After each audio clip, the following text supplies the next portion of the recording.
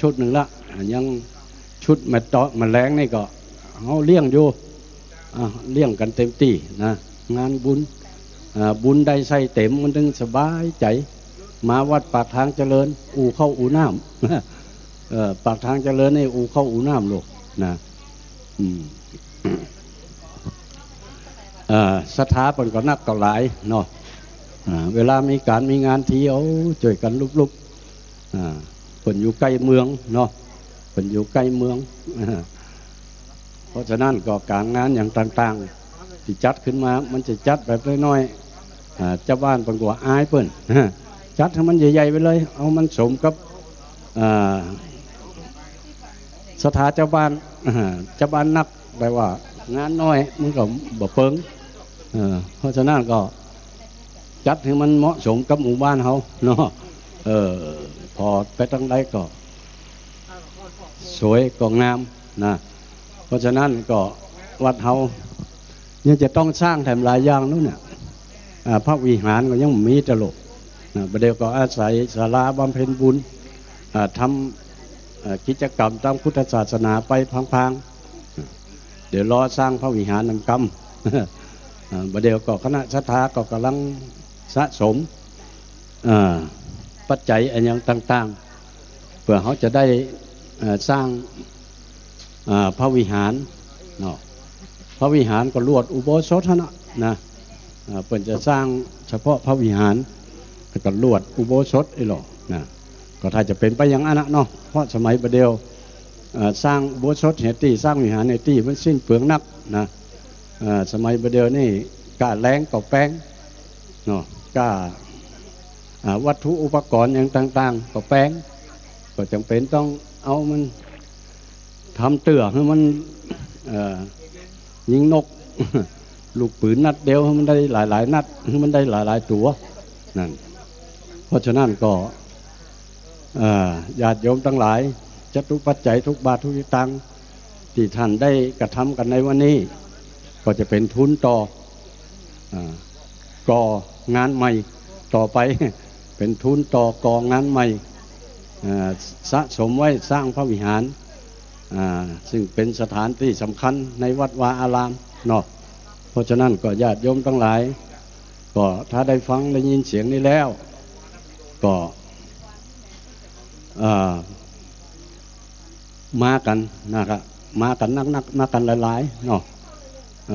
เพราะว่าการอย่างอีนะเขาก็ไม่ได้บังคับใครเนาะแล้วแต่จิตใจไผมันไผจะมาก็มาถ้าพร้อมแล้วก็มาถ้าบ่พร้อมก็บ่เป็นหยังบ่ว่ากันนะอยู่ตั้งบ้านตั้งจองคนเฒ่าคนแก่บางคนโอ้นาดีดูเพิ่นเป็นคนไข้ติดเตียงเนาะเพิ่นไข้ไปขนาดนะตามที่จัดรายการเนาะคนเฒ่าเพิ่นโทรไปโอ้ไข้ไปหันนั่นหันไข้ไปหันนี่นะแต่เป็นคนไข้ติดเตียงก็น่าอินดูสงสารเนาะนะเพราะฉะนั้นคนเฮานะเขาจะไปประมาทในชีวิตของตัวเองเมื่อเขามีแหงไปเลยนะนึกกึดใจได้ไล่ใจตันไปเลยเวลาเขาไปบัดได้พุ่นมันกินแหนงนะจะไปก็ไปเลยบอกลูกบอกหลานที่แม่จะไปแอวฮันอุ้ยจะไปแอวนี้นะก็คือไปนะเตี่ยเมื่อเปิ่นมาจวนบางทีบางคนโอ้ล้อมันแก่น้อยก็ไปหนุ่มอายเปิ่นนี่นะเปิ่นคนหนุ่มผมจะไปกันคนเท่าบัตันเท่าสักกรรมเป็นอัมพฤกษ์อัมพาตเหี่ยก่อนบ่ได้ไปก็เปิ่นสักกรรมเต้าตาย ก็ถึงบ่ได้ไปนั่นเพราะฉะนั้นเขาจะไปประมาทในชีวิตของตัวเองเขาอยู่ไปทุกวันเนี่ยนะทุกวินาทีที่ผ่านเข้ามาในชีวิตของเรามันอันตรายเกิดขึ้นตลอดบอกว่าจะเป็นเจ็บเป็นเย็นอุ่นเนาะเพราะโรคภัยไข้เจ็บในตัวของเขามองตัวเขาบหันนะบางทีบางคนบางผู้บางท่านก็ไม่ได้ไปตรวจไปเช็คร่างกายว่าตัวเขาเนี่ยมันเป็นยังโอ้บอกเคยไปหาหมอเตยนะพอบรรลุปุ๊บปั๊บเป็นเอาบัตรตันละนั่นเพราะฉะนั้นมันก็เป็นเหตุการณ์ที่เขาผสมควรที่จะมาดหมอนัดก็คือไปตามนัด แต่หมอเป็นเขาจะไปหู้ดีกว่าหมอเนาะจะไปหู้ดีกว่าหมอเป็นหู้หรอกไผเป็นโรคอะไรยังโรคยังใดควรจะแก้ไขนะเพราะฉะนั้นอย่างใดก็ขอฝากไว้กับบรรดาพ่อแม่พี่น้องพุทธศาสนิกชนเฮานะการทำบุญก็ทำไปทำบุญก็ทำไปรักษาตัวก็รักษาไปอันนี้ก็เป็นพระกุศลผลบุญด้านหนึ่งที่จะทำให้เขาบุญก็เป็นกำลังใจให้เขาที่จะต่อสู้กับชีวิตต่อไปในวันข้างหน้าร่างกายก็เป็นสิ่งที่เขาจะต้องยืนยัดนะฮะยืนยัดให้มันอยู่กับโลกไปคือยาวนานที่สุดเป็นร่มโพร่มไทรของลูกเต้าเราหลานนั่นเพราะฉะนั้นก็เขาต้องระวังเนื้อระวังตัวอย่าไปประมาทถ้าคนเขาตกอยู่ในความประมาทแล้วนะไร้ซึ่งสติก็ชีวิตหาคุณค่าไม่นั่นเพราะฉะนั้นความประมาทคือเป็นหนทางแห่งความตายเนาะประมาทโทมัจจุโนปทังนะความประมาทคือหนทางแห่งความตายนั่นเพราะฉะนั้นความประมาทคือความลาสานะความประมาทก็คือความลาสาเนาะเขาจะไปลาสานะทุกวันเวลาผ่านมาในชีวิตของเขายอมจะหู้ตัวเขาเองนะบางตะวานี่อยู่ดีๆจะแตะเนาะโอ้วันนี้อย่ามาเจ็บหั่นเจ็บนี่เจ็บแข้งเจ็บขาปวดหัวแข้งหัวเข่านั่นมันเกิดขึ้นมาได้ทุกเวลานะทุกเวลานาทีเนี่ยเขาอยู่บนเส้นได้หรอกนะเขาอยู่บนเส้นได้เขาจะไป คิดว่าเขานี่เป็นผู้วิเศษเขานี่เป็นผู้ที่บ่มีโรคภัยไข้เจ็บมาเบียดเบียน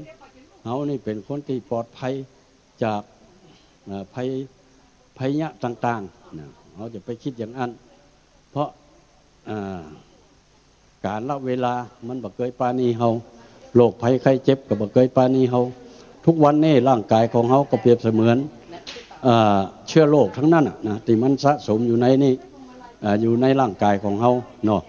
เป็นเชื้อโรคทั้งนั้นเลยเป็นบ่อเกิดแห่งเชื้อโรคนะเพราะฉะนั้นก็ยังเขาอู้กันอยู่นี่ทุกวันเนี่ยเขาบ่ฮู้นะเขาก็ฮู้เขาก็บ่ฮู้ว่าเขาเป็นโรคอะไรอย่างที่มักสะสมอยู่ในร่างกายของเขาตราบใดที่ร่างกายของเขามันบ่สำรุดทรุดโทรมความต้านทานมันยังมีอยู่มันก็เกิดอาการมันก็บ่เกิดขึ้นนะตราบใดที่ถ้าหากว่าร่างกายเขาสำรุดทรุดโทรมลงไปมันโรคภัยไข้เจ็บมันก็จะแข็งแรงขึ้นมานะมันก็จะมาทำปฏิกิริยากับร่างกายของเขาคือมันเจ็บหันเจ็บนี่ปวดหันปวดนี่นั่นเพราะฉะนั้นอย่างไรก็แล้วแต่บรรดาพ่อแม่พี่น้องคณะศรัทธาร่างอุณหภูมิในร่างกายของเขาเปรียบเสมือนกองทัพโลกทุกวันนี้เขาหล่อเลี้ยงกองทัพเขาอย่างดีนะกินอาหารครบถูกต้องตามหลักโภชนาการนะโรคภัยไข้เจ็บมันสามารถที่จะบุกทลายเข้ามาได้เพราะภูมิต้านทานในร่างกายของเขากองทัพในร่างกายของเขามันยังแข็งแกร่งอยู่นะเพราะฉะนั้นถ้าหากว่าในร่างกายของเขากองทัพมันอ่อนแอลงมาได้นั่นแหละมันเป็นช่องทางของการที่จะทำให้โรคภัยไข้เจ็บต่างๆมาโจมตีได้เปรียบเสมือนข้าศึกนะเพราะฉะนั้นอย่างไรก็แล้วแต่เขาต้องรักษาเนื้อรักษาตัวรักษาอุณหภูมิในร่างกายรักษาความอาหารการกินคนเฒ่านี่ไปกินสละก็บ่ได้เหมือนกันนะบ่ต้องเนาะบางทีกินอย่างน้อยเดียวอาหารข้ามคืนบ่ได้เนี่ยก็รู้ต้องไป 2-3 วันบ่ได้เนาะเฮาเฒ่านี่มันอย่างเอี้ยภูมิต้านทานมันต่ำนะเพราะฉะนั้นอย่างใดก็แล้วแต่ให้ระมัดระวังกินอาหารอุ่นจ้อนกลางอาหารอุ่นนั่น เนี่ยตามที่แพทย์เป็นสั่งรับรองว่าเขาจะได้เป็นผู้ที่อุดมสมบูรณ์ในชีวิตของเขาต่อไปนะและสิ่งที่ลืมเห็นมาได้ก็คือการทำบุญทำกุศลสร้างสภาวะจิตใจให้มันสมดุลกับร่างกายถ้าร่าง จิตใจสมดุลกับร่างกายมาได้นะโรคภัยไข้เจ็บก็บ่สามารถที่จะมาเบียดเบียนคุยเขาได้เพราะฉะนั้นก็ตั้งจิตตั้งใจเอาเนอะญาติโยมทั้งหลายเนาะตอนนี้ก็คณะศรัทธาก็ทยอยกันเข้ามาหมู่จัดก็จัดไปหมู่เข้ามาก็เข้ามาอาหารการกินอย่างต่างๆทั้งแม่บ้านโรงครัวหรือว่าทั้งโรงทานผมก็เตรียมกันไว้เต็มที่นะไผจะมาก็ลูกเจ้าบ้านจากจองมาได้กินข้าวน้ำจำข้าวต้อนก็เจิญมาตีลงทานของเขาได้เนอะประเดี๋ยวนี้ก็เปิดบริการกันไปเรื่อยๆใครอยากก็กินนะเพราะว่าคนเขานี่มันแบบแน่เนาะบางทีเอาอายป่ะนะจะไปอยากกินข้าวยิ้มตายเนาะอยากกินข้าวยิ้มตายเปิ่นกับบะเลี่ยงสักเตื้อคนสมัยประเดี๋ยวบ่ต้องอายนะประเดี๋ยวเปิ่นบ่ใจว่าตั้งเข้ากันเหมือนตะกอนแล้วตะกอนนี่โอ้ไปงานปล่อยนี่ถ้าเลยเวลาไปแล้วกินกระลาบคั่วเนอะลาบดิบนี่มันได้กินก็เปิ่นเนาะลาบสดบ่ได้กินนะเพราะฉะนั้นตะกอนในห้องถ้าไปเปิ่นถึงตั้งมือเดียวโลดมาตอนอันนั้นนะตั้งเข้าเป็นถาดเป็นจานเป็นอย่างก็ตั้งกันเป็นหมู่แม่บ้านทุกสมัยประเดี๋ยวผมแม่บ้านผมทุกเท่าไรนะแม่บ้านผมทุกเพราะว่าบ่ได้ล่างถ้วยช่วยจ้อนเนาะสมัยก่อนนี่ล่างถ้วยช่วยจ้อนแต่งตอนอาหารยุ่งดังแม่บ้านแม่จองเนาะแต่ประเดี๋ยวนี่มีโรงทานประเดี๋ยวเปิ้นบ่จะแจ้ถ้วยแจ้จ้อนหรอกเปิ้นใจสิ่งที่ทันสมัยโฟมก็ดีพลาสติกอะไรอย่างก็ดีที่มันกินแล้วขว้างได้ง่ายแต่กินแล้วจะไปขว้างเหี้ยเนอะ กินแล้วจะไปขว้างเหี้ยเก็บใส่ถังขยะเพื่อรักษาไว้ซึ่งมลภาวะอันดีงามคนเฮาถ้ามีมลภาวะที่บ่ดีแล้วเนาะกับเท่ากับหน้าตาของบ้านเฮามันก็บดีไปตัวนะเพราะฉะนั้นมลภาวะที่มันดีก็คือมลภาวะของคณะศรัทธาเจ้าบ้านมลภาวะของพระภิกษุสามเณรมลภาวะของหน่วยงานต่างๆกองอะไรอย่างต่างๆในหมู่บ้านเนาะคณะกรรมการนี่หมู่นี่เป็นมลภาวะทั้งนั้นแต่ว่าจะดีหรือจะเป็นมลภาวะที่ดีหรือเป็นมลภาวะที่บดีก็อันนี้ก็อยู่ที่การกระทำของแต่ละหน่วยงานแต่ละกลุ่มแต่ละองค์กรนะเพราะฉะนั้นอย่างใดก็แล้วแต่เนาะบรรดาพ่อแม่พี่น้องบ้านเฮา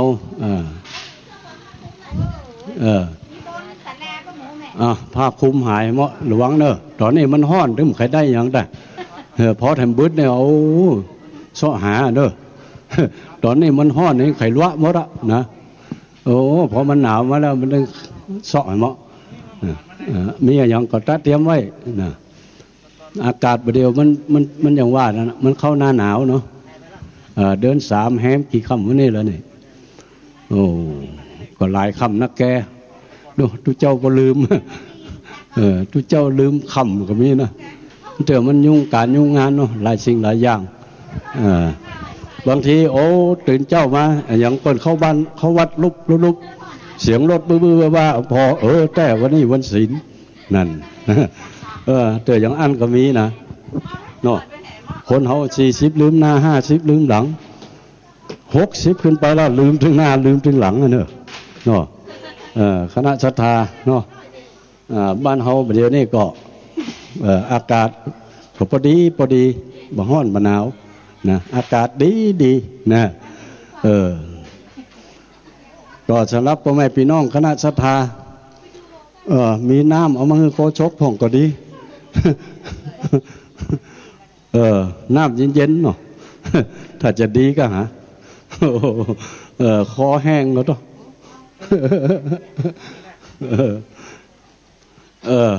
บ่ใจแปลงกินนะขยากแต่ทุ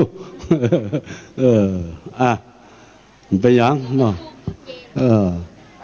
อากาศอยู่ปื้นนี่มันเย็นดีหรอปื้นเกาสลีนี่นะ บะมีอย่างลมเย็นเต้าพึ่งก็สลีเนาะก็สลีนี่เป็นกู้บุญกู้บารมีของพระพุทธเจ้าโลกพระพุทธเจ้าเป็น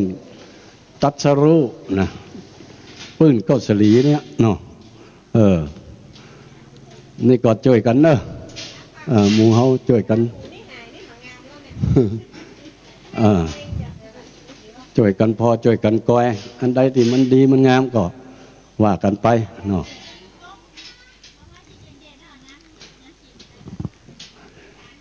ที่ไหนก็ที่มันพอมันดูดีนะอย่างที่มันงามล้ำมันก็ เกินธรรมชาติเหมาะเนาะเพราะฉะนั้นก็เอาตามธรรมชาติพ่องนะคือมันไปตามธรรมชาติพ่องอย่างวัดดอยจอมพอเนาะโอ้ต้นไม้นี่ไปปลูกไปสร้างอย่างนี้ไปตัดต้นไม้นี่บ่ได้เนอะต้องมือตัดเนาะหลวงตาปันตึงมือตัดลงถ้าไปสร้างกุฏิไปสร้างกุฏิเฮ้ยเนาะโอ้อนุโมทนาสาธุตานน้ำเป็นเศรษฐีตานหมากเมียงบุรีได้ขี่รถน้อยตานน้ำตาลน้ำอ้อยได้เป็นโคศกนั่นอนุโมทนาสาธุเนอะแม่เนอะ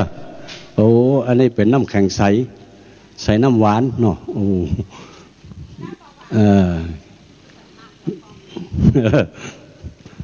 พอดีตุลุงมีเบาหวานเป็นยังน้ำหวานเนาะก็ดีนะเพราะว่าตอนนี้ก็อากาศมันก็พอดีบ่ร้อนแล้วก็บ่หนาวนะเก้าอี้ก็ยังก็คงจะขนมาเสร็จแล้วเนาะเรียบร้อยแล้วเนาะเป็นเต้นเป็นยังก็เก็บไว้เพิ่นกำถึงสลุงนะถึงสลุงอ่ะ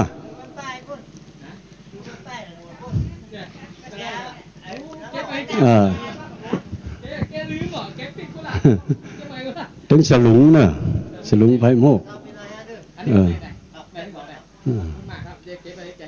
เก็บไว้แกกำลืมก็ยังว่าเนาะเอาจังฟ้อนมาหลายคณะห่วงกับจังฟ้อนเนาะเลยลืมของตัวเก่าเนี่ยมันเป็นเรื่องธรรมดานะเพิ่งก็ช่วยงานโอ้ทุกการทุกงานวันนั้นไปตีดอนจันทร์เพิ่งก็ช่วยกันคณะนะสำหรับแม่ครูเนาะนำจังฟ้อนนำยังมาช่วยงานเพิ่งจะไปแห่งวัดอยู่ลูกเพิ่งบอกผมฟังจะไปแห่งวัดคนเฮาเนี่ยนะบางครั้งมันฟังเนาะมันฟังมันก็ขาดสติก็ลืมนั่นลืมนี่นะมันเป็นเรื่องธรรมดาเนาะเพราะนั้นอย่างใดก็แล้วแต่ก็บรรดาคณะศรัทธาสาธุชนบ้านเฮาเนาะมีอย่างที่ขาดตกบกพร่องก็ช่วยกันพอช่วยกันก้อยเนอะอย่างที่มันดีก็แปลงกันเข้าไปอย่างที่มันสมควรจะตัดก็ตัดไปอย่างที่มันสมควรจะเพิ่มก็เพิ่มเข้ามานะช่วยกันพอช่วยกันก้อยพระภิกษุสามเณรวัดบ้านเฮาเนาะเต่าที่เฮาเคยจัดเคยอย่างกันมาก็หลายปีดีดักละ10 กว่าปีละเนาะก็คงจะมาแตกต่างอย่างกันมากนักเท่าใดตอนนี้ก็ตั้ง ตุลุงยองก็ยังบ่มาเตื้อเนาะตุลุงแก้วก็อู้ไปเรื่อยๆมีอย่างก็ที่จะอู้ก็อู้ไปนะบางสิ่งบางอย่างก็ถูกอกถูกใจบางสิ่งบางอย่างก็บ่ถูกอกถูกใจก็ขอสุมาอภัยมณฑินี้ตัวเพราะการอย่างนี้มันอย่างว่าเนาะมันถ่ายทอดออกอากาศมันจำเป็นต้องอู้นะเกิดมาอู้เนาะจำเป็นต้องอู้นะจะให้เขาไปแปลงเครื่องแปลงยังเขาแปลงมันเป็นเขาเนี่ยบัดจ่างขนาดไม้บางตัวนี่เขาเปิดยังบักจ่างเลยเนาะเพราะของบัดเดียวมันจะเหมือนของสมัยก่อนของสมัยบัดเดียวมันเทคโนโลยีอย่างต่างๆมันผิดแผกแตกต่างจากสมัยก่อนนักเขาเป็นคนรุ่นหลังรุ่นก่อนเนาะ60 ปลายนี่ก็มันจะย่อยเนอะเนาะ60 กว่าปีเขานึกถึงเมื่อ50-60 ปีสมัยก่อนถนนเส้นนี้ยังเป็นลาดยางเด้อดูเนาะบัดเดี๋ยวโอ้มันเจริญรุ่งเรืองทุกสิ่งทุกอย่างเปลี่ยนแปลงไปหมดบ้านจองของตีอย่างต่างๆก็อึกกระทึกอึกหนาขึ้นมา นะหลายตีหลายแห่งโอ้บางครั้งตะกอนมาโอ้มาประเดี๋ยวจำบ่ใครได้ละเนาะเดี๋ยวนี้จำบ่ใครได้ บ้านนั่นบ้านอย่างบ้านนี่บ้านอย่างนะมันย่อถนนลงมาหมดเนาะตะกอนในบ้านในห่างกันนี่โอ้เป็นกิโลแต่ประเดี๋ยวในบ้านติดกันนะโอ้ให้มันดีบ่จำเนาะ60 กว่าปีนี่มันจะย่อยนะความเปลี่ยนแปลงมันเกิดขึ้นทุกเชี่ยวเวลาและนาทีนะบอกว่าอันยังต่างๆเนาะมันเปลี่ยนแปลงไปชีวิตของเขาก็เปลี่ยนแปลงไปนะความจำอย่างต่างๆมันก็เปลี่ยนแปลงไปวิถีชีวิตของบุคคล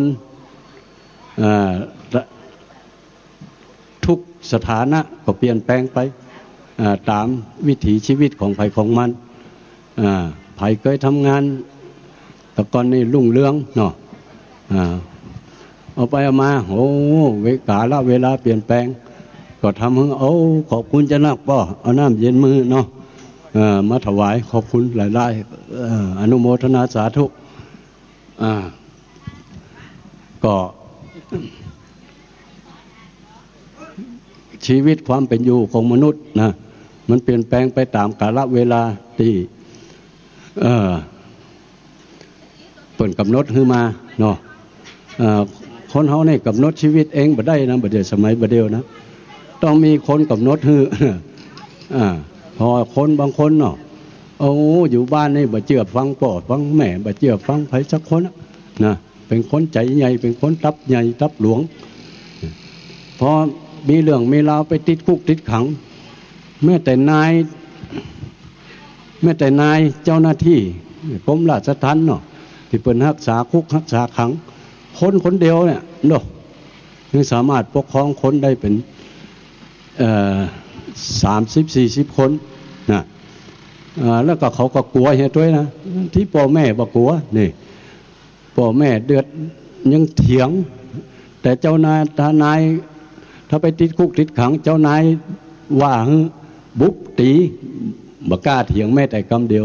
นั่นเพราะคนเขาบางครั้งมันก็ยังว่ามันก็มีตัวแป้มันก็เนาะมีตัวแป้นะบางสิ่งบางอย่างมันมีการแป้กันลูกตัวแป้มันมีนะคณะศรัทธาญาติโยมทั้งหลายมาถึงแล้วเนาะก็หาที่พักผ่อนได้ตามอัธยาศัยจะร่วมบริจาคจะบูชาเอาผ้าสีผ้าใยบัวที่เปิดเอาผูกชัดเนาะก็ มีถึง7 วันเนอะนะมี7 วันถ้าไผ่เกิดวันศีลก็เอาสีขาวไป สีขาวเนอะไผ่เกิดวันศีลนะวันศุกร์นี่วันศุกร์สีเขียวก็หาไหมเนาะเนี่ยวันศุกร์สีเขียวนี่เขียวค่ะสีฟ้าค่ะสีฟ้าเหรอฟ้านะคะวันศุกร์สีฟ้าเอาไปเลยลุงก็ลืมนะวันอย่างสีอย่างนี่นะมันลืมเข้าฟักไปหมดละ วันจันทร์วันติดสีแดงวันจันทร์สีเหลืองวันอังคารสีชมพูเนาะตามเจตนาไหม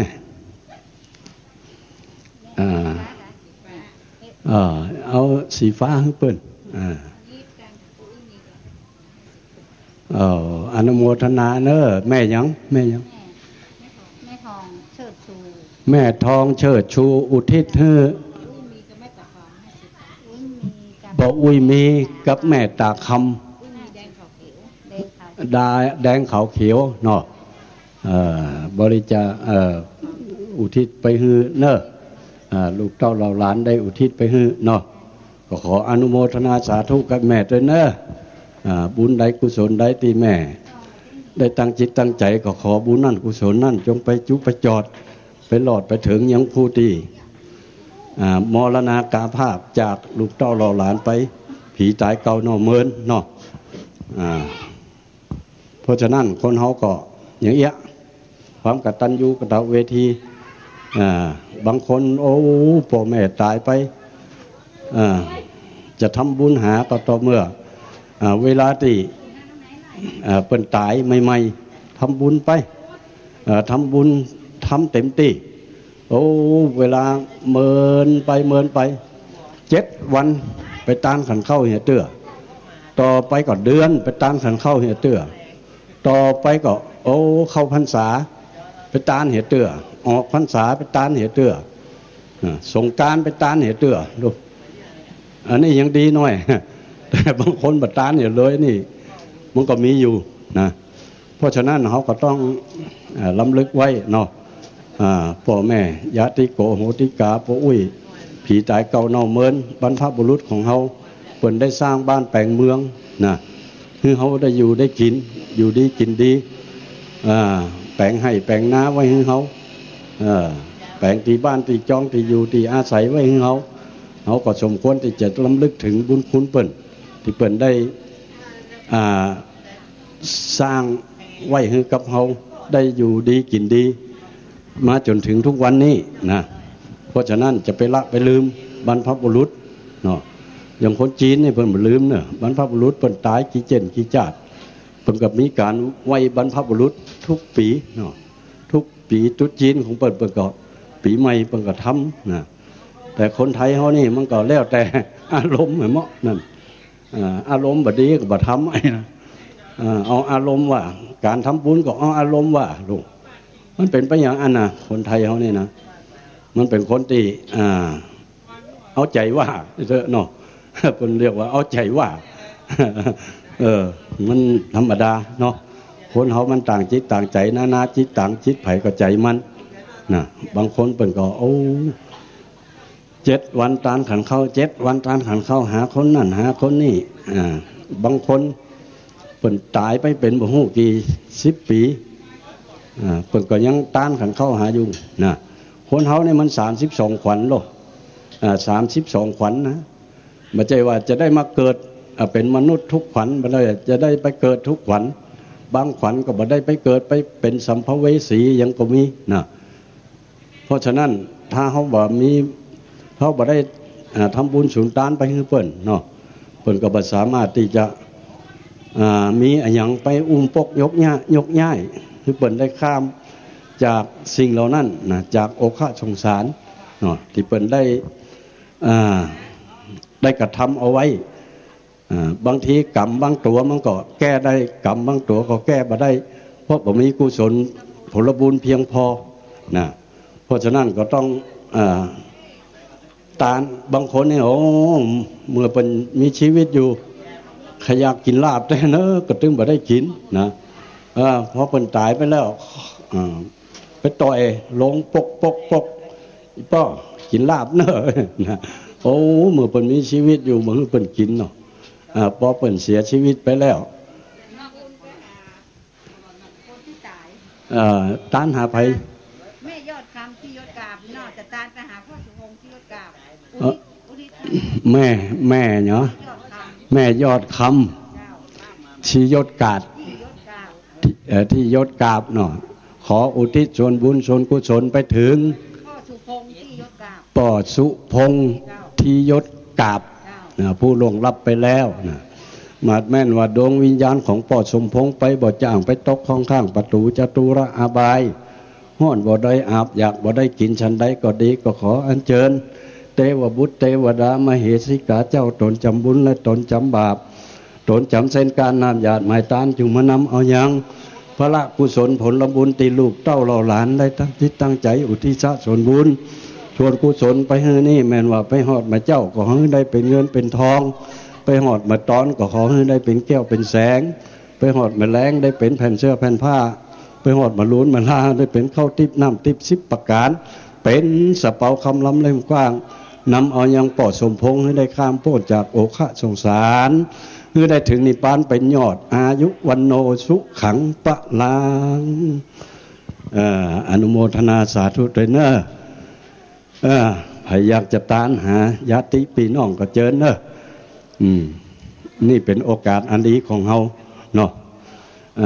เฮาเนี่ยอย่างก็แล้วแต่เป็นบุญเป็นกุศลถ้าเฮาล้ำลึกถึงเปิ้นก็ล้ำลึกถึงเฮานะคนเฮาบางครั้งโอ้หัน เปิ้นยังมาถูกหวยถูกเอาไอ้นะเปิ้นยังมามีเงินมีทองขึ้นติ๊กจิกปิกไหนก็เจ้าจิกปิกไหนก็ป้อเจ้าวอไหนก็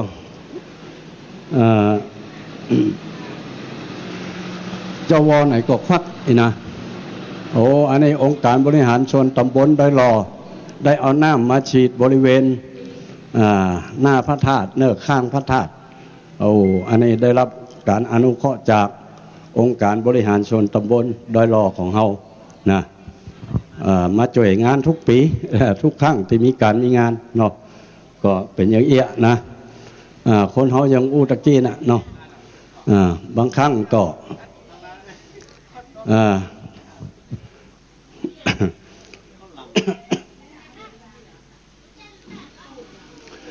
บางทีตายไปเป็น10 ปี20 ปีเนาะบ่ได้รับขันเข้าสักขัน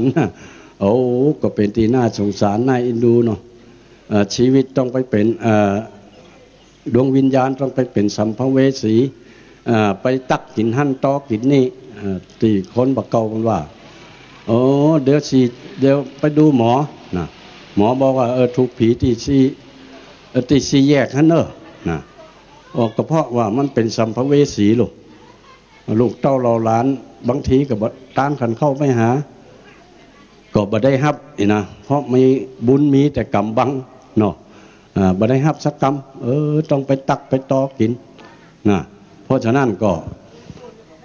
เฮาในฐานะเฮามีพ่อมีแม่มีญาติพี่น้องได้ล่มหายตายจากไปเฮาจะไปให้เขาไปเป็นสัมภเวสีเนาะ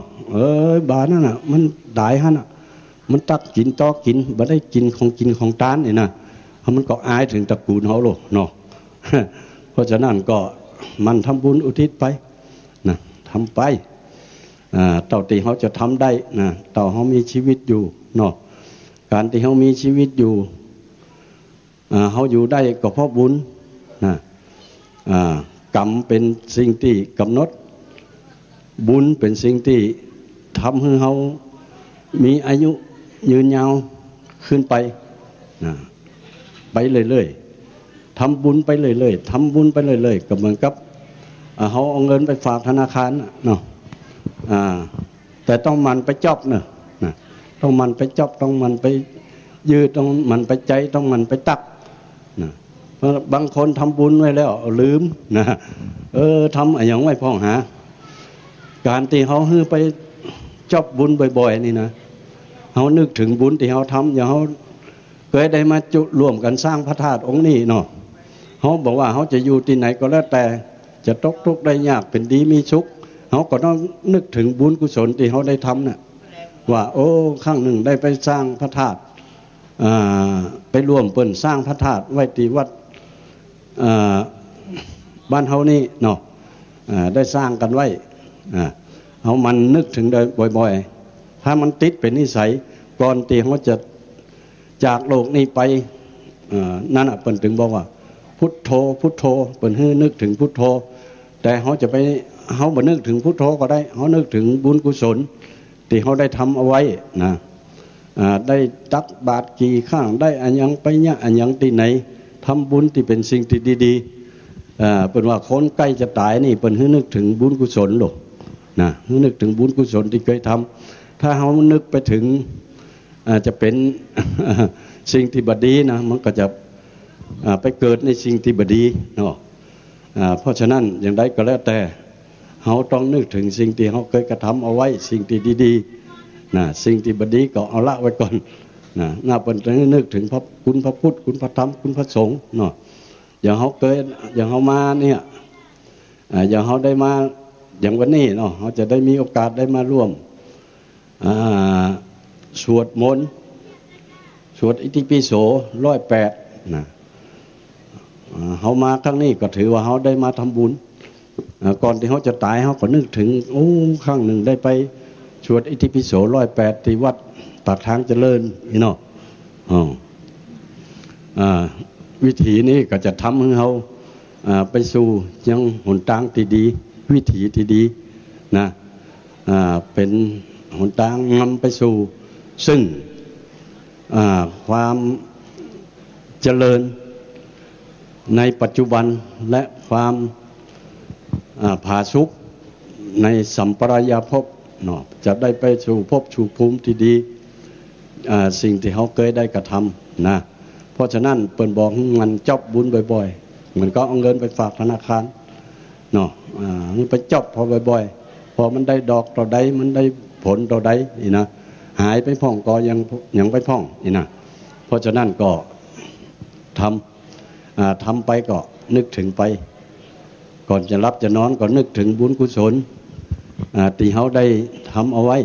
คนเขามันมาแน่ลูกนั่งตายนอนตายยืนตายรับตายก็มีนะบางคนเอารับลวดไปเหรอหน้าเปิ้นฮือบอกว่านึกถึงบุญกุศลไหว้พระไหว้เจ้าก่อนที่เขาจะรับจะนอนก็ทำให้เขานี่เวลาตายก็จะได้ตายตารับตายไปดวงวิญญาณก็ได้ไปสู่สัมปรายภพที่ดีไปสู่หนทางที่ดีนะเพราะฉะนั้นอย่างใดก็แล้วแต่ก็ขอฝากไว้กับคณะศรัทธาญาติโยมทุกผู้ทุกท่านที่ฟังยังรายการอยู่นี่เนาะเพราะฉะนั้นก็วันนี้เขาก็ได้เตรียมงานกันเนาะก็หวังว่าคณะศรัทธาสาธุชนทั้งหลายกินข้าวน้ำจำข้าวแรงกันแล้วหรือว่าไผอยู่บ้านไกลๆอยู่ไกลๆจะเมารถเมาลากันมากินข้าวแรงเพ่ก็ได้นะมากินข้าวแรงกินข้าวน้ำจำข้าวแรงกันเพ่เนาะบางทีมามันบัดตันอย่างลูกมันกลัวบัดตันเนาะก็เลยต้อง มากินข้าวน้ำจำข้าวแรงกันเพ่ก็ได้อยู่นะลงทานอย่างเขาก็มีตลอดก็ขอฝากไว้กับคณะศรัทธาญาติโยมทุกผู้ทุกท่านเนาะตอนนี้ก็บ่มีไผมาเพียรเนาะโคศกก็บ่มาเนาะอย่างตุลุงยองทำบุญให้ไผบุญไปหาพ่อสมชุมพูแม่ยางแม่ยังบ่ตายแม่โยมอัมพรชมพูอุทิศส่วนกุศลให้ป่อสมชมพูผู้ล่วงลับไปเนาะก็ขอให้ได้กินได้บริโภคเนอะบุญกุศลได้ที่ท่านได้กระทำในวันนี้ก็ขอบุญกุศลนั่นจงไปจุไปจอดไปรอดไปเถิงยังดวงวิญญาณของป่อสมวงชมพูป่อสมชมพูให้ได้กินได้บริโภคเพราะฉะนั้นไผที่อยากจะต้านแถมก็เจิญเจิญได้เนาะตานหาบรรพบุรุษของเขาที่เพิ่นได้ล่มหายตายจากบางผู้บางท่านเพิ่นได้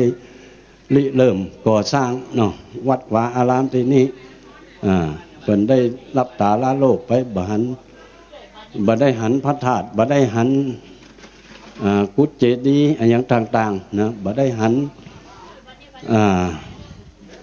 สิ่งปลูกสร้างต่างๆถาวรวัตถุต่างๆในวัดนี้เพิ่นก็บ่ได้หันสกรรมทั้งที่เพิ่นเป็นคนก่อตั้งเป็นคนที่ริลำตำสร้างมาตั้งแต่แรกสร้างบ้านแปลงเมืองมาตั้งแต่แรกโอ้ถ้าเขามีกินมีตานเขาก็ล้ำลึกถึงเปิ้นอุทิศส่วนบุญส่วนกุศลไปให้เปิ้นก็จะได้มาร่วมประตาอนุโมทนาหันความสมานฉันท์สามัคคีหันความฮักใคร่ปองดองของลูกเต้าเหล่าหลานของญาติพี่น้องบ้านไกลเรือนเคียงเนาะในบ้านปากทางเจริญของเขาที่นี่สมัยเปิ้นก็บ่นึกว่ามันจะเจริญถึงขนาดนี้เนาะสมัยเปิ้นบ่นึกเลยว่าวัดเฮาจะมีพระธาตุวัดเฮาจะมีโบสถ์กุฏิวิหารนะเปิ้นก็บ่ได้นึกถึงขนาดนั้นแต่ก่อนให้มุงคามุงตองเนาะสมัยก่อนเนาะเปิ้นก็ได้มาแค่นั้นเพิ่นก็สร้างมาให้เฮาได้แค่นั้นหลังจากนั้นก็เป็นสืบลูกสืบหลานกันต่อมาจนกระทั่งมาเป็นวัดวาอารามที่สมบูรณ์แบบมีพระสงฆ์องค์ข้าเจ้าประจำพรรษาเป็นที่สักการะบูชาเป็นที่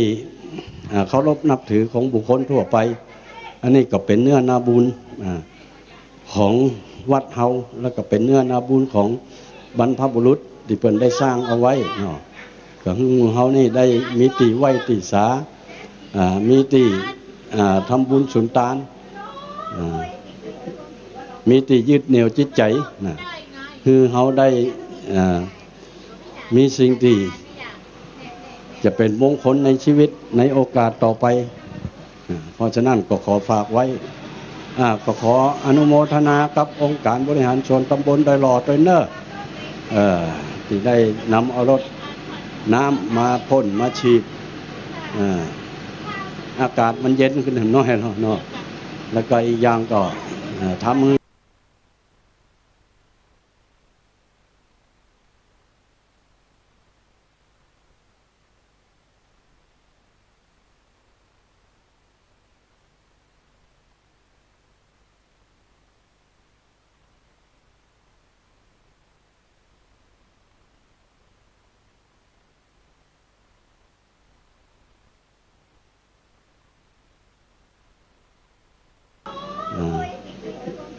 มีที่ยึดเหนี่ยวจิตใจนะ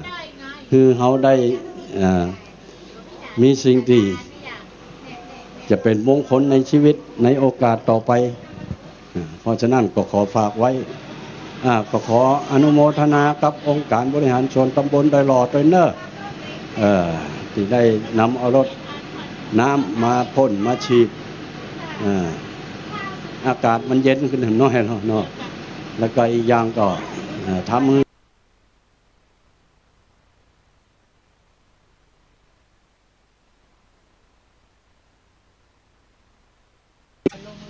ฮอดนะสันป่าตองใกล้ๆกันนี่เนาะก็ขอเชิญชวนเนอะกินข้าวน้ำจำข้าวแรงแล้วก็มาประชุมจุ่มนุ่มกันที่นี่บ่ต้องกลัวโควิดนะเอาหน้ากากมาด้วยเอาแมสมาด้วยคำโควิดนี่ก็ดีเหมือนกันไปอย่างทำให้คนเท่าเป็นหู้จักภาษาอังกฤษเฮ้ยตะกอนนี่คนเท่าเนี่ยหู้จักที่เปิ่นปิดปากนี่นะเปิ่นว่าแมทแมทไอ้นะเดี๋ยวคนเท่าก็ห้องแมทเหมือนกันหมดนะเฮ้ยมันก็ดีไปอย่างเนาะทำให้คนเท่าได้ศึกษาล่ำเรียนทั้งภาษาอังกฤษได้หรอแมทนี่นะแมทก็คือตีปิดจมูกเนาะคนตะกอนเนี่ยมันว่าโอ้ตีปิดหูดังอ่ะนี่นะแต่คนเดียวแมทนี่คนเท่าอายุ60-70ก็ยังว่าแมทอยู่นะนี่หูจักภาษาอังกฤษแล้วนั่นเพราะฉะนั้นอย่างใดก็แล้วแต่เนาะอย่างที่มันมีโทษมหันต์มันก็มีคุณอันนั้นเหมือนกันนะเนาะอย่างไฟเนี่ยเนาะความจริงโทษของไฟเนี่ยมีมหันต์นะถ้ามันได้ไหม้ได้ช็อตได้อย่างแล้วก็โอ้เอาบะยูเนอะนะหรือก็พกกับซากนะไฟไหม้นะแต่ว่าคุณของมันก็มีนักถ้าบอกมีมันเนี่ยก็น้ำส้มน้ำหวานเนี่ยมันได้กินนะถ้าบอกมีมันก็เข้าป่าอาหารยังก็กินกันไปตามอย่างสมัยก่อนเนาะเป็นปลากระป๋องเป็นม้าเป็นอย่างนี้เมียนะถ้ามีมันเนาะเพราะฉะนั้นก็มันก็มีคุณอันนั้นมีโทษมหันต์อย่างที่มันมีคุณมันก็ย่อมจะมีโทษน้ำก็เหมือนกันเนาะคนเฮาเนี่ยขาดข้าว7 วันนี่บ่ตายนะบ่ได้กินข้าวหรอกแต่ถ้าขาดน้ำเพียงวันเดียวเนี่ยโอ้แทบเอาชีวิตบ่รอดนะเพราะฉะนั้นก็น้ำเป็นปัจจัยที่สำคัญที่สุดแต่มันก็มีโทษมหันต์เหมือนกันทำให้น้ำท่วมอย่างสุราษฎร์ธานีอย่างภาคใต้บ่เดียวนี่เนาะภาคตะรอน้ำท่วมโอ้ท่วมถึงหลังคาเลยนะญาติโยมทั้งหลายเนาะท่วมถึงหลังคาเลยอ่ะว่าคนตายบ่ฮู้จักกี่คนนะนายดูสัตว์เลี้ยงงัวควายอย่างต่างๆเนี่ยที่มันว่ายน้ำบ่เป็นเนาะสัตว์เลี้ยงเป็นหมูหมากาไก่อย่างนี้เนาะโอ้ตายกันเป็นเบื่อนะเพราะฉะนั้นก็บ้านเฮาเมืองเฮานี่ดีที่สุดแล้วนะบ้านเฮาเมืองเฮานี่นะวาตภัยอุทกภัยมหันตภัยอย่างต่างๆบ่เคยเกิดขึ้นเป็นแต่เป็นว่าบ่เคยสูญเสียเป็น10 ล้าน20 ล้าน100 ล้านนะแต่บ้านเปิ้นเมืองเปิ้นเอามาขึ้นพอเถอะเนาะโอ้ยังบ่เดียวฮะวันนี้บ่มีตัวช่วยเนาะบ้านเปิ้นเมืองเปิ้นนี่โอ้ยุ่งยากสปะสะเปด บ้านเฮาเมืองเฮานี่อย่างน้อยก็ยังมีจิตเมตตาเอื้ออาทรต่อกันได้กันนะอยู่กันอย่างพี่อย่างน้องอยู่กันแบบมีความเมตตายิบยื่นให้แก่กันได้กันพริกบ้านเหนือเกลือบ้านใต้น่ะขอกันกินได้อยู่แต่ไปตั้งใต้ตั้งคนไทยปนเนี่ยนะตั้งใต้เนี่ยโอ้บางทีประตูบ้านรอกันยังมาหู้จักกันบ้านติดกันก็มาหู้จักกันก็มีนะเพราะฉะนั้นบ้านเฮานี่ก็ถือได้ว่าอย่างหมู่บ้านเดียวกันนี่จะหู้จักกันทุกหลังครัวเรือนนะมีอะไรยังก็ขอกันกินได้พักไม่ใส่เครือเนาะมีตังก็ซื้อเอาบ่มีตังก็ขอกันกินเข้าป่าอาหารอย่างโอ้มันอุดมสมบูรณ์นะเพราะฉะนั้นอย่างใดก็แล้วแต่ก็เพราะนาบุญกุศลผลบุญที่เขาได้ร่วมกันกระทำร่วมจิตร่วมใจกันกระทำให้สิ่งศักดิ์สิทธิ์ทั้งหลายในภาคเหนือของเขาเนี่ยปืนบ้านล้านนาของเขาเนี่ยนะสิ่งศักดิ์สิทธิ์ทั้งหลายมีนักโลกจะเป็นพระธาตุเจ้าต่างๆอะไรอย่างต่างๆสิ่งที่เขาเคารพนับถือบุญญาบารมีของแต่พระสังพระอริยะสงฆ์ทุกๆรูปทุกๆองค์ยังมีชีวิตอยู่ก็มียังได้มรณภาพไปแล้วก็มีนะก็ได้มาปกครองคุ้มครองยังลูกเต้าเราหลานพ่อแม่พี่น้องญาติวงศาคือได้อยู่เย็นเป็นสุขกันมาทุกวันนี้นะก็เพราะว่าบุญญาบารมีเขาได้ล้ำลึกถึงอย่างเขามาวันนี้ก็อย่างน้อยก็ล้ำลึกถึงบุญคุณครูบาอาจารย์ที่เปิ่นได้ก่อร่างสร้างแปลงวัดวาอารามของเขาที่นี่นะเพราะฉะนั้นก็เป็นสิ่งที่คอยมาจุนเจือคอยมาสัมพิทักษ์ปกปักรักษาหมู่เฮาได้อยู่เย็นเป็นสุขกันตลอดบรรดาคณะสัตยาญาติโยมทั้งหลายบอกว่าจะที่ไหนก็แล้วแต่เนาะว่าจะอยู่ที่ไหนก็แล้วแต่วัดไหนก็แล้วแต่บ้านไหนก็แล้วแต่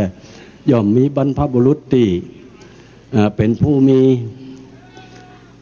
บุญมีคุณกับหมู่เฮากับหมู่บ้านนั่นๆกับวัดนั่นๆนะเพราะฉะนั้นสิ่งศักดิ์สิทธิ์ทั้งหลายเหล่านั้นก็จะถ้าเฮาล้ำลึกถึงเปิ่นบ่อยๆเปิ่นก็มาสัมภิทักษ์ปกปักรักษาเฮาตลอดบ่ให้เฮาได้ตกทุกข์ได้ยากบ่ให้เฮาได้ถูกภัยต่างๆอันเป็นมหาตภัยต่างๆได้มาเกิดขึ้นกับบ้านเมืองของเฮาเพราะฉะนั้นอย่างเชียงใหม่เขาก็มีพระธาตุดอยสุเทพครูบาศรีวิจัยครูบาขาวปีเอาหมู่เนี่ยนะพระอริยสงฆ์ทั้งหลายเรานี่เป็นตีด้วยบารมีของพระอริยสงฆ์เจ้าทั้งหลายบารมีของพระธาตุเจ้าเปิ่นถึงได้มาปกห่มคุ้มครองหมู่เฮาคือได้อยู่เย็นเป็นสุขเพราะฉะนั้นเขาก็ล้ำลึกถึงเปิ่นบ่อยๆไปมาไปกราบมาไหว้เนาะมีเทศกาลอะไรยังก็ไปจ่วยไปไหว้ไปสาไปร่วมบริจาคเปิ่นนะก็เป็นการสร้างบุญสร้างกุศลให้เปิ่นไปในตัวนะเพราะฉะนั้นอย่างใดก็แล้วแต่เนาะในโอกาสบัดนี้ก็เป็นโอกาสอันดีของบรรดาพุทธศาสนิกชนทั้งหลายที่เขาจะได้มาร่วมจิตร่วมใจกันสร้างบารมีอันยิ่งใหญ่คือเกิดขึ้นกับครอบครัวของเฮากับตัวของเฮากับบรรดาญาติสนิทมิตรสหายของเฮาที่จะได้มาร่วมกันในค่ำของคืนวันนี้ในการสวดอิติปิโส108จบนะ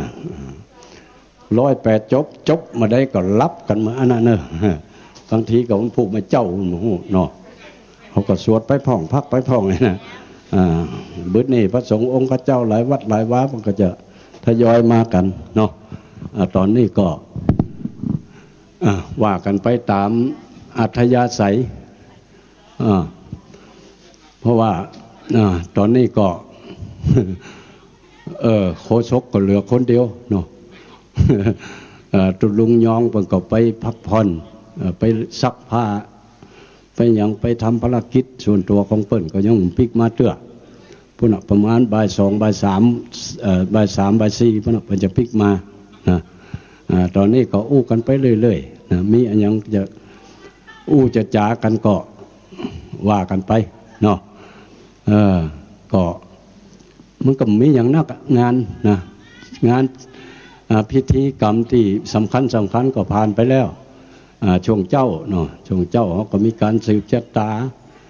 ยกชัดขึ้นสู่บนศาลาหลังคาศาลาบำเพ็ญบุญก็เป็นที่เรียบร้อยไปเขาได้กราบอาราธนานิมนต์พระสงฆ์องค์ข้าเจ้าในอำเภอของเขาที่นี่ตลอดถึงอำเภอใกล้เคียงเนาะมาร่วมกันเป็นปฏิฆาหกในการรับความเมตตาในการแผ่เมตตาให้กับหมู่คณะศรัทธาสาธุชนที่ได้มาร่วมงานยกชัดในวันนี้นะก็เป็นที่เรียบร้อยไปเนาะหลังจากนั้นก็บรรดาคณะสงฆ์ทั้งหลายเพิ่งก็ปิกวัดปิกจองไปทำภารกิจของแต่ละท่านแต่ละคนก็พอแมลงแดดลมตกมันก็จะทยอยกันเข้ามาเนาะเพราะฉะนั้นอย่างไรก็แล้วแต่ก็ฝากไว้กับบรรดาคณะศรัทธาพ่อแม่พี่น้องญาติโยมทั้งหลายบ้านไกลเรือนเคียงตะวันตกวันออกของใต้หนเหนือในเมื่อทราบข่าวนี้แล้วก็มากันเนาะเหมารถเหมาลากันมาบางผู้บางท่านหัวโควิดก็ไปยังนะใส่แมสใส่หน้ากากเนี่ยมานะเพราะฉะนั้นก็การสร้างบุญสร้างกุศลเนาะก็บ่ได้บังคับไผนะจะขึ้นมาแต่ว่าแล้วแต่จิตใจความพร้อมของแต่ละบุคคลเนาะสำหรับคณะศรัทธาที่อยู่ที่นี่ก็หลายจังหวัดอยู่นะอยู่ที่นี่นะหลายจังหวัดที่เปิ้นบ่ปิกเนาะบางจังหวัดบางก็จะนอนที่นี่นะอย่างตังเวียงปะเป้าเชียงไฮ้นี่บางก็จะนอนกันที่นี่นะเปิ้นบ่ปิกเนาะปิกไหนๆก็มาถึงแล้วเนาะขึ้นต้นไม้มันสุดยอดเนี่ยนะบางทีเขาก็จังว่านะเขาก็มีภารกิจอะไรอย่างมีภาระอะไรอย่างแล้วนะการที่ออกจากบ้านแล้วก็หมายถึงว่าตัดทุกสิ่งทุกอย่างนะตัดทุกสิ่งทุกอย่างบอกว่าลูกเต้าเราล้านอะไรอย่างต่างๆก็พักไว้ก่อนเนาะมาเอาบุญเหี่ยก่อนมาเอาสิ่งที่มันเป็นสิริมงคลกับตัวเองเหี่ยก่อนนะญาติโยมทั้งหลายก็วันนี้ก็เป็นวันศุกร์เนาะวันศุกร์ที่11 ธันวาคมพุทธศักราช 2563 เดือน 3 แฮม 11 ค่ำวันนี้โลโอ้เนาะเหลือแถมบักกี่วันเดือน 4ก็จะออกมาแถมแล้วนะเดือน 4เป็นมีประเพณีเหมือนกันโลนะบ้านเฮาเมืองเฮาประเพณีคือตาลข้าวจีข้าวหลามตาลข้าวจีข้าวหลามกันเดือน 4เนาะเดือน 4เป่งนะอาจจะไปละไปลืมหีดเก่าหอยเดิมเนอะญาติโยมทั้งหลายอันใดที่เฮาเคยประพฤติปฏิบัติกันมามันเป็นสิ่งที่ดีงามกับสังคมของเฮามันเป็นสิ่งที่ดีงามกับครอบครัวเฮามันเป็นสิ่งที่ดีงามกับหมู่บ้านของเฮาก็ให้รักษาเอาไว้การต้านข้าวจีข้าวหลามก็เรียกว่าต้านข้าวใหม่หรอกข้าวใหม่พอเดือน 4นี่ข้าวป่าอาหารอย่างต่างๆก็ขึ้นทุขึ้นหลองเป็นตีเรียบร้อยคนบ่เก่าในธรรมเป็นนึงบอกว่าก่อนที่จะกินข้าวใหม่ก่อนที่เอากินข้าวใหม่นี่นะเปิ้นเฮาไปตานเหี่ยก่อนหรอกเฮาไปตานเหี่ยก่อนตานแล้วก็เอามานึ่งก็เอามากินนะเปิ้นบ่ให้กินก่อนหรอนะก่อนที่จะกินข้าวใหม่นี่นะก่อนที่จะเอาไปสีแล้วก็เอาไปตานนะตานแล้วก็กำนั้นก็เจ้าของกินได้ละนะเพราะฉะนั้นก็เฮารักษาไว้ก็เป็นสิ่งที่ดีนะพระแม่โพธิ์ศพเพิ่นก็จะได้ปกปักรักษา เข้าเต็มทุเต็มเหล้าเต็มหลองนะกินบะบกจกบะพ่องนะเพราะฉะนั้นก็ไม่สิ่งที่รักษาบางครั้งหนูในอย่างต่างๆจะมากินมาคุยก็มีเทวบุตรเทวดาพระแม่โพธิ์ศพเป็นคอยรักษาก็มีอย่างมาจี้มาควักมาจีนะเพราะฉะนั้นก็ก่อนที่เขาจะกินเขาก็ต้านเหี่ยก่อนนะเป็นว่าบัดนี้กินก่อนต้านบัดนี้มานก่อนป่อคำโบราณเป็นว่าเนาะอย่างใดก็แล้วแต่ก็ก่อนที่เขาจะกินข้าวไม่เขาก็ต้านเหี่ยก่อนถึงประเพณีมาโอ้คนเมืองเขาในประเพณีอันดีงามในมันนักนะญาติโยมเนาะประเพณีที่ดีงามนี่โอ้มันเป็นสิ่งที่สร้างความมีเอกลักษณ์ของเมืองเหนือเขายังงานลอยกระทงนี่ลอยกระทงนี่อันที่จริงมันก็บ่ใช่เป็นประเพณีของคนเหนือเขาโดยตรงนะมันเกิดขึ้นจากตังสุโขทัยสมัยนั้นนะมาถึงเขานี่ก็ถือว่าเป็นประพฤติปฏิบัติโดยเปิ่นไปนะประพฤติปฏิบัติโดยเปิ่นไปแต่ประเพณีของเขาแต่นะเดือนยี่เพ็งนี่มันจะมีนี่ลูกมีการฟังธรรมมหาจารย์นี่อันนี้เป็นประเพณีของเขาโดยแท้จริงนะฟังธรรมมหาจารย์แห่โกมสายนะแปลงโกมแข่งโอ้อันนี้ประเพณีที่แท้จริงแต่ประเพณีลอยกระทงนี่มันมาทีหลังนะก็ยังหลังจากนั้นก็เป็นประเพณี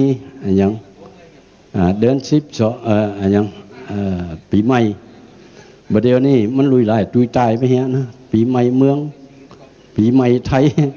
ปีใหม่ไทยก็ม่วนก็เปิ้นนะเปิ้นยุดก็ยุดด้วยเปิ้นเปิ้นยะหยังก็ยะด้วยเปิ้นปีใหม่เมืองก็เอาให้เหมาะเป็นวันสงกรานต์นะคนเมืองเฮานี่มีหยังแม่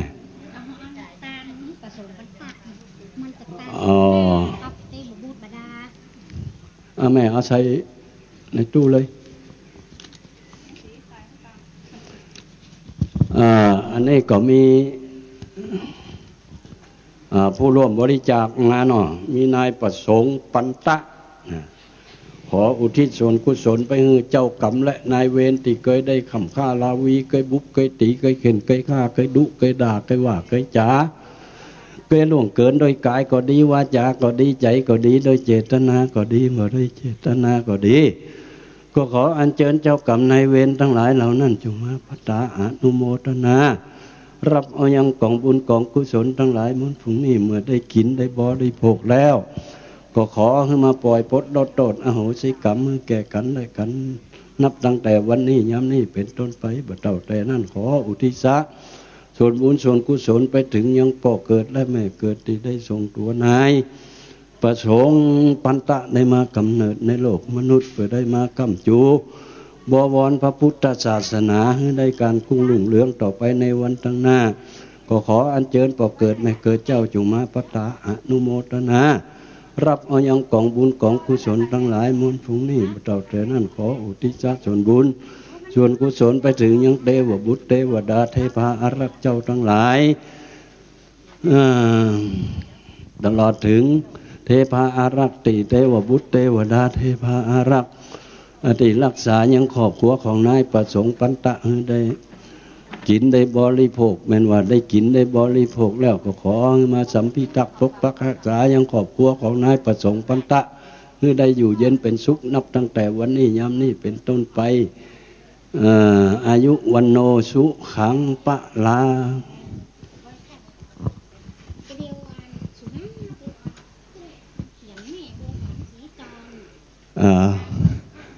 ไผเขียนให้กำละแม่บัวผันศรีจรถวายไว้ไปหน้าเนาะ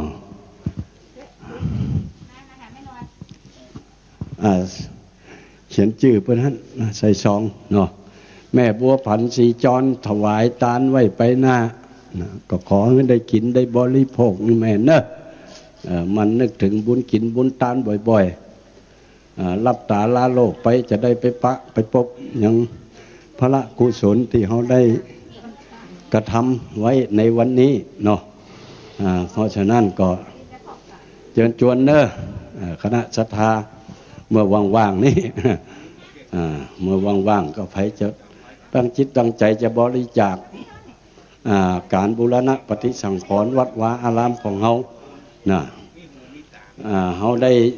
หลายอย่างโลกการที่เขาบริจาควันนี้เขาก็จะได้อุทิศส่วนบุญส่วนกุศลไปถึงยังเทวบุตรเทวดารักษาบ้านจ้องของที่ตลอดถึงพ่อเกิดแม่เกิดตลอดถึงเจ้ากรรมและนายเวรตลอดถึงญาติพี่น้องญ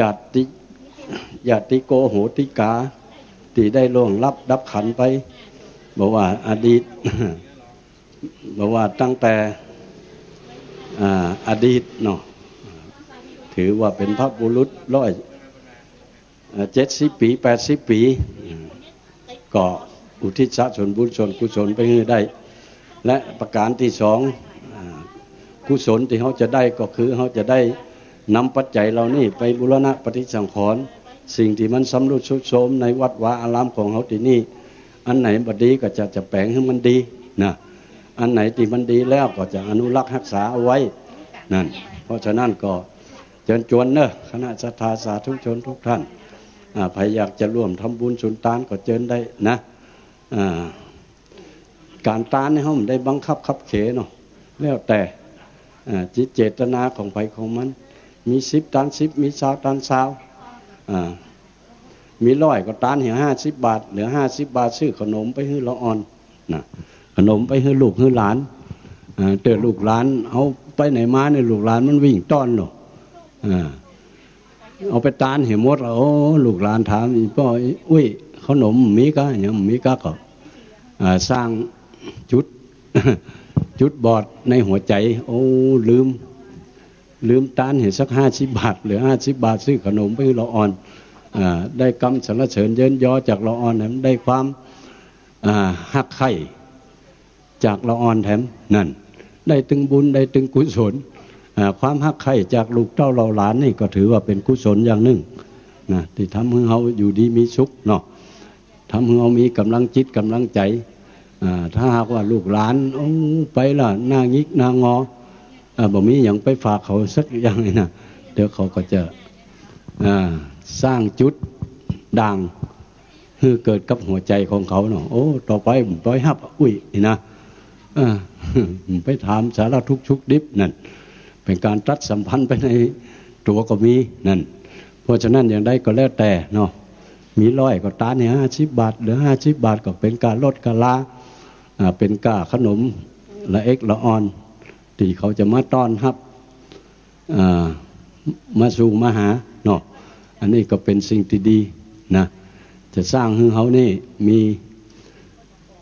บุญและบารมีได้กุศลนะเพราะฉะนั้นอย่างใดก็แล้วแต่พ่อแม่พี่น้องคณะศรัทธาญาติโยมทั้งหลายการกินการทานนี่แล้วแต่จิตเจตนาเขามีหนักเขาก็ทานหนักเขามีน้อยเขาก็ทานน้อยตามสถานภาพของตัวเองที่มีอยู่ตามมักมาหาได้เนาะมาใจมี100 ตานเห็นหมดเลยมันเขาก็บอกว่าอย่างไปกินนะก็จะสร้างบาปสร้างกรรมให้กับตัวเองเห็นมั้ยนั่นเพราะฉะนั้นก็กินพ่องตานพ่องมันเป็นเรื่องธรรมดาเนาะมีกระตานน้ำมีกินก็อยู่บ่ได้มีกระกินมีตานก็อยู่ยากนะเพราะฉะนั้นอย่างใดก็ขอฝากไว้กับบรรดาคณะศรัทธาญาติโยมทั้งหลายตัวเนอะอย่างใดก็ช่วยกันนะปีหู้2น้องหู้1เนาะวัดวาอารามของเขามันจะการกุ้งรุ่งเรืองต่อไปในวันข้างหน้าศาสนาพุทธของเขาจะยั่งยืนต่อไปรุ่งเรืองต่อไปก็อาศัยคณะศรัทธาสาธุชนพระภิกษุสงฆ์สามเณรที่จะคอยบูรณะปฏิสังขรณ์ที่คอยดูแลสมบัติของศาสนสมบัติทุกอย่างที่อยู่ในวัดนี้บ่ใช่เป็นของทุกเจ้านะบ่ใช่เป็นของศรัทธาคนใดคนหนึ่งเนาะศรัทธาเพิ่นก็มาช่วยกันสร้างช่วยกันแปลงทุกเจ้าก็เป็นเพียงแต่ผู้ดูแลเป็นผู้พิทักษ์รักษาเป็นผู้ เจ็ดถูปัดกวาดแล้วนะเพราะฉะนั้นทุกเจ้ามันจะย้ายไปอยู่ที่อื่นที่ไกลเพื่อก็บ่สามารถที่จะเอาไปตัวใดนะบอกว่าตีวัดนี่ก็เหมือนกันตีวัดนี่อย่าไปจำนองจำนำไหนมันได้สักตีเจ้าอาวาสอย่าไปจำนองจำนำไม่ได้นั่นเพราะว่าเป็นตีศาสนสมบัติเนาะเพราะฉะนั้นก็ท่านเข้ามานี่มาในบริเวณนี้ก็ถือว่าท่านได้เหยียบย่างเข้ามาใน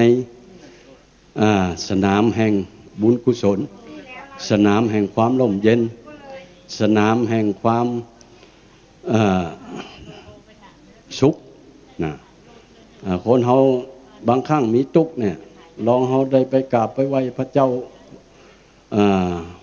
พระพุทธรูปในพระวิหารนะบางคนบอกว่าโอ้มีทุกข์อกทุกข์ใจไปไหว้พระเจ้าในวิหารโอ้พระเจ้ายิ้มก็มีว่าเพิ่นว่านะ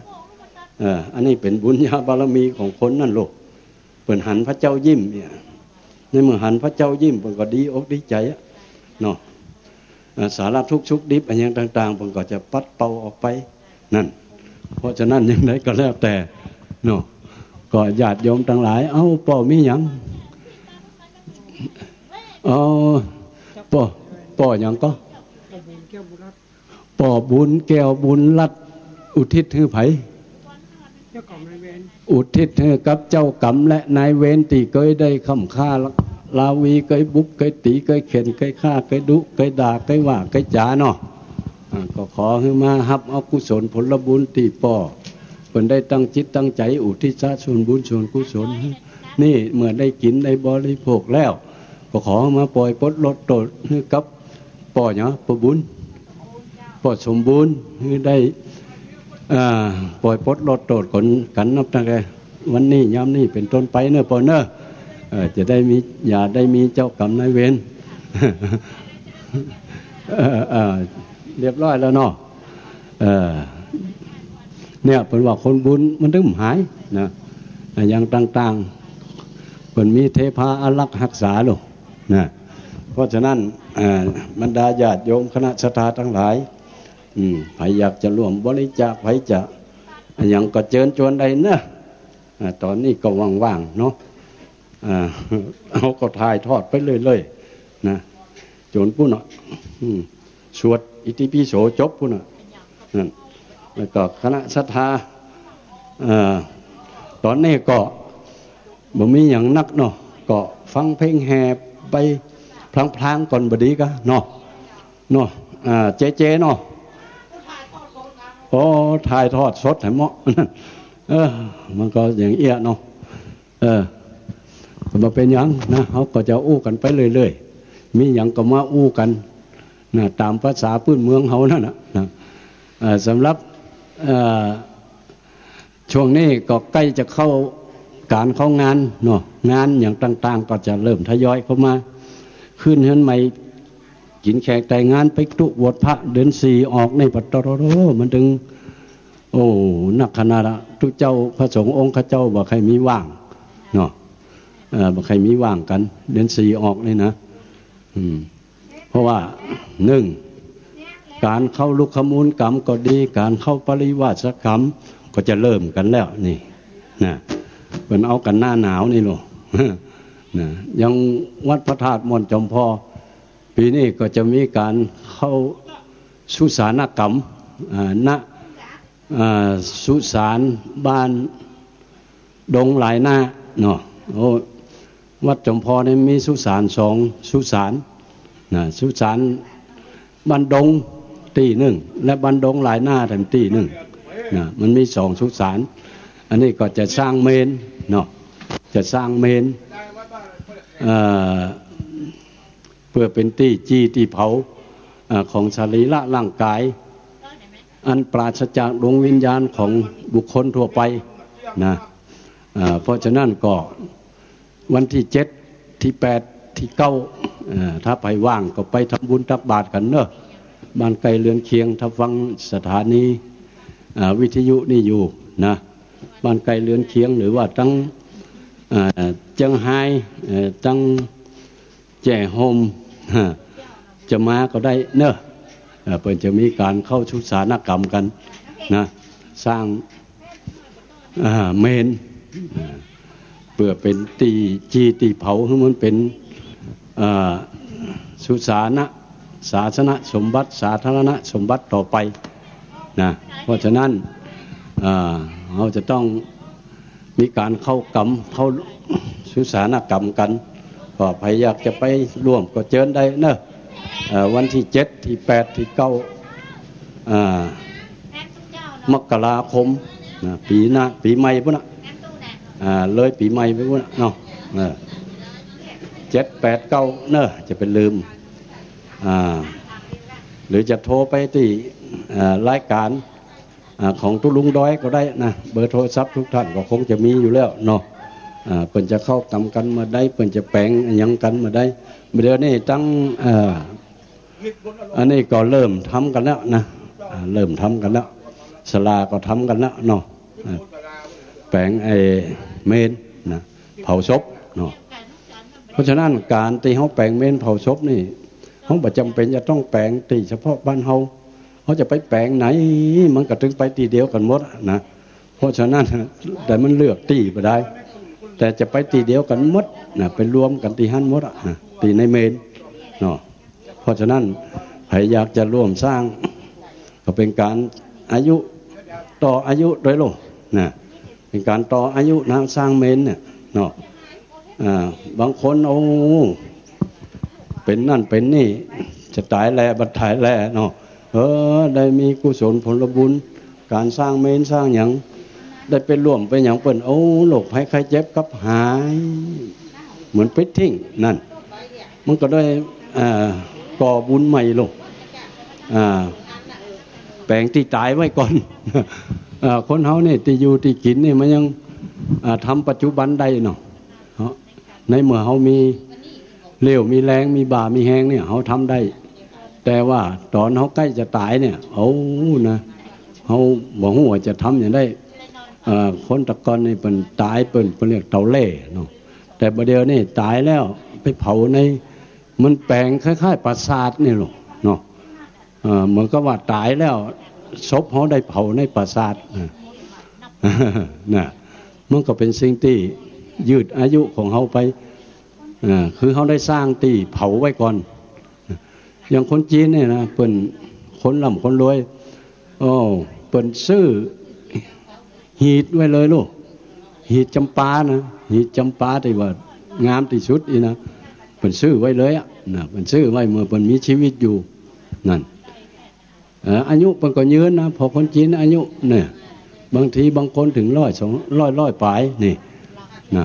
เพิ่นก็ซื้อลงซื้อหยังไว้เนาะเตรียมตัวตายลูกเตรียมตัวก่อนตายเนี่ยนะเพิ่นเรียกเนาะเพราะฉะนั้นก็อย่างใดก็แล้วแต่นะก็ฝากไว้ใครอยากจะร่วมทำบุญสร้างเมนของบ้านหลายหน้าศรัทธาวัดพระธาตุม่อนจอมพอนะก็ขอเชิญชวนได้เนอะโทรศัพท์ไปหาตั้งตุลุงดอยพุ่นนะจะร่วมบริจาคเท่าใดนะก็ยื่นความจำนงไปนะเพราะฉะนั้นก็ขอฝากไว้โดยงานจะมีวันที่7 8 9นะจะมีการเข้าสุสานกรรมก็พระสงฆ์องค์เนนที่ว่างๆบ่ฮู้จะไปที่ไหนออกพรรษาลาพระเจ้าแล้วอย่างเสร็จชัดเรียบร้อยก็ไปกันนะไปเข้าสุสานกรรมไปสร้างบุญญาบารมีต่อเนาะอันนี้ก็ขอฝากไว้ด้วยเนอะคณะศรัทธาญาติโยมทั้งหลายปล่อยแม่หลายผู้หลายท่านแล้วนะถามว่าเพิ่นจะเข้ากรรมกันเมื่อใดนะก็วันที่7 8 9เนอะไปกันเนาะก็เชิญชวนคณะศรัทธาญาติโยมทั้งหลายใครจะร่วมบริจาคในตอนนี้ก็เชิญได้เลยเนอะเตียวไปเตียวมาบ่ฮู้ไปที่ไหนเนาะมาร่วมบริจาคอุทิศส่วนบุญส่วนกุศลคือกับปู่ป้าหน้าลุงปู่ย่าตายายผีตายเก่าเน่าเมินนะให้เพิ่นได้รับได้กินได้บริโภคจาก พระกุศลที่เขาตั้งจิตตั้งใจมาในคราวครั้งนี้นะก็จะโยมทั้งหลายก็ช่วยกันนะช่วยกันคนละไม้คนละมือทุกสิ่งทุกอย่างมันจะไม่ต้นเดียวมันแบบเป็นก่อเนาะปอต้นเดียวมันแบบเป็นเรานะเพราะฉะนั้นก็มันจะต้องอาศัยกันนะวัดก็อาศัยบ้านบ้านก็อาศัยวัดเหมือนงามก้ำกล้วยกล้วยก้ำงามสองสาขาเปิ่งกันไปเปิ่งกันมาอย่างนั้นนะเพราะฉะนั้นก็เขาจะต้องมาช่วยกันนะช่วยกันสร้างกุศลคือกับตัวเองช่วยกันบูรณะปฏิสังขรณ์วัดวาอารามคือมันน่าอยู่คือมันน่าเลื่อมใสคือมันเป็นตีสมควรตีเป็นตีเคารพสักการะของพุทธศาสนิกชนทั่วไปนะก็เพราะฉะนั้นก็ใครได้ฟังรายการนี้ก็คือจะได้ไล่จะตันจะมาก็ตันอยู่นะถ้าบ่มาก็อยู่ทั้งบ้านถึงเวลาเปิ่นถ่ายทอดไปก็จุดธูปจุดเทียนจุดหยังก็ไว้เอาที่บ้านนะสวดเอาที่บ้านมาร่วมบารมีก็เปิ่นทรงจิตทรงใจร่วมบารมีนะก็เปรียบเสมือนเขาได้หล่อหลอมจิตใจอันเป็นมหามงคลนี้ได้ล้ำลึกถึงพระมหากรุณาธิคุณขององค์สมเด็จพระสัมมาสัมพุทธเจ้าพระปัญญาธิคุณขององค์สมเด็จพระสัมมาสัมพุทธเจ้าพระบริสุทธิคุณขององค์สมเด็จพระสัมมาสัมพุทธเจ้านะที่เปิ้นได้สืบถ่ายทอดสัจธรรมต่างๆให้กับพุทธศาสนิกชนทั่วไปตลอดถึงพระอริยสงฆ์เจ้าทั้งหลายนะที่ได้นำเอาคำสั่งสอนเหล่านั้นมาเผยแพร่มาบอกมากล่าวมาจี้ทางให้กับญาติโยมทั้งหลายได้ ประพฤติปฏิบัติกันเป็นสิ่งที่ทำให้วิถีชีวิตของเจ้าพุทธเฮาปัจจุบันอยู่กันด้วยความสงบสุขนะอยู่กันด้วยความสงบสุขอยู่กันด้วยความรักใคร่ปองดองนะเพราะฉะนั้นคำสั่งสอนขององค์สมเด็จพระสัมมาสัมพุทธเจ้านี้เป็นคำสั่งสอนที่มีความจริงนะเป็นคำสั่งสอนที่จริงเป็นสัจธรรมโดยแท้จริงนะเป็นคำสั่งสอนที่ขนาดนักวิทยาศาสตร์ยังพิสูจน์ออกมานะว่าเป็นคำสั่งสอนที่เป็นสัจธรรมโดยแท้จริงยังเป็นบอกคือทำความดีก็คนเขาทำมันดีแล้วเนาะสิ่งที่มันดีแล้วนะมันก็ย่อมจะเป็นตีเคารพสักการะเป็นตีนับถือเป็นตีหน้าจับหน้าต้องของบุคคลทั่วไปเพราะสิ่งนั้นมันดีเป็นละความชั่วคือความบดีคนเฮาถ้าคนบัดดีเนี่ยไผถึงบ่ใครใกล้ลูกของที่บดีเนาะยังมีศาลเจ้าหั่นนี่เนาะมันบ่ดีนะพระศาลเจ้านะจังตักกินคนนี่เนาะนั่นเป็นสิ่งที่บดีก็ไผก็ถึงบ่ใครไปใกล้นะนั่นอย่างต้นไม้ต้นนั้นโอ้ระวังเนอะไปใกล้มันเนอะโอ้มันเป็นมีผีอยู่นะตักตายกินนะมันก็ถึงมีไผใครไปใกล้เพราะมันเป็นสิ่งบดีเนาะพระติบดีไผก็ว่าอยากกราบอยากไหว้พระสงฆ์องค์ข้าเจ้าหรือว่าพระพุทธรูปที่เสียองค์กะก็ดีอะไรยังก็ดีนี่นะบัดเดียวมันมีเนาะบางคนเป็นว่าพระแรงก็มีนะอย่างพระแรงเนี่ยเนาะเอาไปไหว้ที่ไหนฝนก็ถึงบ่ตกนั่นมันมีอยู่นะ เพราะฉะนั้นก็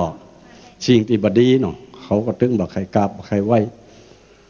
แต่ถ้าเป็นสิ่งที่ดีแล้วบอกว่าจะตกอยู่ในสถานภาพไหนเปรียบเสมือนเพชรเนาะอยู่ในตมเนาะอยู่ในขี้ฝุ่นขี้ดินเอามาปัดเจ็ดถูมันก็คือเพชรนั่นน่ะเนาะ แต่สิ่งที่มันบดีนะจะเป็นบะหินนี่เนาะโอ้เอามาปัดถูอย่างใดก็ดีโอ้ปัดอย่างใดมันก็จึงบะใสเหมือนเพชรลูกเพราะฉะนั้นเพชรก็คือเพชรคือคุณงามความดีบะหินก็คือบะหินไม่ใช่บะหินบดีนะมันเป็นสิ่งที่มันบ่น่าพอหน้ากอยมันบ่มีค่าว่าอันเด้อเนาะแต่ว่า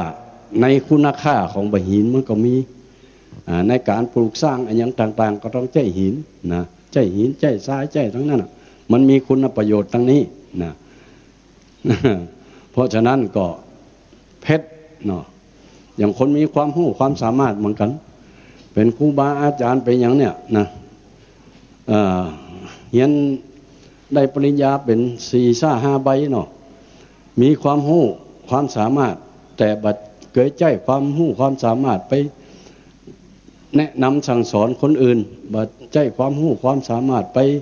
จี้แจงตีเตินให้กับคนอื่นได้เข้าอกเข้าใจจี้ความรู้ของตัวเองหัวเปิ้นจะรู้เนาะอันนี้ก็เปรียบเสมือนมีดนะมีดด้ามเพชรนะฟักทองคำนะบุคคลประเภทนี้ใจการไปได้เลยนะไผมีมีดด้ามเพชรฟักทองคำเนี่ยนะโอ้เอาไว้บ้านก็ไม่ได้กลัวเปิ้นมาปล้นมาจี้เนาะจำเป็นต้องไปฝากธนาคารไว้นั่นเอาไปฝากตู้นิรภัยอย่างไว้อันนี้เป็นเปรียบคนมีความรู้แต่บ่ใจความรู้ความสามารถไปเผยแผ่ให้กับคนอื่นแต่บางคนเนี่ยบ่มีความรู้แต่สามารถที่จะชี้แจงเป็นกิจจลักษณะอูจาให้กับญาติโยมผู้ที่รับฟังได้เข้าอกเข้าใจตันอกตันใจนี่ชี้แจงอย่างต่างๆให้เพิ่นได้ฮู้การนั่นงานนั่นอย่างอันอย่างอีเพิ่นสามารถชี้แจงได้ปริญญาใบก็มีเนาะแต่ว่าเปรียบไปก็เปรียบเสมือนมีดตองแปดนะมีดตองแปดเทือน100 กว่าบาทเนาะแปลงได้ตั้งแต่ตูบน้อยยันเฮือนใหญ่ลูกโอ้ก็อาศัยมีดด้าม100 กว่าบาทนะมีดเพชรนะลองเอามาใจหรอไผไปใจได้เนาะด้ามเพชรเนี่ยมีดทองคำเนี่ยโอ้ไผไปกล้าใจนั่นแต่มีดตองแปดเทือน100 กว่าบาทเอามาแปลงเฮือนแปลงยังก็ได้มดจักตอกหลอกปอนี่โอ้แปลงซ่าแปลงกวยทุกวันนี่ก็อาศัยมีดเล่ม100 กว่าบาทนั่นน่ะมีไผเอามีดทองคำมาจักตอกเนาะเพราะฉะนั้นฉันใดก็ฉันนั้นคนเฮาถ้ามีความรู้บ่เผยแพร่บ่ชี้แจงตีเตินให้กับบุคคลอื่นเพิ่นเข้าใจก็เปรียบเสมือนมีดทองคำด้ามเพชรแต่หาคุณค่าบ่ได้เลยเอาไว้กับบ้านก็เป็นภัยอันตรายนั่นสู้มีดเทือน100 กว่าบาทบ่ได้นะสามารถสร้างบ้านแปลงเมืองได้หรอกอันนี้ฉันใดก็ฉันนั้นนะเพราะฉะนั้นคนเฮาอย่างใดก็แล้วแต่การมีความรู้ความสามารถเราจะต้องช่วยกันเผยแพร่อย่างรู้ในด้านศีลธรรมประเพณีวัฒนธรรมอย่างต่างๆเขาก็คอยตักเตือนสั่งสอนละเอกละอ่อนคือเขาได้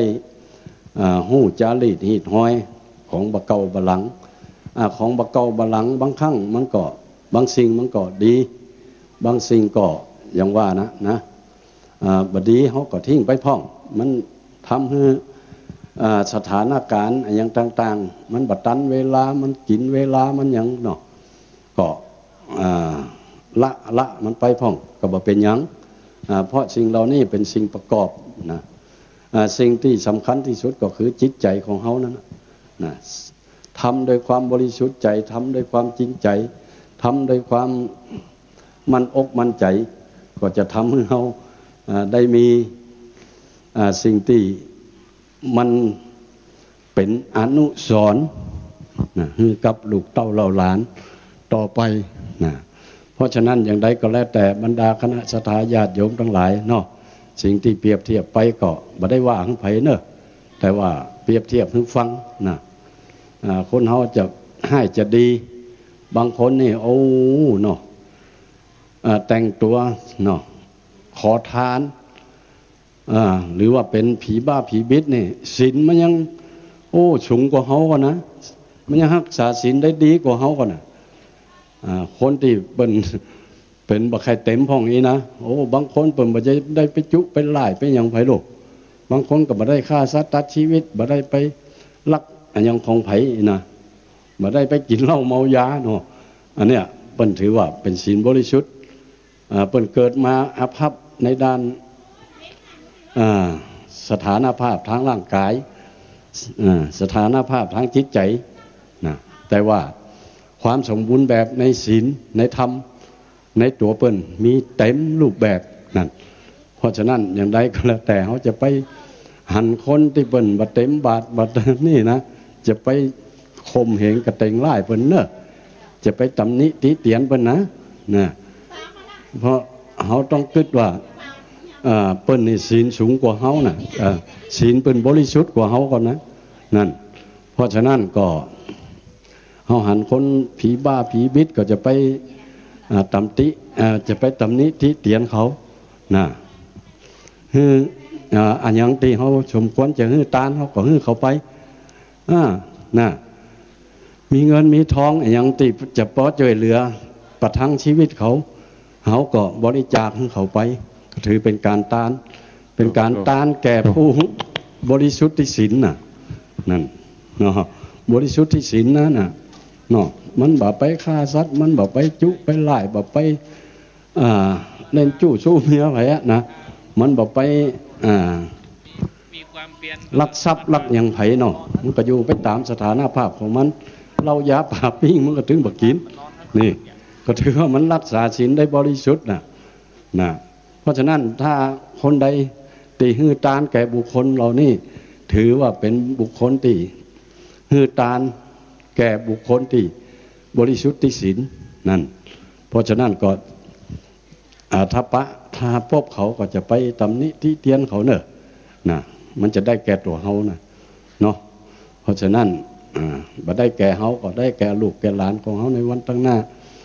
บางคนไล่เปิ้นเหมือนหมูเหมือนหมาศีลตัวเองยังบ่เต้าเพิ่นเนาะมันก็บ่สมควรนะเพราะฉะนั้นที่เปิ้นเป็นในสภาพนี้ก็เพราะโดยบุญทำกรรมแต่งเนาะจาดก่อนจาดไหนบ่ฮู้ว่าเปิ้นบ่ได้ทำบุญสุนทานอันหยังเอาไว้มากนักหนานะเปิ้นได้ไปทำกรรมทำอันหยังสิ่งที่มันสร้างความ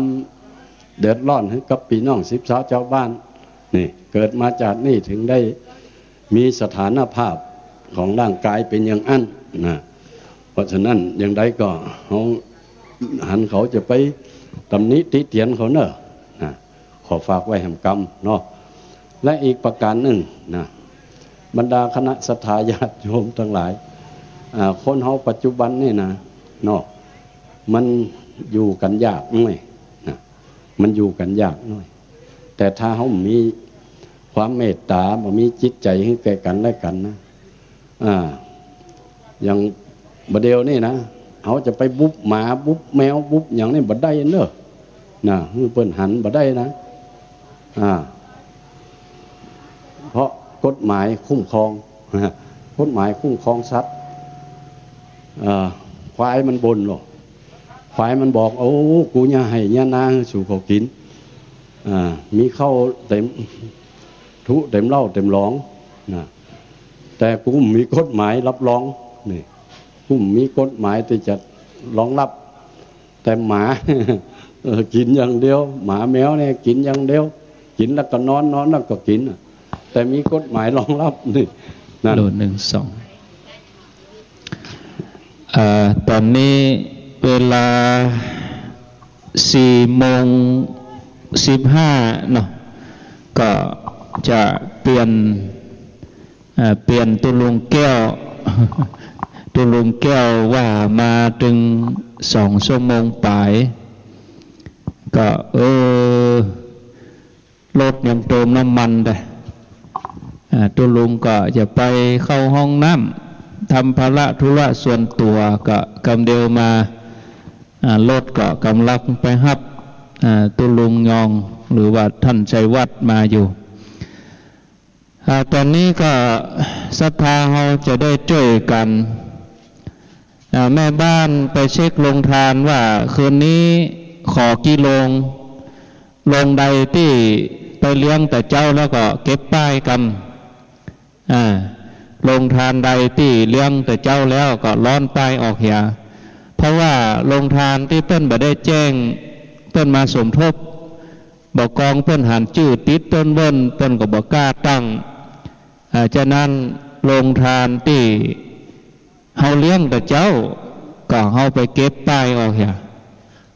เก็บป้ายแล้วก็โรงทานใดที่ขอใหม่เมื่อแรงนี้ก็เอาอันใหม่ไปติดที่นอกเหนือจากนั้นก็จะเป็นโรงทานที่เพิ่นต่างหากส่วนตัวกาครอบครัวกาถ้าเพิ่นมาเพื่อใครได้ตั้งศรัทธาที่เอาโรงทานมาเต็นท์หลังใดที่บ่มีชื่อก็สามารถเอาโรงทานตั้งได้แม่บ้านที่รับผิดชอบโรงทานขอกี่โรงแม่แรงนี้ไปเช็คเหียกรรมนะอันที่เลี้ยงแล้วก็ร้อนเหียเนอะกรรมอันเพิ่นบ่กล้าตั้งเนาะแหมสักกรรมหนึ่งก็แดดลมตกตอนนี้ก็แดดก็อ่อนลงไปอากาศก็เริ่มเย็นก็กำเดียวใต้ส่วนของพระสงฆ์พระเณรศรัทธาบางส่วนจะช่วยกันจัดเตรียมสถานที่ตั้งในสุดนั้นก็จะเป็นพระคุณเจ้าตัวเจ้าสาวกว่ารูปที่เพิ่นจะได้เจริญพุทธมนต์ธรรมจักรปวัตนสูตรแล้วก็อิติปิโส108แห่มจันทร์นึงก็จะเป็นศรัทธาเฮาก็จะได้นั่งฟังธรรมเหี่ยก่อนเขาจะฟังธรรมกันเหี่ยก่อนฟังธรรมเรียบร้อยแล้วก็จะได้เจิญศรัทธาเข้าไปเจิญศรัทธาเขาเข้าไปตั้งในภัยที่บ่ใครสบายตุลงมานี่พอดีละจับสุบตัดพอดีโอ้ตัวเจ้ยแท้ๆเนี่ยโอ้แล้วเดียวเนี่ยมันถึง5 นาทีเหมือนเพิ่นเนรมิตเนาะก็เขาจะฟังธรรมกันเหี่ยก่อนเนาะฟังทันเสร็จเรียบร้อยแล้วก็ศรัทธาเขาก็ก้อยเข้าไปนั่งตั้งในก็ใช้เวลาสวดประมาณ1 ชั่วโมงไผ่บ่มีหมวกก็เอาหมวกเอาผ้าตวบผ้าห่มมาเอามาปกหัวเหียเพราะว่าเป็นหมอกเป็นเมยเนาะฝ้ายก็ร้อนได้นะฝ้ายก็ร้อนเลยเอาตืดออกไปเลยเพราะกระเดียวจะได้ใจฝ้ายตรงปุ่นตังลานปุ่นหมดนะอันนี้เขาก็จะได้ตามเตียนตามยังกันเนาะเพราะว่าคืนนี้ก็คงจะมีศรัทธามาร่วมกันในส่วนตังลานเพิ่นก็ได้ใจเต็นสัก2-3 หลังนะเต็นตั้งเหนือตั้งหน้าห้องท่านสมจิตปุ่นถ้าว่าลงทานถ้าบ่มีแล้วก็ร้อนป้ายแล้วก็ย้ายเต็นเข้ามาเพราะว่าเจ้าภาพเพิ่นเป็นคนเฒ่าแล้วก็ตากเมื่อยบ่ได้เอาต้องหามเต็นเข้ามากลางควบชุดรับแขกนี่นะแล้วก็ตั้งรอบข้างก็ใจอันเก้าอี้ก็แยกสีดีๆจะไปเอาศูนย์กันสีแดงไว้ตั้งหน้าสีเขียวไว้ตั้งข้างแยกสีกันดีๆอันนี้เราไปยืมของเปิ้นมาสีเขียวของบ้านเฮานี่สีแดงมันถึงบ่ศูนย์กันอันนี้นำของสีเขียวนี่ของสิริมังคลาจารย์ช่วยกันเนอะศรัทธาประเด็นนี้ตะวันลงแรงแล้วก็เดียวสักประมาณ1 ชั่วโมงนี่ก็ศรัทธาก็จะได้ปิกบ้านอาบน้ำอาบหยังปิกบ้านก็แต่งเนื้อแต่งตัวสัก6 โมงครึ่งตะวันมืดตะวันตกแล้วก็6 โมงปลายสักน้อยเขาก็ปากันมาตอนนี้ก็มาช่วยกันเนอะศรัทธา 4 โมงจะเกิงแล้วเรามีเวลาเตรียมแหม1 ชั่วโมงสักประมาณ5 โมงเกิง6 โมงศรัทธาต่างบ้านต่างจองเพิ่นก็จะทยอยกันมาอันนี้ช่วยกันเนาะเอาไม้มาเท่าตุลุงหนึ่งตัวเอาไม้มาเพะตัวหนึ่งนิมนต์ตุลุงปุ่นกับตุลุงเพื่อจะนั่งพอนี่เพื่อจะบรรยายไปตัวกันเอาไม้ตุลุงแก้วศรัทธาญาติโยมเขาก็จะได้ช่วยกันเนาะพอครับเอาไปปุ่นวะเพื่อจะไปปุ่นวะตุลุงไปปุ่นนิมนต์ไปปุ่นอู้ไปเพื่อจะเช็คเครื่องเช็คหยังไปตัวเช็คเครื่องเช็คยังเช็คไม้เอาไม้เตียวไปแผ่นในไปกะรู้ปุ่นเอาไปในลานธาตุปุ่นตัวเลยบุตรเข้าใจเพราะตรงในปุ่นจะต้องได้ใจใหม่แต่ในขวางพระธาตุปุ่นใจเสียงใจใหม่ตัวเดินไปเนี่ยอันนี้อย่างมูนเนอร์ลงทานกะอย่างน้ำแข็งก็อย่างลงทานเราเป้าไหนไปแม่บ้านเราเป้ามีไหนลงทานป้ายมีไหนบอกให้เปิ้นนะนั่งตามอัธยาศัยเอาเพิกวันตกก็เพิกตั้งนี้หมดเลยนั่งไหนก็ได้ได้หมดนั่งไหนก็ได้เอาเพิกวันตกธาตุกับเพิกใต้นี่เอาละเนาะเพราะว่า10 หมู่บ้านอะไรเพิกวันตกกับเพิกใต้ตรงวันออกนี่มีแล้วเนาะมันมีก็เดียวได้ร้อนเต็นตัวปุ่นเนอะร้อนเต็นที่หน้าโฮงท่านสมจิตปุ่น2 หลังนะปุ่นหลัง4 หลังเพราะว่าบางคนเพื่อก็ตากฝนตากฝนตากมือมาได้นิมนต์ตุลุงว่าไปเลยนิมนต์ครับขอบคุณท่านอาจารย์พระครูครับเจริญพรกับศรัทธาญาติโยมตอนแรงเนาะตอนเย็นตะวันก็กำลังจะลงปาดดอยจะรับเหลี่ยมดอยไป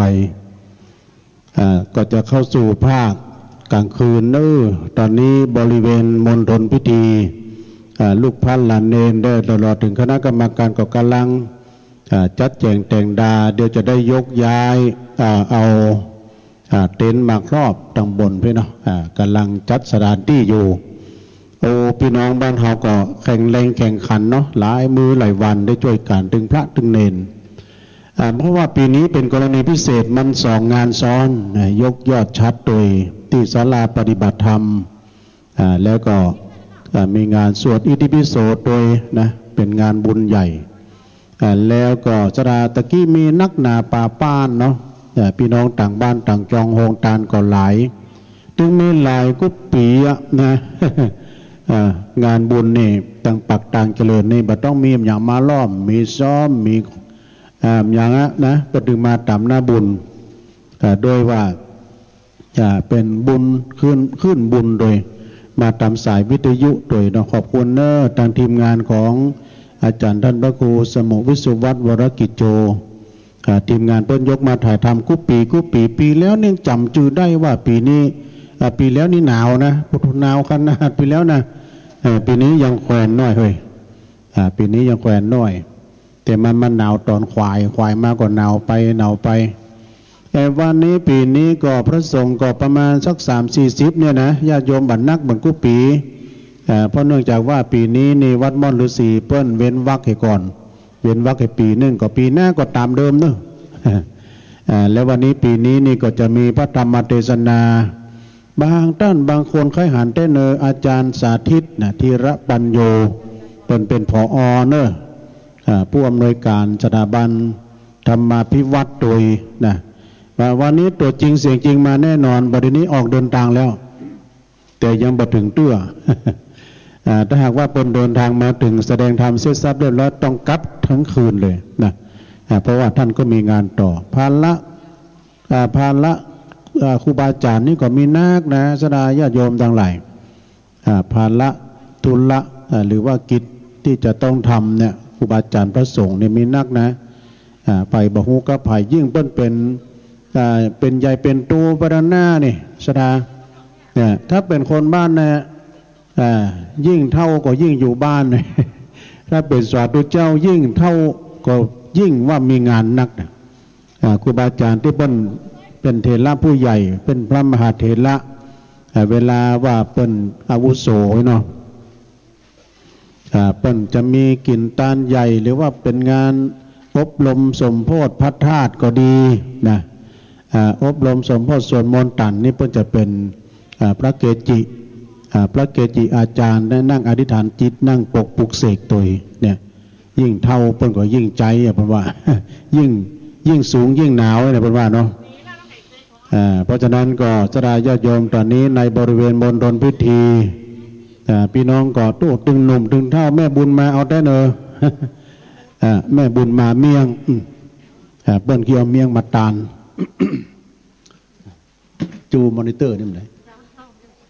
เชิญกันได้เนอะญาติโยมทั้งหลายก็เดียวจะได้ปิกบ้านปิกจองแล้วส่งอาบน้ำอาบท่าแล้วมาแถมนะประมาณ5 โมง 6 โมงนี่พี่น้องต่างบ้านต่างจองก็จะทยอยกันมาโฮงตาลก็มีอยู่เนอะมาแถมแล้วโอ้กินจะไปกลัวผ่านตาลจะไปกลัวเสี่ยงมาดึงมาติ๊กมาตามหน้าบุญเนาะแล้วกินพอบัดเต้าสุกบุญของกินของตาลเนาะขอบคุณตัวพี่แก้วด้วยเนอะตุลุงแก้วธรรมดาอันนี้เปิ้นมาบริหารเวลาคือตุลุงแต่กี้ตุลุงปิกไปเพราะว่ามีโยมพ่อหลวงเปิ้นโทรมาเนาะทางบ้านก็มีงานเขาดำโดยหลังจากที่ตาลผ่าศาสตร์แล้วก็คือเปิ้นมาส่งเนี่ยตั้งใดก็ปอมัน ตั้งเข้ากำก็ดีไปเข้ากำยังเข้ากำอยู่นะเดี๋ยวนี้แล้วพวกนี้ก็เสียศพโดยที่บ้านดอยน้อยที่พื้นที่ที่ตุลุงอยู่ตีนดอยฮะนะเสร็จจากงานศพแล้วต้องไปเข้ากำจะเป็นคืนสุดท้ายที่วัดวังกูพอคอยดูแลกันเนื้อภาระธุระมันมีเหมือนกันโมชดาญาติโยมนะจะเป็นนิ่งดูดายนะช่วยกันคนละไม้คนละมือแยกกันคนเดียวมันอิดหิมตายถ้าแยกกันหลายเหมือนเปิ้นเล่นเนี่ยเปิ้นว่าตุลุงแก้วห้ามมาเป็นเพื่อข้อตอนพูดตะกี้ตุลุงก็ฟังต่างวัดต่างวานะโอ้คุณแก่นี่มีกำอู้ตึกนะอู้ไปเรื่อยๆได้ช่วยกันแต่ว่าเพิ่มเจ็บปิกตนานอนนี่เต็มคืนด้วยนะตุลุงแก้วเนี่ยวัดม่อนจอมพอที่กาช่วยกันเนี่ยนะถ้าเพิ่นมีการมีงานเขาก็ไปช่วยเพิ่นนี่ก่อนนักปราชญ์นักพูดแถมท่านหนึ่งนะตะกี้ก็ได้รับความอนุเคราะห์เนาะตั้งว่าต่างงานครูโกนี่เปิ้นอยู่บ้านห้องเปิ้นได้ความกรุณามาเป็นโฆษกพิธีกรระดับขั้นตอนแต่ละขั้นตอนนะครูโกนี่ก็ช่ำชองในการอู้จ๋าประสัยนะต้องขอบคุณครูโกจากอำเภอบ้านห้องและก็ได้รับความเมตตาจากท่านพระครูปลัดนะฮะชัยนรินทร์หรือว่าท่านพระครูปลัดออฟนะฮะตุปีออฟเจ้าพี่หลวงสมปานเจ้าวัดนะวัดดงฤาษีท่านได้มีสมณเมตตามาเป็นอาจารย์กล่าวตาลโดยเท่าม้วนคล่องแคล่วดีอาจารย์ออฟนี่เป็นพ่อจานก็ได้โมดเพราะฉะนั้นก็ช่วยกันไปปี้หูสองน้องหูหนึ่งปี้หลายน้องนักแต่ตะกี้นะ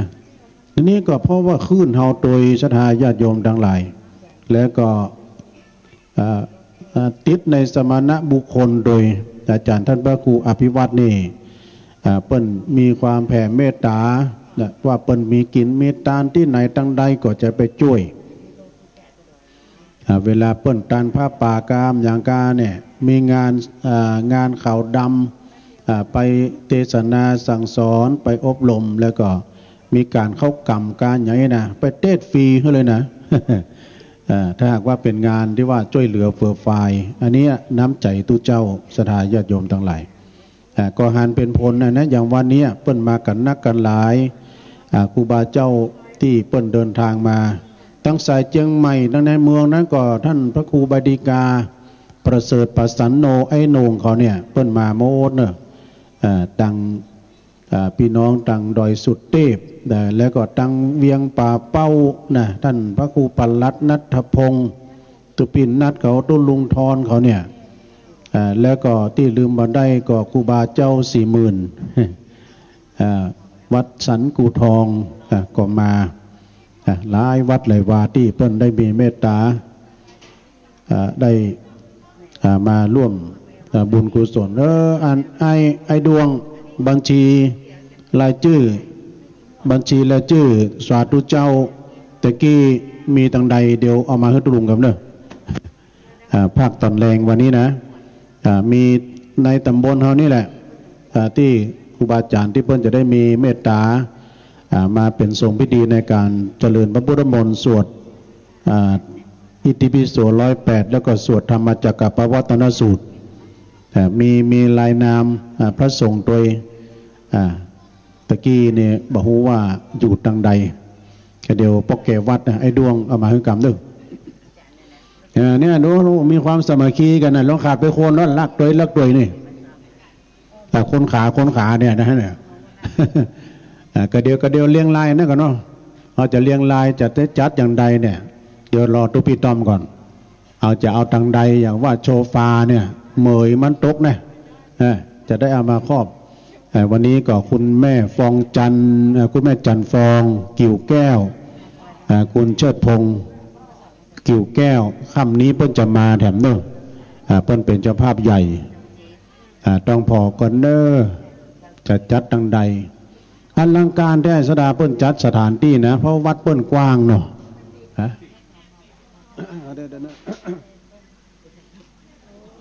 ไปฟังเด้อกับโปรไปเปิดแฟตเนอะ1 2คุณยังฟังปดมอลุบๆพอเด้อนะอุ้ยมันเข้าก่อนเด้อตโรย้ำหลักว่าประจานขอบคุณเนอะไออมรวิดีโอพี่น้องมีงานติดต่อสอบถามได้เขาได้กันช่างกล้องที่มีคุณภาพเนอะระดับมือ1เป็นเรียกว่าระดับเทพมือชั้นเทพมีงานกินแขกแต่งงานก็ดีงานต่างๆนะบอกว่าจะเป็นงาน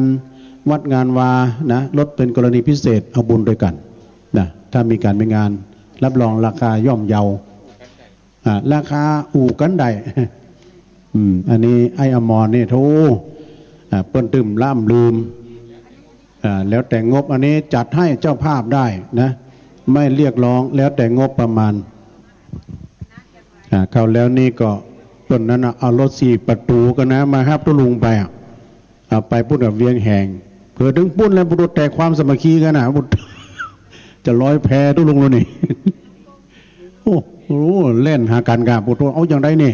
อาจารย์พระครูอภิวัตกับไผ่รถไผ่ล่องไปทางใต้ห้องขอฝากตุลุงนะเป็นตุลุงเป็นของฝากไว้แล้วขอฝากตุลุงกำตุลุงโดนร้อยแพดำแล้วไอ้นี่ก็เดียวไอ้มาใจอย่างคือเข้าใจผิดไอ้อมรนึกว่าเพิ่นจะไปนอนนี่กะแต่ว่าเพิ่นนอนเขาก็นอนเขาก็ปิกด้วยกันกันลุงเขาใจดีพ่อนึกว่าเขาได้ปิกอย่างก็ได้นอนเวียงแหงเว้ยอันอุ้นเล่นกันได้นะสถาเด้อไอ้อมรนี่เพิ่นเป็นคนใจดีต้นตระกูลว่าอยู่ให้เดิงนี่นะปินตาเปี้ยนะอมรปินตาเปี้ยอมรวิดีโอนะนี่ก็เป็นคลื่นประจำเขานะเป็นตากล้องประจำคลื่นนะมีงานครั้งคราใดแม่เลี้ยงบัวผินเนี่ยสุนทรเวชเนี่ยนะเป็นใจบริการประจำเลยแม่เลี้ยงบัวผินจากเมืองศาสตร์ปดโตเจ้ามือนักเนอะนั่นนะปเลี้ยงนายอมรว่าปดโตเจองานอย่างนี้3 รายให้ตุลุงนี่ปดโตเปิ้นฝากเลยเนี่ยแต่ว่าเปิ้นจะเรียกร้องนะไอ้อมรนะเอามาแต่แล้วอันนี้ก็ยกกันมาเอามาติดกันเอาจะได้ก็เอาทุพี่ต้อมลองเจ้าวาดว่าก็แล้วกันที่จะได้เอาเต็นท์มาเนี่ยมันเหมยตกนะผมหันนะแล้วมาเจ้าเนี่ยโอ้ยปฐมวันเหมยมันตกมันยังมาจืมได้เขาก็คิดเหมือนกันนะพี่ด่านเสิร์ตก็อันเต็นท์เนี่ยมันยังจืมได้ตกมาปุ๊กปักเรียกเข้ามาหน่อยก็เดี๋ยวจะได้เลียงอันนี้กัน เหลี่ยงเก้าอี้แดงสู่แดงเขียว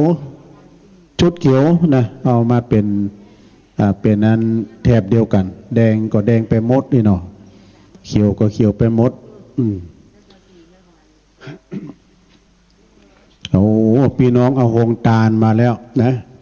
ตะกี้ก็ตุลุงอยู่ทางวัดก็ฟังตุลุงแก้วบ่มีมดบ่มีตึกเนอะตุลุงยังหู้ว่าตึกอยู่ ก็เดียวก็ได้ช่วยกันตุลุงแก้วตึงอยู่ด้วยกันนอนด้วยกันเนี่ยคืนนี้นะนอนด้วยกันเนี่ยจะคือยามเมื่อฮอดไปอยู่ไปช่วยงานที่พุ่นน่ะที่วัดดอนจันทร์ที่ยามเมื่อยกยอดชัดเนี่ยกันโอ้นอนกัน2 คนในลูกกันนอนกลาง กับตุลุงแก้วก็ยังเปิดนะสถานญาติโยมนะวันนี้ไปจะหอมการเทศน์การธรรมเนอะหอมการเทศน์การธรรมวันนี้จะได้พบปะกับนักเทศน์ที่เราเคยได้ยินทุกวันการนะเจ้าวันการอาจารย์ท่านพระอาจารย์สาธิตธีรปัญโยนะเพิ่นก็มาจากปูนสถาบันธรรมพิวัตรศพเตินวันนี้เพิ่นจะได้เมตตามาแสดงธรรมในค่ำคืนนี้ตุยนะแล้วก็ภัยจะหอมการเทศน์การธรรมก็ได้เด้อสาญาติโยมทั้งหลายแล้วก็ในค่ำคืนนี้เฮามีบรรณบักกรรมก็มาตุยแล้วก็เอากุ๊บมาด้วยเนอะกุ๊บก็คือหมวกเราจะได้ตกบรรณบักกรรมแล้วก็เพิ่นจะมีการเจริญพระพุทธมนต์จะมีสวดธรรมจักรปวัตนสูตรเป็นธรรมกันแรกของพระพุทธเจ้าแต่ที่เพิ่นได้ทำการสวดกันวันนี้ขอบคุณพระบุญธรรมก่อนนะพระบุญธรรมปุ่งหนองเนาะวันนี้เพิ่นมากระบวนเดียวการตึงตุลุงแก้วก็รถบัสย่ำปิกตัวนั้นเนาะเพราะฉะนั้นก็สถานญาติโยมทั้งหลายเนี่ยเขาหันน้ำจิตน้ำใจแต่กี้เนี่ยคนมันวะโวยลงไปนะบากองว่าเปิดโฮงตานกินเขาน้ำจ้ำเขาตอนกันแล้วนี่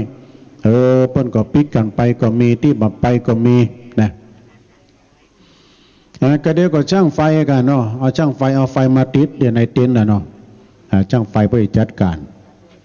โอ้อีแม่เขากำลังมาแถมเนาะตามอัธยาศัยแม่จะไปไหว้พระนพธรรมที่ในขวงพระธาตุก็ได้เนอะจะไปไหว้พระนพธรรมในขวงพระธาตุก็ได้หรือว่าจะไปจุดชมวิวเอาจุดถ่ายรูปกันเนาะเนี่ยงานประเพณีสวดอิติปิโส108 จบเนี่ยปีนี้เป็นปีที่12แล้วเนอะวันเวลามันเวยได้สระโอ้ขอบคุณเนอะพี่นานเพชรเขาเปิ้นก็ย่ำไปไหนด้วยอันเนี้ยน้ำใจก็ย่ำเมื่อวันงานเปิ้นเนี่ยนะท่านอาจารย์พระครูไปนอน4-5 คืนน่ะตุลุงไปนอน2 คืนน่ะม่วนดีพร้อม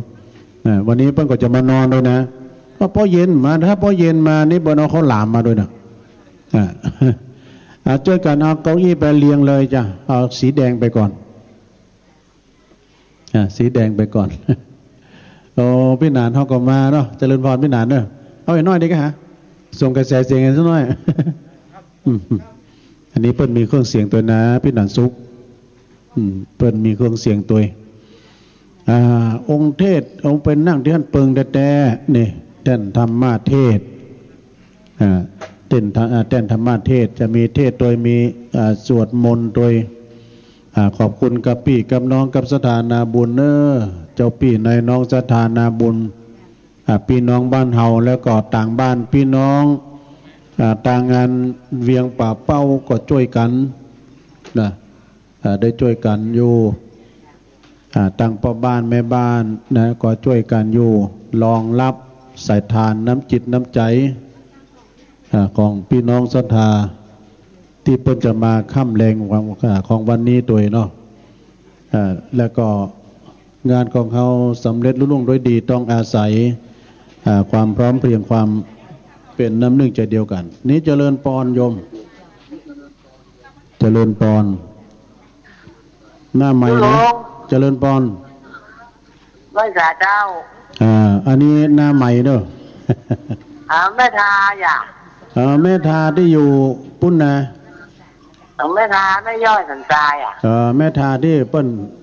เพิ่นฟังเนาะแม่ย่อยสันทรายกะจากติดเตียงนะอ๋อแม่ทาติดเตียงแต่ตุลุงติดสังคมได้อายุ83อ่ะแม่ทาได้ยินเพิ่นถ่ายทอดก่อได้ยินโอ้ดีแล้วเพิ่นจะสวดเบิกกี่โมงก่อนเมื่อใดก่อนสวดอิติปิโสมจะสวดเบิกนะเพิ่นจะสวดก็ประมาณ2 ทุ่มนะทุ่มปลายเนี่ยแม่คะแนนว่าฟังไปติ๊กๆเตอะนะเพิ่นก็สวดเพิ่นสวดตี 2 ตี 3มันใช่คะผมถึงแล้วอันนั้นเพิ่นอันนั้นสวดมนต์ตันบ่ลูกอันนี้ประมาณสัก3 ทุ่มปลาย4 ทุ่มมาเกินนั้นก็จบข่าวละแม่ใจอย่างที่เตรียมจะฟังเบิกนะกันเนี่ยบอกใจอย่างที่ดอนจันอันนั้นเปิ้นอบรมธาตุอบรมสมโพธิธาตุอันนี้เปิ้นนั้นสวดอิติปิโสตามกุปีนะกะ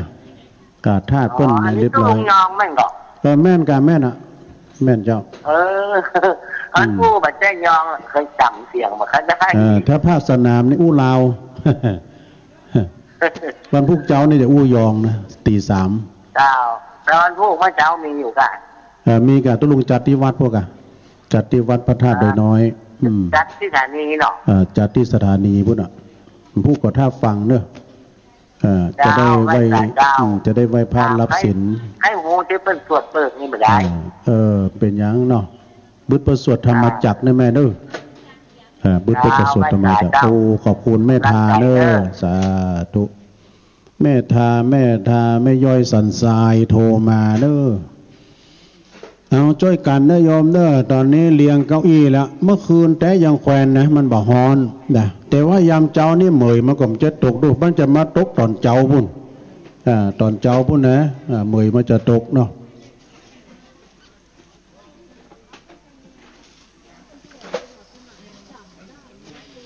นะมันประเมินหมู่เอามาไว้ตีหนึ่งโดยความสมัครสมานสามัคคีกันเป็นน้ำหนึ่งใจเดียวกันนะความงามงานของเฮามันไปเป็นห้อมดูห้อมดังดอกไม้เพื่อก็ประดับประดาของงามทีเดียวนะเพิ่นจะมีงานประเพณีสงน้ำเป็นประเพณีแล้วก็พระอุปคุตโดยเนอนะพระเจ้าตันใจโดยวันนี้วันที่11ปีนี้เป็นปีที่12แล้วแม่ทำสายแล้วว่าจะได้โยมเจริญปอนเด้อเจริญปอนหลุดไปแล้วเข้ามาใหม่จะโทรมาก็ได้เนอะเวลานี้ยังว่างอยู่นะก็เดียวไปจะโทรมาก็0899556506เบอร์ของอาตมาภาพก็จะไปลืมเนอะสลายอดโยมดังหลายก่อนออกบ้านออกจองมานะก็จะไปลืมใส่ชุดขาวถ้ามีบัตรนับบักกรรมก็มาโดยกระเดียวก็มีครูบาอาจารย์พระสงฆ์องค์สังฆเจ้าที่เพิ่นจะมาก่อนหน้าก่อนหลายโดยในค่ำคืนนี้นะซึ่งก็จะเป็นปกติของกุปปีวันที่11นี่เป็นงานประเพณีของวัดปากตางเจริญเนาะวัดปากตางเจริญนี่สถานที่กว้างขวางและเป็นขบวนดีมันเปียงกันดีบัดเจ้าเหมือนพระธาตุดอยน้อยพระธาตุดอยน้อยนี่ขยายตึมได้แล้วนะมันก็ตึกที่ขนาดแล้วมันมีรถเป็นลานป๊อปเป็นจันนะไว้ชมทิวทัศน์แต่ที่วัดปากตางเจริญนี่มันเป็นวัดที่ว่ากว้างโดยกว้างขวางดูตั้งจอดรถเนี่ยพ่อค้าแม่ขายย่ำปิกตะลุเนาะไปค้าได้อย่างก็มาพ่อค้าแม่ขายนี่เจริญปอนเจ้าสวัสดีโยมอยู่ที่ไหนโยมโบกี้เนิร์ดด้านละเจ้าแม่โบคลี่กะโยมโบคลี่โฮมแต่กี้มันโฮมกันหลายเจ้าหัวมันสับสนเพราะมันแปลกเนาะมันก็จะฟังขวงเปาเนาะขวงเปาหมู่11แม่นก่อนหมู่11ขวงเปาเจ้าแม่นโอ้ตะกี้ก็มาแม่เหลียวคนทองยกเจ้าแม่กับบุตรีเป็นจังหวัดน่ะแล้วจะของเจ้าโบกี้ใส่กับกล่องอันซองเด้อแล้วจะเห็นซองข้างเจ้าโฮมกันน้ำกระบอยว่าโดยน้อยก็เป็นสันเดนเนอโอ้ขอบคุณแม่โบกี้เนอแม่นวลผมได้มาเมื่อกี้เนาะอันนี้แม่ได้กะขอบคุณนะแม่ เจริญปอนจะเป็นเจ้าทะลุงโยมอยู่ตรงใดอ๋อเจ้าอยู่สารปีพระเจ้าสารปีก็เนาะเป็นอยู่ห้างต่ำว่าเจ้าเรามาอยู่กับลูกเนี่ยอยู่ห้างต่ำแล้วมาอยู่กับลูกอะสารปีเนาะห้างต่ำพวกก็อันเจียงไฮ้ก็เวียงป่าเป้าเจียงไฮ้เวียงป่าเป้าอ่ะเจ้าขออนุโมทนากับท่านพระครูบรรยงเจริญเจ้าโอ้เปิ้นก็เปิ้นยิ้มแย้มแจ่มใสพี่น้องเปิ้นช่วยกันดีเจ้ากับปืนสีขาวแล้วจังเรียกว่าเป้าไปไหลกับเจ้าโอ้เอารถบัสมาเกินนี่เอารถบัสมาเกินนี่ตั้งพี่นานสุขอ่ะพี่น้องเวียงป่าเป้ามาหลายเปิ้นมาตอบมาแทนกันนะกะพี่นานเพชรเขายินดีแม่เนอะฮะปิ้นเป้าแต่นะเจ้าขออนุโมทนาบุญโดยขึ้นสีขาวยินดีเนอะสา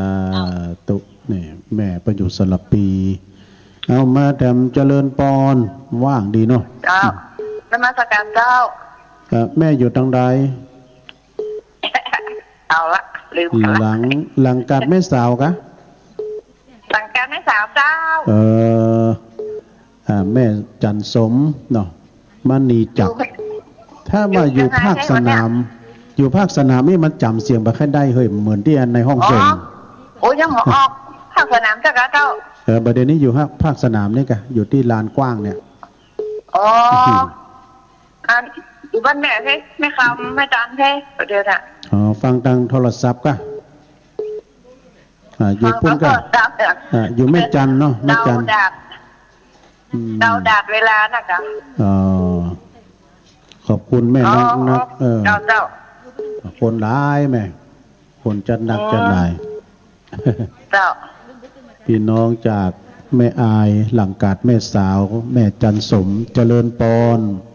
ครับนมัสการครับผมอันนี้ท่านอาจารย์นิพนธ์บอกครับมาไม่ดีเลยลังขยับขยายหน่อยนครราชสีมาอยู่ครับตอนนี้ยังอยู่ที่โคราชบ้านเราครับมาถึงแล้วนี่ครับกลับมาถึงแล้วเนาะครับออกรายการหรือเปล่าครับตอนนี้หน้าไมค์เลยครับตอนนี้นะพรุ่งนี้ตอนเช้าก็ออกอยู่ตามปกติเวลาเดินสักหน่อยก็เดี๋ยวอาทิตย์หน้าเขาเจอกันนะครับผมได้ได้ตลอดขอบคุณครับท่านอาจารย์นิพนธ์คนโคราชจากวัดพระธาตุดอยสะเก็ดเจริญปอนไปครับลุงแม่บัวพัดบอกใช่ครับบัวเขียวอยู่ทางใดแม่ไม่เงินเจ้าไม่เงินเจ้าแม่ห้อยเงินเนาะสะเก็ดเจ้าพี่น้องจะร้ายแต่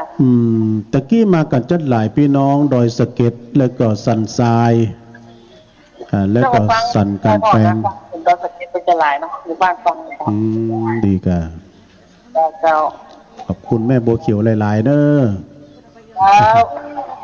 สาธุช่วงนี้มันว่างก็เลยฮับสายกันไปเนาะต่างที่ว่าได้เช็คขึ้นโดยเป็นว่าเพิ่นฟังกันเนาะสถาเนาะมีแผ่วปุ้นเวียงป่าเป้าปุ้นนะเพิ่นฟังอยู่ดังแม่แม่จันสมเขาเนี่ยอยู่ที่แม่เนี่ยเนาะอยู่อำเภอแม่จันว่ะเนี่ยสถายอดโลกให้อยู่ในฝ่ามือเพิ่นแยกการแยกงานเพิ่นทำอย่างหันหมดเพิ่นแข่งบอลกันอย่างเมืองนอกเขาก็ยังหันกันอยู่นะเนี่ยวิวัฒนาการเทคโนโลยีนี้มันกว้างไกลนะแต่ก่อนเนี่ยไถกันนาเนาะแล้วเพิ่นมีปุ๋ยมีอย่างมาเอามาใส่มียามีอย่างนี้กันแล้วก็เทคโนโลยีมันมีหลายอย่างด้วยเนาะอันตาสีตาสาเพิ่มผมก็ไอเทคโนโลยีนะมันกิโลกระสอบเท่าไหร่อันนี้ก็มันวิวัฒนาการขึ้นมามันย่อโลกมามาทำสายและพี่น้องต่างใดเจริญปอนไหว้จ่าเจ้าลุงอันนี้แม่จันสีแม่สีทอนกะวัดใจค่ะแม่พลอยเมืองฝางแม่พลอยเปิ้นอยู่เมืองฝางฟังเจ้าลุงอยู่นะแต่เมืองฝางเปิ้นอยู่ค่ะเปิ้นฟังทางไลน์กะฟังทางโทรศัพท์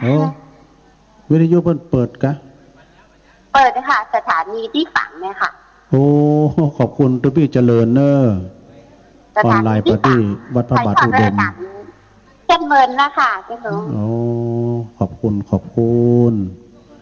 ค่ะขอบคุณทุกพี่เจริญตุยที่เปิ้นถ่ายทอดเนาะฟังวันนี้วันข่าวฟังติ๊กๆก็เดียวถ่ายทอดอะค่ะก็เดียวก่ออันเปิ้นจะมีสวดมนต์แถมเมกะแล้วก็มีเต้แถมเปิดไว้ตลอดเลยค่ะได้หันถึงภาพถึงเสียงนะพี่นานคำมูลเขานี่เปิ้นมาถ่ายทอดเสียงทีมงานของวัดฝายหินเปิ้นได้มาถ่ายทอดโดยตั้งกล่องถ่ายมานี่2 วันแล้วยินดีแม่กอยเนอร์โอ้บุญรักษาสาธุพี่น้องเมืองฝางเนาะโอ้หงตาลมาแถมแล้วนี่สดาญาติโยมหงตาลมาแถมแล้วขอบคุณหงตาลเนอะถ้ามาตอนแรงนี่มี2-3 หงนี่ปุตตะอานิสงส์แหงเนอะ1 เสียงเหลืองอ่ะคนแก่นตาเป็นกอปุ่นเดี๋ยวจะมาทำอยู่ได้ยินว่าจะมีแผ่วโรงทานซาลาเปาหงตาลซาลาเปาก็จะมานะซาลาเปานี่มันคู่กับที่เพิ่นมาเพียกกันข่าวซาลาเปาก้าพูดทุกคนซาลาเปาในดำเนี่ยกับลำข่าวนอกดำในกว่าอันถ้าเมียนบาทัวเนี่ยมันถั่วดำไปลำไม่หมดเลยเนาะเพราะฉะนั้นนี่ญาติโยมทั้งหลายวันนี้หรือว่าวันต่อไปถ้าเขามาวัดเนี่ยเขาใส่ชุดแดงมาในเป็นจุดดำเลยเป็นจุดดำในดวงใจเพราะว่าเพิ่นใส่ชุดขาวหมดอ่ะเนาะเนี่ยตุลุงเนี่ยใส่ชุดเหลืองอ่ะบ่อยแต่อันนี้เปิ้นเอาเชือกเข่งด้วยนะแม่เขาท่านนั่งแล้วนะห้ามโยกย้ายเก้าอี้เนอะเพราะว่าเปิ้นจัดจิตเป็นนั้นกองเป็นแถวจะดีเก้าอี้สีแดงก็ต้องขอบคุณทางองค์การบริหารส่วนตำบลโดยหลอดโดยท่านว่าที่ร้อยตรีสุรพงศ์กับวังท่านนายกเหล่านั้นได้สนับสนุนงบประมาณมากุปีต้องมีงานวัดงานวานะมีงานวัดงานวามาครั้งคราใดนี่ท่านนายกเพิ่นก็จะสนับสนุนมาทุกปีโดยนะก็ต้องขออนุโมทนาขอบคุณกับองค์การบริหารส่วนตำบลโดยนะตะกี้นั้นก็เรียบร้อยไปแล้วเนาะวันนี้ได้รับความเมตตาจากครูบาอาจารย์ที่เปิ้นมีสมณะเมตตามาเจริญพระพุทธมนต์นะตะกี้สวดมนต์สืบจัตตาเป่งลึงตะกี้น่ะแน่นอกแน่นใจอาจารย์พระครูสุเมธธรรมเสวีอันนี้เนี่ยเปิ้นจบสูงมาโดยสวดเก่งโดยบรรยายธรรมเก่งโดยนะเปิ้นก็ได้มาเป็นต้นเป็นประธานมีท่านพระครูสาธุกิจจันนันท์รองเจ้าคณะอำเภอดอยหล่อเจ้าวาดวัดพระธาตุดอยน้อยหลวงพ่อท่านพระครูวิพาทวรคุณเจ้าคณะตำบลดอยหล่อเขต1วัดอรัญญวาสดงป่าหวายท่านพระครูสถิตสารคุณเจ้าคณะตำบลน้ำดิบเจ้าวัดวัดหนองผาขาวท่านพระครูสุเมธธรรมเสวีประธานอปตแล้วก็เจ้าวัดวัดม่อนฤาษีท่านพระครูกัลยาณปราโมทอาจารย์สมหวังเจ้าวัดวัดม่อนห้วยแก้วท่านพระอธิการสมชายธรรมทินโนเจ้าวาดวัดไร่พัฒนารามหนองผำท่านพระอธิการรัตภพนรินโทอาจารย์เริ่มเจ้าวาดวัดป่าอัมพวันกลปท่านพระครูวรธรรมนาถท่านอาจารย์เจ้าวาดวัดหนองเหียงท่านพระอธิการจิรเดชอนาลโสเจ้าวาดวัดยางครามท่านอาจารย์วรรณชัยชยานันโทวัดพุทธศรีคีรีพระครูปลัดบดินทร์ศรีละสังวโรอาจารย์เบิ้มจากวัดเหล่าป่าตาลเนี่ย11 รูปนี่นะตะกี้นะเต็มอกเต็มใจได้เพิ่นสวดมนต์เรียกว่าสาธยายธรรมเนี่ยสาธยายมนต์สืบจัตตาเฮาตั้นทั้งหลายปวดตูเจ็บหายเจ็บหัวมดตาคือมันหอมมันหายไปอีกเนาะพยาธิพยายามในตนในตัวคือมันหอมมันหายไปแม่เอ๋ยเนาะไม่เชื่ออย่าลบหลู่งานที่เปิ้นนั้นสวดมนต์นี่ตะกี้เมื่อเต็มอกเต็มใจเปิ้นเอาหมดนะคล้ายๆกับสวดมนต์ใหญ่ได้เจริญพระพุทธมนต์สวดมนต์กัน ต้องขอบคุณทางคณะครูบาอาจารย์ด้วยเนอะเป่งลึงนาตะกี้แน่นอกแน่นใจแท้ๆละนะเจ้าคณะพระครูทั้งนั้นที่เปิดมาสวดมนต์นะขอชีวิตชะตาขอให้แม่เขาอยู่ดีมีสุขเนอะอายุมั่นขวัญยืนมีจกมีใจอย่าเจ็บอย่าจนเจ็บในข้องอในกระดูกเจ็บแข้งเจ็บขาหัวเข่าแข้งขาให้มันหอมมันหายไปเนาะแล้วก็ขอให้มีสลีตีคาอายุมั่นยืนยาวแต่ความเจ็บความป่วยถ้ามันบ่หายก็ขอมันทุเลาไปพ้องอันเจ็บเนี่ยมันนึงเจ็บเหมือนกันโมตุ้ลุงยังเจ็บหัวเข่าตู้เจ้ายังเจ็บอ่ะตู้ขอยาดีสักน้อยเนาะอีป้อเจ็บหัวเข่านะกว่าเฮาก่อนนักแกเหมือนกันนะอีป้อนักแกเหมือนกันนะเราเจ็บป่วยเมื่อยไข้นี่มันไปไผ่ไปป้นได้เนาะเพราะฉะนั้นนี่สดาจัดโอ้จ้างฟ้อนเราจะมีนะกระเดียวฟ้อนเลยเนาะกระเดียวตอนนั้นเนี่ยเอาเลยเจ้ายังมีฟ้อนอยู่เนี่ยโยมนะโอ้ยคือยามมหอบกระถินนะฟ้อนท่ามกลางฝนตกปล่อยทุกเป็นดินดูมันลำถวายได้กันนะแม่ครูไม่ได้แม่ครูที่เป็นเนี่ยแต่ที่เป็นนั้นฮัดฟ้อนฝึกฟ้อนฟ้อนดาบวันนั้นไปหันเพิ่นฟ้อนดาบก่อนม้วนนะปวดตกเปิงขนาดที่ดอนจันทร์เพิ่นฟ้อนดาบโดยเอาละจัตตาญาติโยมทั้งหลายเนาะค่ำแรงมาตัวน้อยนะวันเวลาล่วงเลยไปโอ้ขอบคุณน้องเจเนี่ยไฟมาแล้วโธ่พี่หนานซุกโดยช่างไฟจากเวียงป่าเป้าได้ช่วยกันมาทำสายนี่แล้วเนี่ยพ่อจะว่าจะใดนะลองทักทายดูก่อนเจริญปอนกราบพระสาเจ้าโยมอยู่ตังใดแม่อยู่ไม่ยอดสายเจ้าแม่สมพัฒน์แม่นบอกเจ้าอยู่ภาคสนามนี่อยู่ภาคสนามจำเสียงไม่ได้มันเหมือนอยู่ในห้องส่งแม่สมพัฒน์ได้ยินอยู่กับเพิ่นถ่ายทอดอยู่กันนี่เจ้าได้ยินเจ้าโอ้ชัดเจนดีเนาะเจ้าชัดเจนดีเจ้าตำบึดนี่ก็ฟังเทศแถมอาจารย์สาธิตแล้วก็ตังครูบาอาจารย์จะได้มาเจริญพระพุทธมนต์สวดมนต์ด้วยขอบคุณแม่สมภัทรเนอะแม่ย่อยสันทรายสำหรับรายนามพระสงฆ์ค่ำคืนนี้ก็เดี๋ยวก็จะเริ่มมาแล้วนะขออ่านรายนามพระสงฆ์พิธีในค่ำของคืนวันนี้ที่จะได้เมตตามาเจริญพระพุทธมนต์เวลา 19:00 น.นะอันประกอบไปด้วยเมตตาบารมีตามหลวงพ่อท่านพระครูสุนทรปัญญารัตน์เจ้าคณะตำบลหนองยวงเจ้าวัดป่าหกฟ้าหลวงพ่อก็เป็นประธานในการเข้ากรรมลายปีงนี่บัดใดวัดวังกูอยู่ด้วยกันถึงวันหลวงพ่อนะแล้วก็ท่านพระครูธีรกิจจาธิคุณเจ้าวัดปากล้องท่านพระอธิการแจ้งสุทธิจิตโตเจ้าวัดสันขยอมดอยหล่อท่านพระอธิการนิวัฒโชติปาโลเจ้าวัดหนองหอกท่านพระครูประหลัดสุรศรียานาสยโยเจ้าวัดเหล่าเป้า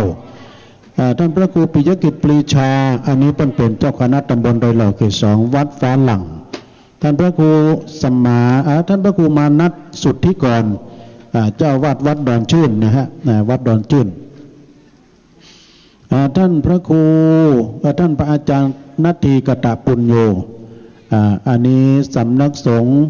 พระเทพสิทธาจารย์พระทรงปฏิโมกข์เนอะอาจารย์นัตถีเป็นไทยพระอนุชาทิตปุญโญ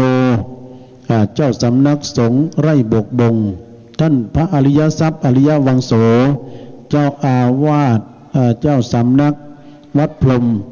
มงคลท่าล้อท่านพระพยูนนะท่านพยูน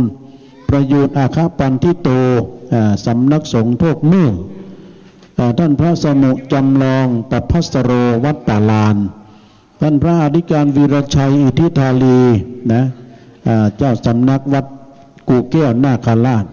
ท่านพระครูประหลัดวันลบฉันทศรีโลเจ้าวัดป่าตาป่าลานนะฮะป่าลานดอยหล่อท่านพระอาจารย์อธิการญาณนะสัจจญาโนเจ้าวัดสองแควอำเภอดอยหล่อท่านพระครูปัญญาพิสุทธิ์นะอันนี้เจ้าคณะตำบลสองแควเจ้าวัดทุ่งท้อ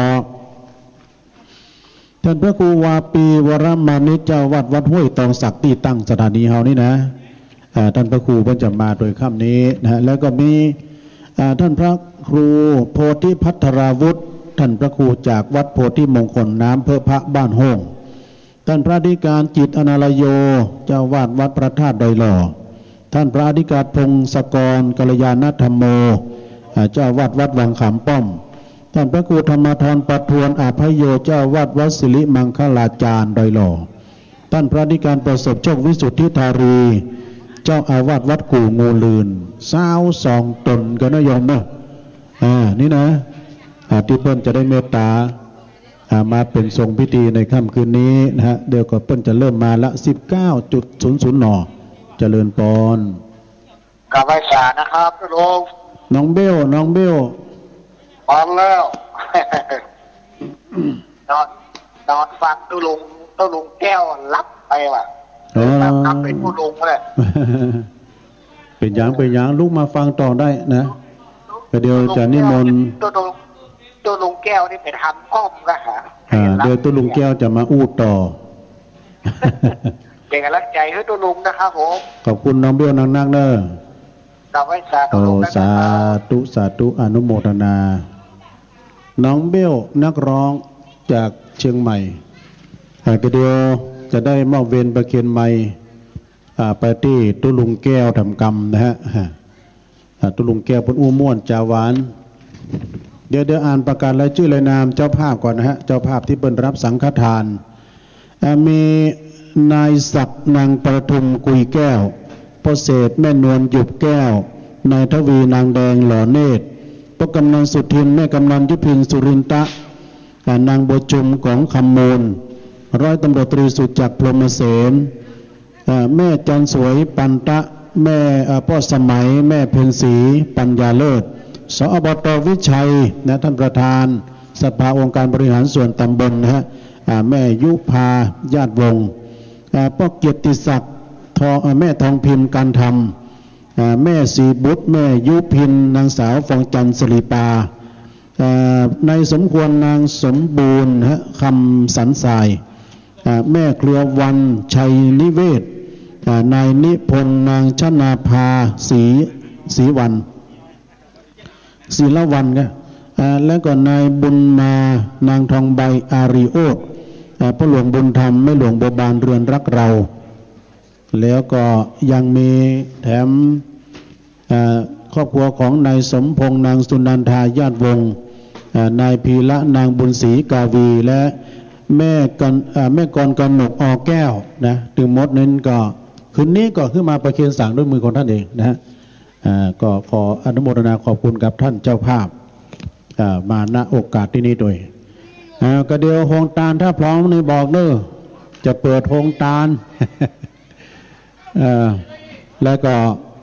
โอ้โฮงตาลนั่นน้ำแข็งกันเนี่ยโฮงตาลสลับเปามาด้วย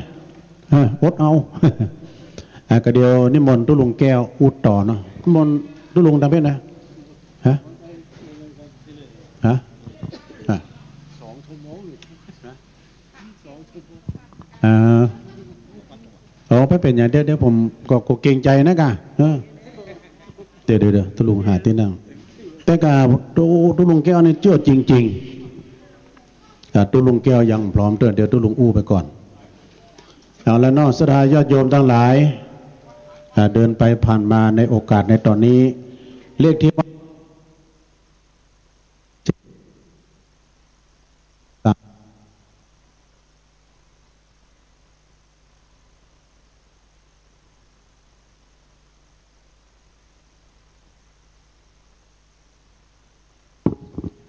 โหลห้าม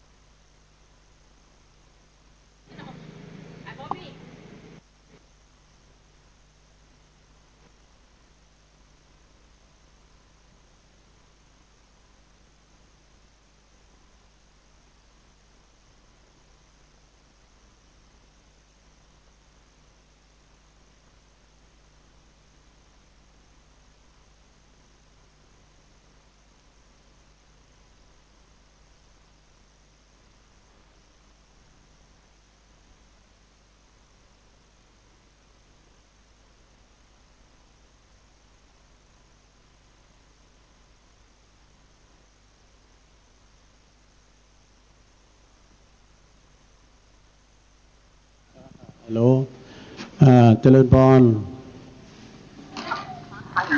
ปกคณนะฮะปกคณปูข้าเหนืออ๋อพี่นานกะปูข้าเหนือโอ้ดีกะบอกตำหายาเพราะเริ่มพูกนะห่างหายกันไปเมินนี่พี่นานน่ะปคณปูข้าเหนือวันนี้เป็นเต้าลุงเนาะแม่น่ะฟังกันเนอะฟังกันจะเป็นละกันนะแต่เบื้องต้นสวดมนต์ก็สวดมนต์ด้วยกันก็ได้สวดธรรมจักรเตรียมไว้ฟังเทศตัวฟังเทศท่านพระอาจารย์สาธิตตัวเนาะขอบคุณพี่นาเนอร์สาธุด้วยกันคนเก้าอี้กัมเนอร์ที่บริเวณหน้าปลำนี่นะอันนี้มันจากเติกด้วยต้องขนไปหมดนุ่มๆช่วยกันขนกำเก้าอี้สีเขียวโอ้อีแม่เขามาแล้วได้ลูกอะไรมาแม่โอ้โยมแม่ของท่านพระครูเฮาก่อนไปใส่หน้ากากมดนี่เฮาไปหูจักกี่ใดมันดีอย่างนึงนะใส่หน้ากากตอนเฮาสวดมนต์นะที่ไหนห้อมได้เฮาหอมได้หาเฮาดูจ้ะการนอนสวดมนต์เฮามาใหม่ๆนี่นะโอ้มันเป็นใจอย่างนึงนะการเวลาว่าเฮาสวดมนต์ได้นะเพิ่มใจหันปากเขานี่นั่นตุ้ลุงเนี่ยยังเมื่อบวชใหม่ๆนี่การสวดมนต์เนี่ยจกเอาหมากฝรั่งมาเกี่ยวล่ะเกี่ยวหมากฝรั่งไปก็ว่าเฮาสวดได้นะแต่มันปากมันมันงับเหมือนเปิ้นนะกะเอาแล้วโฮงตาลมาเต็มแล้วโฮงตาลใดถ้าพร้อมที่จะเอาปอนนิมนต์จะนิมนต์ตุพี่ต้อมตุพี่ขอไปปั่นปอนเนอะโฮงตาลได้มาแล้วเนาะแต่วันนี้พ่อดมนะฮะพ่อดมพุทธวงศ์เจ้าของคลื่นเนี่ยบ้านทุ่งเรดิโอเพิ่นจะเอาหัวโฮงตาลมาตัวในมะแรงนี่นะตะกี้เพิ่งก็มานะพ่อดมนะตะกี้ก็มานะแล้วก็พี่น้องก็มากันหลายพอบาควายเนอะตะกี้นะพี่น้องตังดอยสะเก็ดกาเนี่ยแม่แสงเขาเนี่ยก็หลายเนอะตังดอยสะเก็ดแล้วก็ตังสันทรายตังหนองหานเนี่ยหลายบ้านหลายจองเนาะเจริญได้โอ้เจริญพรนะพ่อพ่อทำบุญไงเดี๋ยวเอาชื่ออย่างเดี๋ยวจดชื่อไงมั้ยชื่ออย่างมาต้องนิรนามอีกแล้วผู้ไม่ประสงค์ออกเงินแต่ประสงค์ออกผู้ไม่ประสงค์ออกนามแต่ประสงค์ออกเงินในกาดเขาเนี่ยเนาะขอบคุณเนอะเพิ่นได้ร่วมทำบุญไปแต่100 บาทเอาไปจะห้อมการเทศมาดูห้อมการเทศการทำร่วมทำบุญในการเทศการทำวันนี้เนาะโอ้ขอบคุณเนอะปกำนันก็เป็นนายกเหมือนกันนะปกำนันสุทินสุรินทะยกเก้าอี้เอาผู้อย่างเนี่ยปกำนันนี่นะกับวัดกับวาเนี่ยเปิ้นทับสังก็เอาสังก่อนเปิ้นอีกาอันนี้เปิ้นผ่านเรียกว่าผ่านการปกครองมาแล้วอย่างอาจารย์พระครูว่านะถ้าว่าป้อนหลวงก็ดีอบตก็ดีไผก็ได้ที่ว่าเปิ้นนั้นผ่านการเป็นตู้เป็นเจ้ามานะเป็นน้อยเป็นนานนี่นะไอ้เนาะถ้าหันตู้หันเจ้าเปิ้นดึงเข้าหาโดดล่อแร่หลอบแหลบไปกลับไปไหวเนี่ยแต่ได้ว่าเปิ้นเคยผ่านเป็นตู้เป็นเจ้าก่อนหน้าแห่ตาแห่น้อยหน้าแห่ตาแห่น้อยเนาะอันนี้ก็สดาญาติโยมตะวันก็กำลังจะปาดม่อนไปเนอะสดาญาติโยมที่อยู่ทั้งบ้านทั้งจองวันนี้พี่น้องบ้านเฮาก็ดี หลังจากที่กินข้าวน้ำจำข้าวแรงการอิ่มน้ำสำราญเสร็จสับเรียบร้อยเนาะอาบน้ำแต่งตัววีหัวปาแป้งจัดแจงแต่งดานะเสร็จจากภารกิจบัตรตุลาอื่นใดก็พากันมาเนอะพี่น้องบ้านเฮาวันนี้สวัสดีเจ้าสาวป่ายก็เนอะระดับเจ้าอาวาสพระสังฆาธิการตะกี้ก็ตั้งครูบาอาจารย์ก็มากันนักเนาะครูบา40,000เนี่ยวัดสันกู่ทองเปิ้นก็มาตั้งปุณะตั้งเวียงป่าเป้าโอ้เปิ้นก็มีความตั้งใจเอาไอ้แม่เขาลุกตั้งใดมาเนี่ยกำลังมานี่กะ โอ้มากันเป็นหน้าเป็นตาอาบน้ำอาบนอนแล้วก็มาอยู่มาเยิ้มกันนะเพ่เนาะ ไปจะถ่ายรูปประตูตะวันกำลังจะรับเหลี่ยมผาไปไหมเนาะมานี่เลยพี่มาก็เดี๋ยวหอมการเทศการทำนี่เดี๋ยวเอาสมุดก่อนอันนี้ยังมีอยู่เนอะไอ้ไข่มาใช่ไอ้ไข่อันนี้กันอันแผ่นผ้าแพรเจ็ดสีมันนี่เจ็ดแสงเอาไหมจดจะเอาจะจดเลยจ้ะพี่น้องเวียงป่าเป้าเลือกเอาเลยแม่เกิดวันใดถ้าเกิดวันสีน้ำสีขาวเลือกเอาเลยขอบคุณเนอะเจ้าพี่นายน้องศรัทธาพี่น้องต่างเวียงป่าเป้าจดทุกคนเลยเดี๋ยวพี่เดี๋ยวอันนี้อันเขียนแล้วกันเขียนมาแล้วเอาเขียนตอนนี้เลยเดี๋ยวทุกลุงจะอ่านเนาะสาธุเขาก็ว่าการเทศเรียกเอาหน้าใหม่หอมการเทศเขียนไปเลยกู้คนเนอะแล้วให้ได้อ่านเดี๋ยวลูกหลานอยู่ทางบ้านเขาฟังมันจะอย่างไรเนาะเขาได้ฟังนะแม่วัดหอมเฮ้ยนะ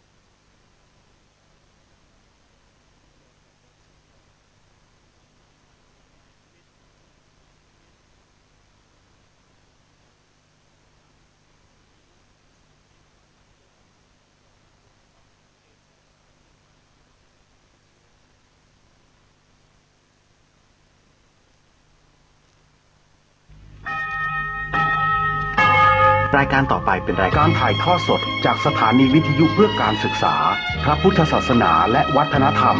FM 104.5 เมกะเฮิรตซ์วัดฝายหินจังหวัดเชียงใหม่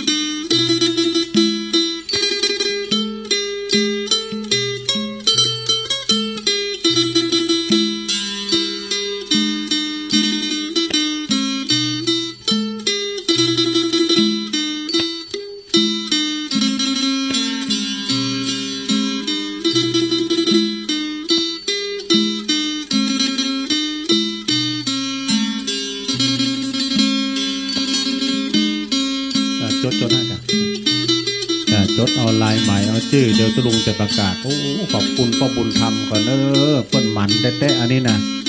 อาจจะถ่ายรูปตอนนี้ตะวันกำลังทอแสงงามแต่ๆนะจะถ่ายรูปกับบอกคือช่างภาพนะชันเทพนะไออามอนวิดีโอนะน้องเบลว่ายังไงมานะนี่ไปเดียวเนี่ยอ๋อกับพี่นานขมูลแปลงแล้วขยังวะเนี่ยอาจจะได้เนาะเนี่ยน้องเบลเพิ่นหนึ่งหม้อตึกอ่ะขอบคุณเนอะขอบคุณน้องเบลนักเลยฮะห้องตาลนะพร้อมนะเดี๋ยวจะนิมนต์นะฮะนิมนต์ตุ๊พี่ต้อมว่างก็เดี๋ยวปั่นปอนห้องตาลเพื่อจะยำแล้วว่ะโอ้อันนี้ครูบาอาจารย์มาแล้วเนาะ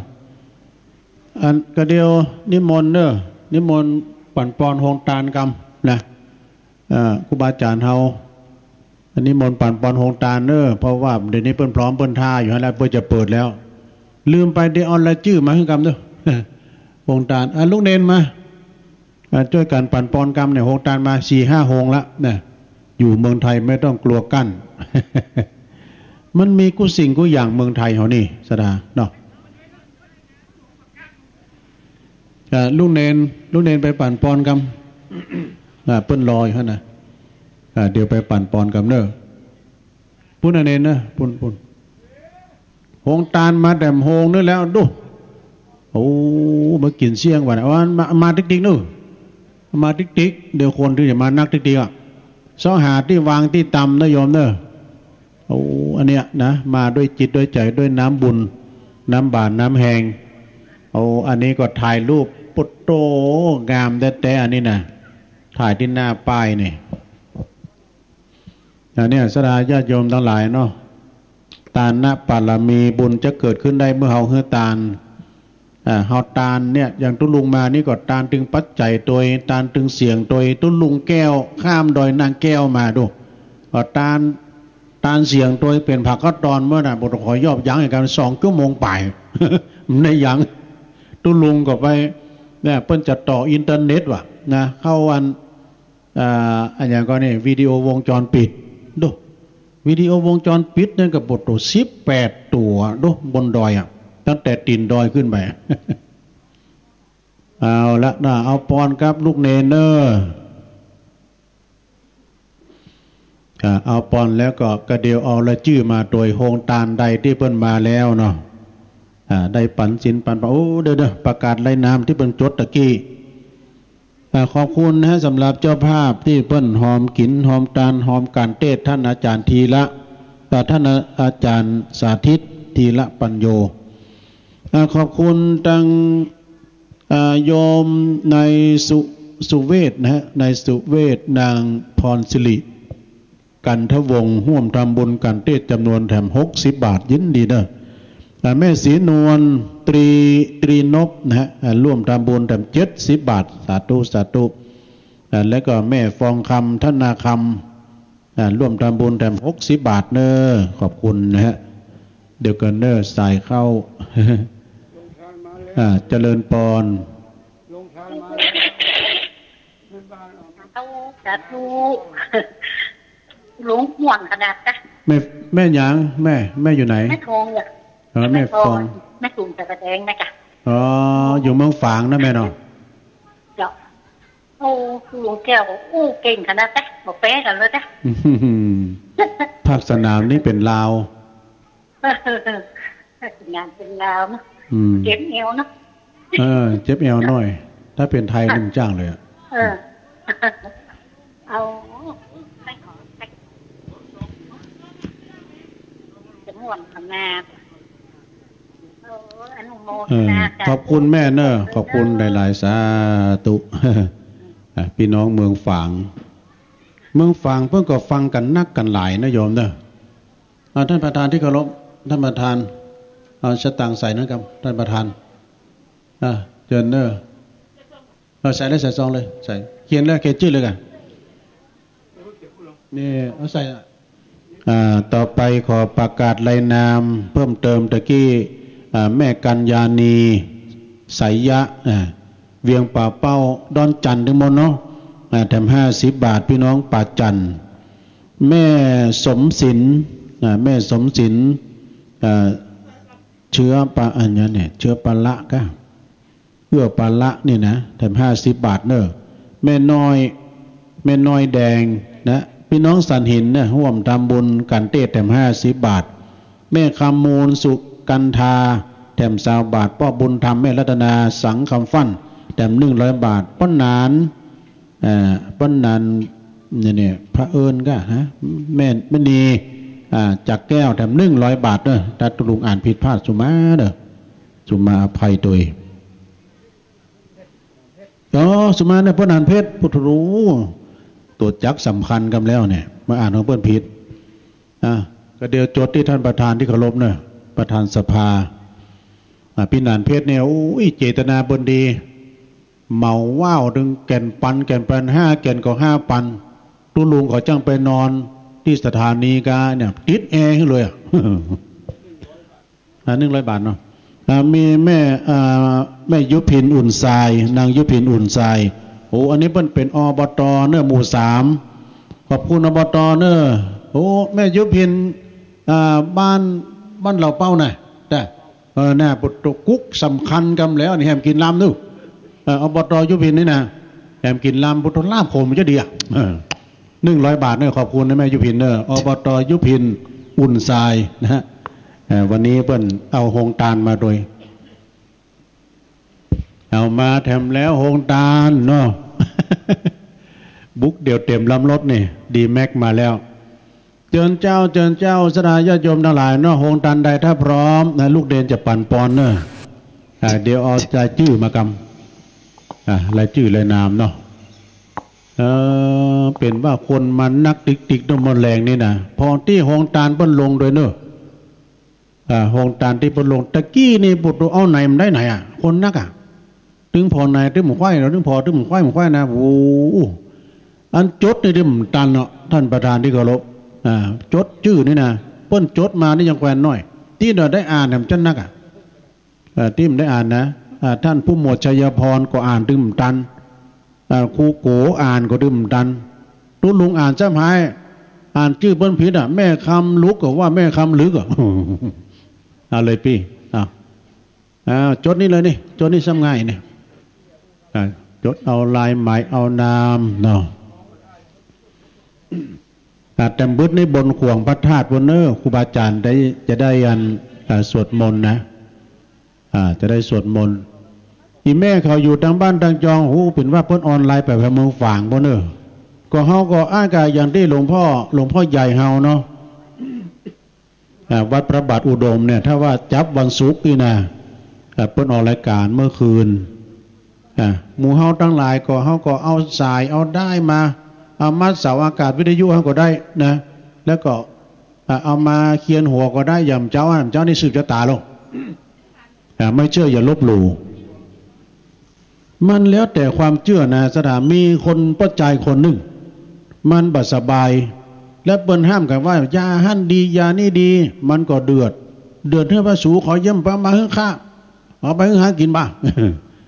มันก็เลยว่าเปิ้นไปเขาก็เจ้าจะได้มันเป็นพญาติเนาะไปก็ไปแต่เป็นว่าไปตักเอาที่บวกควายบวกควายมันนำมาสัจจะอธิษฐานกินหายแต่แน่ไม่เชื่ออย่าลบหลู่นะมันเป็นอย่างนั้นหรอกโอ้ขอบคุณเนี่ยอันนี้ตัวหนังสือเปิ้นใหญ่อ่านง่ายดีมันต้องใส่แว่น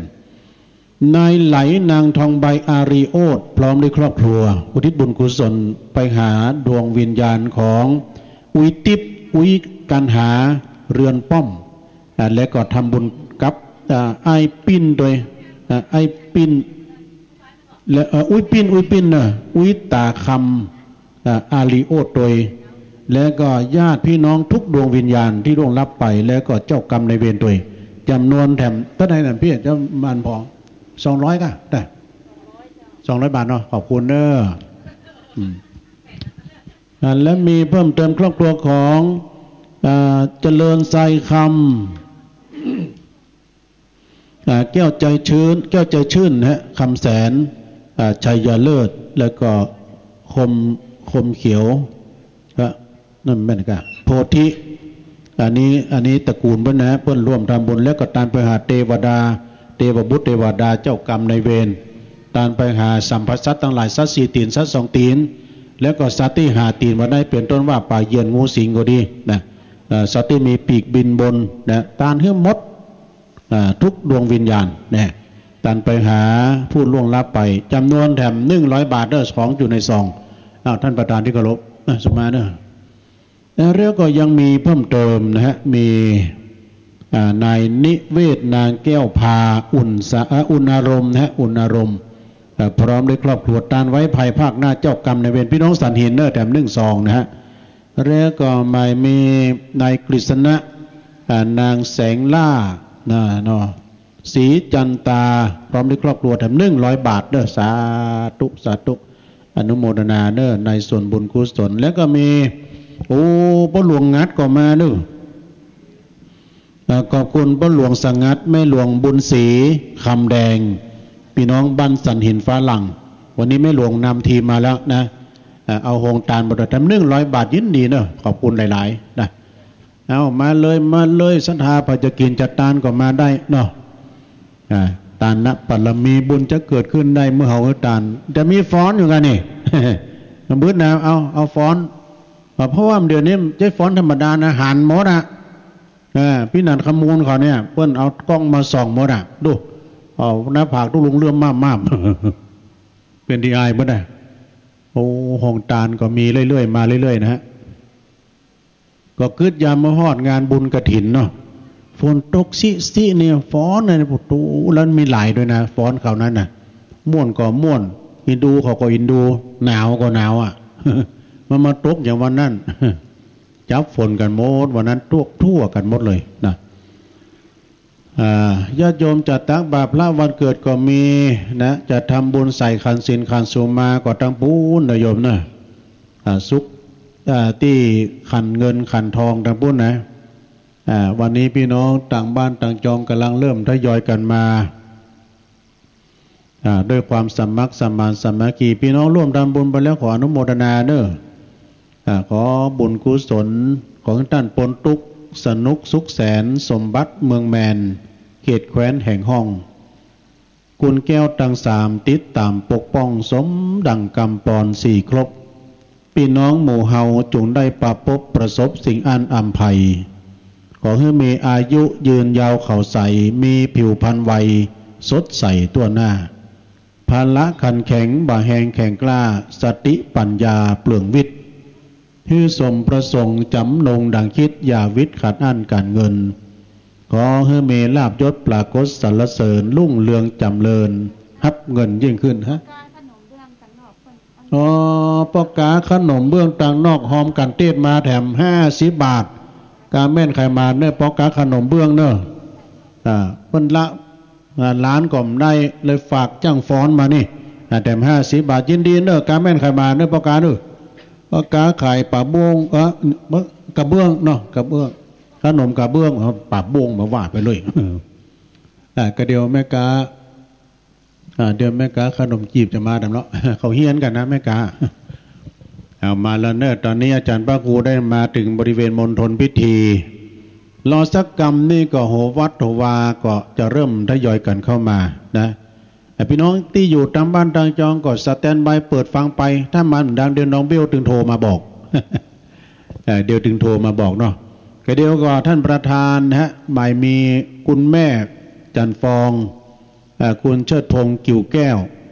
ค่ำนี้เปิ้นก็อาจจะมาร่วมบุญโดยในการสวดมนต์อิติปิโส108 จบนะครับผมลองเช็คไมค์ดีนะฮะไมค์ของวันนี้ได้รับความอนุเคราะห์จากเครื่องเสียงดังอีทบริการ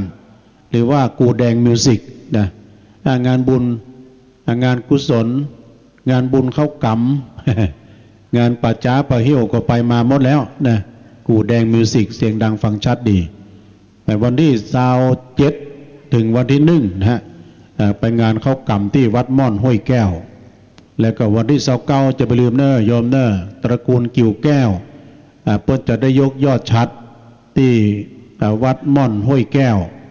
วันที่29นี้ก็เป็นวันเดือน4 เพ็ญพอดี ที่วัดม่อนห้วยแก้วจะเข้ากรรมโดยนะเข้ากรรมเริ่มตั้งแต่วันที่27แล้วก็ที่น้ำเพิ่มพระวันนี้เนอะที่วัดโพธิมงคลนะฮะเปิ้นเริ่มวันนี้11ถึงวันที่17นะฮะที่วัดโพธิมงคล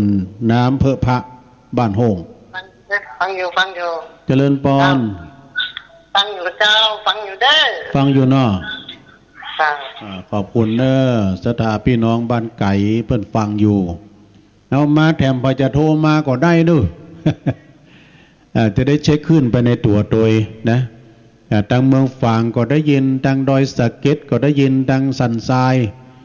สระปีนะโพดแผ่วปุ้น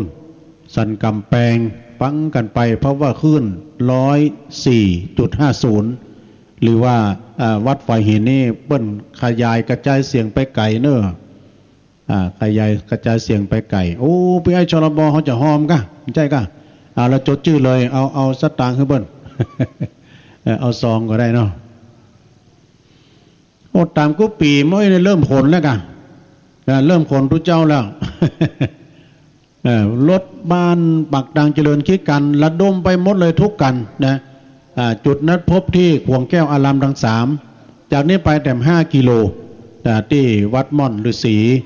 แต่ปีนี้เปิ้นเว้นวักพี่นันเหลิมนี่ชัดตังถึง400,000 ปลายคืนเจ้าภาพหมดเลยนะเจริญปอนกราบไหว้สาครับตุลุงโอ้ป้าน้อยบุญปันเนาะครับผมมองฝังชัดเจนดีท่อชัดเจนดีบ่โอ้ขอบคุณครับผมหัวก็จะตัดสัญญาณเลยก่อนเลิกอะ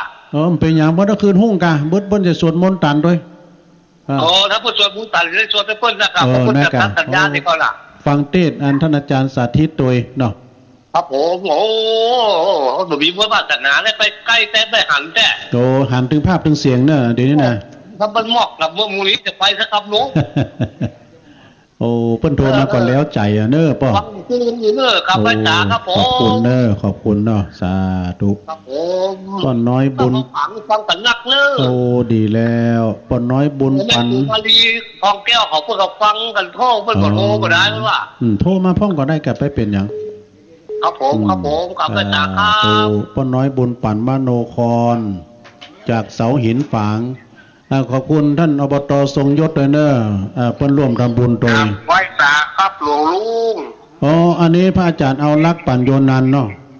ครับฟังอยู่ครับผมสาธุแต่กี้มาฟังอยู่ตอนนี้ดังอยู่เนอะแต่ตอนเมื่อสัก3 โมงนี่มันดับไปกำช่วงที่ตุลุงแก้วเปิ้นประกาศแล้วมันดับไปกำตอนนั้นเปิ้นย้ายเครื่องมาเพ่ยเปิ้นพักแล้วเปิ้นย้ายเครื่องมาที่เจดีย์เพ่กะที่พระธาตุครับตอนนี้ชัดเจนนะครับขอบคุณพระอาจารย์เอาลักเนอะครับผมครับสาธุตะกี้เปิ้นจะมาถามหาอยู่ตุลุงพระอาจารย์เอาลักเมื่อไหนเปิ้นถ้าจะปิกแล้วอยู่เนาะ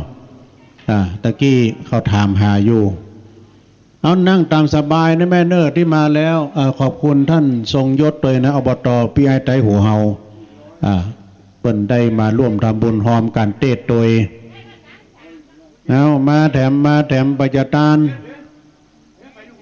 ไปจะร่วมทำบุญหอมการเทศเอาการเทศเป็นที่ตั้งนะโยมเนอะฟังเทศฟังธรรมกันเจริญปอนว่าสาเจ้าอังต้องลุงยองเหรอเจ้าแม่นะแม่อยู่ไหนแม่ก็แม่ภาษาอยู่ไม่ย่อยเจ้าบัวใสฟังตลอดนะฟังตั้งแต่เช้าเพราะว่าทำบุญไปเปิดดีกันเมื่อคืนนี่ก็จะฟังแถมกับโตลุงวันนี้ฟังวันขำวันเมื่อคืนเพื่อนก็ฟังแถมกะได้โทรมาก็ดีใจแล้วจะรู้ว่าขอบคุณแม่นักๆเด้อฟังไปติ๊กๆเลยตุขอบคุณแม่ย่อยสันทรายนะอุยล่ามาแล้วอุยล่าวงสายะนักฟังแล้วก็ทีมงานอาวุโส94แล้วนะอุยล่านี่อุยล่านี่ไม่ใช่ธรรมดานะขอบคุณอุยล่าเนอะสาธุเอามาตอนนี้เราจะหอมการเทศการธรรมมาดังเวนะอบต.วิชัยญาติวงศ์หรือว่าท่านประธานที่เคารพเปิ้นก็รอรับสายทานน้ำจิตน้ำใจจดลายหมายนามนายปันนางแสงอินตยศห่วมทำบุญ ไปมาวางเนี่ยมันเข้าหูดังดูลุงอ่ะขอนตรงว่าไปเอาไปไกลเขียมที่ตามมาดูบุญเลยตองตุลุงป่วนปานอ่ะกันในปั่นนางแสงอินทยศห่วมทำบุญพร้อมลูกหลานเนอโอ้พี่น้องวังคำป้อมมาแล้วเนอสาธุแถม100 บาทแล้วก็มีแม่บัวไหลอินทนนท์เนี่ยนี่วังคำป้อมเหมือนกันไฟแดงห่วมทำบุญแถม100 บาทเนอหอมการเทศการทำมีนายชัยยานางสุภาพนะสิริใหม่พี่น้องมาจาก277/1หมู่7ตำบลดอยหล่ออำเภอดอยหล่อจังหวัดเชียงใหม่แถม100 บาทเนอหอมการเทศการทำไปมีนายณรงค์นะฮะจันจีลาร่วมทำบุญนะตานไปหาพ่อสมแม่ใจแก้วม่วงมันนี่นะพี่น้องหอมการเทศโดยแถม200 บาทเนอะหอมการเทศแถม200 บาทสาธุอนุโมทนาจ้ามาเลยฮะเดี๋ยวเพื่อนพร้อมก็บอกเนาะเด้อถ้าพร้อมบอกหน่อยพี่โอ้หลับถ้าอยู่หลับจ้าอันยังแม่อุยล่าโอ้ขอบคุณเนอะสาธุอุยล่าได้แล้วเอายังเป็นนี่แม่ได้เตะทำให้แม่ตัวนี้บัจใจก็มันกินมาก็ป่าไปเอายังได้ใส่นี่เนาะตึงฟังเนาะมันเดิมพันเพิ่นเอามาอีกแล้วเจริญปอนจ้ะพระเจ้าตุลงโยมอยู่ตอนใดแม่ไข่แก้วบ่อสร้างโอ้หายหน้าหายตาประจันเมินน่ะแม่ไข่แก้วโอ้ฟังวันค่ำเด้อใครไปแล้วเจ้าหมู่บ่ไปเจ้าไปเป็นอย่างอยู่ห้านก่อนเมินมาเจ้าหมู่บ่ไปตุลุงแก้วเปิ้นบรรยายบรรยากาศอยู่ห้านก็เหมือนมาก็ถึงฟังก็ถึงเหมือนเขาอยู่เขามาเนาะพอภาพเลยได้ไหมฟังวันค่ำวันนี้นะแม่ไข่แก้วบ้านบ่อสร้างเนาะบ่อสร้างเพลงเปิ้นม่วนเริ่มก่อนนะเพลงบ่อสร้างเนี่ยเจ้าบ่อสร้างการจ้องหน่อเพลงนะงั้นเก่าเลยนั่นก่อนสมัยตุ้ลุงเลี้ยงควายงามแท้แม่นางโอ้สาวบ่อสร้างแห่งสันกำแพงก็รู้ว่าก็จัดม่วนแล้วฮะเสียงดีนะขอบคุณแม่นั่งได้แม่เด้อโอ้ฟังปฏิทินใจเด้อตุลุงเจ้าสาธุใจนิดตึกเนาะเอาตอนนี้ใครอยากกินข้าวนะโยมเด้อกองทัพนั้นเดินด้วยท้องโรงทานทุกโรงเปิดแล้วจ้าโอ้ขอบคุณแม่อบต.ยุพินเลยเนอะตอนนี้ลาบไก่มาแล้ว มีสิทธิ์แค่มองเท่านั้นชูทางใจมันเลยเวลาทุกลุงเมาแล้วแล้วมีเพิ่มเติมนะนายผลนางวิมลสันหิน100 บาทฮะนะครับมีเพิ่มเติมนะหมายมีแม่นางวิไลปันตะอันนี้เปิ้นตานไปหาจิตตะดวงวิญญาณของพ่อคำเนอะแม่เต็มแก้วม่วงมันแถม100 บาทสาธุแล้วมีเพิ่มเติมแถมนายบรรพตนางเกษรสุริยะดอยเนี่ยไอเอสกันเนี่ยไอเอสรถตู้ จะไปเอาครั้งคาใดใช้บริการตู้รถตู้ไอเอสแล้วเปิ้นทำบุญตันไปหาพ่อจอมแม่เกียงแต่ก็พ่ออินทร์ญาติวงโดยแถม100 บาทสาธุปล่อยเลยพี่เอาเลยอบต.ยุพินฮะโอเคท่านเลยโอเคเอาปล่อยละเนอลาบไก่ปล่อยละเนอครัวพิเศษครัวจากแม่อบต.ยุพินเปิ้นอบต.บ้านไอ้น้องเจเจเปิ้นเอิ้นมาดีๆก็ต้องไหว้หน่อยให้มันยักมันเอิ้นมาดินายบรรพตนางเกษรสุริยะดอยเปิ้นตานไปหน้าแถม100 บาทเนอแล้วก็ตานหาเจ้ากรรมนายเวรแถม50 บาทเนาะแม่ปราณีมาแล้วจ้าแม่ปราณีคนเดิมเนี่ยเอารถมาแล้วแม่อันนี้นายสมคิดนะนางปิ่มประภาปันสิริเนอะตานไปหน้าเนอะแถม100 บาทเนอะสาธุเอามาแถมไปจะกินจะทานอะไรอันนี้อ่านว่าใดนี่ตาปอสีอ่านไม่รู้เรื่องนะท่านประธานที่เคารพเนี่ยใครเขียน ตัวจบปริญญานี่อ่านได้อ่ะตุลุงป .4 ไม่มีเส้น 100% ราษฎรเต็มขั้นเอาจันนักธรรมโทเนาะเอาตุลุงแก้วอ่านตุลุงแก้วนักธรรมจันโทนะจะธรรมดานะเนี่ยตุลุงแก้วอ่ะเนี่ยครีมแต่ครีมจินนาราชเนี่ยเดิม100 บาทอีกาตุลุงแก้วธรรมดาเนอะได้มาแจมแล้วก็เดียวจะได้มอบเวรประเคนใหม่คือตุลุงแก้วโอ้ตะกี้เป็นบุญเป็นกุลแท้ๆเปิ้นโทรด่วนมาป้อหลวงตุลุงขอมาไขห้องส่งกับเตอะนี่นะจะต่ออินเทอร์เน็ตเข้ากับอัน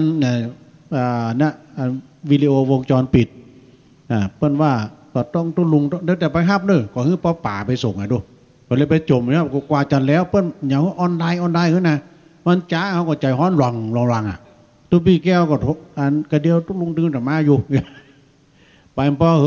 ตุนน้อยสวัสดิ์ตุลุง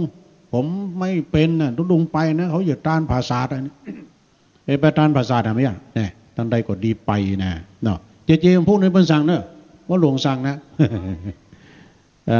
ตอนนี้ไปนะญาติโยมทั้งหลายตุลุงพักจิบน้ำยา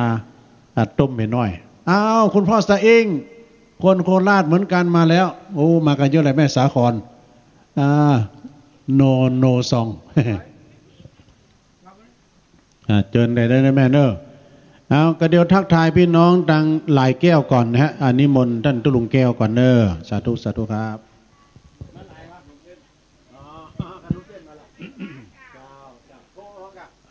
ก็ขอเจริญขอขอบคุณกับตุลุงยองได้ดำเนินรายการมาถึงจนถึงขนาดนี้เนาะ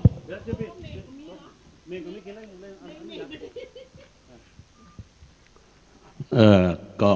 ตอนนี้ก็ท่านตุลุงยองก็จะไปพักผ่อนสักกรรมก่อนภารกิจเนาะตุลุงแก้วธรรมดาก็จะมาต่อ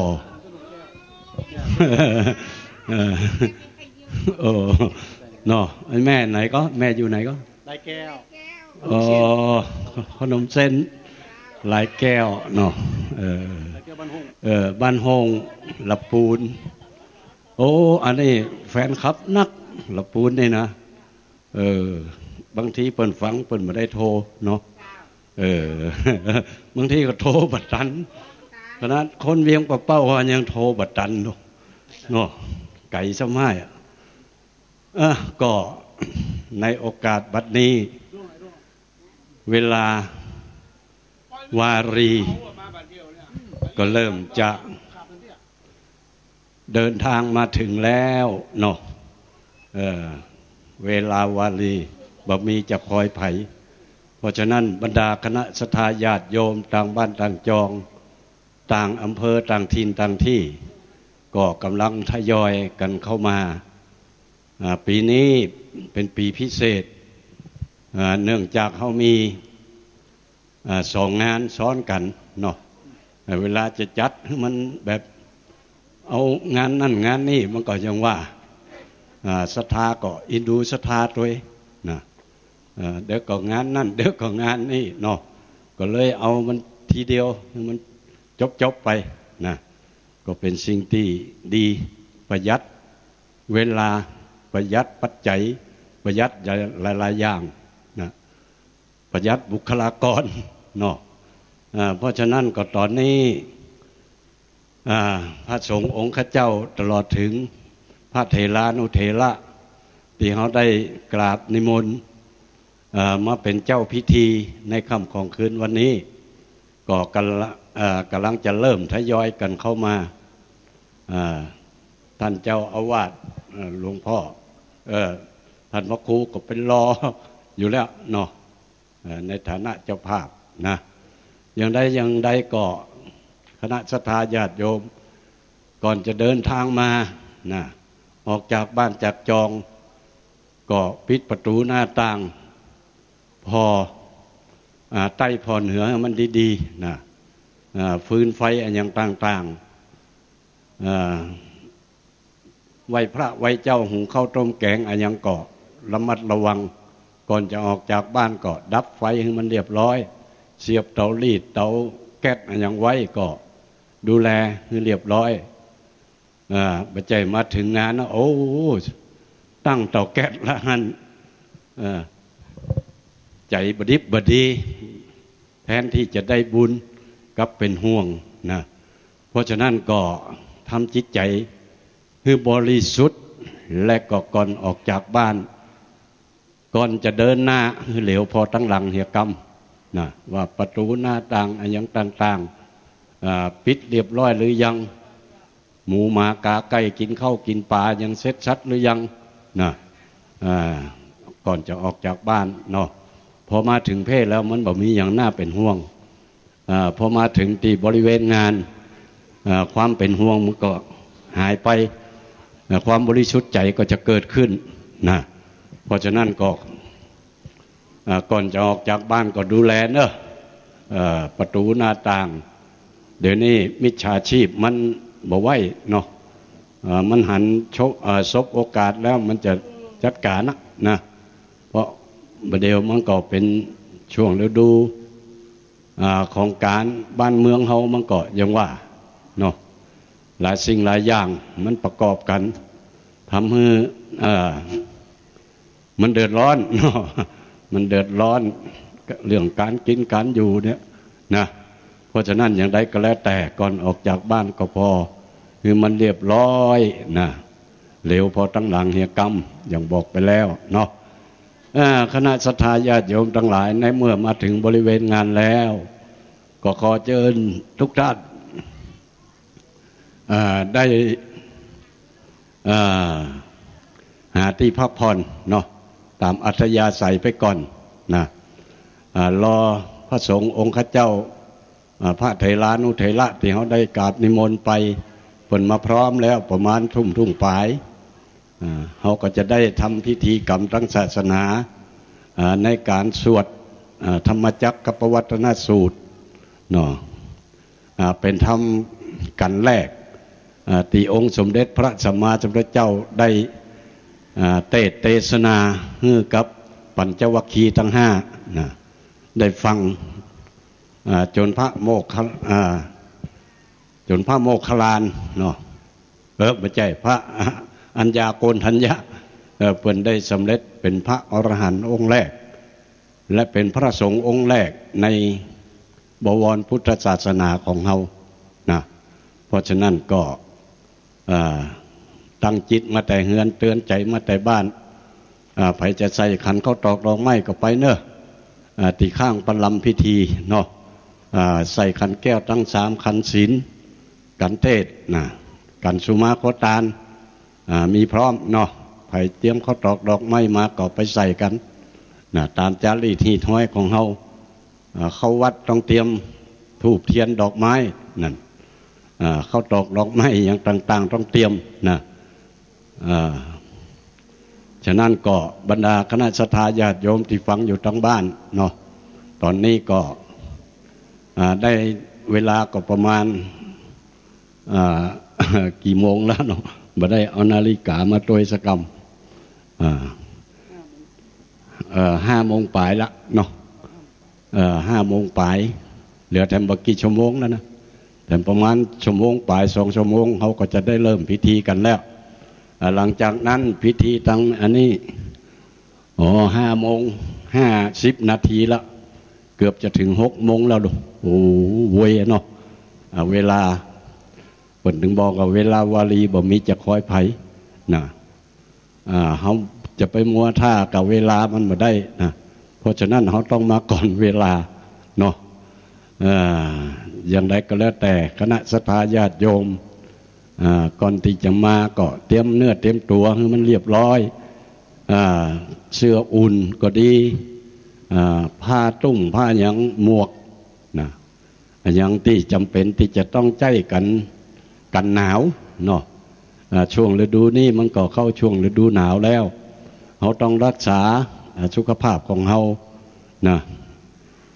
สุขภาพนี่เป็นสิ่งที่สำคัญเนาะถ้าสุขภาพบดีแล้วมันดึง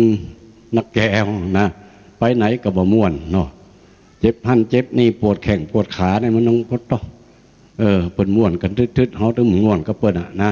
เพราะฉะนั้นก็รักษาไว้ซึ่งสุขภาพอย่างที่มันทำให้เฮาอบอุ่นได้เนาะน้ำเย็นก็จะไปกินมันนัก กินน้ำอุ่นน้ำร้อนนะให้มัน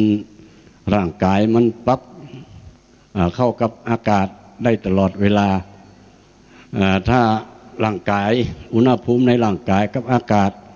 มันเกิดคัดข้องกันแล้วนะมันก็จะทำให้ร่างกายของเขานี่บ่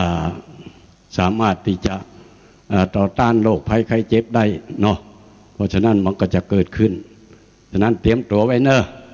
ตอนนี้ก็โรงทานทุกโรงก็เปิดแล้วคณะศรัทธาญาติโยมที่ยังไม่ได้กินข้าวน้ำจ้ำข้าวแรงกันกำเตื้อก็ขอเชิญเนอะไปที่โรงทานเนาะโรงบุญ โรงบุญเป็นวันนี้ก็ได้นำมาหลายที่หลายแห่งศรัทธาหลายหมู่หลายเล่านะที่ได้นำโรงทานมาเป็นอาหารเย็นแก่ญาติโยมที่มาจากกงจากไกหรือว่ามาจากบ้านเฮานี่ก็ดีเนาะที่มาทำการทำงานที่มาช่วยการช่วยงานที่นี่บางทีบ่ได้ปิกไปบ้านเนาะก็กินข้าวน้ำจ้ำข้าวแรงกันที่นี่ก็เชิญชวนได้เนอะโรงทานเปิดแล้วนะใครจะกินอะไรยังก็ไปเลือกเอาเองตามใจชอบของกินบะมักบะจ้างครับจำเนาะของกินบะล้ำบะจ้างกำป้อนนะอันนี้ก็สุดแท้แต่ไผ่แต่มันใจไผ่ใจมันจิตไผ่ใจมันเลือกไปกินเอาตามสบายมีทุกอย่างเนาะมีทุกอย่างตั้งพี่น้องตั้งอบต.แม่ยุพินอีกหาเนาะเพิ่นก็ได้นำลาบไก่ดูวันนี้ลาบไก่แห่งซ้ำนะดูเนาะเพิ่นได้นำมาก็ไผมักลาบไก่ก็ไปนะไผมักอันยังก็ไปซอกกินตามอัธยาศัยเนาะบรรยากาศงานตอนนี้ก็แดดลมตกแล้วเนาะอากาศก็เริ่มจะสบายบ่หนาวเกินไปบ่ร้อนเกินไปเย็นสบายเนาะสำหรับพ่อแม่พี่น้องที่ฟังรายการอยู่ทั้งบ้านก็นึกไปตัวรับตาพอไปตัวว่าบรรยากาศช่วงนี้มันมืดครึ้มเนาะมืดครึ้มละโอ้อากาศเย็นสบายฝนก็พอต้องฟ้าก็เป่งใสไว้เนี่ยเนาะรับรองบ่มีฝนแน่แล้วก็อีกประการหนึ่งอากาศทั้งเพศก็บ่พอหนาวตอนใดนะถ้าเป็นทั้งเวียงปะเป้านี่ตอนนี้ก็โอ้บ่ใครแตะต้องน้ำแล้วมันเย็นเนาะทั้งเพศบ่พอเย็นตอนใดนะก็ไปอยู่ตั้งใดก็นึกเอากันแล้วกันเนาะเพราะประเดี๋ยวนี้มันตั้งข่าวอย่างต่างๆนะมันเฮาฮู้ได้หมดว่าอากาศวันนี้มันจะเย็นเท่าใดมันจะร้อนเท่าใดเพิ่นมีอุณหภูมิเพิ่นมีอะไรอันนี้เพิ่นวัดลงเพิ่นมีเครื่องวัด แล้วก็รายงานให้กับเจ้าบ้านเจ้าจองที่เพิ่นใจโทรศัพท์อย่างมันออกได้หมดนะมันออกหมดเนาะใครพอฝนจะตกบ่ตกเดี๋ยวนี้จะทำให้ทำนาต้องพอก็ลูกพอกรมอุตุ ว่าเปิ่นทำนายมาอย่างใดนะเปิ่นทำนายมาเขาก็พอในโทรศัพท์นะเปิ่นถึงบอกเนาะบางคนสมัยก่อนนี่เปิ่นเอามดงามว่าลูก คนสมัยก่อนนี่นะเอามดงามมดต่างๆที่อยู่พื้นดินเนี่ยนะถ้าหากว่ามดขนไข่ขนยังขึ้นบนบานบนจองแล้วนะโอ้อันนั้นเตรียมตัวไว้เถอะฝนจะตกนักอีโนมันว่านะคนสมัยก่อนเพิ่นก็เชื่อแต้นะเพิ่นก็มันก็มีแต้อย่างอันแต้เนาะคนสมัยบัดเดียวบ่ต้องพอมดงามแล้วเนาะ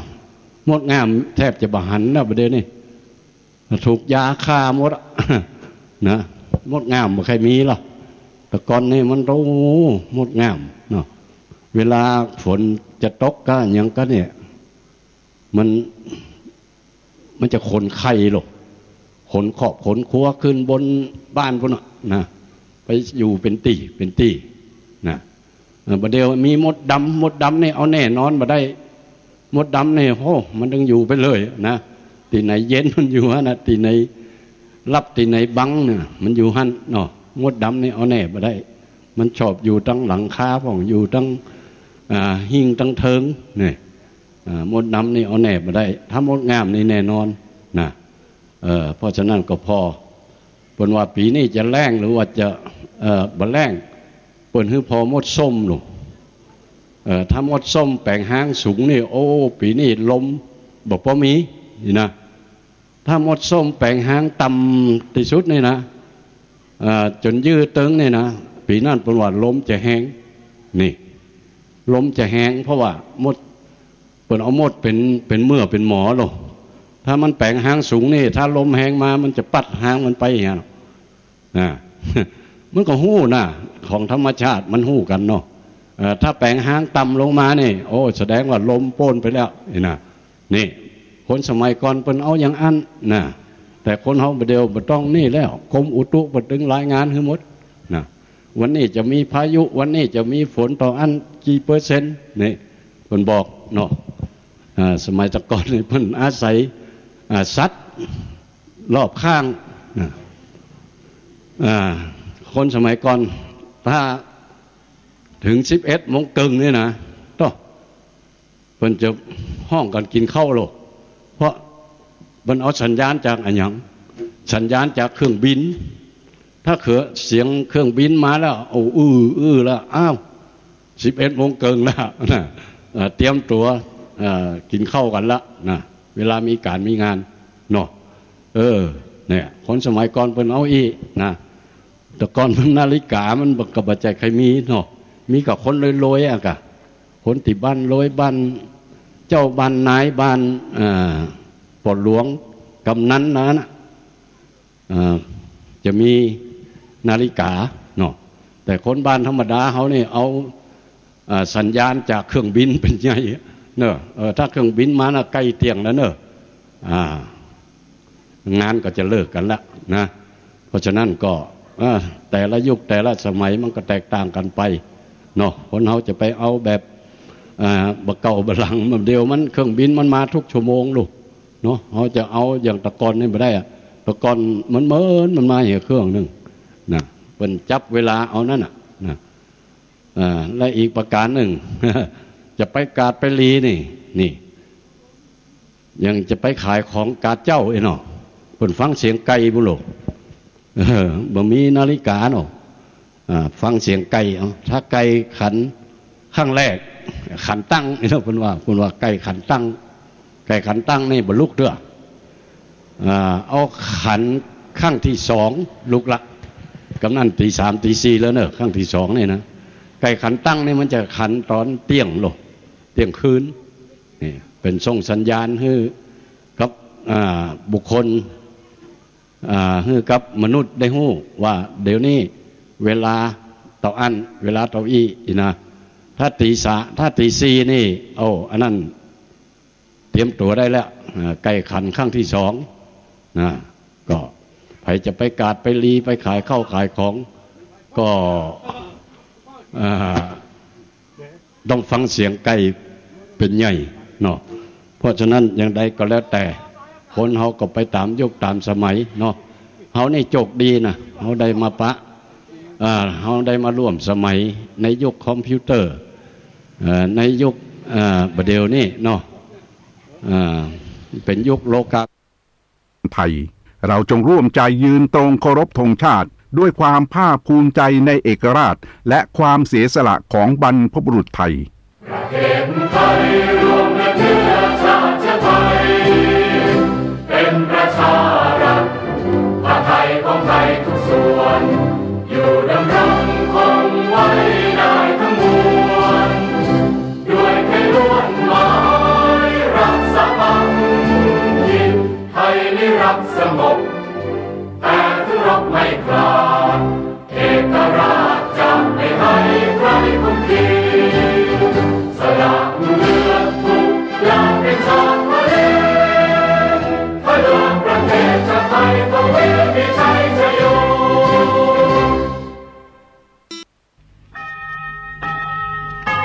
รายการต่อไปเป็นรายการถ่ายทอดสดจากสถานีวิทยุเพื่อการศึกษาพระพุทธศาสนาและวัฒนธรรม FM 104.5 เมกะเฮิรตซ์วัดฝายหินจังหวัดเชียงใหม่ขออนุโมทนาขอได้รับบุญกุศลเนอะอันนี้ก็มีปอสะอิง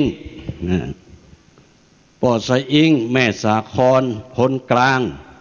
บ้านลายแก้วเนาะอำเภอบ้านโฮงจังหวัดลำพูน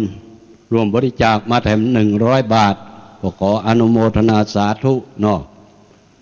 บุญกินบุญตานจงมากั้มมาจูบรรดาญาติที่ทำทั้งหลายเนอะอันนี้ก็มีแม่เทพแสนปุกบ้านดอยน้อยถวายไว้ไปหน้า100 บาทขออนุโมทนาสาธุอันนี้ก็เทพแสนปุกเหมือนกันเนาะแม่เทพกันเนาะอุทิศเฮือกับพ่อจุ่มแม่ซิวใจสัตว์เนาะพ่ออ้ายแสนปุก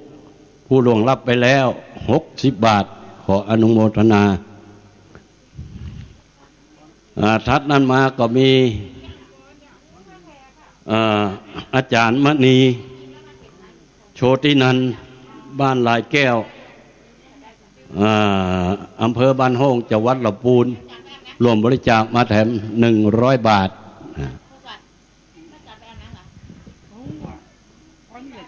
ทัดนั้นมาก็มีหมายมีนางดวงพาแก้วสุขพร้อมครอบครัวร้านแสวงขนมเส้นบ้านลายแก้ว100 บาทขนมเส้นเป็นล้ำเนอะนี่นะ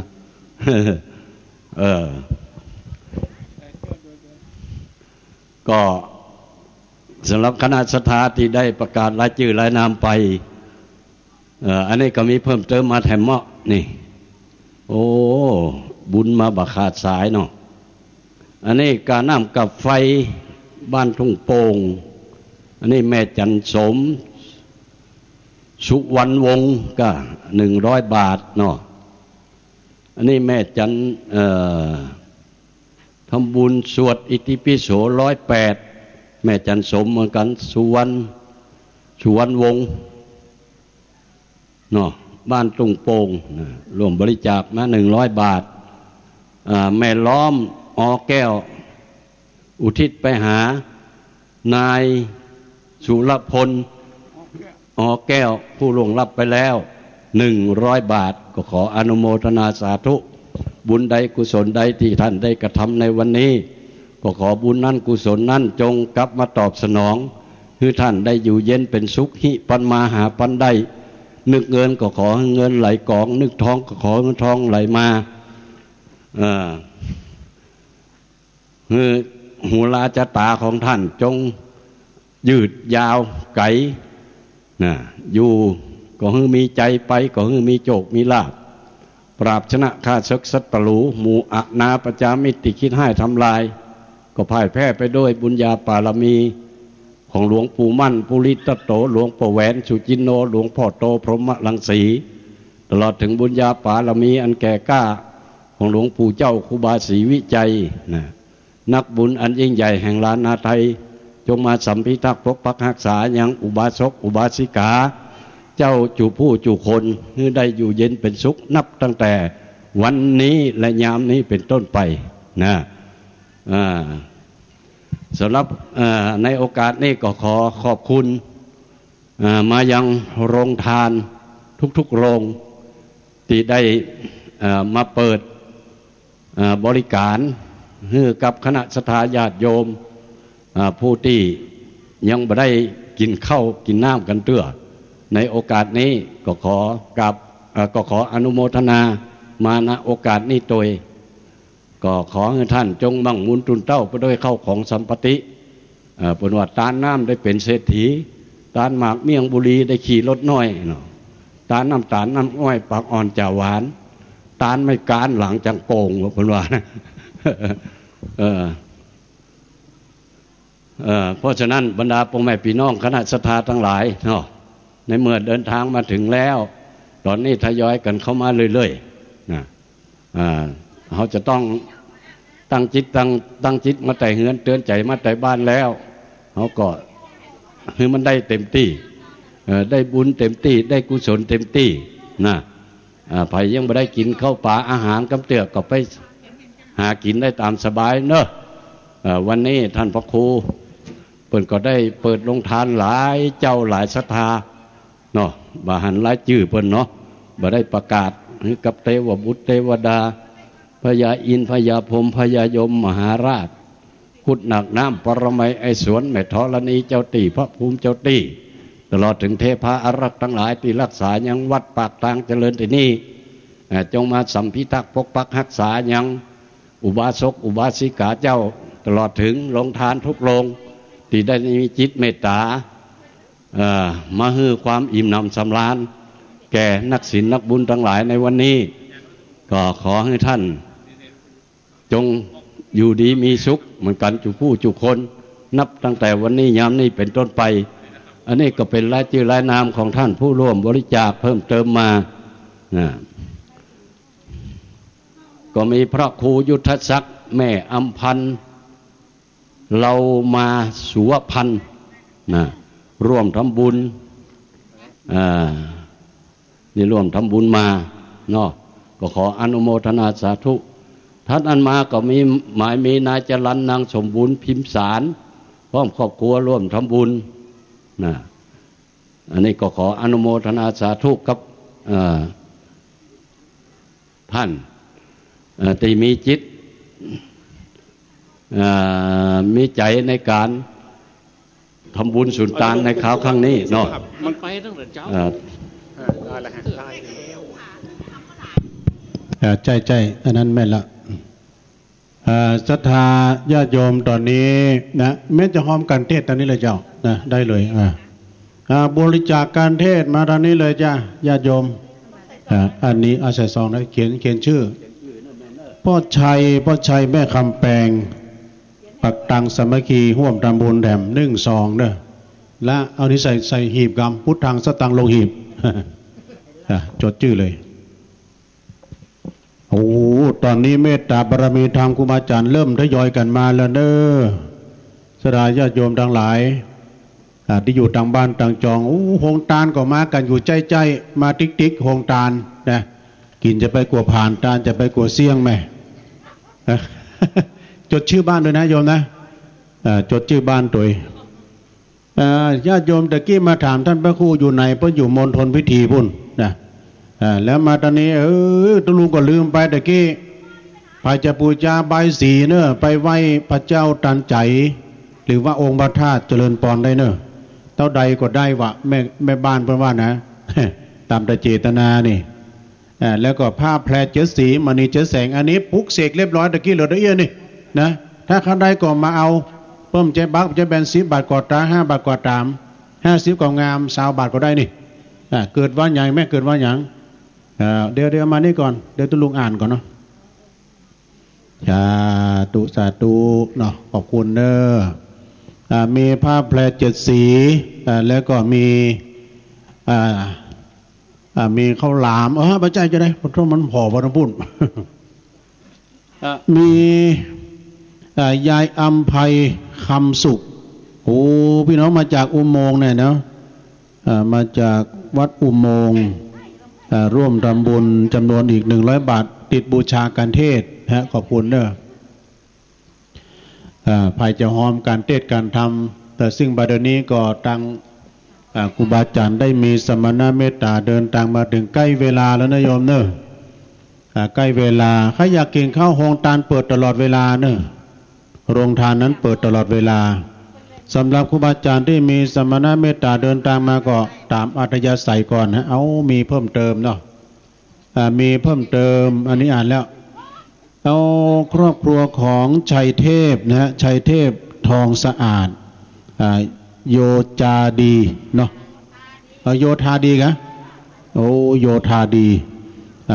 ปุ้นวัดอุโมงค์กันได้แต่100 บาทเนาะเพราะฉะนั้นก็คณะศรัทธาญาติโยมทั้งหลายได้ร่วมทำบุญได้กินได้ทานกันไปพี่น้องกำลังนั่งตามสบายนะแม่เด้อเก้าอี้แดงก็ได้เก้าอี้เขียวก็ได้ขอให้นั่งต้อมไปย้ายตังค์มาเด้อเปิ้นวัดพอแล้วนะ เดี๋ยวมานั่งรวมกันนี่ได้ยกเก้าอี้มานั่งอู้กันใกล้ๆมันไปยกยือเนาะแม่นั่งใกล้ๆกับฮะแหละเจอกันได้โอ้ยเมื่อค่ำยำคืนซ้ำงามองค์พระธาตุเหมือนกับล่องลอยอยู่ห้วงบนสวงสวรรค์เนอะไฟสปอตไลท์ส่องสีจุ้มออนเหรอพอไกลๆนะงามเนอะองค์พระธาตุเจ้าเจดีย์ในช่วงนี้ก็มีศรัทธาญาติโยมกำลังกินข้าวแอบกันเนอะศรัทธาญาติโยมกินจะไปกัวผานตาลจะไปกัวเสียงกินแล้วมาเมี่ยงไม่นี่ปนเลี้ยงเมี่ยงด้วยตุ่มเมี่ยงเอามาแท้ๆนะแต่กี้แม่จะมาเลี้ยงตุลุงกำเนี่ยมันจะกินเป็นปีป่ะเนอะโอ้อันนี้รถจอดตั้งนอกก็ได้เนอะโยมเนอะตะกี้ตุลุงแก้วได้อ่านได้ชื่อและนามพี่น้องศรัทธาญาติโยมไปแล้วที่เปิ้นได้มาร่วมทำบุญทำกุศลในการอนุโมทนาเนอะจ้างฟ้อนเขาก็เกียมตัวเนอะก่อนที่จะสวดมนต์นี่เขาจะได้ฟ้อนนะมีหลายคณะตัวตะกี้ก็พี่น้องตังเวียงป่าเป้าเปิ้นฟ้อนหลายอย่างตัวแล้วก็มาจากบ้านเฮานี่ตัวบ้านปักตางเจริญแล้วก็มาจากมลมหามกุฏนี่กะมลเพราะฉะนั้นก็คณะศรัทธาญาติโยมทั้งหลายเดียวเขาจะได้พอเจริญพรโยมเนอะร่วมทำบุญตามเจตนาซองเพื่อนเนาะซองอะไรแล้วก็ได้จดลายหมายนามจดชื่อเสียงเรียงนามเพื่อความปลอดภัยและตอนเมื่อค่ำนี้ผู้ช่วยจะมีจุดคัดกรองกะมีเนาะโอ้น่าลืมประกาศไปจุดคัดกรองเนอะโยมเนอะล้างมือด้วยเจลแล้วก็คือเปิ้นวัดไข้โดยนะเพื่อความปลอดภัยล้างมือด้วยเจลแอลกอฮอล์ก็มีก็เดียวไปจุดคัดกรองโดยนะขอบคุณเนอะพนักงานเจ้าหน้าที่อสมที่เปิ้นได้ปฏิบัติหน้าที่นะตามกฎกติกานิยมเนอะกฎของรัฐบาลเปิ้นบอกว่าอย่าประมาทนะอย่ากาดตกถ้าเอาไปที่ชุมชนแออัดนะไปกาดไปลีนะจะไปลืมแมทเนอะถ้าไปมีเมานี่นะคือฟรีมีอยู่นะมาที่ตุลุงแก้วนี่ฮะมือสองนะเห็นใจกล้าอันนี้ของใหม่เนอะอันนี้หน้ากากอนามัยน้อมเจริญปอนได้เนอะศรัทธาญาติโยมทั้งหลายแอลไปท่านโยมเนอะรอบพระธาตุเจดีย์เนี่ยเขาเตียวแอลรอบเดียวนะปวดโอ้ขาปะอ่อนเนอะเพราะว่ามันกว้างโยมนะมันกว้างแล้วก็ขอบคุณทางพี่น้องศรัทธาที่มาจากตุ้งโป่งก็ดีแต่กี้ตุลุงแก้วอ่านแม่จันสมเขาคุณพ่อสาอิ่งคุณแม่สาครเขานี่พี่น้องทั้งหลายแก้วและพี่น้องขนมเส้นโดยขนมเส้นน้ำเงี้ยวเอาพี่น้องฮะเจ้าเจอกันได้มาตามพี่แม่เขาจะห้อมการเทศการทำวันนี้ท่านสาธิตเดินทางมาเกือบจะถึงแล้วนะจดแล้วมาพี่ละตุลุงอ่านก่อนเนาะมาอ่านเอาเลิกเอาชัยต่อไปขอประกาศรายนามบริจาคเพิ่มเติมต่อเติมเสริมต่อร้อยตรีทิติพงษ์นะนางทองม้วนธรรมชัยน้องเด็กหญิงกัลยากรเนาะธรรมชัยร่วมทำบุญการเทศจำนวน100 บาทเนอะขอบคุณนายเนอะเอาแม่มาเอาใส่มาแล้วก็มีเพิ่มเติมนายอุทัยโปธาเขียวเนาะโปธาเบี้ยวแล้วก็น้องนางสาวกัลยาวงจิตร่วมทำบุญพร้อมครอบครัว1 2เนอะสาธุยกมือไหว้ไปมือสานะโยมเด้อแล้วก็ไม่มีนะศรัทธาญาติโยมเอาวางไว้ขณะเดียวตุลุงแก้วเพิ่นจะลำเลียงมาเนาะตามสบายไหมเนาะมาหลายก็โอ้ดีแล้วเราใจเกินร้อยใจถึงโอ้น้ำลัดแหละบ้านแม่กำนันใจกันเนาะพ่อกำนันเพิ่นมาเนาะขอบคุณได้ไหมสาธุพี่น้องบ้านน้ำลัดจอมตองมากันจัดหลายถ้าอยากกินข้าวกับ6 ตาลเปิดแล้วเนอะอันนี้หมายมีนายเกตกันเนี่ยนายเกตนางสมิตรานะฮะเรือนรักเราตัวหนังสือน้อยไปหน่อยอุทิศบุญกุศลไปหาจิตดวงวิญญาณของอันนี้นายบุญเนี่ยในบุญเนี่ยนะจีโนเนี่ยนะ แถม1 2เนอะสาธุสาธุเอาตอนนั้นมาก็หมายมีในเกตนางสุมิตราตัวนะเรื่อนรักเราตันไปหาพ่อเกิดไม่เกิดแถม1 2กินแล้วมาทำเพื่อแม่ ไปค่าได้ของดี เมี่ยงเมเนี่ยแม่ถ้าอยากกินเมี่ยงมาเลยเลี้ยงฟรีในเกตเหมือนกันสุมิตรานะฮะเรือนรักเราตันไปหาเทวบุตรเทวดาแถม1 2ไอ้เกตโมนนี่นะไอ้เกตเหมาวันนี้นะผมทำบุญเจ้ากรรมในเวรโดยแถม1 2ปุตโต5 6 2ก็นี่แล้วก็ในเกตนางสุมิตราเรือนรักเราตันไปหานายหมูแล้วก็นายแก้วนายสุเทพนะปัญจตัวแถม1 2แล้วก็ไอ้เกตพี่สุมิตราเรือนรักเราก็ยังตันไปหาพ่อปุ๊กนี่กันนะแล้วก็อุ้ยคำนายก้อนโดยเรือนรักเราแถม1 2ดู10 2เนี่ยไอ้เกตตานแตะตานว่าบุกมาทำดูตัวพี่แก้วอันนี้ใส่ซองก่อนใส่หีบเอามาตอนนี้เลยโยมนะจะร่วมทำบุญทำกุศลบ่ใส่เกินแก้บ่แย่เกินไปหมายมีแม่พิมพ์วันแสนสุขพี่น้องบ้านปักตังสามัคคีม่อนฤาษีอุทิศบุญกุศลเจ้ากรรมในเวรแถม100 บาทแล้วก็หมายมีนายประเสริฐนางศรีอ่อนร่วมทำบุญพี่น้องนามรัดเนอะพี่น้องนามรัดจอมตองเชียงใหม่ร่วมทำบุญแถม1 2นะในประเสริฐนางศรีอ่อนนะฮะก็ขออนุโมทนาแล้วก็มีเพิ่มเติมครอบครัวของนายวิทย์นะฮะแล้วก็นางรันจวนอินทลนกันเนี่ยพี่น้องน้ำรัดเหมือนกันร่วมทำบุญจอมตองแถม1 2แล้วก็มีพี่น้องน้ำรัดบัดเจ้าบัดได้มาวันนี้มาปุถุมากันหลายพี่น้องน้ำรัดนายอุทัยโปธาเบี้ยวน้องนางสาวกัลยาวงจิตพร้อมด้วยครอบครัวร่วมทำบุญแถม1 2นะอนุโมทนาเนอะโยมมาตอนนี้เลยนะข้าได้ของดีซองไม่ฮื้อฟรีแม่นะไม่ต้องเรียกร้องเดี๋ยว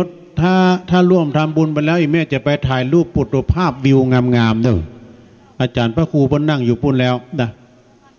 จะหอมการเทศการทำก็เชิญได้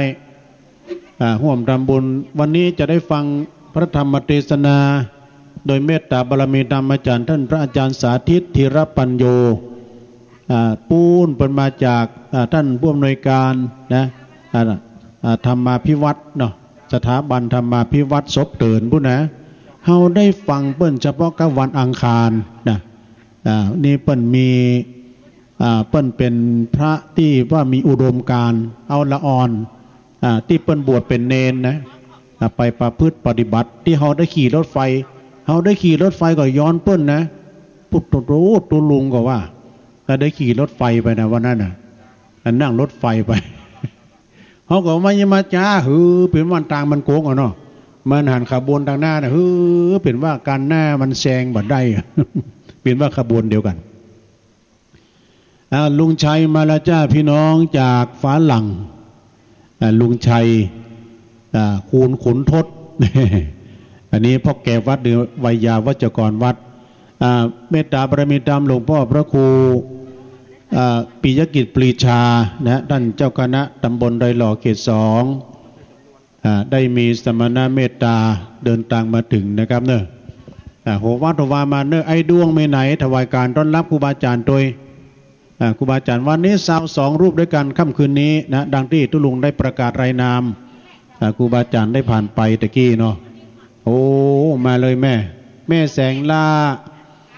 มีเพิ่มเติมแม่คำมาเรือนโมนพี่น้องบ้านใดแม่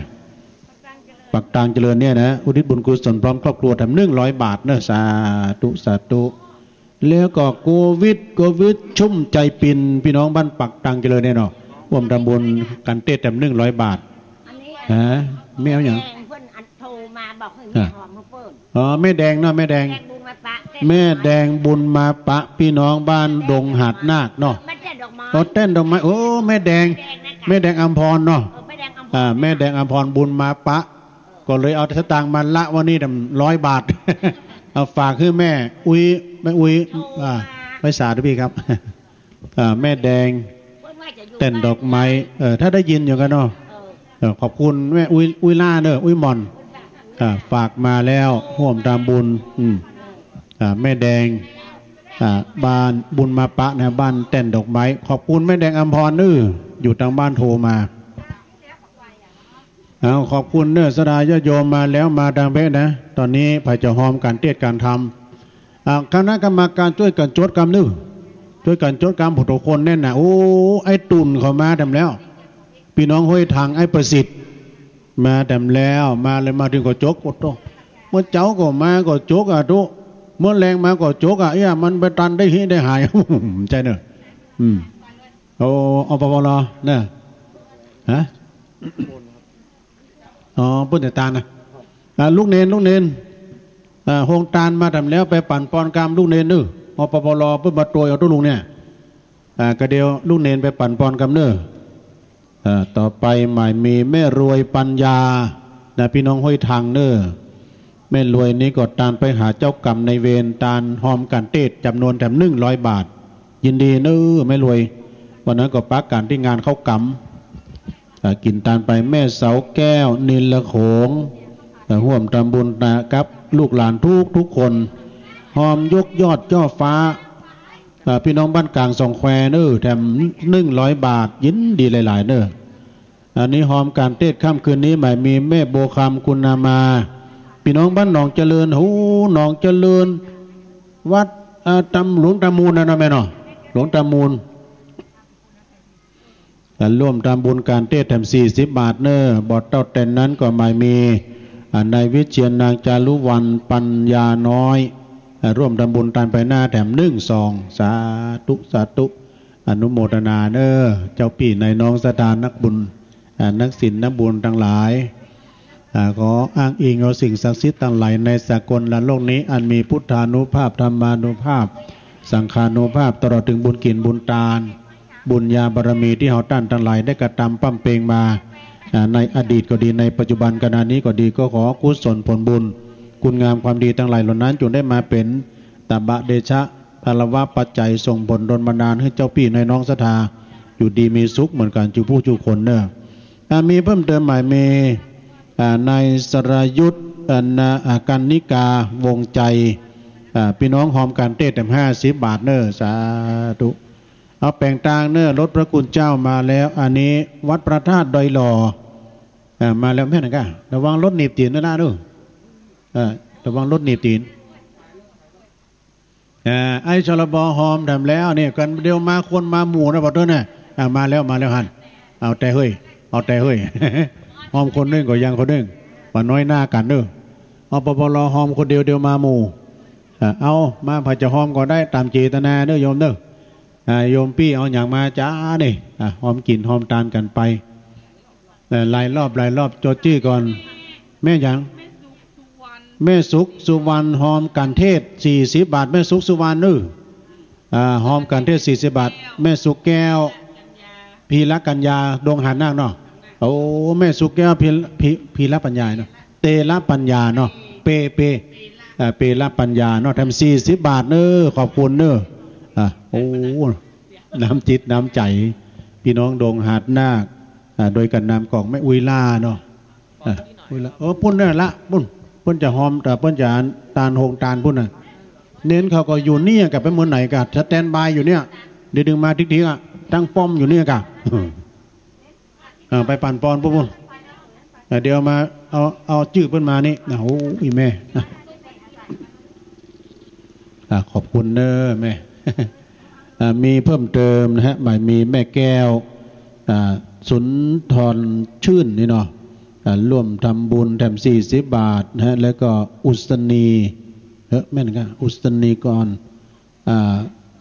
ร่วมทำบุญแถม40 บาทการเทศพี่น้องปัจจันพี่น้องปัจจันมากันแล้วโฮงตานใดที่จะเอาปอนเนนไปแล้วนะแม่นางดวงสุวรรณการเทศแถม60 บาทบ้านปัจจันโอ้แม่นางนี่ตุ้ลุงไปโดยหลวงพ่อท่านอาจารย์พระครูเมื่อใด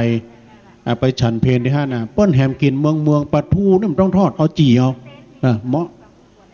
แล้วก็มีพ่อบุญมากแม่สมทวินจักแก้วพี่น้องบ้านปัจจันร่วมทำบุญการเทศแถม40 บาทสาธุ พี่น้องลองพอองค์พระธาตุเจดีย์ศรีเจริญนี่เหรอเนี่ยพออยู่บนห้วงอากาศกลางหาวนะงามสดาไฟมันต้องนะเนี่ยดูอย่างงามขนาดเลยนะสดาเบิ่งเพิ่นจะลองความจริงเพิ่นจะลองก่อนนะลิ้นก็ตานเทาะไปก่อนเนาะงามแท้ๆกันเดียวพี่น้องที่มาแล้วเป็นนั่งตะปุ้นเด้อเขาจะตานทำตะปุ้นนะจะเตดน้ำเตดทำตะปุ้นเนาะพี่น้องมาแถมแล้วกึดใจได้ค่อยใจตึงกึดใจได้ใจถูกผูกใจฝังอย่างใจตึกอย่างของบุญของการกุศลอาจจะหอมการเตดการทำกุศลบุญกุศลนี้แผ่ภายใยบุญไปหาภัยก็ดีไปหายังญาติกาวงศาเป็นพ่อเป็นแม่เป็นพี่เป็นน้องก็ดีปู่ป้าลุงเอาอาเนี่ยตั้งฝูงพุทธีตั้งฝูงพุทธาตั้งสามีกาภรรยาตั้งญาติโกโหติกายาสนิทมิตรแก้วสหายคำที่เขาเจ้าทั้งหลายล่วงลับดับขันไปสู่ปาละโลกไปหน้านะฮ้อนบ่ได้อาบจากบ่ได้กินอย่างใดก็ดีก็ขอได้มาปัตตามาโมทนาใหม่รับเอาส่วนบุญกุศลที่ปอดที่แม่ที่พี่ที่น้องที่ญาติที่โยมร่วมทำบุญในวันนี้โดยเอาจดลายใหม่นามเด้อโยมเด้อถ้าไผ่หอมแล้วเข้าไปเลยถ้าไผ่หอมแล้วเข้าไปเลยถ้าได้หอมเรื่องมาเพ่เดี๋ยวไปนั่งตะบุญเลยเนอสดาเนอโอ้พี่หลายน้องนักไอ้เก้าอี้เกียมไว้500มันปออีกก้านี่กลับมากันติ๊กๆได้ไปมาก่อนนั่งหน้าไปมาจานั่งหลังการไปมาที่หลังก็แยงแยะดูจดลายใหม่นามได้เนอะก็โดยเตจะบุญกุศลที่พี่น้องสดาญาติโยมทั้งหลายนะได้หอมการเทศการทำกรรมบักเก่าเปิ้ลถึงว่าคนลวกเปิ้ลหูมฟังเพลงนักเลงเปิ้ลหูมฟังข่าวคนบัจใจเบาเปิ้ลชอบฟังซอคนมอกกำเปิงกำปอชอบฟังนิยายคนเพื่อใครสบายเพื่อนชอบฟังน้ำฟังธรรม ฟังเทศฟังธรรมไปเนาะขอบคุณนะฮะสำหรับตังพี่นานคำปันเสาแก้วบรรปัจจันเด้อพี่นานเปิ้นก็ร่วมทำบุญการเทศแต่100 บาทเด้อสาธุสาธุบทเต้าเต้นนั้นก็มีเพิ่มเติมโอ้อันนี้ป้อนนั่นลงเนอะนั่นลงนาแสงล่าเนาะฮะสุมาเดินนางแสงล่าเนาะดวงคำพี่น้องป่าจันนะฮะสุมาเด้อโอ้ตัวจ้อยมินี่ยังแขวนหน่อยตัวพี่แก้วเพิ่นบอกตัวหนังสือเพิ่นจันงามน่ะนะไอ้นรงมีแม่เพียนญาติวงญาติวงเนี่ยญาติวงหอมการเทศ40 บาทเนาะสาธุอนุโมทนาเด้อขอบุญกุศลต่างมวลรอท่าเมื่อหมดเวลาชีวิตขออธิษฐานเป็นต่างสายติบยามเมื่อดับกินอันไปบนขอเจ้าพี่ในน้องอย่าได้ถอยหนจุคนช่วยกันห่วมสร้างเอาไปเป็นขัวสะเป่าขี่ข้ามเฮือถึงต่างสวรรค์จัดนี้พี่น้องหมู่เฮาอย่าได้หลีกลี้ช่วยกันก่อสร้างต่างบุญเนอะเพื่อช่วยกันยกกำจูอุดหนุนศาสนคุณพระพุทธเจ้าขอเตชะบุญกุศลเป็นเงามาบังห่วมฮับไผ่ได้ทำบุญนั้นก็จะได้อาภัพเพื่อมั่งมุนด้วยเงินคำอายุถึง100ตั้งมั่นสัจจังขอสมดังกรรมผ่าธนาเจ้าเนอตอนนี้เปิ้นเอาสายเส้นได้นะฮะแม่เขากำไว้เนอะแม่เนอะเนี่ยสายลุนนะถ้ามันปอบอกเนอะได้กำสายลุนสายศีลเนี่ยนะเปิ้นได้พุทธาภิเษกไว้เป็นที่เรียบร้อยเนาะ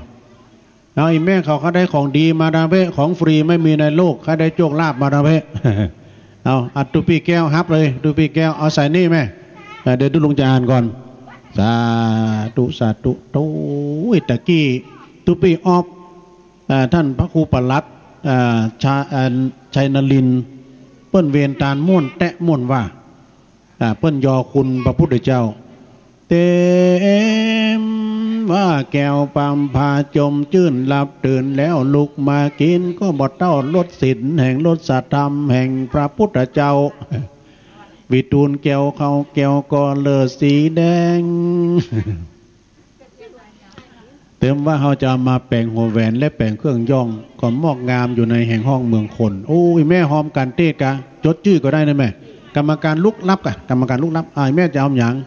เอาเขียนบัตรได้บอกให้กรรมการเนอะแม่เขียนได้ก่อนรุ่นนี่แม่เนี่ยได้เนาะทำได้เต็กลายมือ มีแม่แปลงพี่น้องบ้านต้องฝ่ายมีหลายที่ในนี้ต้องฝ่ายสันปะตองเนอะเจียงใหม่ก้านน้ำกับไฟแถม1 ซองพี่น้องต้องฝ่ายก็มาแล้วเนอะต้องฝ่ายโดยแดนตะกี้พี่น้องดงหลวงมาจัดไหลดงหลวงก็มาดงเหนือก็มามีเพิ่มเติมแม่แปลงในวินัยร่วมทำบุญหอมการเทศจำนวนแถม1 ซองแล้วก็มีแม่ขันแม่นางจันแก้วปัญญาพี่น้องบ้านต้องฝ่ายร่วมทำบุญแถม1 ซองแม่บัวถานะแสงตันนะเปิ้นก็มาแสงตันเนาะแม่บัวถาแสงตันก็ร่วมทำบุญเนาะพี่น้องต้องฝ่ายสันปะตองนะแม่เนาะร่วมทำบุญมาแถม1 ซองขอบคุณนะแม่เนอะยินดีนักเดี๋ยวจดชื่อก่อนแม่จดชื่อก่อนใจเย็นๆไปต้องฟังโอ้พระคุณเจ้าเพิ่นเดินทางมาเนอะไอ้ดวงไปไหนไอ้ดวงพวกแกวัดโอ้ซ้ายก่อดวงขวาก่อดวงตายอีกแล้วเลยโหตอนนี้ไอ้ดวงเนี่ยตัวเป็นแกวัดดูให้เป็นแกวัดนี่ว่าทุกเจ้าเพิ่นมาว่าไปฮัดไปต้อนรับเพิ่นพักที่ห้านนี่เนาะพักที่เต็นท์พระคุณเจ้าที่เพิ่นเดินทางมานี่ตั้งคณะกรรมการเพิ่นจัดที่พักก่อนนะฮะที่เต็นท์นะไอ้ดวงเดียวบอกให้เพิ่นตุยเพราะว่าเพิ่นมาเพิ่นบอกว่าจะพักที่ไหนนะเพราะว่ายังบ่ถึงเวลาเตื้อนะโอ้ยแม่กำลังมากะเจริญพรเนอะสาธุสาธุถ้าข้าได้ซองมาดังเบะเนาะศรัทธาญาติโยมแต่กี้นี่เฮาก็หอมมันเนี่ยปูจาผ้าแพร7 สีแต่เมื่อคืนก็เป็นโอกาสดีปูจาการเทศเนาะ อันคนละงานนั้นแล้วก็มีแม่ทวินแม่กวินนี่กันนะก็แม่กฐินกันเนาะแล้วก็พ่อสากลพี่น้องต้องฝ่ายเนอะร่วมทำบุญมาแถม1 ซองแม่พัดแม่พัดอยู่ยวงพี่น้องต้องฝ่ายตานไปหน้าแถม1 ซองแล้วก็แม่น้อยพากลมพี่น้องต้องฝ่ายร่วมทำบุญแถม100 บาทเนอะสาธุสาธุเอาบ่ใส่เกินแก้บ่แย่เกินไปแม่เขามา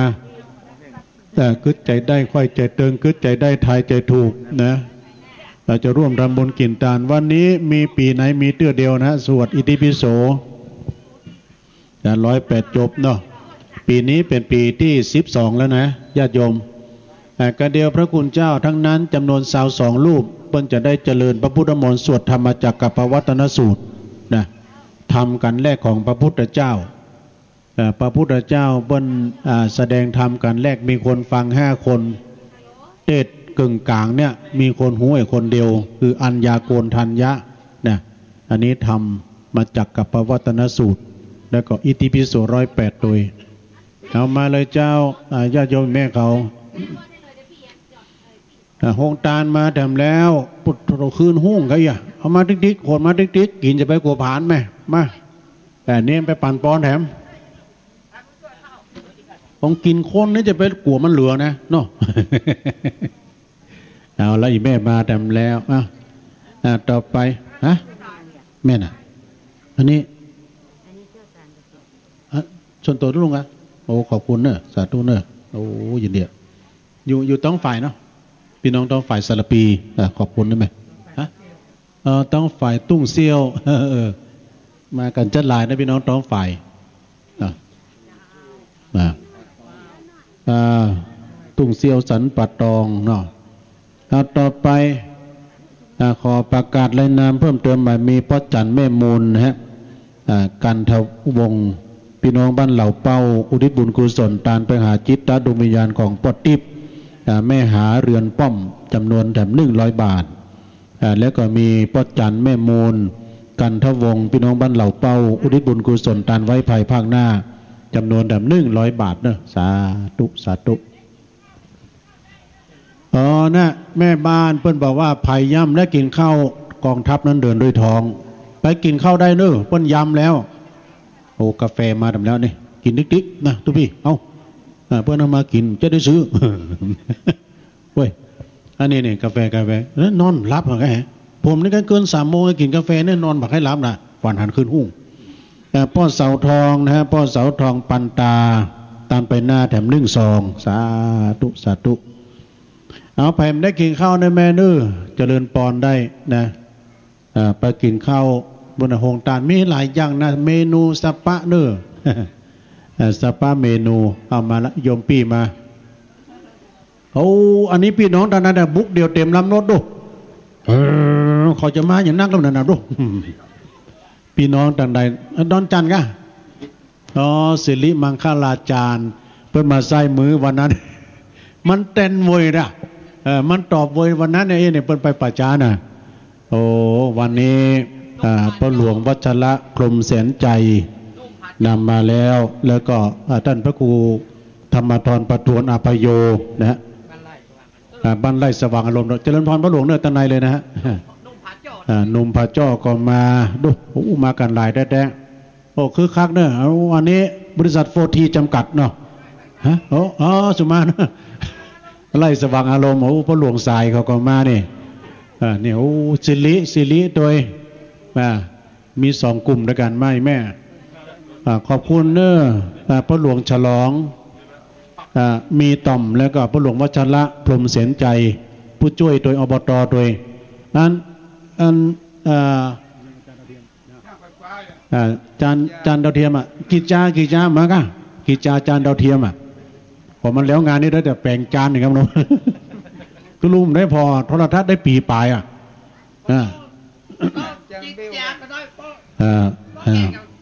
มีเพิ่มเติมใหม่มีพ่อเสาทองนะฮะ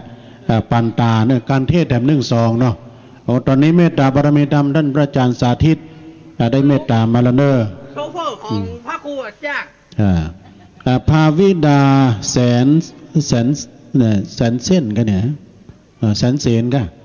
เพิ่นเขียนมาเองสุมาเนี่ยถ้าอ่านผิดนะ เพราะว่าคืนนี้มันไปไก่ไปเมืองฝางวะน่ะไปเปลี่ยนน้ำสกุลกล้วยเว้ยตู้ตัวนั้นน่ะตู้บ่งามน่ะโอ้ยแม่มาสาธุเนอ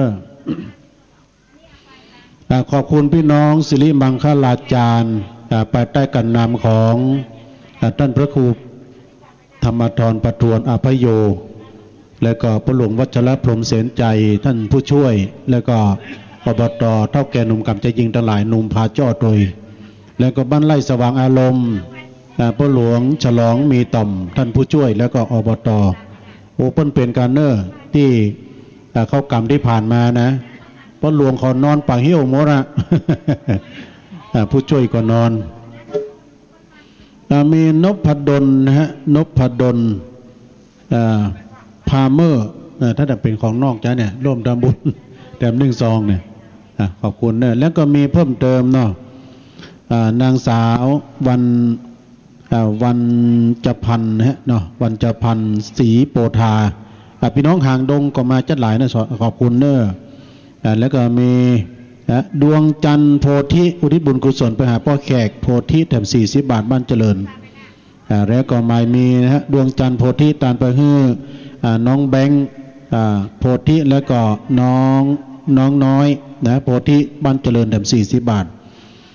ดวงจันทร์โพธิก็ยังบัดเท่าแต่นั้นก็ตามไปหาเจ้ากรรมนายเวรสัมภสัตทั้งหลายตัวแต่นึงแถม40 บาทดวงจันทร์โพธิก็ยังตามไปฮื้อ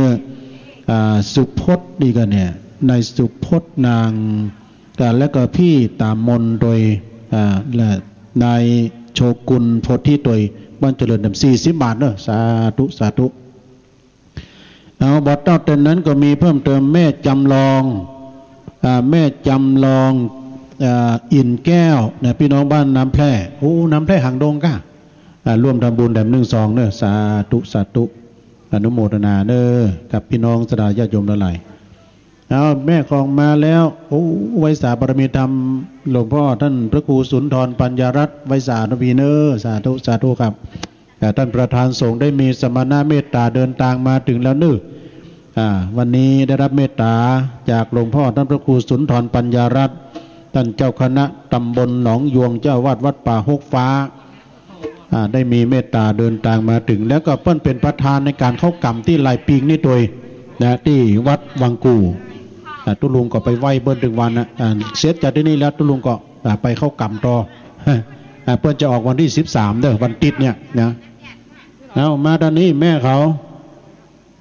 ไปเขาได้ของดีมาทางตู้ปีแก้วเป็นแก้วเป็นแสงได้ได้ห่วมทำบุญทำกุศลในโอกาสตอนนี้ก็จะได้ประกาศรายนามพระสงฆ์ที่เพิ่นได้มีเมตตามาในค่ำคืนนี้นะฮะอันประกอบไปด้วยมีอยู่12รูปโดย22รูปด้วยกันนะฮะอันประกอบไปด้วยหลวงพ่อท่านพระครูสุนทรปัญญาลัตน์หลวงพ่อเจ้าคณะตำบลหนองยวงเจ้าวาดวัดป่าฮกฟ้าท่านพระครูธีรกิจจาธิคุณเจ้าวาดวัดปากล้องท่านพระอธิการแจ้งสุทธิจิตโตเจ้าวาดวัดสันขยอมท่านพระอธิการนิวัฒโชติปาโลเจ้าวาดวัดหนองหอก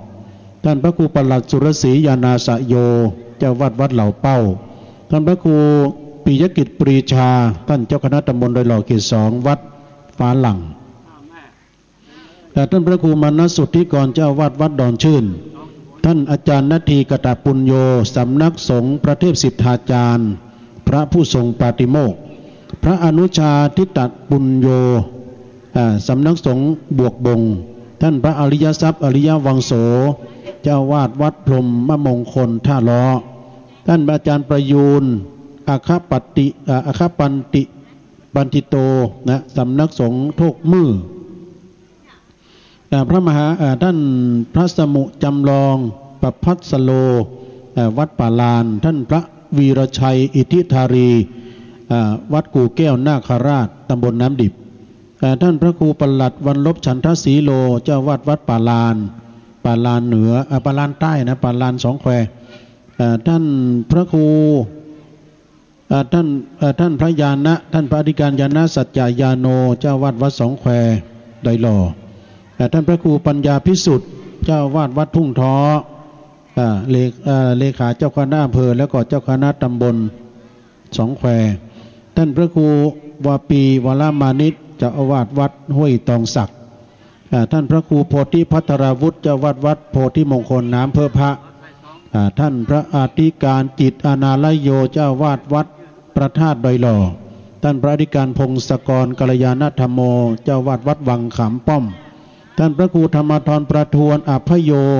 เจ้าวาดวัดสิริมังคลาจารย์พระอธิการประสบโชควิสุทธิธารีเจ้าวาดวัดกู่งูลืนเนี่ยตึงมดตึงเสียงนี่นะ2รูปด้วยกันนะได้เดินทางมาเกือบจะครบแล้วนะญาติโยมยังมีเวลาเนอะ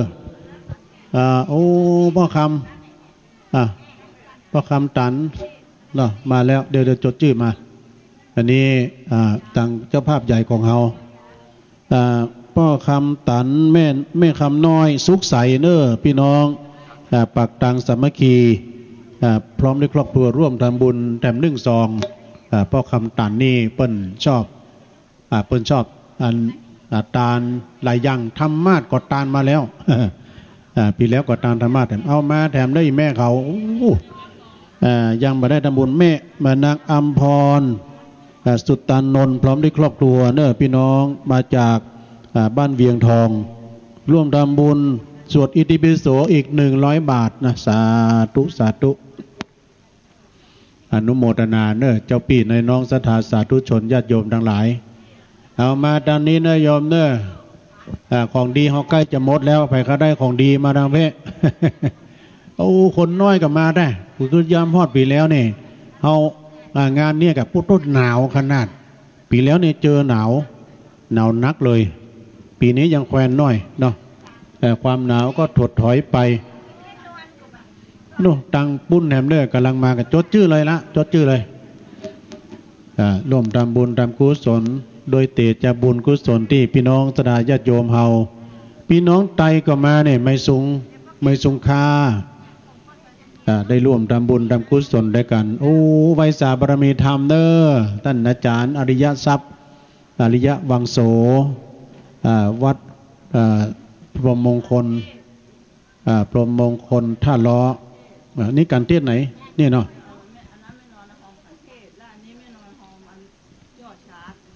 แม่นวลอินทจักรอันนี้หอมพี่น้องบ้านม่อนวัดม่อนฤาษีป้นตาลหอมการเทศเนาะแล้วก็มีเอาไว้ให้เดี๋ยวจะบอกแล้วก็อันนี้ม่อนฤาษีเหมือนกันหอมยอดชัดเนอะอันนี้แม่นวลอินทจักรโดยเปิ้นหอมยอดชัดโดยแต่1 ซองหอมเพื่อมันนั้นครบเนาะครบวงจรแม่ยวงคำอินตปันพี่น้องบ้านม่อนฤาษีทำ100 บาทแล้วก็มีป้อสิทธิ์นะป้อสิทธิ์แม่ศรีนวลขาวอ่อนมาจากหมู่ที่26บ้านดอยหล่อนะร่วมทำบุญด้วยกันเอามาเลยสดานละมาหอมไปหน้าหอมไปหาภัยก็ดีหาพี่หาน้องผับปันวงศาอันนี้หมายมีนะฮะนางจิ่งลุงปานเนาะลุงปานต้องรู้มาเนอะอันนี้เป็นนามสกุลเบิ้ลนายจิ่งนะลุงปานนะฮะร่วมทำบุญครอบครัวพี่น้องไตเนาะไม่สุขค่า100 บาทเนอะสาธุเนอะอยู่ดีมีสุขเนอะพี่น้องไตก็มากันจัดหลายพายย่ำได้หอมมานี่นะ เวลาใกล้เข้ามาแล้วนะวันเวลาและวารีไม่เคยมีจะคอยใครเรือเมียและรถไฟย่อมไปตามการเวลาถ้าเราชั่วเอามาพี่ก่อนพี่เดี๋ยวเราอ่านได้จี้ก่อนแม่บุญสืบโปทายะพี่น้องกิ่วแลน้อยดูกิ่วแลน้อยก็มานะร่วมทำบุญสวดอิติปิโสแถม100 บาทเนอะสาธุโอ้มาหลายเจ้าเจ้าสาธุนะพี่โอ้บ่ใจบ่หายบ่ดีนะใช้ตังมอกร้อยเนี่ยกันหือบันไลใครบ่อมจะได้มันมาเนาะแม่เนาะอันนี้อย่างไรนี่โอ้ป้อตาลเดียวยืนต้นป้อตาลเดียวป้อตาลจากบ้านพุ่นเนอร์บ้านต้นแก้วอันนี้กันเต้นเหรออันนี้กันเต้นเนาะขอบคุณเด้อเดี๋ยวนะเดี๋ยวเอาเก้าอี้มาตัวนึงไอ้แกนเอาเก้าอี้มาคือป้อตาลหน่อยตาแม่ขอยืนก็ได้เด้ออันนี้ตาลของไอ้ก่อนเนาะตาลของไอ้ก่อนนี่โอ้บัดหน่อยเบาหอยมีหลายอย่างด้วยเนี่ยดูโอ้พักกาดโอ้ฟักรีดไม้เอากาบเอาหมอกะเอาเกณฑ์แม่ยืนก็ได้นะแม่ยืนก็ได้พี่น้องจะมาเด้อลุกได้อันนี้พี่น้องศรัทธาจากต้นแก้วเนาะแม่ยืนกับเดียวนะตุลุงปั่นปอนสปีเอาไว้สปีติโยวิวัจจันตุสปะโลโกวินาสตุมาเตภวัตวันตรโยสุขีติขายุโกภวะอภิวาตานสีริสานิจังวุธาปัจจายโนจัตตโรธรรมาวัฏานติ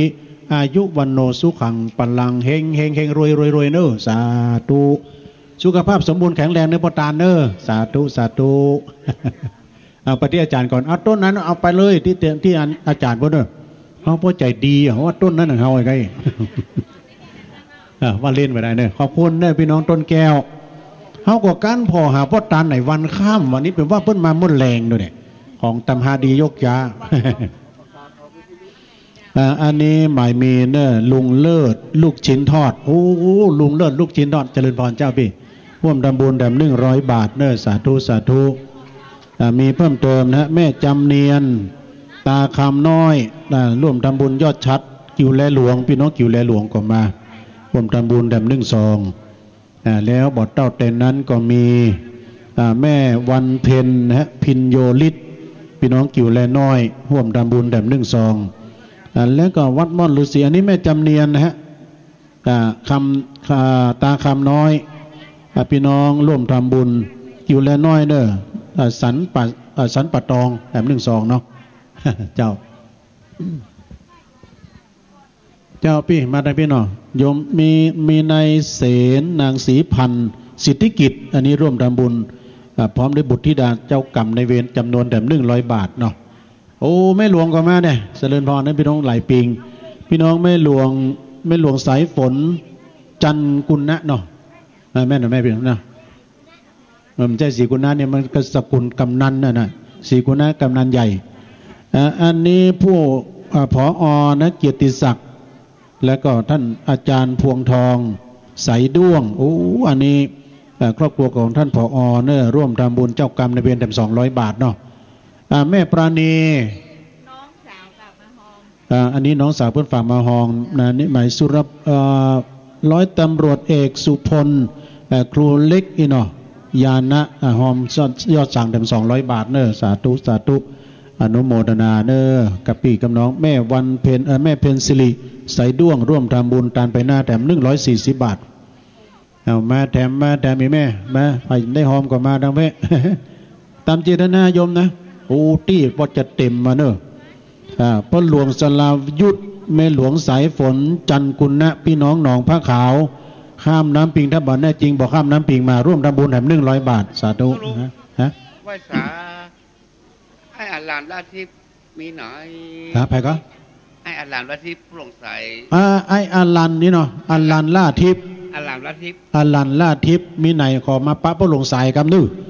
ตีตุลุงนี่นะมาว15ที่ก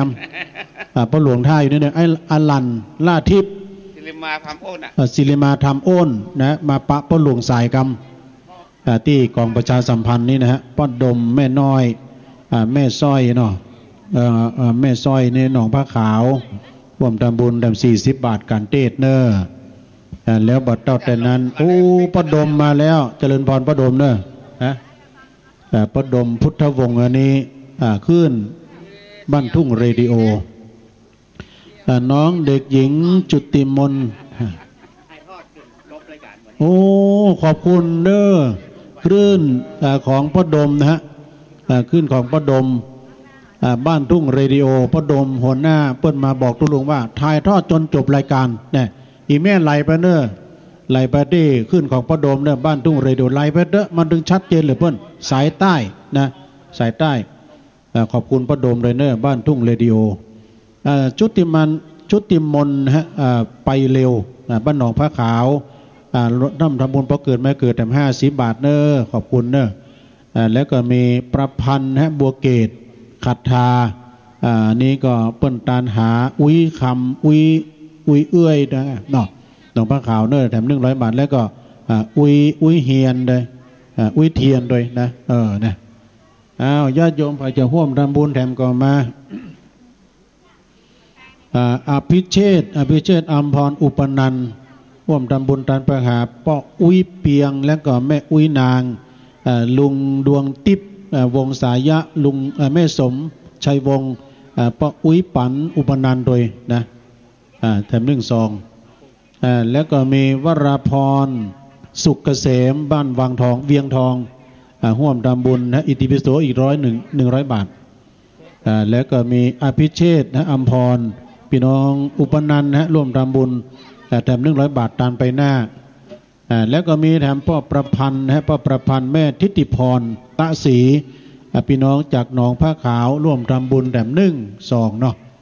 เสี่ยงแล้วเอามาแถมเพิ่งมันขาดช่วงมาอันนี้พี่จันทาโยมจันทาทรตันอันนี้ก็ร่วมทำบุญพี่น้องห้วยทรายทะลี่ร่วมทำบุญแถม100 บาทเนอะสาธุสาธุมาดีๆดูม่วนด่ะม่วนกับกินกับตาลนี่นะ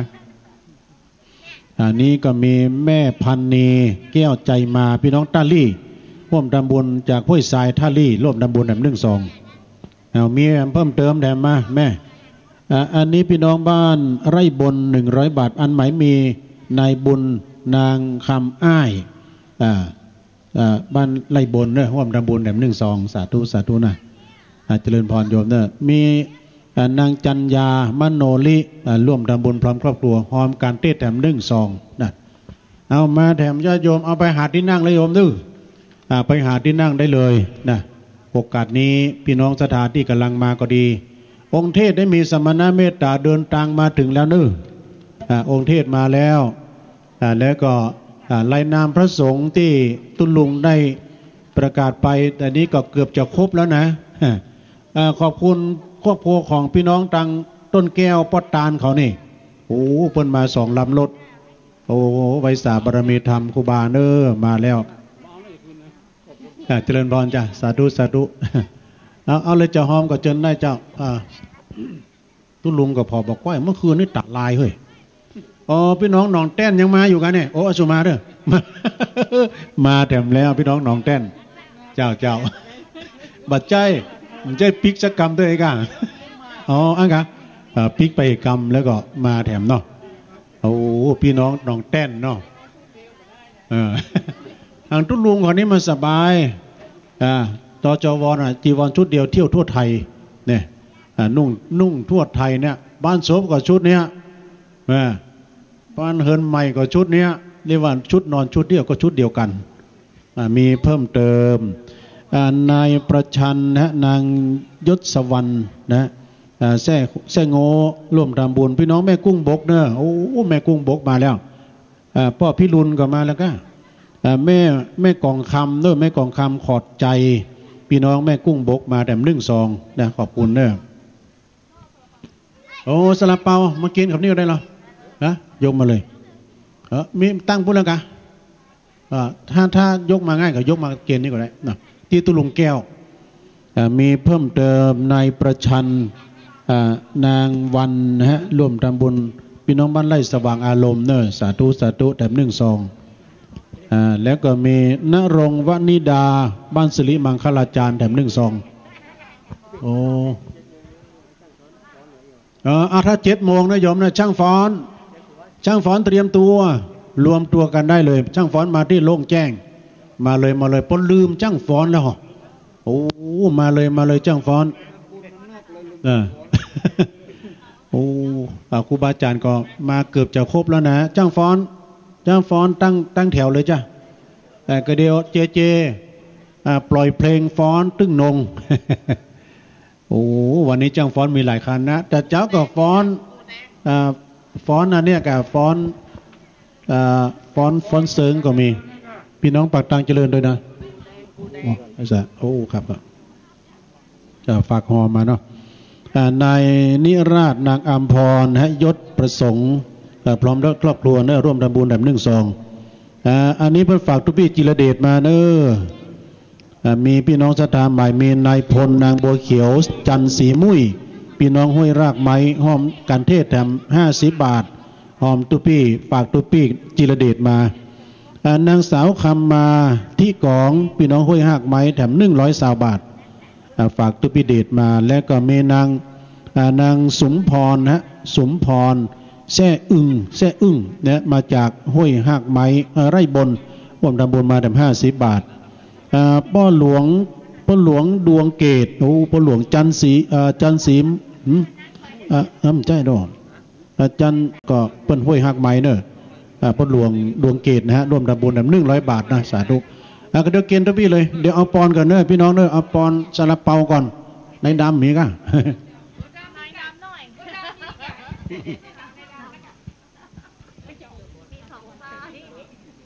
นางแสงล่าเรือนมูลนายสุภชัยนะเตรียมฮับปอนเนอะวันนี้เพิ่นได้นำซาลาเปามาถวายเป็นโรงทานเนาะยะถาวาลิวหาปูราปาริปูเรนติสาคาลังเอวะเมวะอิโตตินังเปตานังอุปกปติอิจิตังปฏิตังตุมหังคิปะเมวะสมินจันตุสเพปูเรนตุสังกปาจันโทปนาลโสยถามณีโชติลโสยถาดีและอาจารย์ในวันนี้ก็เป็นวันดีสลีสุภมังกละอันประเสริฐล้ำเลิศยิ่งกว่าวันและยามทั้งหลายบัดนี้หมายมีสถานางแสงลาเรือนมูลนายสุภชัยนางสิริกมลใจเมืองนางสาวชลัญญาวีนางสาววิไลวันโฉมศรีต่างคนต่างเป็นเก้าพร้อมด้วยลูกเต้าเราหลานพ่อแม่พี่น้องญาติวงศาน้องนุ่งชุ่งช่องจุผู้จุคนก็หาได้ยังขีลานะปัจจัยพร้อมด้วยสลับเป่าซึ่งเอานำมาเป็นโรงทานหนึ่งในงานสวดอิติปิโส108ณวัดปากทางเจริญที่นี่บัณฑิตตนตัวแห่งอาตมาก็มีธรรมะเมตตาไว้หน้าปฏิฆารับเอาแล้วเพื่อให้แล้วยังกรรมกรรมภาธนาแห่งเจ้าของเอามูลสถาเป็นว่าจะตั้งจิตตั้งใจอุทิศส่วนบุญชวนกุศลไปหายังเทวบุตรเทวดาพญาอินทร์พญาพรหมพญายมมหาราชขุดหนังน้ำปรมัยไอสวนแม่ธรณีเจ้าตีพระภูมิเจ้าตีตลอดถึงเทพาอารักษ์ทั้งหลายที่รักษายังครอบครัวของเจ้าศรัทธาจุผู้จุคนจุครอบจุครัว ดังใดเอ่ยนามมาแล้วก็ขออัญเชิญเทวบุตรเทวดาเทพาอารักษ์เจ้าทั้งหลายเหล่านั้น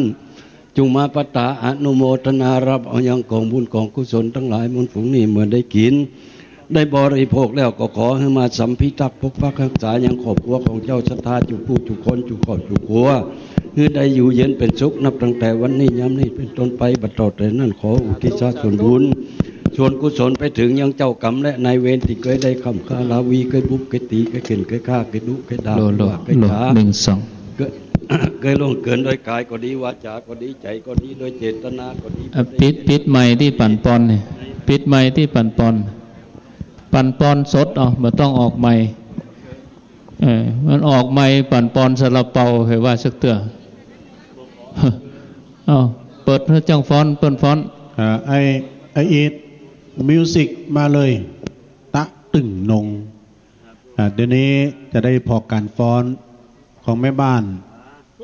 บ้านเจริญเขาเนี่ยนะบ้านเจริญเจ๊ให้ได้ไหมไหนโอ้นาน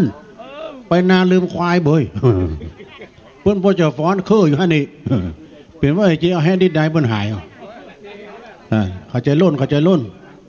ไว้สาบารมีธรรมยินดีต้อนรับหลวงอาจารย์ท่านพระครูท่านอาจารย์สาธิตธีระปัญโยนะครับองค์เทศผู้อำนวยการซบเตือนนะฮะ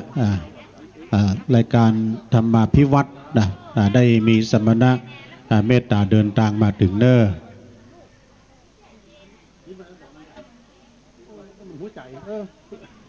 พี่น้องศรัทธาญาติโยมตอนนี้ยังมีเวลาเดินแม่บ้านแม่บ้านกระเดียวเพิ่นจะฟ้อนนะ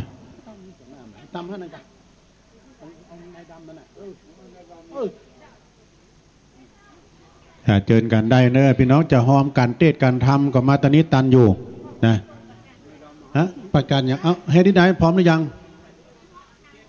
โอ้เจไปเอาอยู่บ้านมาอยู่หวังอดใจรอกันนะพี่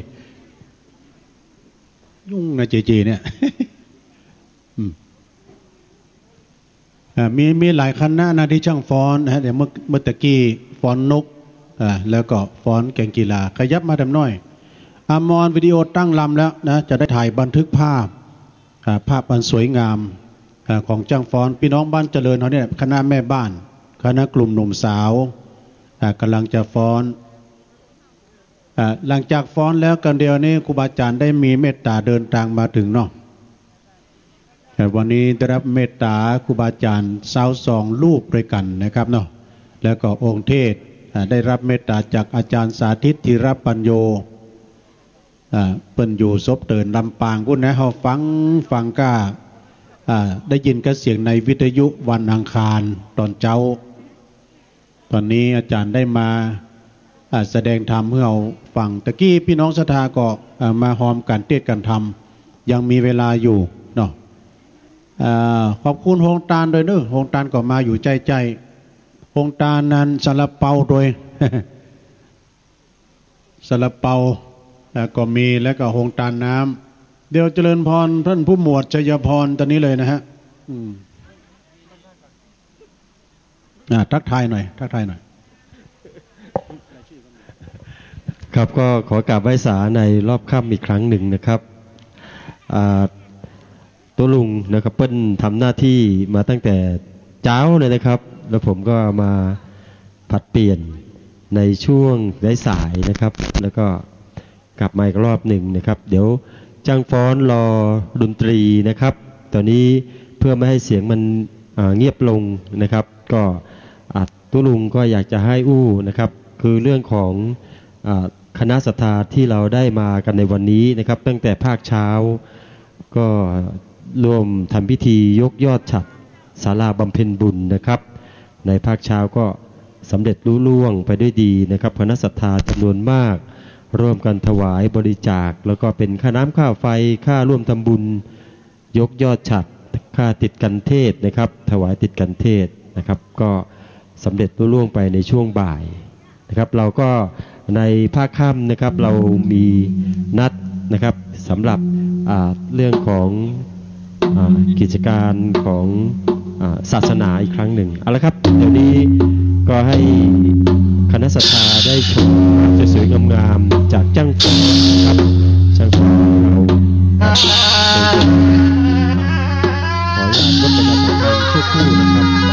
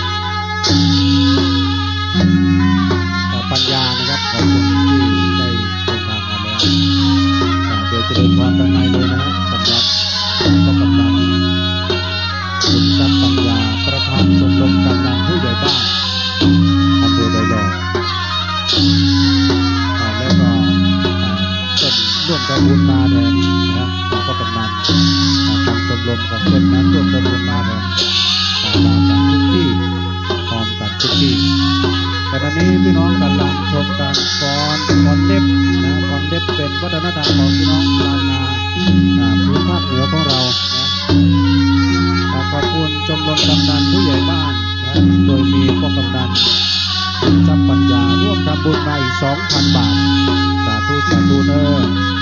ก็ด้วยส่วนตัวของพ่อกำนันบุญทรัพย์ปัญญาประธานชมรมกำนันผู้ใหญ่บ้านร่วมทำบุญมาแบบ1,000 บาทแม่ขอบคุณพ่อกำนัน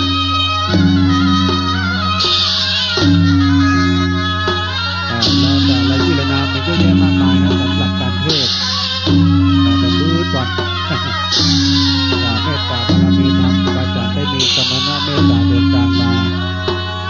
วันนี้ได้รับความเมตตาจากหลวงพ่อท่านพระครูสุนทรปัญญารัตน์หลวงพ่อเจ้าคณะตำบลหนองพวงเจ้าวัดป่าโพธิ์ฟ้าได้เมตตาเป็นประธานและก็วันนี้ได้รับความเมตตาจากองค์เทพท่านอาจารย์สาธิตวิรปัญโยท่านได้เมตตาเป็นองค์แสดงธรรมในค่ำคืนวันนี้เลย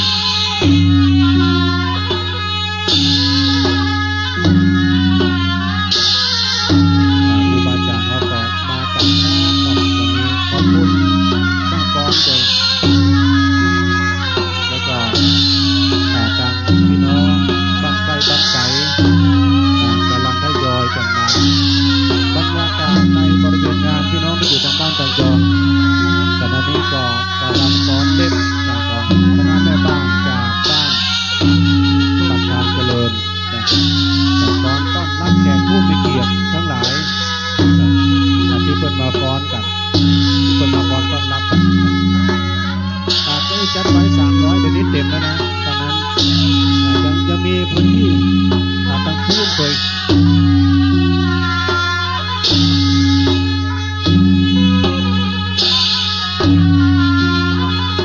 เพราะฉะนั้นก็คณะศรัทธาสาธุชนญาติโยมนักศิลป์นักบุญเอากำลังชมการฟ้อนเล็บการฟ้อนเล็บนี่เป็นวัฒนธรรมของพี่น้องภาคเหนือล้านนาเวลาเพิ่งมีงานตัดวัดแบบมีงานตัดวัดแบบว่าจะเป็นงานผ้าป่ากระถิ่นจนจะเอาเนี่ยฟ้อนเล็บเนี่ยมาต้อนรับพี่น้องแต่บ้านแต่เมืองการเที่ยวต่างๆก็มีทั้งคุณขอบคุณวันนี้ได้รับเกียรติจากพระหลวงนิกรธรรมพวนพี่น้องต่างไม้พระหลวงสลาวุฒิสี่กันคุณนะน้องข้าสาวต่างไม้พี่น้องหลายปีก็มาต่างกันหลายคุณพ่อสะอิ่งเขาพี่น้องต่างหลายแก้วดอแดงพี่น้องบ้านโฮกมาต่างกันหลายแล้วก็พี่น้องที่ลืมมาได้พี่น้องบ้านไก่เบียงป่าเป้าพี่น้องป่าจันดอนจันเอาตบมือกันต้นเน็ตแดงบึ้ดเอาทำรอบแล้วไปอันนี้ตัวนู้นปล่อยสุดท้าย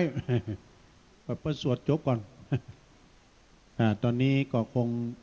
ยังมีเวลาปออยู่นะผู้หมวดเอาต่อแถมสักกรรม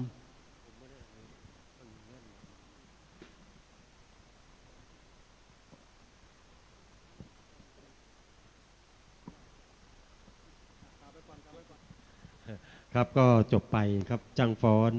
ของบ้านเฮานะครับก็อยู่ใน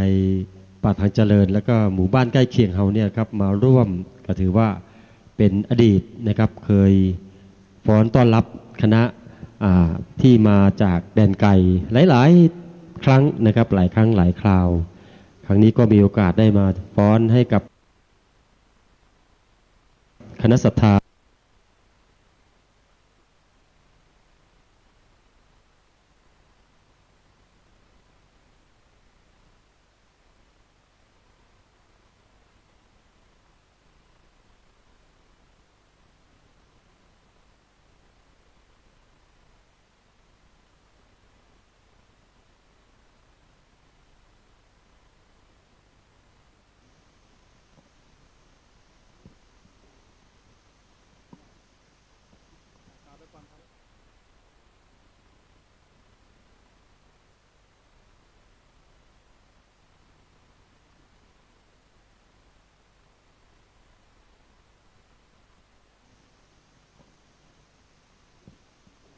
ปีที่12นะครับ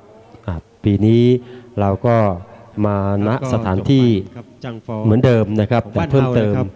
เราก็จะได้มา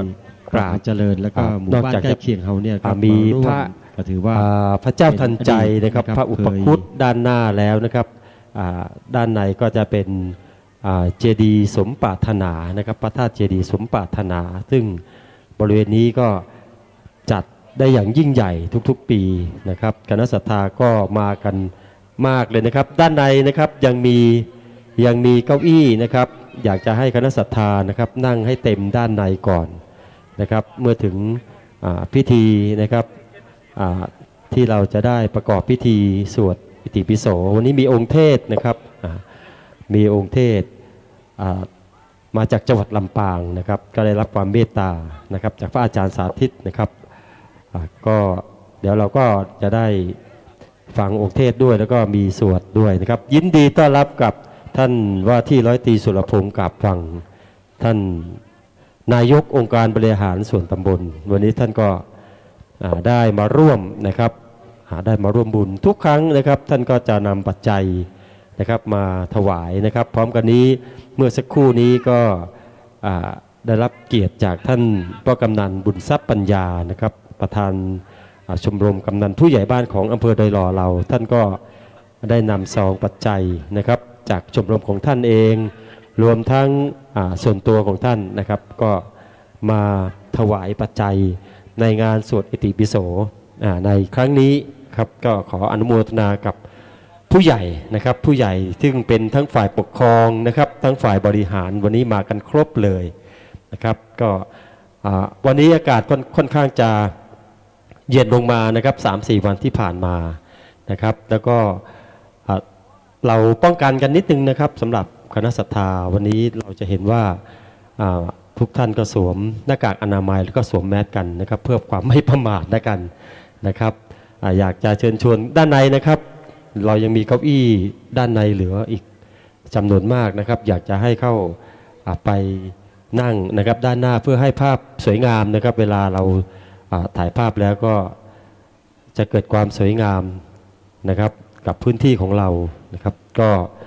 วันนี้สักครู่หนึ่งนะครับเดี๋ยวก็คงจะได้ถึงเวลาเมื่อถึงเวลาที่กำหนดนะครับก็ขอกราบนิมนต์พิธีกรด้านพิธีการด้านในนะครับจะได้ดำเนินการนะครับก็คงจะเหลือเวลาอีกไม่นานแล้วนะครับสำหรับท่านที่อยากจะติดกันเทศนะครับก็ยังพอมีเวลานะครับติดกันเทศให้กับองค์เทศในวันนี้นะครับมาได้ที่กองอำนวยการนะครับหากว่าท่านยังไม่ได้มีซองเขียนไว้เรามีเจ้าหน้าที่อำนวยความสะดวกนะครับไปที่ไหนเราก็จะจัดเตรียมนะครับเจ้าหน้าที่ไว้เพื่ออำนวยความสะดวกให้กับทุกท่านนะครับวันนี้มีโรงทานนะครับมีกาแฟนะครับมีชามีกาแฟมีเครื่องดื่มร้อนๆนะครับโอวัลตินนะครับสำหรับคณะศรัทธาที่ยังไม่ได้กินข้าวแรงนะครับก็รองท้องด้วยกาแฟนะครับหรือโอวัลตินไปก่อนนะครับก็มีบริการกันตลอดเลยนะครับมีตลอดทางด้านทางทิศใต้ขององค์พระธาตุเจดีย์แห่งนี้นะครับ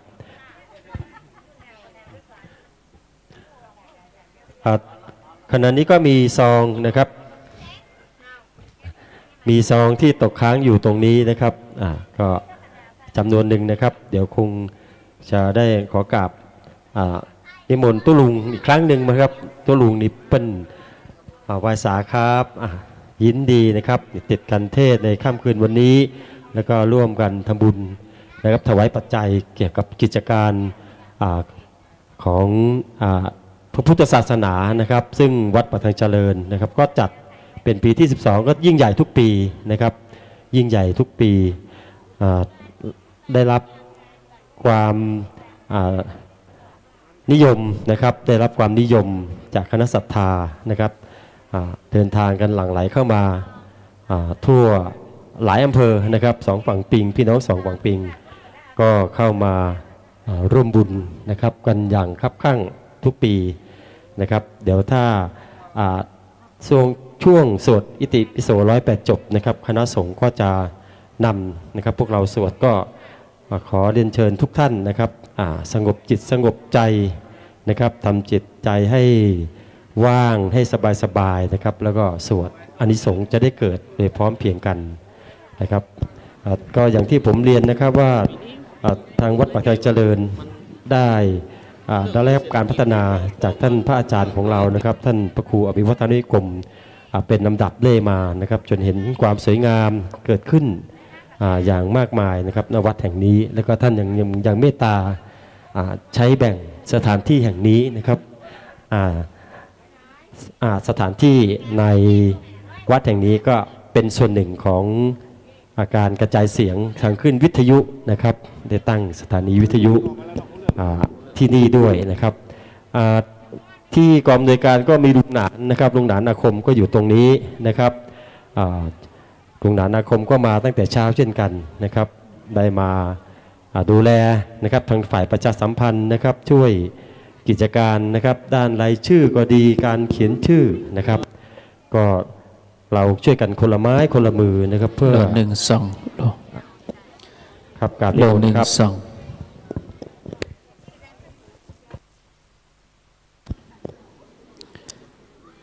ขณะนี้เวลา19 นาฬิกากับ20 นาทีได้เวลาที่เฮาท่านทั้งหลายจะได้ฟังเทศน์แล้วก็ประกอบพิธีสวดอิติปิโส108และสวดธรรมจักรปวัตตนสูตรตอนนี้ก็ขอเชิญศรัทธาญาติโยมท่านทั้งหลายได้หาที่นั่งประจำที่ให้เรียบร้อยแปลงจิตแปลงใจให้งดงามแปลงใจให้สงบอันใดที่เป็นความกังวลอันใดที่เป็นความสับสนก็ขอให้ละไว้วางไว้ให้เหลือแต่ความสดชื่นเบิกบานในบุญกินบุญทานที่เราท่านทั้งหลายจะได้ทำโอกาสนี้ขอกราบนิมนต์ท่านพระสาธิตธีระปัญโยจากสถาบันธรรมาภิวัตรอำเภอแม่เมาะจังหวัดลำปางได้เป็นองค์เทศนาธรรมก็ขอนิมนต์ได้ขึ้นธรรมาสน์ณเวลานี้ส่วนพระคุณเจ้าครูบาอาจารย์ที่นิมนต์มาเป็นตนเมตตาเจริญพุทธมนต์ธรรมจักรปวัตตนสูตรและสวดอิติปิโส108ก็นิมนต์ครูบาอาจารย์ได้พักในที่รับรองพักประมาณสัก1 ชั่วโมงนะครับประมาณ20 ทุ่มครึ่งถึงจะได้นิมนต์ครูบาอาจารย์ได้เข้าสู่ขวงธาตุเจดีย์ชั้นในแถมชั้น1ก็จะเป็นศรัทธาญาติโยมทั้งหลายตอนนี้ได้เวลาแล้วที่จะได้ประกอบพิธีนิมนต์องค์เทศท่านสาธิตธีระปัญโยท่านเดินทางจากอำเภอแม่เมาะจังหวัดลำปางก็อุตส่าห์เสียสละเวลาเดินทางมาแต่ไกลด้วยความตั้งใจในวันนี้ซึ่งท่านสาธิตธีระปัญโยนั้นเดิมเป็นคนอำเภอบ้านห้องบ้านห้วยการอำเภอบ้านห้องจังหวัดลำพูนแล้วก็ไปสร้างสำนักสถาบันธรรมาภิวัตรใจชื่อว่าสถาบันธรรมาภิวัตรเป็นสถานที่ฝึกอบรมเยาวชนปัจจุบันนี้ก็เป็นที่ฝึกอบรมสามเณร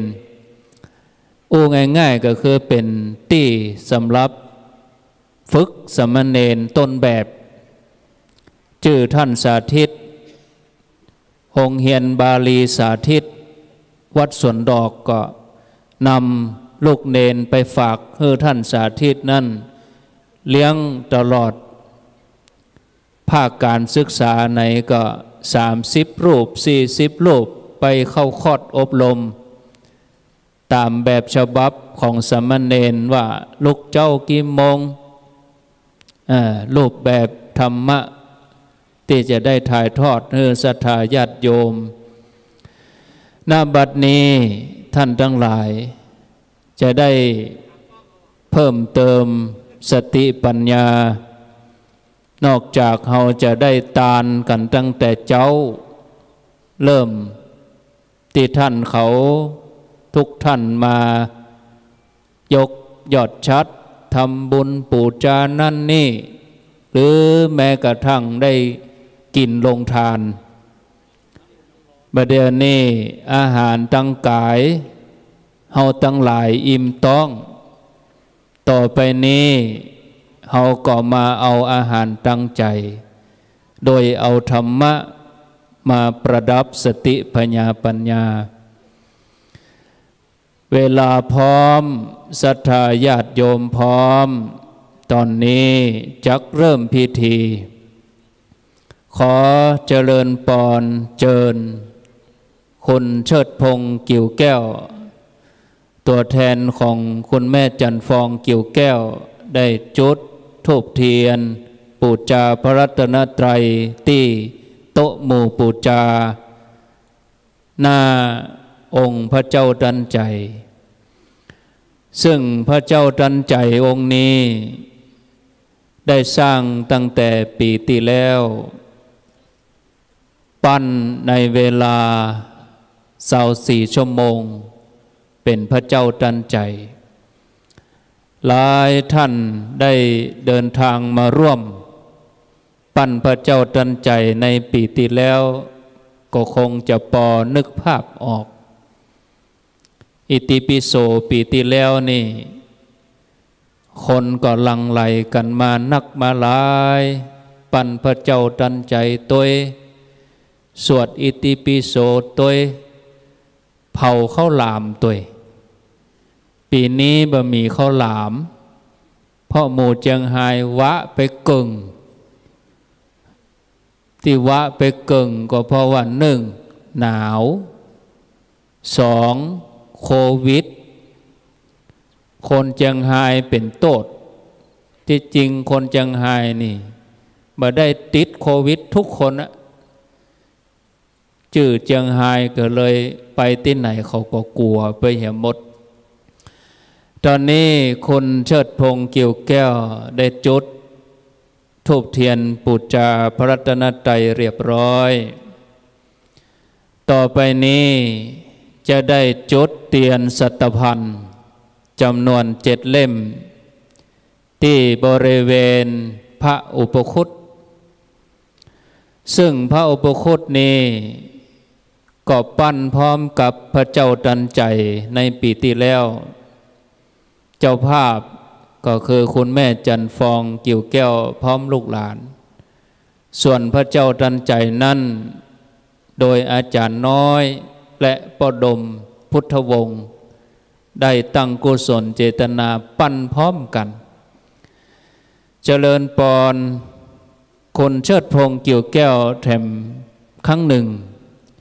จุดเทียนเล่มที่1ปูจาสัตพันธ์ตรงหน้าพระอุปคุตเล่มที่2เจริญปอนผู้ช่วยศาสตราจารย์สมพรปินทยาเล่มที่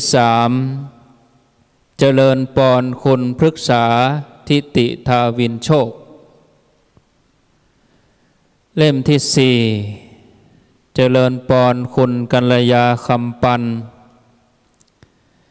เล่มที่5เจริญปอนพ่อกำนันบุญทรัพย์ปัญญาเล่มที่6เจริญปอนท่านนายกองค์การบริหารส่วนตำบลไดหล่อว่าที่100 ตรีสุรพงศ์กับวังเล่มที่7เจริญปอนพ่อกำนันสุทินสุรินตะอดีตพ่อกำนันตำบลไดหล่อ ขอเจริญพรทั้ง7ท่าน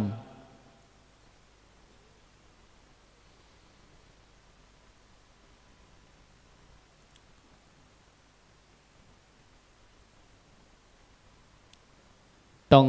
ขออนุโมทนากับพี่น้องศรัทธาที่เอาลงทานมาตัวบ่าวว่าอาหารบ่าวว่าน้ำและของกิน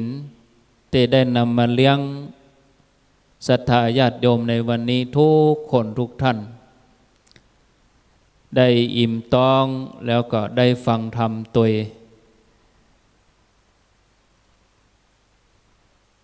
หลายท่านก็จะเดินทางไปร่วมงาน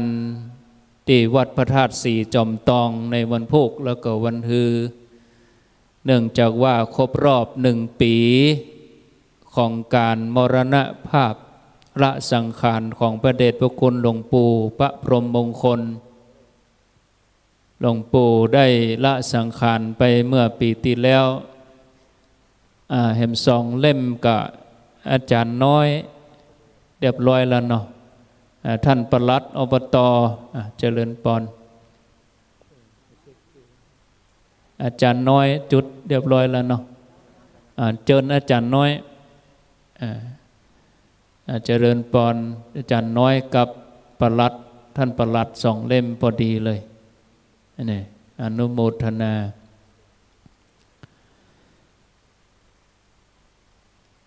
ลำดับต่อไปขอเจริญพรผู้ช่วยศาสตราจารย์สมพรปินทยาได้ประเคนขันศีลที่องค์เตศขอเจริญพร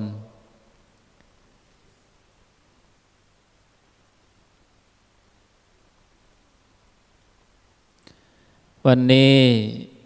ท่านอาจารย์สาธิตได้นำพระของขวัญเป็นพระผงมงคลเดี๋ยวท่านจะได้อู้ว่าเอาลูกที่ไหนมา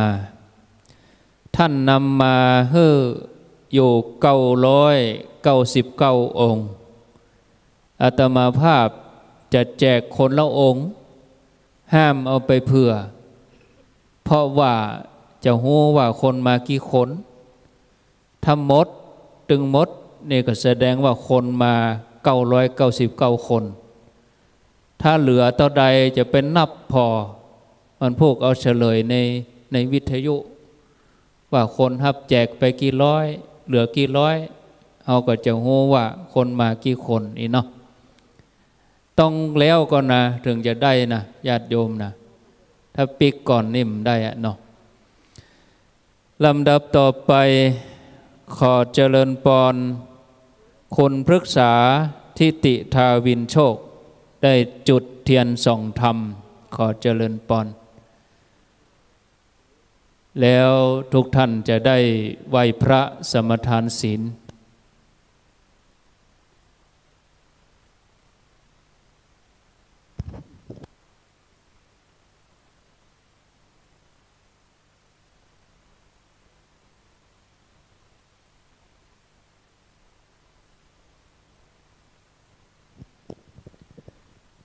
ขณะนี้ต่างคณะเจ้าภาพเจ้าศรัทธาได้จุดเทียนต่างๆพร้อมกับประเคนขันศีลเป็นที่เรียบร้อยต่อไปเชิญทุกท่านได้ตั้งอกตั้งใจไหว้พระสมทานศีลพร้อมกันณบัดนี้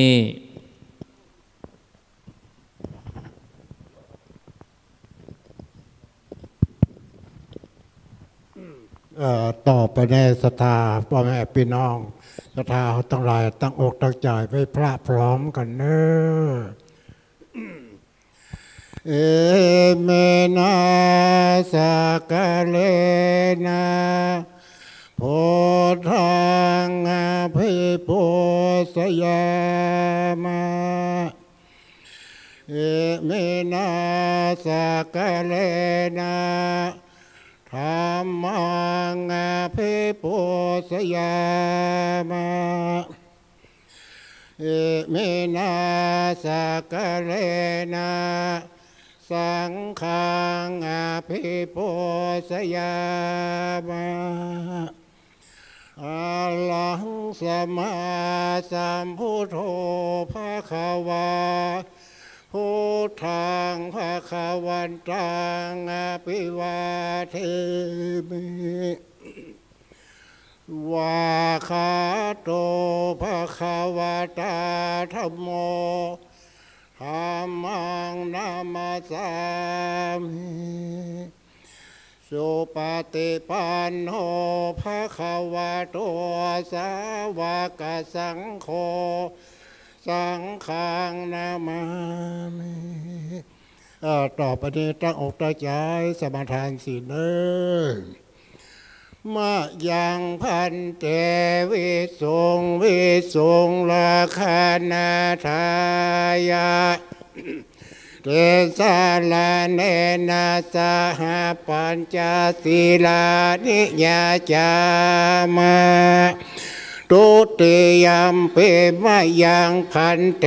วิสุงวิสุงราคานาทายะเตสาลาเนนะสหปัญจศีลานิยาจามะตติยมปิมะยังพันเตวิสุงวิสุงราคานาทายะเตสาลาเนนะสหปัญจศีลานิยาจามะนะโมตัสสะภะคะวะโตอะระหะโตสัมมาสัมพุทธัสสะนะโมตัสสะภะคะวะโตอะระหะโตสัมมาสัมพุทธัสสะนะโมตัสสะภะคะวะโตอะระหะโตสัมมาสัมพุทธัสสะนะโมตัสสะภะคะวะโตอะระหะโตสัมมาสัมพุทธัสสะนะโมตัสสะภะคะวะโตอะระหะโตสัมมาสัมพุทธัสสะนะโมตัสสะภะคะวะโตอะระหะโตสัมมาสัมพุทธัสสะพุทธังสรณังกัจฉามิพุทธังสรณังคัจฉามิธัมมังสรณังกัจฉามิธัมมังสรณังคัจฉามิสังฆังสรณังกัจฉามิสังฆังสรณังคัจฉามิทุติยัมปิพุทธังสรณังกัจฉามิทุติยัมปิพุทธังสรณังคัจฉามิทุติยัมปิธัมมังสรณังกัจฉามิทุติยัมปิธัมมังสรณังคัจฉามิทุติยัมปิสังฆังสรณังกัจฉามิทุติยัมปิสังฆังสรณังคัจฉามิตติยัมปิพุทธังสรณังกัจฉามิตติยัมปิพุทธังสรณังคัจฉามิตติยัมปิธัมมังสรณังกัจฉามิตติยัมปิธัมมังสรณังคัจฉามิตติยัมปิสังฆังสรณังกัจฉามิตติยัมปิสังฆังสรณังคัจฉามิติสรณะขมนังนิทธิตังมะพันเตปานาติปาตาเวระมณีสิกขาปตังสมาธิยามิปานาติปาตาเวระมณีสิกขาปตังสมาธิยามิอะตินนาตานาเวระมณีสิกขาปตังสมาธิยามิอะตินนาตานาเวระมณีสิกขาปตังสมาธิยามิกาเมสุมิจฉาจาราเวระมณีสิกขาปตังสมาธิยามิกาเมสุเมสาจาราเว ละมณีสิกขาปะทังสมาธิยามิโมสาวาตาเวระมณีสิกขาปะทังสมาธิยามิโมสาวาตาเวระมณีสิกขาปะทังสมาธิยามิสุราเมรยะมัจจะปมาทฐานาเวระมณีสิกขาปะทังสมาธิยามิสุราเมรยามัสสะปมาทฐานาเวระมณีสิกขาปะทังสมาธิยามิอิมานิปัญจสิกขาปทานิสีเลนะสุขติงยันติสีเลนะโภคสัมปทาสีเลนะนิพพุติงยันติตัสมาสีรังวิโสทะเยสาธุสาธุเนพนังเยนะกะลังนัมมังเยนะกาสายังปันดิโตตังโนมะกังอิติสิตงธัมมมุตตมังปัจจังอาราธนังกะโลมานะโมตัสสะภะคะวะโตอะระหะโตสัมมาสัมพุทธัสสะนะโมตัสสะภะคะวะโตอะระหะโตสัมมาสัมพุทธัสสะนะโมตัสสะภะคะวะโตอะระหะโตสัมมาสัมพุทธัสสะกาเลนะธัมมัสสวนังเอตัมมังคารมุตตมันตีติขอถวายความเคารพนอบน้อมแด่องค์สมเด็จพระบรมศาสดาสัมมาสัมพุทธเจ้าพร้อมทั้งพระอริยสัจธรรมและพระอริยสงฆ์ขอกราบถวายความเคารพพระเถรานุเถระที่เคารพอย่างสูงทุกรูปเจริญสุขสวัสดีสาธุชนทุกคนทุกท่านเจริญพรเอามือลงนั่งตามสบายเน้อเบื้องต้นต้องขอกราบขออภัยครูบาอาจารย์พระเถรานุเถระที่เทศโดยที่บ่ได้ทำกรรมปีนะเพราะว่าบ่ได้เตรียมมาก็นึกว่าเปิ้นวางอยู่นี่บ่กองมหันปุ๊บบ่มีไปเซาะตะกี้นะบ่ปะต้องขอกราบขอสุมาภัยศรัทธาสาธุชน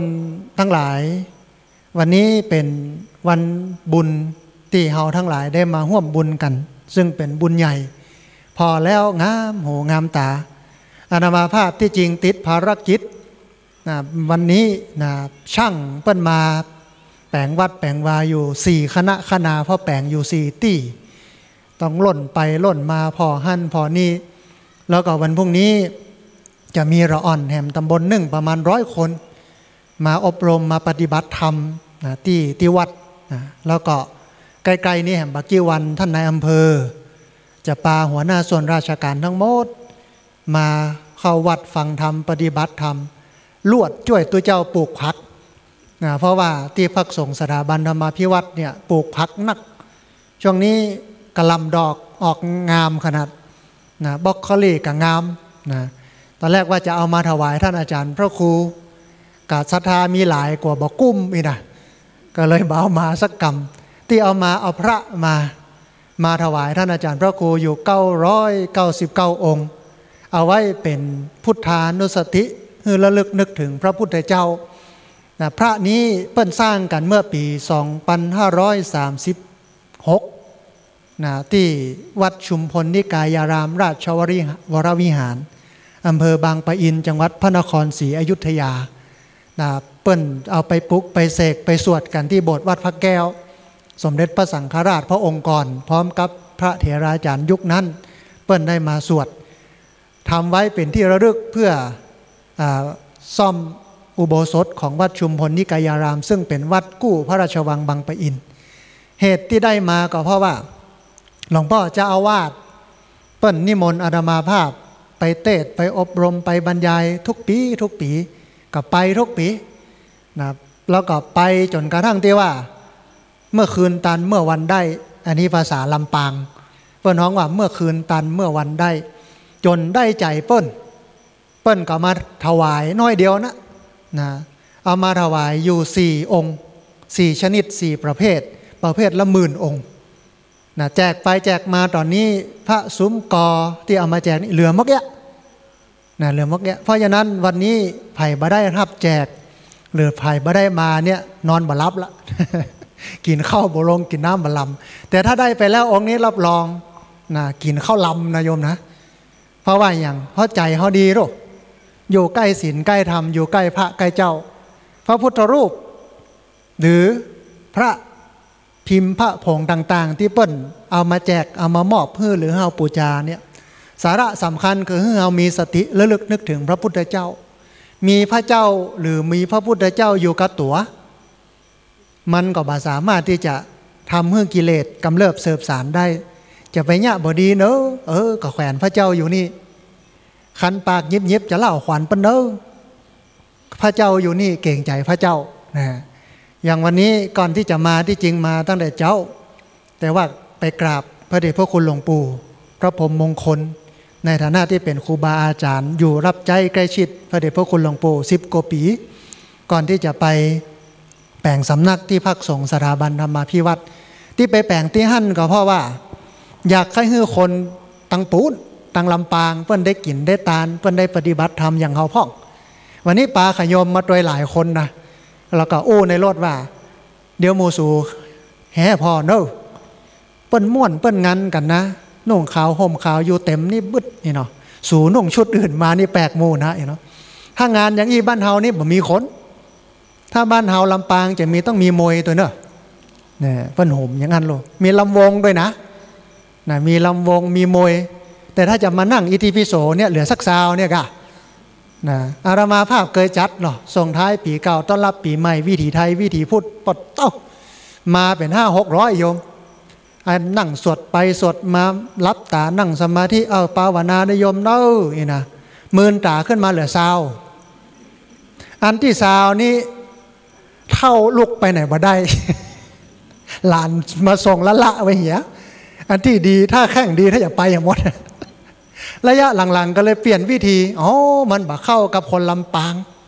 เปลี่ยนใหม่บ่เอาสวดนักละมีกิจกรรมแข่งขันตอบปัญหาธรรมะแลกของขวัญพ่องสวดเห็นน้อย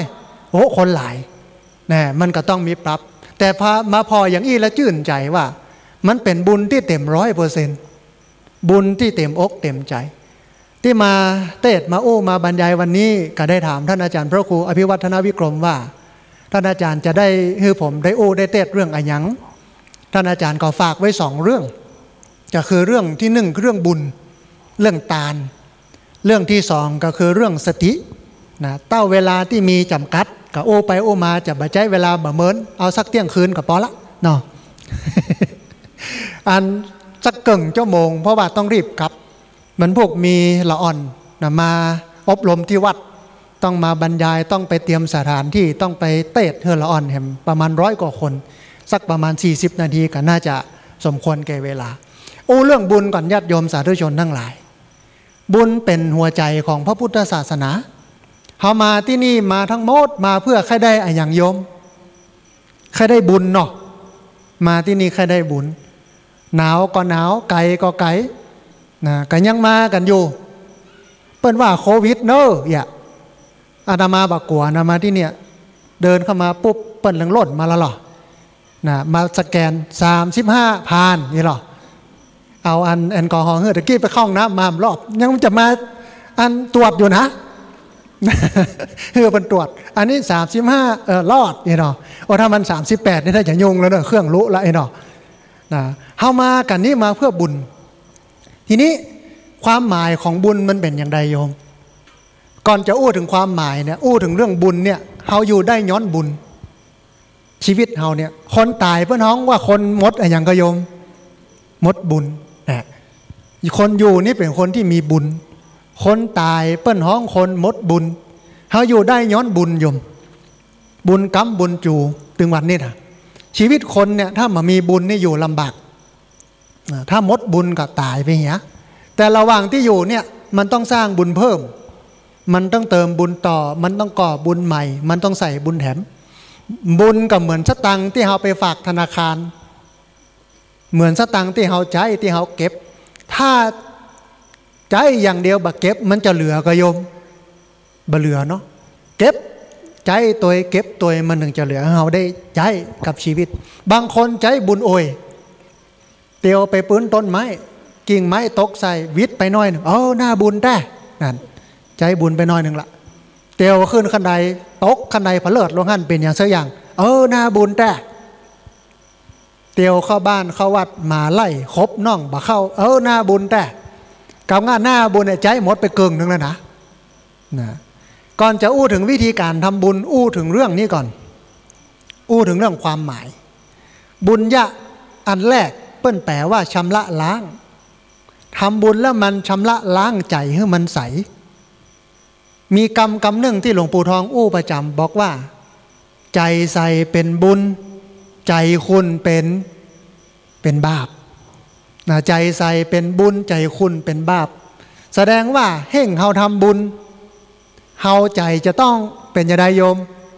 ใจจะต้องใสจะพยายามจะไปเฮื่อใจคุณมัวตามกินเนี่ยพยายามจะไปเฮื่อใจคุณมัวทำเฮื่อใจใสบุญมันชำระล้างเฮื่อใจใส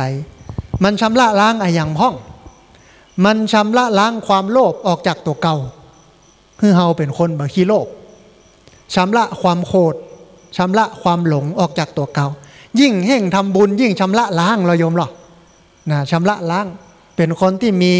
เมตตาเป็นคนที่เอื้อเฟื้อเผื่อแผ่แบ่งปันเกื้อกูลนักขึ้นแต่วันนี้สมมติเขาจะตานซาวนึ่งแล้วก็จะบอกว่าสาธุใกล้ละเมื่อกี้วันนี้เนาะถูกรางวัลที่1สกรรมเนาะ6 ล้านเดี๋ยวมันได้ก็โยมมันก็ได้น้อยนึงนะแต่ว่ามันเปลี่ยนไปบ่ได้เปลี่ยนไปได้ยากเพราะนั้นบุญอันแรกเป็นเครื่องชำระล้างทำบุญทุกครั้งต้องทำเพื่อใจมันใสอันที่สอง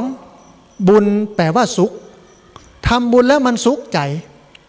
ทำบุญแล้วมันม่วนใจมันสบายใจมันอิ่มใจมันสุขใจนี่คือคำว่าบุญอาตมาภาพได้ช่วยละอ่อนคนหนึ่งเป็นคนตายไปแล้วช่วยคนตาย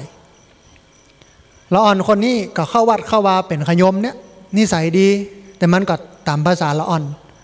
มันไปฝึกงานเป็นนักศึกษาช่างหรอฝึกงานสักทุ่มหนึ่งเนี่ยเลิกจะปิกบ้านกำลังจะว้ายรถอยู่กลางหนทางเส้นเหลืองกำลังจะว้ายรถปิกเข้าบ้านปรากฏว่าคนเมาเหล้าโยมขับรถมาจนละอ่อน2 คนนี้คนหนึ่งสะเด็นตกกลางถนนตายแถมคนหนึ่งสะเด็นตกข้างถนนใส่ป่าหญ้ารอดเสร็จแล้วกู้ภัยเพิ่นกลับมาเก็บศพเก็บอย่างไปพ่อแม่ญาติพี่น้องก็ไปหงยุกหงยาไปพอตอนที่เพิ่นเอาศพมาบ้านอาตมาภาพก็ไปจูงศพขึ้นบ้านไปหดน้ำแม่เปิ้นมาให้ต่อบอกว่าพระอาจารย์แต่เจ้าเนี่ยไปเอาศพที่หงพักไปเอาศพแล้วก็ไปหงพักไปเอาครัวละอ่อนเปิ้นถึงว่านะลูกข้าเจ้าผิดลูกข้าเจ้าตัดหน้ารถเปิ้นใครก็ว่าตำรวจก็ว่าอย่างเงี้ยแต่ข้าเจ้าบอกหูว่ามันเป็นแต้กอถ้ามันแต้ข้าเจ้าก็ยอมรับแต่ถ้าบัดแต้เนี่ยขอให้ความเป็นธรรมกับลูกข้าเจ้าเถอะข้าเจ้าใครหันกล้องวงจรปิดใครหันเหตุการณ์แกก็ไปถามคนแถวนั้นเปิ้นว่าบ่ใจเนาะละอ่อนมันใจตัดหน้านะเขามาจนมันอย่าใครก็หันทึดๆกล้องวงจรปิดก็มีเนาะสืบไปสืบมาปรากฏว่าคนจนที่เมานั้นครับและจนนั้นเป็นลูกตำรวจโอ้ไปขอเฮือไผ่ช่วยป่อหลวงกำนันนายกใครกับบ่ช่วยสักคนอาตมาภาพมาขออาตมาภาพช่วยให้ต่ออยู่หั่นก็นั่งกึดว่า1เปิ้นลูกเปิ้นตายเป็นตุก2บ่ได้รับความเป็นธรรมแหมกล้าทำศพมา 50,000 จบกันแค่นั้นตายถึงเตื้อได้ 50,000 เนี่ยอย่างใดดี อาตมาภาพกับปอหูจักกับตำรวจก็โทรไปขอเปิ้นว่าโยมเรื่องคดีนี้ขอให้โยมเนี่ยให้มันซื่อมันใสเนอถ้าละอ่อนผิดก็ว่าผิดละอ่อนถูกก็ว่าถูกอาตมาฮับได้แต่ขอให้มันเที่ยงธรรมเนอเปิ้นก็บอกครับนี่เนาะครับได้สักกรรมหนึ่งบึดแมลงมางานศพก็มีตำรวจในหมู่บ้านนะมาอูกับปอกกันมันตึงตัดหน้ามันได้นะเนี่ยตัวเจ้าก็เลยอย่างใดฮะก็เลยไปแอวพอที่เปิ้นจนหั่นไปพอที่อู่ที่เปิ้นอยู่เอากล้องวงจรปิดมาพอปรากฏว่าเปิ้นโดนจนแต่บ่ได้ตัดหน้าสักกรรมก็เลยไปแอวหาตำรวจที่ห้องพักตัวเจ้าก็กลัวมันกันนำล่างยับตัวเจ้าเขาขอกไอ้มุ้ยเนาะกลับไปแต่ก็โอ้ด้วยเหตุด้วยผลนะโยมขอเนอะอันที่มันถูกมันต้องนะโอ้ก็เปิ้นก็ฟังผู้หลักผู้ใหญ่เปิ้นก็ฟังเอากล้องวงจรปิดอย่างมาดูสุดท้ายคนที่จนก็มาฮับสารภาพว่าจนแต่เมาแต่หลักฐานยังมีแต่ปิ้นกายจากประมาทร่วมกลายเป็นโดนเปิ้นจนได้ฮับก้าชดเชยได้ฮับก้าเยียวยาก้าพรบก้าหยังก็พอสมควรอยู่เปิ้นก็มากราบมาการบอกว่าเนี่ยถ้าบ่มีพระอาจารย์ข้าเจ้าก็จะเสียใจลูกข้าเจ้าก็จะตายฟรีเปิ้นก็กำลังเฮียนจบกำลังจะมีการมีงานทำเป็นบุญของพระอาจารย์แต่อาตมาภาพก็บอกว่าอาตมาภาพทำบุญเป็นบุญมันสบายใจหันแม่เปิ้นม่วนใจหันป้อเปิ้นสบายใจจากให้เป็นยิ้มขนาดลูกตายเนาะตกใจกลายเป็นความสุขเขาก็อิ่มใจนี่เป็นบุญเนี่ยมันคือละอ่อนเข้าวัดเข้าวาช่วยงานวัดงานวายกโต๊ะหามเต้นถ้าละอ่อนบ่ได้มาทำบุญนี้ละอ่อนก็บ่ได้มาอันนี้คือบุญคือความอิ่มอกอิ่มใจความสบายอกสบายใจทีนี้เมื่อบุญคือการชำระล้างเมื่อบุญคือความสุขใจเมื่อบุญคือความอิ่มใจแล้ววิธีการทำบุญลุกมันทำกันอย่างใดพระพุทธเจ้าตรัสว่าวิธีการทำบุญทำได้10 วิธีเนอะไม่ใช่ทำได้แค่วิธีเดียวก็คือฮือตาลต้องอันญาติโยมสาธุชนลองฟังพอแล้วมาวิเคราะห์ตัวเขาว่าถึงวันนี้เขาก็อยู่ได้ด้วยบุญดูเนี่ยนี่เนาะอันแรกทานน้ำไมทำบุญโดยการให้ทานเวลาเขาฮือตาลเนี่ยเขาก็ทำบุญนะพุทธเจ้าเรื่องการฮือตาลเนี่ยมันย่อยนะรายละเอียดมันนักเนี่ยบ่ถูกมีความเป็นไปได้สูงว่าเขาจะเนี่ยบ่ถูกภาษาวิชาการเป็นห้องว่าดีเทลรายละเอียดมันนักการทำบุญโดยการฮื้อตาลนี้เปิ้นพิจารณาจาก3 อย่าง1คนฮื้อตาล2ของที่ฮื้อ3คนที่ฮับนะ3อย่างนะโยมนะคนที่ฮื้อเปิ้นห้องว่าทายกทายิกาของที่ตาลเปิ้นฮ้องว่าไทยธรรมหรือว่าสังฆทานคนที่ฮับเปิ้นฮ้องว่าปฏิคาหกนี่หรอคนที่ฮื้อเนี่ยจะต้องประกอบด้วยเจตนา3ก่อนฮื้อขณะฮื้อหลังฮื้อจิตต้องเป็นกุศลก่อนฮื้อก็เตรียมไว้ฮื้อดีจัดดาไว้ฮื้อด้วยความเข้าใจนะเข้าใจว่าเช่นเราไปตาลขันเข้าของกินที่เอาไปตามเนี่ยต้องเป็นของที่เหมาะสมกับตู้เจ้าเปิ้นฉันแล้วอุทิศให้กับคนตายบ่ใช่เอาของคนตายมักนะโยมนะเฮานี่อีป้อมักอย่างเฮาก็เอาอันนั้นนะโยมเนาะมีที่เมืองแป้สมัยเป็นพ่อน้อยไปอยู่เมืองแป้ลูกมันตายรถสแลบตายย้อนกินเหล้าเนี่ยนะโยมเอาลาบมาตานเอาเหล้ามาให้ตัววะก็คิดได้ใจถ้าตัวเจ้าจะเตะหยอกนี่จะเป็นยังไงให้โดนบัญญัติศึกเนี่ยเขาเข้าใจผิดเรื่องตาลต้องเข้าใจว่าของที่เขาเอาไปตาลนั้นมันต้องเป็นของที่เหมาะสมกับตัวเจ้าโลกตาลเพื่อสละความโลภออกจากตัวเก่าอีหรอนะตาลเพื่อให้ตัวเจ้าเปิ้นได้กินได้ใจและอุทิศบุญให้กับคนตายอันนี้คนฮื้อตาล2ของที่ฮื้อนั้นต้องเป็นของที่เหมาะสมกับผู้รับเหมาะสมกับผู้รับ2ต้องเป็นของที่หิมาด้วยชอบประกอบด้วยเจตนาด้วยเหตุนี้เปิ้นก็เลยมีธรรมเนียมการสุมาควตาลก่อนจะตาลต้องสุมาควตาลเหี่ยก่อนโยสันเนสินโนวาราโพธิโมเรมาระตัวเจ้านั่งรอไปเพื่อเขาตอนวะโยม กว่าเพิ่นจะสุมาก็ตานเสร็จนะสาระสำคัญก็คือว่าคือของที่ตานเนี่ยเป็นของบริสุทธิ์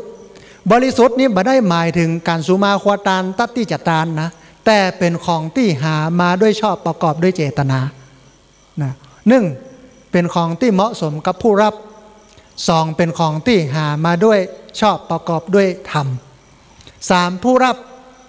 ต้องเป็นคนที่มีศีลมีธรรมพระพุทธเจ้าวางไว้ว่า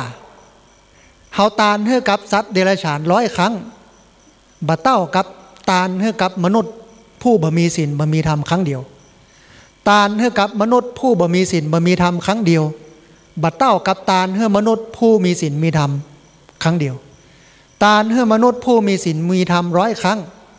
บ่เต้ากับตานให้ตัวเจ้าครั้งเดียวตานให้ตัวเจ้ารูปเดียว100 ครั้งบ่เต้ากับตานให้ตัวเจ้าผู้มาจากทิศทั้ง4ก็คือสงฆ์นาโมสังฆะอันนี้คือรายละเอียดของการตานที่จริงนักกว่านี้แต่เฮานี้บ่ได้กึดอย่างนักแค่ตานอย่างก็ตานจะลือจะลาไปกับตานบางคนอันนี้ตัวเจ้าไปเล่าให้ฟังลูกสาวทำงานเป็นโคโยตี้ตายเอาครัวมาตานตัวเจ้าเป็นกล่องตัวเจ้าก็หมูนะตานเรียบร้อยกลับบ้านพระอาจารย์ถ้ามีเวลากระใจกำเนิดลูกเข้าจะได้บุญอีเนาะครับไปเรียบร้อยตัวเจ้ามันเป็นอย่างเปิดพอมีแผววิกผมวะเกือบส้นสูงวะเสื้อเอวลอยเนาะถ้าตัวเจ้าใส่แล้วจะเป็นยังไง สลองศรัทธาโยมเห็นคำเราใส่เดินแวดวิหารให้สักรอบพี่เนาะเพราะนั้นของตาลเนี่ยมันต้องมุ่งไปที่ตัวเจ้าคนจะตาลจ้างต้องเป็นคนเข้าวัดไปสังเกตพอว่าเปิ้นขาดอะไรอย่างห้องหมูจะเอาอย่างวัดนี้ห้องน้ำเปิ้นขาดน้ำยาล้างห้องน้ำโลกเอาน้ำยาล้างห้องน้ำไปตาลขวด1ก็เป็นสังฆทานเนี่ยมันเหมาะกับคนครับอันนี้เรื่องตาลเนาะทานนามัยทำบุญโดยการให้ทาน2ศีลละไมทำบุญโดยการรักษาศีลโยมรักษาศีล5รักษาศีล8ก็ได้บุญ3ภาวนาไมทำบุญโดยการภาวนานั่งสมาธิก็ได้บุญข้อที่3ภาวนาไมเนี่ยเป็นบุญที่บ่เสี่ยงสักอย่างแต่คนเยอะน้อยนะคนเยอะน้อย4อัปปัจจยะนะไมทำบุญโดยการประพฤติตัวอ่อนน้อมถ่อมตนอ่อนโยนแต่ไม่อ่อนแอแข็งแกร่งแต่ไม่แข็งกระด้างเพราะว่าความรู้มันเป็นอำนาจมารยาทเป็นเสน่ห์หรอกนะอ่อนน้อมถ่อมตนก็ได้บุญนะโยมการอ่อนน้อมถ่อมตนนี้บ่จำเพาะผู้ใหญ่ผู้น้อยอ่อนน้อมต่อผู้ใหญ่เท่านั้นผู้ใหญ่ก็ต้องอ่อนน้อมต่อผู้น้อยโดยการบ่ไปเบียดเบียนเปิ้นบ่ไปเอาอำนาจหน้าที่ตำแหน่งความเป็นใหญ่ของตัวเก่าไปเบียดเบียนพี่น้องชาวบ้านอันนี้ก็เป็นบุญนะช่วงนี้เรื่องใกล้เลือกตั้งหรอกนักการเมืองก็อ่อนน้อมถ่อมตนไหวหมดนะแต่บกองได้เป็นแล้วบ่ฮู้จะได้ไหวเฮาก็บ่ฮู้เนาะเฮานี่ต้องไหวเปิ้นแต่บางที่ก็ไหวอยู่นะเนี่ยอันที่4เนาะทำบุญโดยการอ่อนน้อมถ่อมตนไว้อัปปัจจยะนะหมายอันที่5ไวยาวัจจะหมายทำบุญโดยการประพฤติตนให้เป็นประโยชน์เนี่ยอย่างก็ได้ที่มันเป็นประโยชน์อย่างพี่น้องชาวบ้านมาช่วยงานเนี่ยบางคนเอาหงตาลมาเลี้ยงบางคนยกโต๊ะบางคนหามเต้นบางคนจัดดอกบางคนเนี่ยหันเนี่ยนี่บ่ฮู้เนี่ยใดเก็บขี้เหอะก็ได้บุญข้อนี้ไวยาวัจจะหมายง่ายก็โยมง่ายก็บุญข้อนี้ง่ายก็สักกรรมหนึ่งครับเดียวไปหันขี้เหอะตกงั้นเก็บไปขว้างทางขยะอันนี้ก็ได้บุญนะไวยาวัจจะหมาย5เนาะนะ6อนุโมทนาไมทำบุญโดยการชื่นชมยินดีในการได้ดีและการทำความดีของคนอื่นเวลาเปิ้นได้ดิบได้ดีเวลาเปิ้นทำดีเขาก็ชื่นชมเขาจะได้บุญนะแต่บางคนเนี่ยมันบ่ชื่นชมมันขอยหันใส่ชุดขาวอย่างนี้มันก็ว่าเขาโดยก้นซาลาเปานั่งกะตั้งนอกขาวตั้งในดำหั่นนั่นวันนี้เปิ้นซ้ำเอามาเลี้ยงให้ได้ฉลองศรัทธานะโยมเนาะนะคนจะว่ามันถึงว่าแทนที่หันปั้นนุ่งขาวห่มขาวไปวัดยกมือขึ้นข้าบ่ได้ไปเนอะสูเนอะสวดอิติปิโสนะมันยุ่งหลายอย่างอนุโมทนาด้วยเนอะอันนี้ได้บุญกับโยมได้เลยอยู่บ้านก็ได้เนี่ย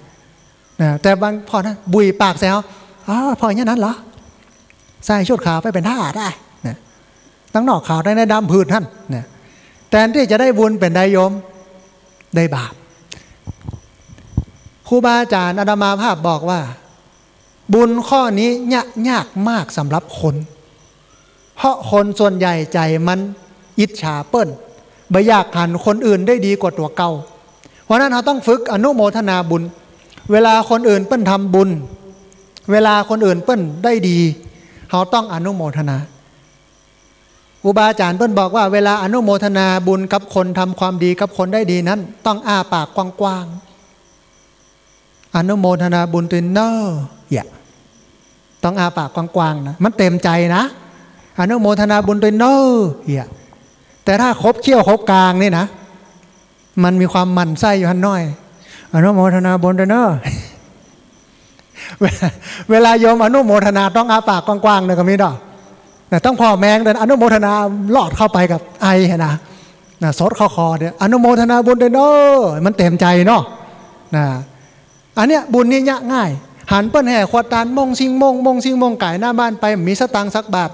โอ้สาธุอนุโมทนาบุญเด้อเนาะอันนี้ได้บุญก็โยมได้เนี่ยอันก็อันนี้ข้อที่ต่อใดก็6นะ7ปัตตานุโมทนาใหม่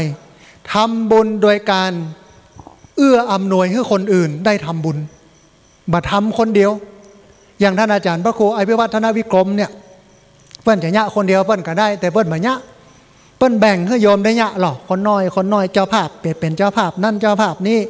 ขนาดจุดเตียนบ่ได้ยังแบ่งได้7คนบ่จุดเตียนจะสัตพันธ์อ่ะหันก็เนี่ยเวลาเราทำบุญเตื้อหนึ่งต้องแบ่งให้คนอื่นได้ทำบุญครูบาอาจารย์เปิ้นบอกว่าถ้าทำบุญแล้วทำคนเดียวบ่แบ่งไผบ่จวนไผจะได้ทรัพย์แต่ไม่มีบริวารบ่มีเจ้าหมู่นะนกไม่มีขนคนไม่มีพวกไม่สะดวกสักอย่างนกมีขนคนมีพวกสะดวกทุกอย่างนี่หรอใครได้หมู่ก็ต้องจวนเปิ้นมาทำใครได้หมู่ต้องเกื้อกูลเอื้ออำนวยให้คนอื่นมาทำอย่างเฮาเนี่ยกับโยมเนี่ยกับเข้าจะไปวัดเนี่ยให้ลูกช่วยเนี่ยให้หลานขี่รถไปส่งเนี่ยได้กี่คนโยม3 คนพุ่นนะก่อนจะไปสามีเฮาบอกว่าอาสูข้าจะไปตานเนอะอนุโมทนาบุญเนี่ยเนอะจบเหียจบใส่หัวใส่เก้าได้4 คนนะฮันก็นี่คือการแบ่งหรือเปิดโอกาสให้คนได้ทำบุญอันที่7เนาะนะ7อันที่8ธรรมะสวนะใหม่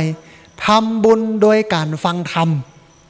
อย่างโยมฟังธรรมวันนี้หรือแม้แต่ฟังทางสถานีวิทยุตึงวันในไผ่ฟังตึงวันพังยกมือขึ้นอันนี้น่ากลัวนะวิทยุจะไม่ เปิดวันค่ำบางคนเนี่ยได้นะถ้าปิดแล้วมันง่อมนี่แม่ใจบดีเนี่ยเหมือนยาเสพติดอะไรแบบนี้เลยนะบางคนก็ปกไปตัวไหนในส้วมบวกมันม่วนแต่ฟังอวบอุบอบอยู่ฮันอันนี้เฮาฟังธรรมเฮาก็ได้บุญนะโยมนะอยู่บ้านบ่ได้บางคนสุมาเตอร์แข้งขาบ่ดีบางคนเป็นคนพิการไปไหนบ่ได้เปิดฟังธรรมเปิดอันฟังแล้วก็ฟังธรรมะก็ได้บุญเปิ้นฮ้องว่าธรรมะสวนะใหม่ทำบุญโดยการฟังธรรมหันก็โยมวันนี้ได้บุญหมดเลยวันนี้เมื่อได้บุญแล้วประนมมือขึ้นโยมสาธุดังๆ3 ครั้งสาธุสาธุสาธุเอามือลงเนี่ยได้บุญนั่นก็แก้โยมง่วงแล้วก็แก้โยมได้อู้กันมาได้ว่าไปบางตีนี่ตัวเจ้าเตะตัวโยมก็อู้โดยหรอเอาละธรรมะเทสวนะใหม่ทำบุญโดยการฟังธรรมแถมอัน1อันที่8ธรรมะเทศนาใหม่ทำบุญโดยการแสดงธรรมฟังแล้วปุ๊บปิกไปบ้านไปเล่าให้พ่อมันฟังไปเล่าให้ลูกฟังแต่ไม่ใช่คืนนี้ด้วยนะบางคนนอนวิชาว่ารับโสไม่ได้ข้าจะเล่าให้ฟังข้าจะธรรมะเทศนาใหม่ละไอ้เนาะเดี๋ยวข้าจะยับพาไปส่งส่วนปรุงกันนะโยมนะโต๊ะวันพวกใหญ่มากปั๊บดีกินข้าวมีเวลาเล่าให้ฟังนะสูข้าไปฟังพระอาจารย์เปิ้นเตศทำบุญมันทำด้วย10 วิธีก่อนเฮ้ยอย่าเล่าเป็นยังอันนี้ก็ได้บุญโยมธรรมะเทศนาใหม่ท่านก็โยมอันที่8เนาะอันที่9ทำบุญโดยการ ฟังธรรมแล้วก็แสดงธรรม9แล้วเนาะ10ทิฏฐุชุกรรมยะนะใหม่ทำบุญโดยการทำความคิดความเห็นของตัวเองให้ถูกต้องตามทำนองของธรรมคือเห็นว่าทำดีได้ดีทำชั่วได้บาปมีจริงบุญมีจริงทุกอย่างเป็นเหตุเป็นผลแต่คนถึงวันนี้บัดเชื่อเพิ่นว่าอย่างอี้ฟังกรรมทำกินน้ำพริกดำกับข้าวฟังกรรมขี้เหล้ากินลาบกับข้าวถึงวันละอ่อนยุคนี้สำหายบ่เอาเรื่องหมู่นี้เลยบ่เอาเรื่องศีลเรื่องธรรมบ่เอาเรื่องบาปเรื่องบุญนะที่จริงบ่ใช่ว่ามีเฉพาะยุคนี้มันมีตั้งแต่สมัยพุทธกาลแล้วหมู่นี้เปิ้นฮ้องว่าหมู่จารวาสลัทธิจารวาส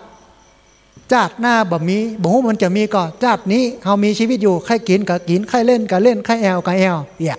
เต็มที่หมู่นี้จะบ่เอาเรื่องบุญเรื่องบาปมันก็เริ่มมีนักขึ้นเพราะฉะนั้นเราต้องขยายเรื่องนี้คนทั้งหลายจะต้องมีสัมมาทิฏฐินะต้องทิฏฐุชุกรรมเอาละการทำบุญมีทั้งหมด10วิธีนะโยมเนาะเรื่องบุญจบเรียบร้อยทำเรียบร้อย10อย่างนี้มันจะนำมาซึ่งใจเราจะสะอาดใจใสเป็นบุญใจคุณเป็นบาปแต่ถ้าไปปุ๊บสลาวเปาไม่ได้นะใจเฮือใสมันชำระ2สุขใจสบายใจอิ่มใจเย็นใจเป็นเรื่องใจทั้งหมดบุญเนี่ยทีนี้เรื่องสุดท้ายเรื่องสติเป็นสิ่งที่สำคัญที่สุดในพระพุทธศาสนาเพราะเป็นสิ่งที่พระพุทธเจ้าฝากไว้ก่อนที่จะปรินิพพานพระเดชพระคุณหลวงปู่พระพรหมมงคลหลวงปู่ทองก็ฝากไว้ถ้าไผ่ไปเจริญกรรมฐานก็หลวงปู่นี่จะหูทันทีว่าหลวงปู่เน้นเรื่องสติเวลาไปปฏิบัติธรรมเล่าอาการเนื้อฟังหลวงปู่เป็นอย่างอันเนอเป็นอย่างอีเนอหลวงปู่จะบอกคำเดียวคือกำหนดเอาเนอกำหนดนะกำหนดเนอลูกเนอการกำหนดนี้เป็นการทำให้เรามีสติคนถึงวันนี้บ่ใช่ว่ามันบ่หูดีบ่หูชั่วนะโยมมันหูดีกว่าเฮาก่อนไปโรงเรียนครูบาอาจารย์ก็สอนมาบ้านพ่อแม่ก็สอนไปวัดตู้เจ้าก็สอนไปหาอุ้ยก็สอนแต่ปัญหามันก็คือว่าดีชั่วรู้หมดแต่มันอดไม่ได้มันอดไม่ได้มันมีหันน้อยนี่นะอย่างนี้จะได้ให้มันอดได้สติจะเป็นตัวที่ทำให้มันอดได้สติเป็นสิ่งสำคัญโยมบางคนเนี่ยตัวอยู่นี่ใจอยู่ในบ่หูครูบาศรีวิจัยบอกว่าตัวอยู่ในใจต้องอยู่หั่นมียายคนหนึ่งใส่บาตรตู้เจ้าอยู่ตัวอยู่หน้าตู้เจ้าหันเพื่อนเดียวกันปั่นรถถีบออกอยู่ทางหลังปุ่นหิ้วถุงไปอีลุงตุงนังเฮ็ดหอบออกนักมันไปเก็ตเฮ็ดหอบมาใส่บาตรตู้เจ้าอยู่ซัดอาหารก็ใส่แทนที่จะมีสติกับการใส่บาตรตู้เจ้าตาพอเฮ็ดปุ่นไปปุ่นอดบ่ได้ขาดสติใส่ตู้เจ้าใส่อันจมูกได้หลายกอตู้เจ้าสะดุ้งบาดตกเขาลงวงเพลงฮั่นตู้เจ้านี่อย่างมามีสติมันหายแต่ดีว่าเป็นปีเป็นลมก็ได้นะตัวอยู่ในใจต้องอยู่หั่นสติเป็นสิ่งที่สำคัญอาตมาภาพสอนอาจารย์มหาวิทยาลัยตึงมช.สอนกูปีเป็นอาจารย์ประจำสอนกรรมฐานให้อาจารย์มหาลัยเชียงใหม่มหาลัยสงขลาหน่วยงานต่างๆบางคนปฏิบัติธรรมมา20 ปีบอกว่าโยมนั่งสมาธิวันละ1 โมงนะพระอาจารย์แต่เวลามันโคตรมันขึ้นบึดมันควบคุมบ่ได้มันด่าไปเลยหรอมันจะยะอย่างใดอ่ะอาตมาภาพก็บอกว่าสมาธิโยมนักแต่สติโยมขาดเพราะการดำเนินชีวิตเนี่ยต้องใจสติเป็นตัวสำคัญเนอะสมาธิใจน้อยใจสติสำคัญเช่นโคตรขึ้นบึดกำลังจะพิษเถียงกันเดี๋ยวก่อนข้าขอตัวไปเดินจงกรมนั่งสมาธิ1 ชั่วโมงเดี๋ยวจะมาเถียงกันสูนะพักยกอย่างอีได้ก็โยมบ่ได้เนาะมันก็จะด่ากันไปแต่ถ้าสติเจริญสติปุ๊บมันจะตัดตันทันทีโคตรปุ๊บขึ้นมาถ้ากำหนดโคตรหนอปุ๊บความโคตรมันจะระงับลงไปอันนี้บ่ใช่ว่าอู้ไปเลยนะอาตมาภาพลองเอาไปใจแต่มันบ่ใช่ว่าควบคุมได้หมดเนาะใจเราอ่อนรัดเนี่ย ขยมที่วัดนักเอาเครื่องตัดหญ้ามาสตาร์ทแล้วที่วัดท่านต้นมะขามสำหลาย48ต้นอย่าไปแตงหวยนะโยมเนอะนะเดี๋ยวมาถูกยังมาเดือดกันนะแต่ที่มันจะไปตัดหญ้าปุ๊บมันสตาร์ทปั๊บมันก็ไปลองจีใส่อันต้นมะขามปังใบงอเอาละหันละเดินไปละกำลังจะว่าเฮ้มันหยุดก่อนครับบ่ต้องว่าถ้าว่านี่จะเสียเวลาคือผมไปซ่อมตัดเรียบร้อยก่อนยะอย่างโป๊ดก้อยว่าทีหลังก็ไม่ได้ว่ามันสักคำมันหล่นไปบุญมันก็ไปซ่อมไปอย่างตัดแต่มันก็ขึ้นในใจบืดๆนะโยมนะจะโตยไปด่ามันดีกล้าไอ้เนาะแต่ด้วยความที่เราปฏิบัติสมาธิมามันก็เก็บไว้ในใจโคตรเนาะมันก็ก้อยๆหายไปมีโอกาสปุ๊บก็นั่งอู้กันอธิบายให้มันฟังนะแต่ถ้ามามีสติสัมปชัญญะนี่เป็นอย่างไรโยมด่าไปเกิงชั่วโมงวันนะโยมเนาะบางคนเนี่ยกับข้าวอยู่แกงเดือดบดเอาน้ำปลาหมดไอ้น้อยไปซื้อน้ำปลากันเหรอสตังไปซื้อน้ำปลากลับมาได้น้ำปลาสักขนมถุงเพ่ถ้าเป็นคนมีสติเนี่ยกำป้าบุ๊บหัวแล้วนะโยมเนาะแต่ถ้าคนมีสติก็ขึ้นได้ว่าจ้างมันเตอะวันนี้กินจางแหวันหนึ่งบ่เป็นโรคไตปลอดภัยอย่าถ้าเกิดได้อย่างอี้เนี่ยมันดีแต่จะเกิดได้อย่างอี้มันต้องมีสติจะเป็นตัวควบคุมหมดคนบะเก่าโบราณสาธุชนท่านผู้ฟังทั้งหลายเปิ้นมีสติกรรมที่เปิ้นกั้งออกมากรรมที่เปิ้นเผลอออกมามันเป็นกรรมที่เป็นสติหมดสุดท้ายมันจะมีกรรมเดียวที่คนบะเก่าอู้คือจ้างมันเตอะเวลามีไผ่มาเล่าขวัญมีคนมาบอกเขาเนี่ยพอแล้วเนี่ยสีนะมาป้ากันเล่าขวัญสู่จ้างมันเตอะอย่างอี้จบก็โยมสบายใจก็ม่วนเนาะจบที่เขาแต่ถ้าเอาใหม่เนาะเนี่ยสีมันเล่าส่วนคนแต่กาเดี๋ยวจะไปตบปากมันก่อนนี่นะได้เสียงสตังค์เลย500เนาะเป็นเรื่องเป็นราวถ้าจ้างมันเตอะเป็นจะได้โยมจบทุกอย่างมันจะจบที่จ้างมันเตอะแต่เฮาบอกค่อยอู้มันนะโยมนะเนาะแต่ถ้าอู้มันนี่มันดีหลายอย่างอาตมาภาพลองจามพอแล้วถ้ามันบ่ได้ดังใจเฮาดังใจเฮาเนี่ยจ้างมันเตอะแต่ถ้ามันตึกจ้างมันเตอะพอแล้วแต่จะไปเติมมาจ้างตายมันเตอะเองนะโยมนะเอาตึกตั้งมันเตอะถ้ามีสติแล้วใจมันจะใสใจมันจะเป็นกุศลใจมันจะเป็นบุญมีกรรมเนื่องที่อาตมาภาพอู้ประจำว่ารื่นเริงบันเทิงใจเป็นกำไรของชีวิตวันไหนที่หงุดหงิดเป็นชีวิตที่ขาดทุนแต่ถ้าจะยากอย่างนี้ได้เป็นคนต้องมีสติประนมมือขึ้นโยมว่าตัวเอาดังๆรื่นเริงบันเทิงใจเอาดังกว่านี้น้อยรื่นเริงบันเทิงใจเป็นกำไรของชีวิตวันไหนที่หงุดหงิดเป็นชีวิตที่ขาดทุนแต่จะยะใดต้องจ้างมันเตอะพร้อมกันจ้างมันเตอะ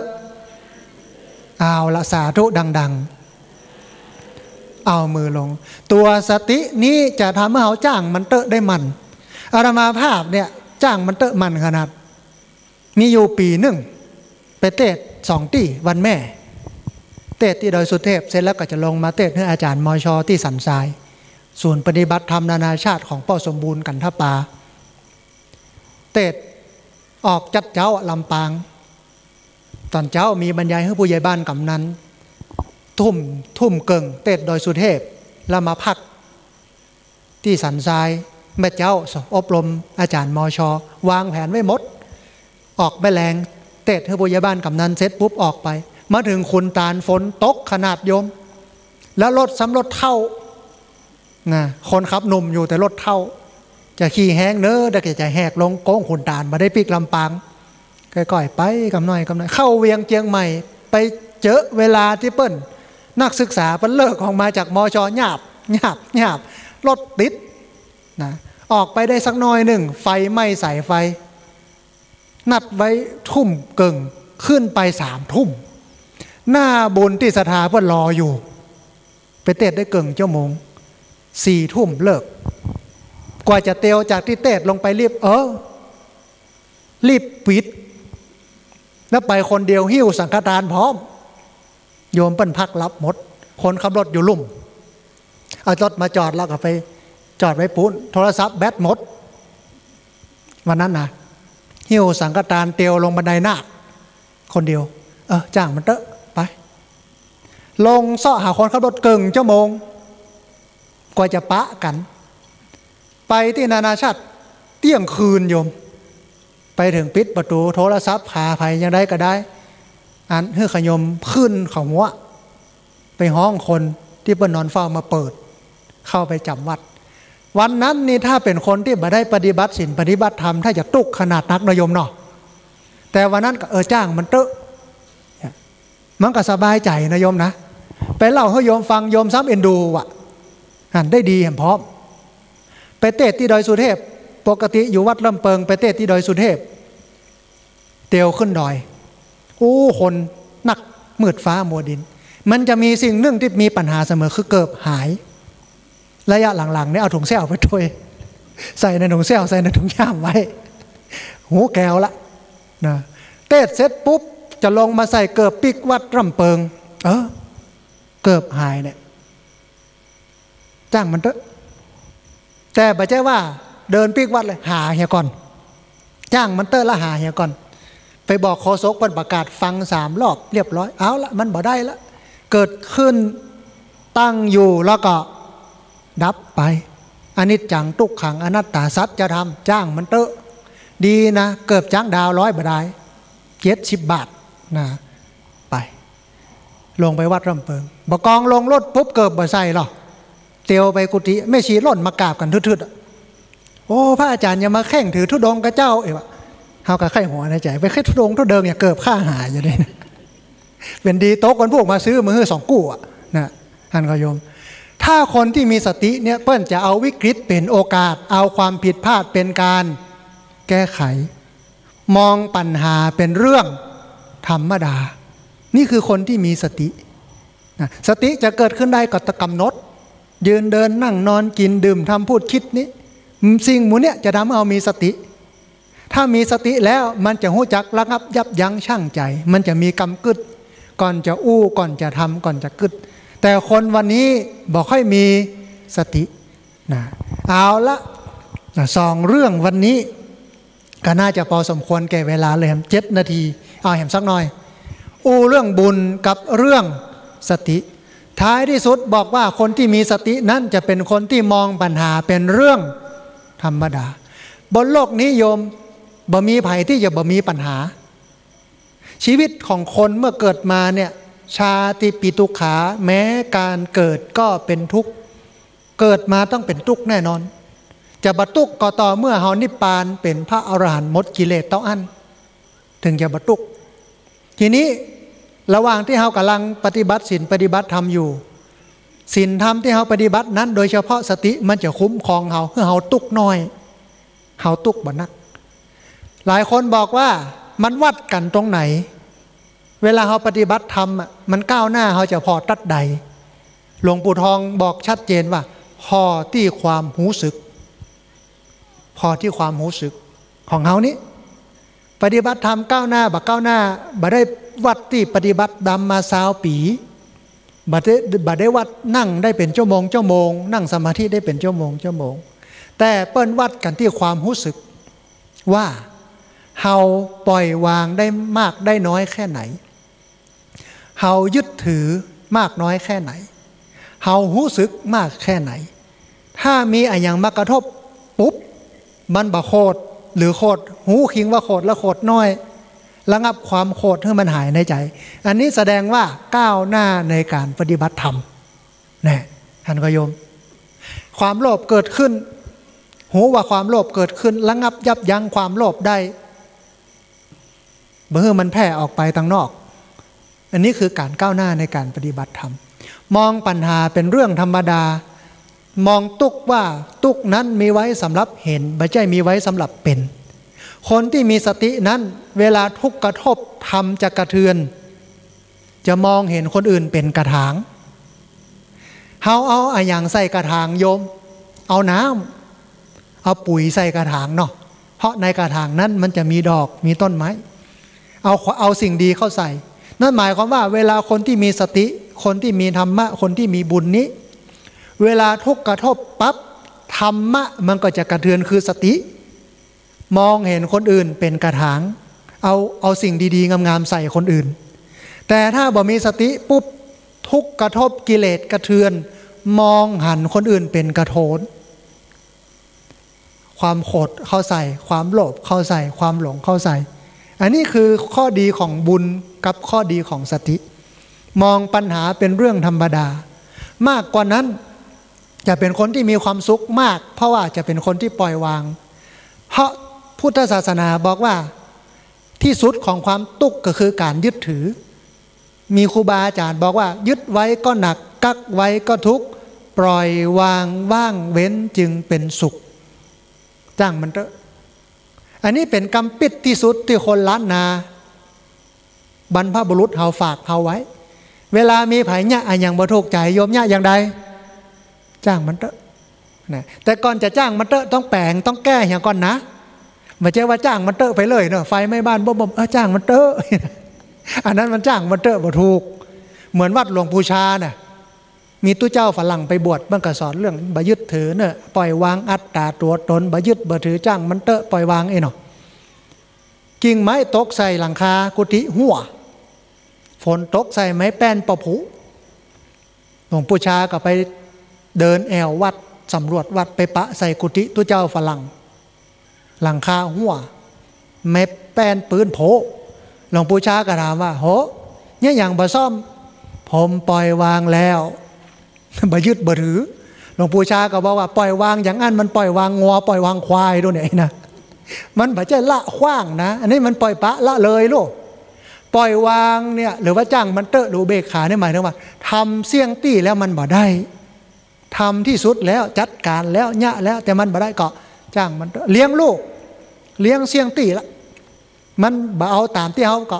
มาตามที่เขาวางไว้ก็เป็นอย่างโยมจ้างมันเตอะ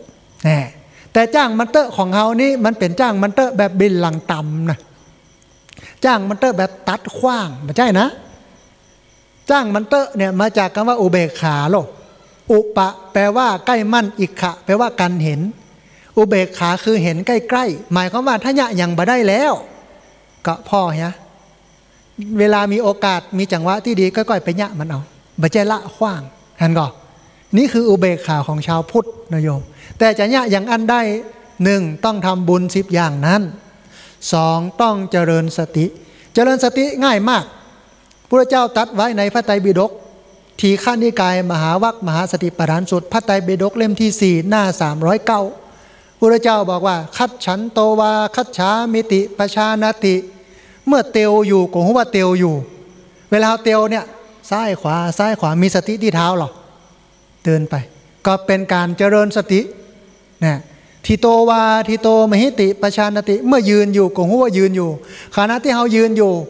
ยืนเข้าแถวสักกำหนึ่งจะไปกินน้ำกาแฟโอวันตินเอาของโฮงตาลยืนรอกำหนดยืนเนาะยืนเนาะบัจเจกึศเนี่ยเมื่อใดจะถึงค่า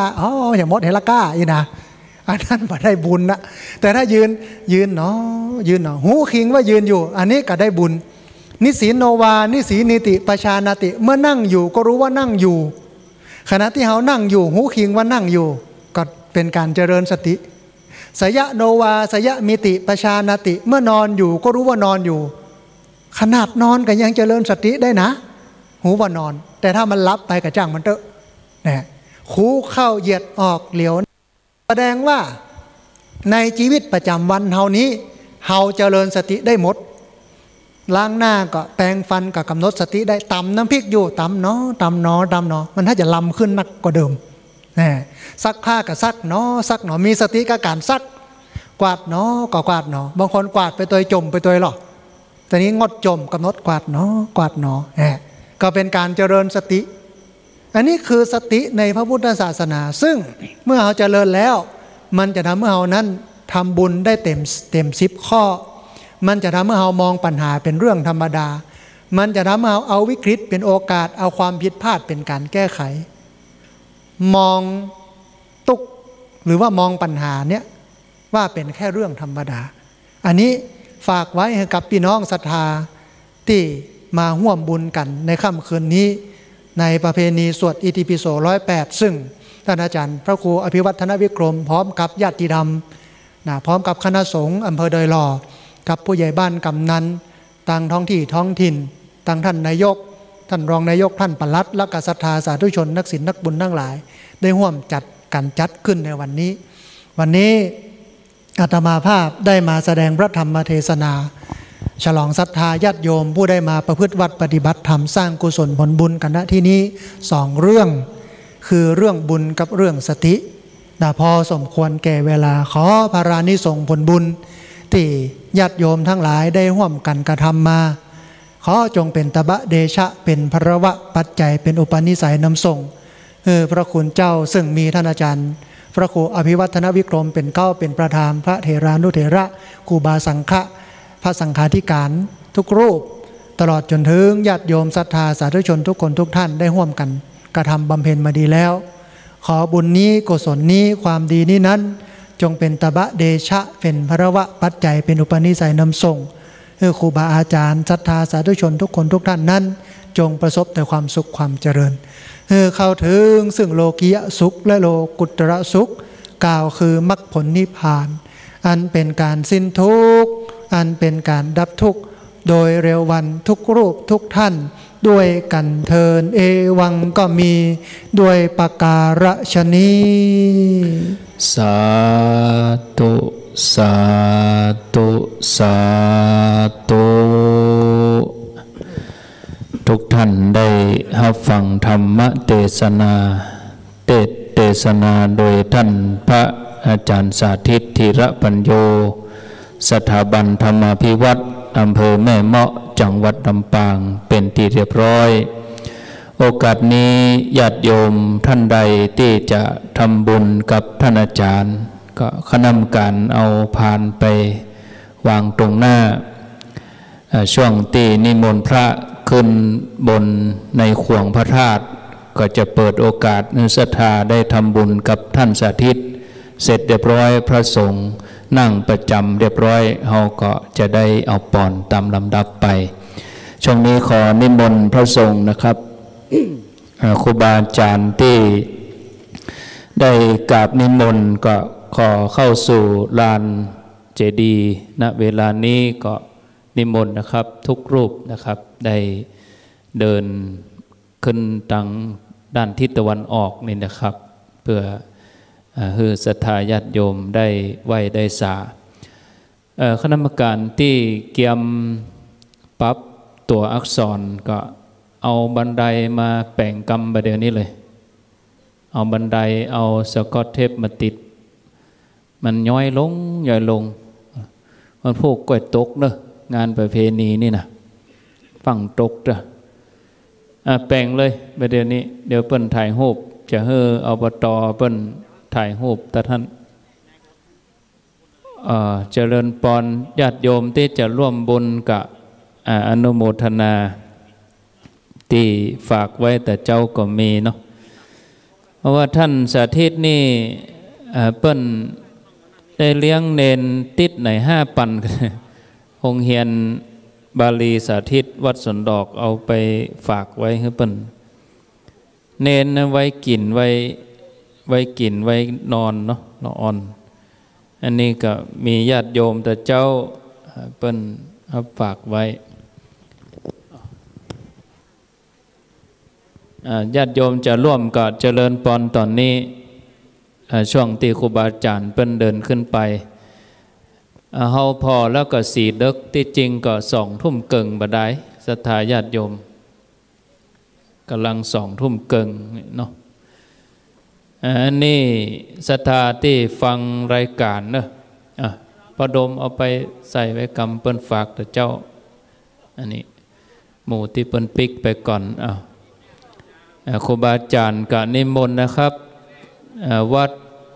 ต่างๆจำนวน22 วัดนะครับศรัทธาทำบุญกับท่านสาธิตแล้วก็กลับมานั่งที่เดิมท่านจะเดินทางกลับลำปางคืนนี้เลยเนาะผู้มีบรรยายอบรมอยู่ ขยมมาฮับช่วงล้นผ่านขยมลูกศิษย์ที่มากับท่านอาจารย์ลูกศิษย์ท่านอาจารย์อนุโมทนาโอ้ป้าพี่ลุนโอ้เฮียเล็กมาเจริญพรโอ้มาหมดเลยเหรออนุโมทนาสาธุสาธุ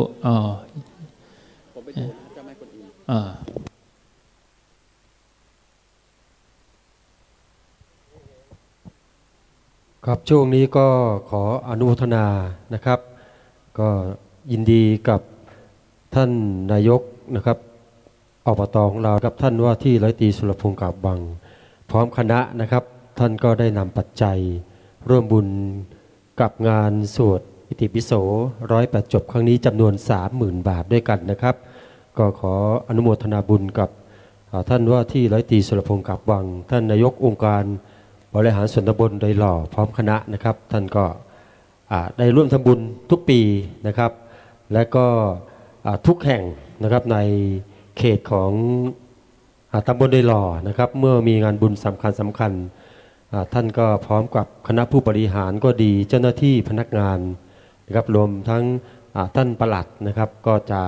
เดินทางไปร่วมบุญนะครับกับคณะศรัทธาตอนนี้ท่านที่จะติดกันเทศยังพอมีเวลานะครับเชิญเลยนะครับแล้วก็ผมจะใช้โอกาสนี้นะครับซึ่งมีคณะศรัทธาได้ร่วมปัจจัยนะครับก็มีอีกอยู่สักชุดหนึ่งนะครับก่อนที่งานพิธีสวดอิติปิโสจะเริ่มนะครับหมายมีนางสาวแสงล่าเรือนมูลนะครับแม่ปิวมโนลิแล้วก็อุทิศไปหาพ่อตาเรือนมูลนะครับบ้านปากทองเจริญร่วมถวาย1 ซองนะครับพ่อทาแม่นงนุชขันแก้วนะครับบ้านเหล่าเป้าร่วมถวาย1 ซองพ่อนันอุดมแม่วันนาปินตะสมนะครับบ้านบางขามป้อมร่วมทำบุญค่าน้ำค่าไฟสถานีนะครับจำนวน100 บาทนะครับพ่อชุ่มใจปัญญานายอัมพรบุญทรัพย์ร่วมทำบุญนี่บ้านอยู่หนองแท่นนะครับร่วมทำบุญจำนวน100 บาทนะครับนายทวีนางแสงจันทร์ใจสิทธิกับพร้อมลูกหลานถวายทานไปหน้านะครับอันนี้เป็นอยู่บ้านท่าปะโอครับได้หล่อร่วมทำบุญจำนวน100 บาทนะครับพ่อหลวงนิกรแม่หลวงรุ่งทิพย์ทำปวนนะครับพร้อมครอบครัวอยู่บ้านต้าไม้นะครับถวายทานไปหน้าร่วมทำบุญ1 ซองนะครับนายสมบูรณ์นะครับออกแก้วนางปัทพันธ์นะครับออกแก้วนะครับพร้อมครอบครัวร่วมทำบุญจำนวน1 ซองแม่วันเพ็ญชัยสิริยะดงวงนะครับชัยสุริยะวงร่วมทำบุญค่าน้ำค่าไฟจำนวน100 บาทนะครับเดี๋ยวต่อไปเราจะได้ฮับปอนจะมีการประเคนกันเต็ดเรียบร้อยก็จะได้เอาปอนเอาป้าหลวงไปถ่ายรูปก่อนไปเอาบตเปิ้นใครเฮือแล้วไปเจิญป้าหลวงบุญธรรมไปถ่ายรูปแล้วไปต่อไปก็จะได้ประเคนกันเต็ดเจริญปอนคุณเชิดพงษ์กิ่วแก้วได้ประเคนกันเต็ดเนาะที่ท่านสาธิตป้าหลวงเป็นตัวแทนหมู่บ้านเนาะตัวแทนศรัทธาเดี๋ยวเราจะได้สวดธรรมจักรแล้วก็จะได้สวดอิติปิโสฮับปอนเนอร์ศรัทธาไปมีน้ำหยาดก็หยาดก็ขอบคุณตั้งท่านนายกท่านปลัดตั้งเจ้าหน้าที่อบต.ตัวเนาะทุกปีเพื่อนก็เป็นประเพณีทุกวัดที่จัดประเพณีส่งน้ำกาประเพณีสืบชะตาประเพณีอย่างก็ตั้งท้องถิ่นเพื่อนก็จะสนับสนุนตามวาระโอกาสต่อไปเชิญทุกท่านฮับปอนเนอร์นิมนต์ครับลำดับต่อไปขอเจริญพรญาติโยมตั้งใจหยาดน้ำอุทิศบุญกุศลให้กับสรรพสัตว์ทั้งหลายญาติโกโหติกาผู้ที่ได้ล่วงลับดับขันไปตลอดจนถึงเจ้ากรรมนายเวรเทวบุตรเทวดาเจ้าที่เจ้าทานแม่ธรณีสรรพสัตว์ทั้งหลายที่มีจิตตะดวงวิญญาณรับรู้รับทราบจงมา ฮับเอาบุญนี้ทั้งหมดทั้งปวงตั้งใจฮับปอนหยาดน้ำเป็นภาษาบาลีเนอยะถาวริวะหาปุราปริปุเรนติสาครังเอวะเมวะอิโตตินังเปตานังอุปกัมปติอิชิตังปะทิตังตุมหังหิปะเมวะสมิชันตุสัพเพปุเรนตุสังกปาจันโทมณิโชติระโสยะธาสัพพิติโยวิวัชชันตุสัพพะโรโควินาศตุมาเตภวัตวันตรายโยสุขีทีขายุโกภวะอภิวาทนาสิเรสนิจังวุฒธาปจายโนจัตตารโอธรรมวัฏติอายุวันโนสุขังภารังภวตุสัพพมังคารังรักขันตุสัพพะเทวตาสัพพะพุทธานุภาเวนัสสัทธาโสธีภวันตุเตภวตุสัพพมังคารังรักขันตุสัพพะเทวตาสัพพะธัมมานุภาเวนัสสัทธาโสธีภวันตุเตภวตุสัพพมังคารังรักขันตุสัพพะเทวตาสัพพะสังฆาโนภาเวนัสสัทธาโสธีภวันตุเตสาธุสาธุสาธุลูกศิษย์เนอะมาเก็บครัวเก็บของเก็บสังฆทานเรียบร้อยกับศรัทธาจะได้ร่วมกันสวดอิติปิโสแล้วก็เจริญพุทธมนต์ธรรมจักรปวัตตนสูตรท่านพระครูสุเมธอยู่บนพุ่นละกะครับเนาะเอาไม้ขึ้นไปบนพุ่นเห็นเนอะไม้ลอยไปตีท่านพระครูพร้อมนะครับครับเดี๋ยวจะได้นิมนต์ท่านพระครูเปิ้นขัดสักเค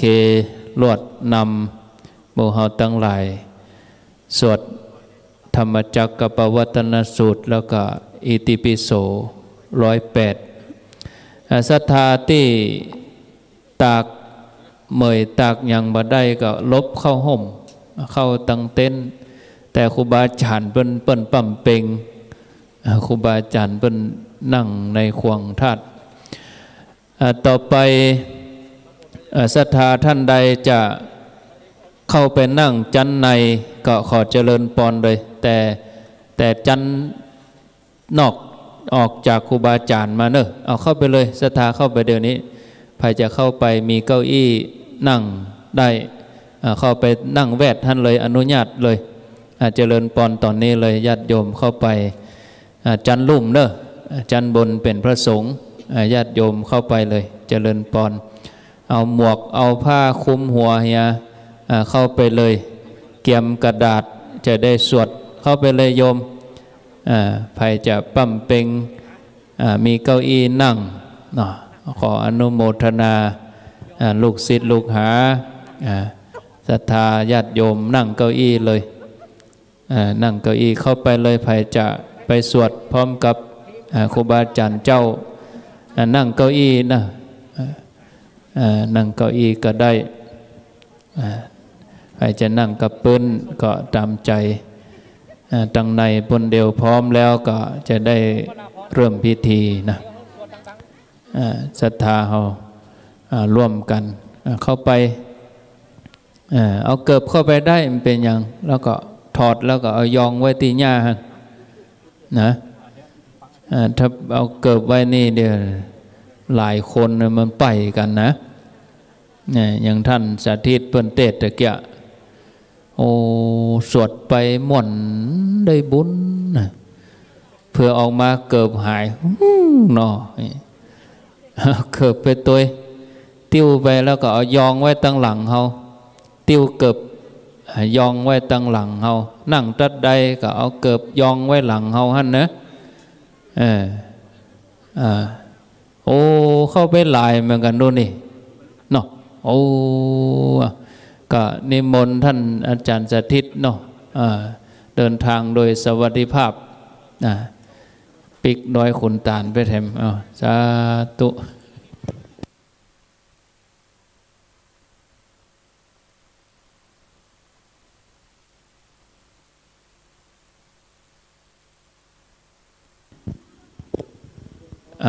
อยู่ดีมีสุขเนอ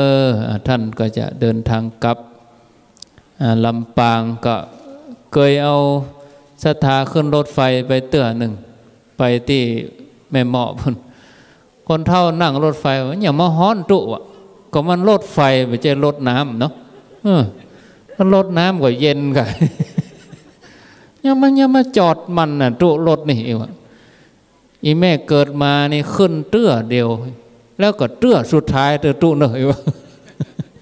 ทั้งนี้ไปจะไปจวนว่าแล้วคนที่จะไปรอบสองก็จะไปอยู่นะบางคนทุนเท่ามันได้ขึ้นรถไฟกำเตื้อโอ้กดเตื้อก็มีกันละอ่อนขึ้นรถไฟตั้งเกิดใหญ่มาก็ขึ้นเห็นเดียวเนี่ยจุ้ยหรอกอีแม่ใส่เข้าเจ้าตี้สุดต่างแปลว่ากินข้าวก็ใส่เข้าเจ้าตี้รถไฟฮะนะเอายองไว้ขอบป่องฮะนะเอาไปพอมีก็ข้าวเหนียวข้าวนึ่งเป็นว่าเขาก็มาขายคั่วเหมือนกันแต่ตู้เองหรอจอดท่านเดียวกับแม่ก้ามาส้มตำไก่ย่างจะรับก็สะดุ้งตื่นแม่ก้ามะ พร้อมแล้วนอดังบนปูนครับนิมนต์ท่านพระครูสุเมธธรรมเสวีเดี๋ยวครับจุดเตียนบาตรน้ำมนต์ก่อนเนาะรอเตียนกันเรียบร้อยเนาะเตียนเนาะเจิญคุณเชิดพงษ์นะเตียวหม้อหน่อยเจริญพรจุดเตียนที่พุ่งนันดวงพ่อนานไว้ด้วยกันเจิญพ่อนานอัศนัยตัวนาวาอากาศตรีอัศนัยวัยานนท์อุตสาห์ขึ้นเครื่องบินลุกกองทัพอากาศเป็นอนุศาสนาจารย์กองทัพอากาศนี่ลูกศิษย์หลวงปู่แถมคนหนึ่งที่ได้สนองงานหลวงปู่เพิ่นมีงานตอนนี้โยมกำลังจุดเตียนที่บาตรน้ำมนต์ครับขอนิมนต์หลวงพ่อท่านพระครูสุเมธธรรมเสวีเลยครับนิมนต์ครับก็ขออนุญาตหลวงพ่อพระครูสุนทรปัญญารัตน์เจ้าวาดวัดป่าหกฟ้าซึ่งเป็นประธานในที่นี้มอบเพื่อกระผมได้นำสวดแล้วก็ขอสวัสดีครูบาอาจารย์ทุกๆรูปที่มาร่วมสวดด้วยกันผมขออนุญาตครูบาอาจารย์ได้นำสวดนะครับได้นำคณะสัตยาสวดนี่มี2ทำนองเนอะทำนองเมืองเหนือเขาจะโวยเรียกว่าทำนองร้อยแก้วสำหรับครูบาอาจารย์ที่แม่นแล้วก็สวดลวดไปเลยแต่ในที่นี้ให้สวดทำนองสังโยกแบบไทยภาคกลางเนาะศรัทธาตัวได้ดีหน่อยเพราะว่าทำนองมันจะจ้าเขาจะสวดแบบไทยเนาะเรียกว่าทำนองสังโยกถ้าครูบาอาจารย์ทางบ้านเฮานี่เป็นสวดทำนองร้อยแก้วขออนุญาตครูบาอาจารย์ได้กล่าวนำพระไตรปิฎกเล่มที่32หน้าวงเล็บ13ขออนุญาตครูบาอาจารย์ได้ว่าตัวนะครับแล้วก็สถาว่าตัวหน่อย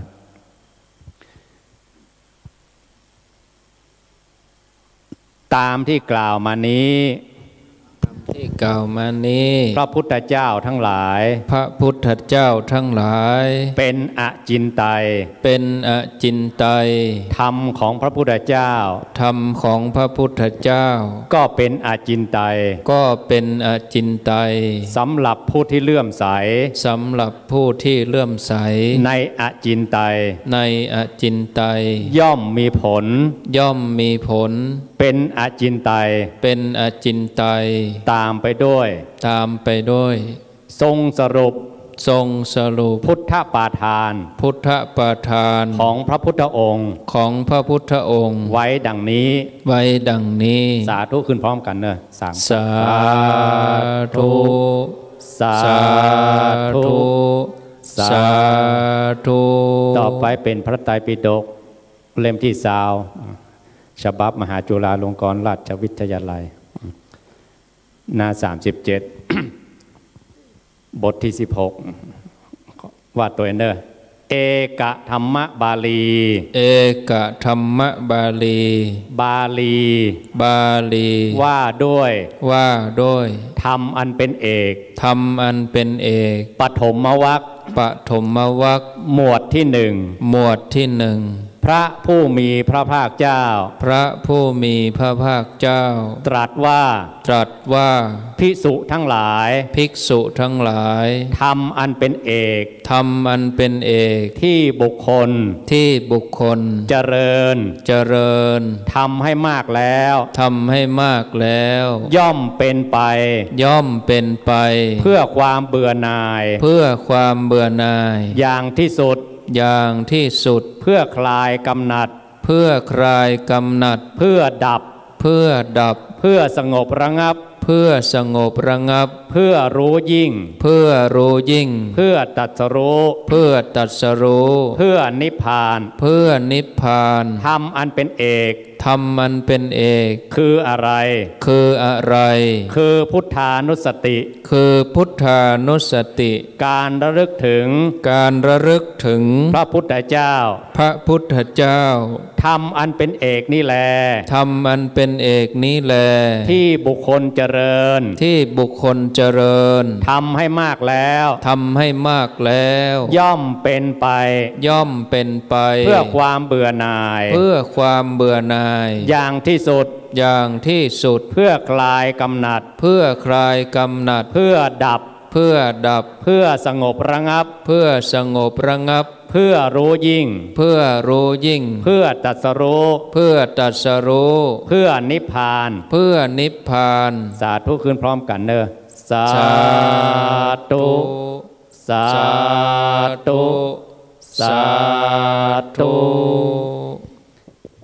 เอาสวดเจริญพระธรรมจักรกับปวัตตนสูตรบทแรกของพุทธองค์ที่พระองค์ได้เตะธรรมให้กับปัญจวัคคีย์ที่ปาอิสิปตนะมัตตุกทายวันพอเทศธรรมผูกนี้จบปัญจวัคคีย์ตนที่หนึ่งคือพระอัญญาโกณฑัญญะได้รู้ธรรมช่วงแรกนี้อัญเชิญเทวดาท่านทั้งหลายที่มีมหิทธานุภาพอันมากอันใหญ่ได้ฌานได้อภิญญาผู้เฒ่าทั้งหลายเป็นพระอริยเจ้าเป็นโกฏจนนับประทวนมาฟังพระธรรมจักรกับปวัตตนสูตรของพุทธเจ้าไม่ใช่ของภายนะของพุทธเจ้าเฮาอาราธนามาสวดว่าพร้อมกันนอสักเคพร้อมกันอาเรตวานาเมตังสเมตาภาทันตาอาเวกิตาจิตาปริตังปานันโตสักเคกาเม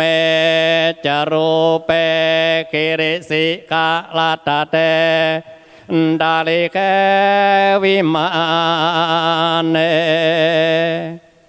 ทิเปรเทจักาเมตะรุวนาคาเนเคหะวะทุมมิเกเตภูมิมาจายันตุเทวาจละทละวิสเมยกะกันดาปนากาติเท ทันตาสันติเก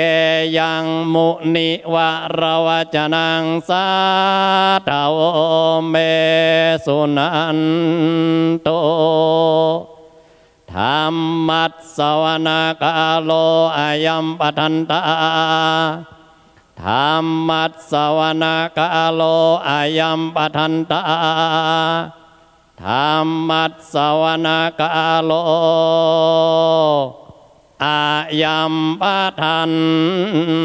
ตานะโมตัสสะภะคะวะโตอะระหะโตสัมมาสัมพุทธัสสะนะโมตัสสะภะคะวะโตอะระหะโตสัมมาสัมพุทธัสสะโมตัสสะภะคะวะโตอะระหะโตสัมมาสัมธัสสะพุทธังสรณังกัจจามิธัมมังสรณังมิสังฆังสรณังกัจจามิทุติยมปิพุทธังสรณังมิทุติยมปิธัมมังสรณังกัจจามิทุติยมปิสังฆังสร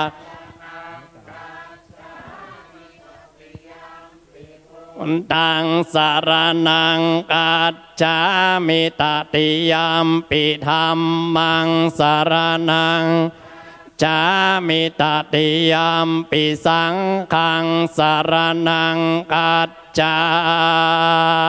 มิอนุตตรังอภิสัมโพธิงสัมพุทธิตวาตถาคโตปัทมังยังอาเทเสสิธรรมจักกังอนุตตรังสัมมาเทวาปวัตเตนโตโรเกอัปปติวัตติยังยัตถาคาตาอุโภอันตาปฏิปฏิจมัตชิมาจตุสวาริยสัจเจสุวิสุทธังญาณทัสสนังเทสิตังธรรมราเชนะสัมมาสัมโพธิกิตตานังนาเมนาวิสุตตังสุตตังธรรมจักกัปปวัตตานังวายาการณปนาเทนะสังขีตัมตัมภานามาเส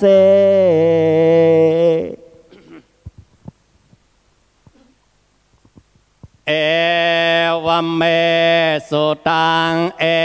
กังสมัยังภคะวาปาราณสียังวิหารติสิปตันเมกทาเยตรัตระโกภคะวาปัญจวัคคีเยเอโกอามันสิทาเวเมอิกาเวอันตาปะปะจิเตนะนะเสวิตาปายโยเมสุกามาสุกันลิกานุโยโกเอโนกัมโมปุตถุจนิโกอะนะริโยตาสันนิโตโยจายังอัตตกิลมัฏฐานุโยโกทุกโกอะนะริโยอนัตตสัน เอเตเตอิกาเวอุโออันเตอนุปกรรมมัชฌิมาปฏิปาตถาคตเตนะอภิสัมโพธาจักกุกรณียานกรณียอุปสัมมายะอภินยาสัมโพธายานิมปานายาสังวัตติกตมาจะสาภิกขเวมัชฌิมาคเตนะอภิสัมโพธาจักกุกรณียานกรณียอุปสัมมายะอภินสัมโพธายานิมปานายาสังวัตติอะยะเมวะอริโยอัตถังคิโกมัคโกไสยทิทัง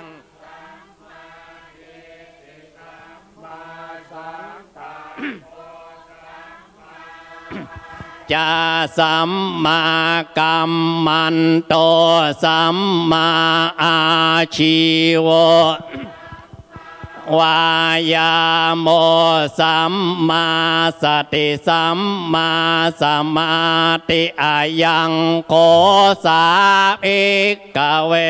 มัชฌิมาเตนะอภิสัมโพธาจักกุกรณียานกรณียอุปสัมมายะอภิญญายสัมดายเนมปานายสังวัตติหิทังโกปนาภิกขเวทุกขังอริยสัจจะชาติปิทุกขาชาราปิทุกมารณะปิทุกขังโสกปาริเทวทุกขโทมนัสสุปายาอัปปิเยหิสัมปโยโกทุกขปิเยหิวิปโยโกยัมปิจังนาลปฏิตัมปิทุกขังสังกิเตนะปัญจุปาทานขันธาขาอิทังโกปนาภิกขเวทุกขสมุทัยโยอริยสัจจังยายังตันโวโนปวิกานันติราคะสะกตาตรัตตราอินันทินิสัยยทิกามตัณหาภวตัณหาวิภวตัณหาอิทังโกปนานิโรโธอริยสัจจังโยตัสสาเยวตัณหายาเสสวิรากนิโรโธโกปฏินิสสกโกมุตติอนาลโยอิทังโกปนาภิกขทุกขานิโรธคามินีปฏิปทาอริยสัจจังอะยะเมวะอริโยคิโกมัคโคไสยทิทางสัมมา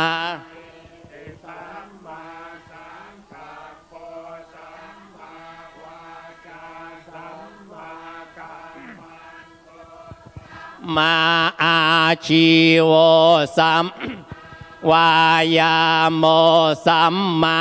สติสัมมาสมาธิอิทังทุกขังอริยสัจจันติเมอนันตสุเตสุธัมเมสุจักขุงอุตตปาติญาณังอุตตปาติปัญญาอุตต ติวิชชาอุตตปาติอาโลโกอุตตปาติตังโก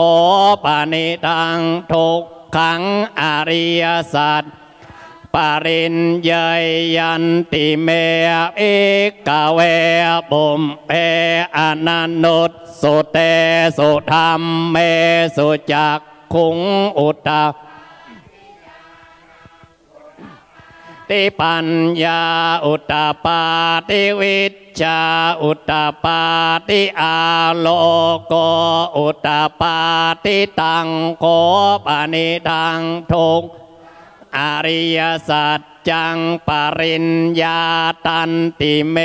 อิขเวบุมเพอนันนุตสุเตสุธรรมเมสุจักอุตตปาติญาณังอุตตปาติปัญญาอุตตติวิชชาอุตตปา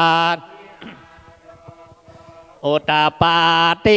ทางทุกขสมุทัยโย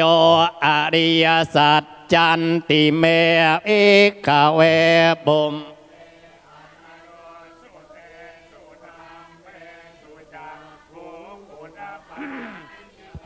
นังอุตตปาติปัญญาอุตตปาติวิชชาอุตตปาติอาโล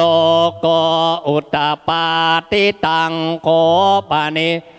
ทุกขสมุทัยโยอริยสัจจังปหาตัปพันติเมเอกเวบุมเพอนันนุตจักขุงอุตตปาติญาณังอุตตปาติปัญญาอุตตปาติวิชชาติอาโลโกอุตตปาติตังโกปานิทังทุกขสมุทัยโยอริยสัจจังปะเอนันติเมบุมเปอนันนุตสุเตสุธรรมเมสุจักขุงอุตตปาติญาณังอุตตปาอุตตปาติอาโลโก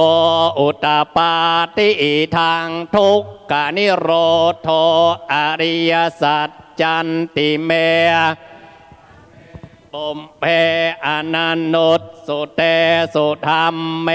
สุจักขุงอุตตปาติญาณังอุตตปาติปัญญาติวิชชาอุตตปาติอาโลโก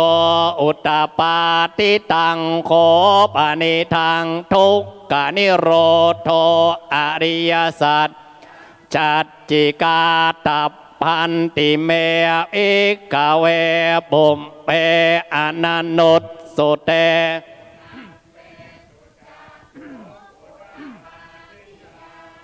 อุตตปาติปัญญาอุตตปาติวิชชาอุตตปาติอาโลโกอุตตปาติตังโกปานิทุกขนิโรโธอริยสัจจังจัตจิกาตันติเมอิกเวบุมอนันนุตสุเตสุธรรมเมสุจักขุงอุตตปาติญาณังอุตตวิชชาอุตตปาติอาโลโก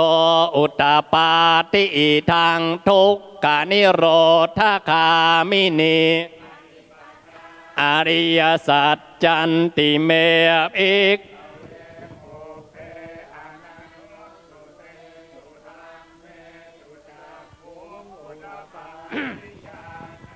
อุตตปาติปัญญาอุตตปาติวิชชาอุตตปาติอาโล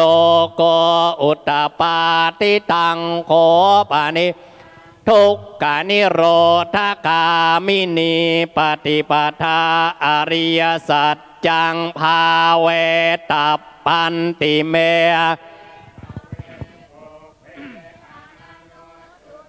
สุ สุธรรมเมสุจักขุงอุตตปาติญาณังอุตตปาติปัญญาอุตตปาติวิชชาอุตตติอาโลโกอุตตปาติตังโคปานิทังทุกขานิโรธคามินีปฏิอริยสัจจังภาวิตันติเมเอกเวบุมเพอนันนุตสุเตสุธรรม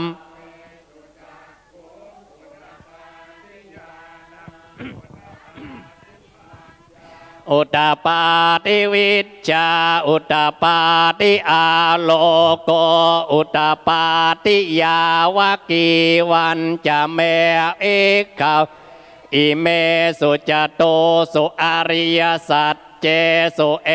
วันติปริวัตตังทวาทสาการังยะถายานาทัสสนังนาสุวิสุนตังอโหสิเนวตาวาหังปิกขเวเก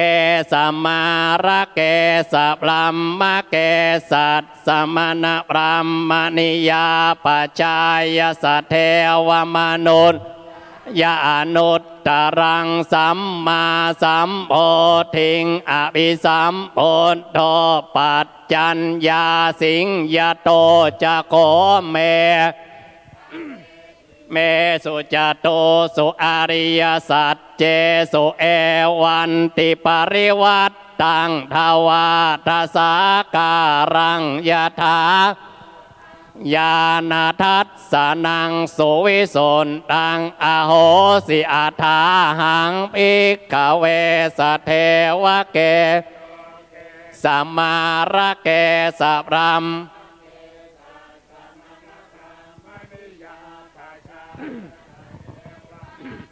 สายอนุตตรังสัมมาสัมโพ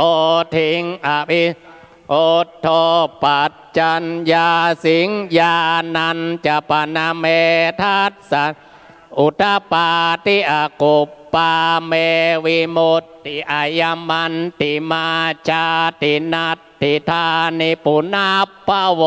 ติธรรมอัตตมนาปัญจวัคคียาภิกขุภควโตอภินันทุงอิมัตสมินจะปนวัยยาการนัตสมิงปัญญมาเนอายัตสมโตโกนดันยัตสวิราชังธรรมลังธรรมจักขุงอุตตปาติยังกินจิสมุทัยธรรมมังสัมนิโรธธรรมมันติปวัตติเตจะปะกวตาธรรมจักเกภุมมาเวสุงเอตัมปะกวตาภาราณสิยังอิสิปตะเนมิกทาเยอนุตตรังกังปวัตติตังอัปปติวัตติยังสมะเนนวาปลัมมะเนนาวาปลัมมุนาวาเกณจิวาโลกัสสมินติโอมมานังเทวานังสันตังสุตตวาจาตุมมหาเทวาสัตตมนุษย์สาเวสุงจาตุมมหาราชิกาเทวานังสันตังสุตตวาตาวติงสาเทวา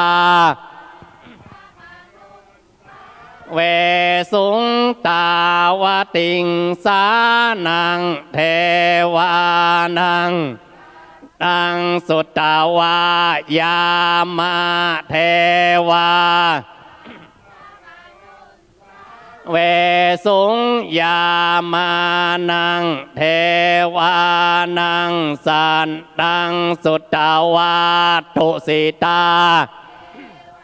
สัตตมนุนสาเวสุงตุสิตานังวานังสัตทังสุตตวานิมมานรติเทวามนุษย์สาเวสุงนิมมานรติสุตตวาปารณิมมิตวัสสวัตติเทวาเวสุงปารณิมมิตวัสสวัตตินังเทวานังสันสุตตวาปรัมมปาริจฉัตชาเทวาสัตตมนุษย์สาเวสุงปรัมมปาริจฉัตชานังวานังสัตทังสุตตวาพรัมมปโรหิตาเทวาเวสุงปรัมมปโรหิตานังเทวานังสัตทังสุตตวามหาปรัมมาสัตตมนุนสาเวสุงมหาปรัมมานังเทวานังดังสุตตวาปริตตาภาเทวาสัตตมนุนเวสุงปริตตาภานังสัตทังสุตตวาอัปปมานาภาเทวาสัตตมนุนเวสุงอัปปมานาภานังเทวานังสัตทังสุตตวาอาภัสสรานุตสาเวสุงอาภัสสรานังเทวานังสัตสุตตวาปริตตสุภาเทวาสัตตมนุษย์เวสุงปริตตสุภานังเทวา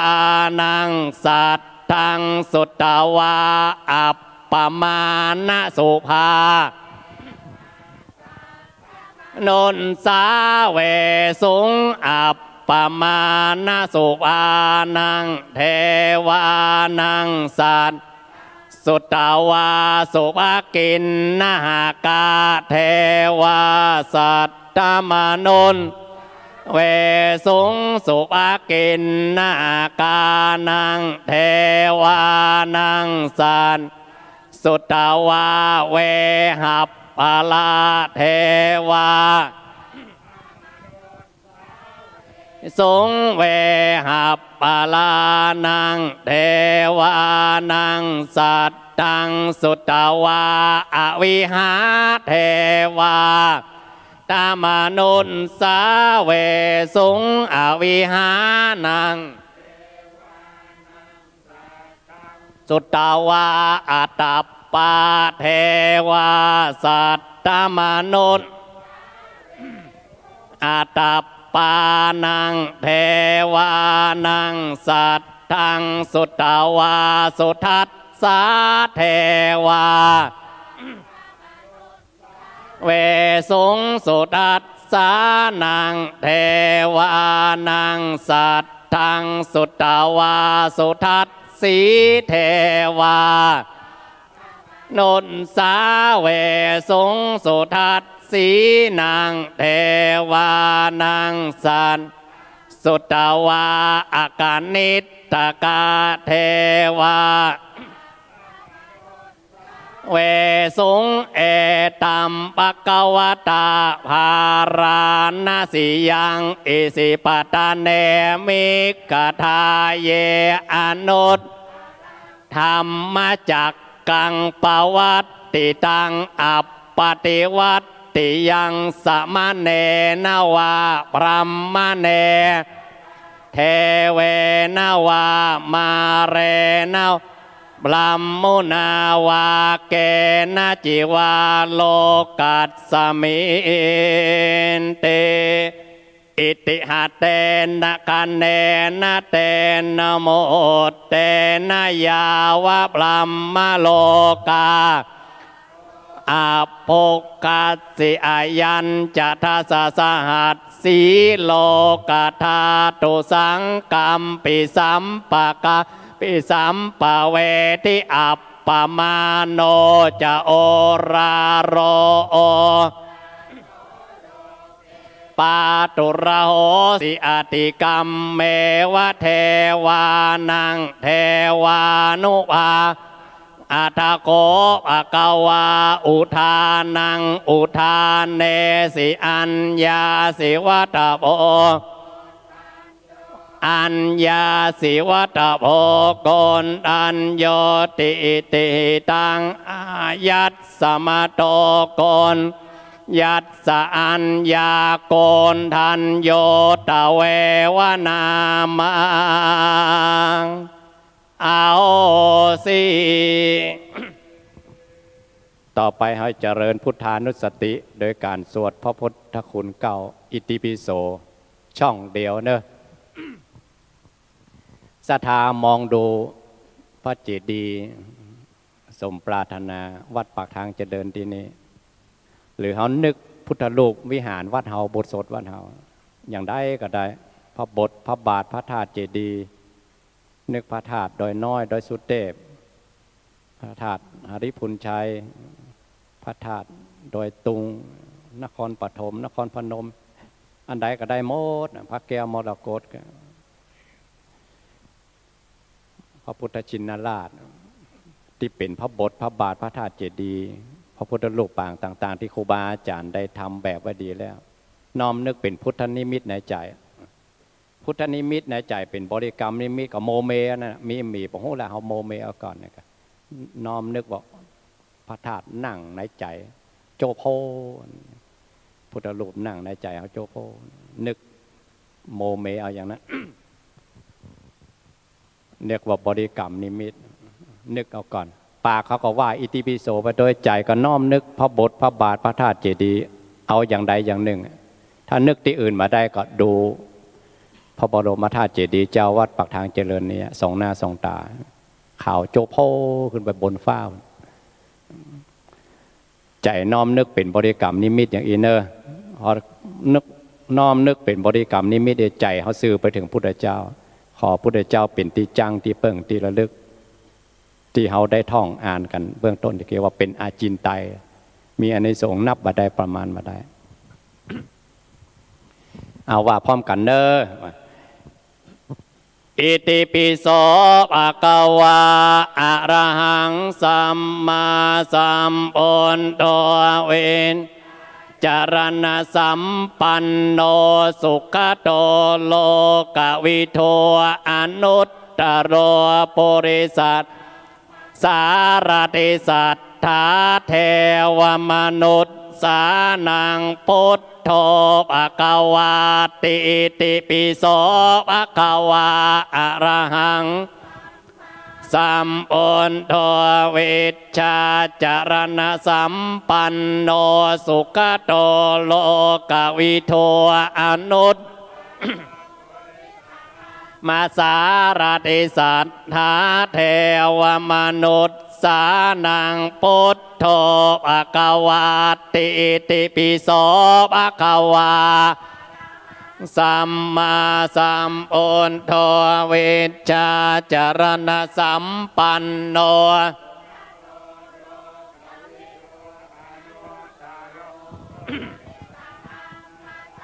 ราติสัทธาเทวมนุษย์สานังพุทโธภะคะวาติติปิโสภะคะวาอะระหังสัมพุทโธวิชชาจารณะสัมปันโนสุขโตโลกวิโท มาสารติสันทาเทวมนุนสานังพุทโธภควาติติปิโสอะระหังสัมมาสัมพุทโธเวชชาจารณสัมปันโนกวิโทอนุตตโรปุริสธรรมสารติสันเทวมนุษย์สานังพุทโธภควาติติปิโส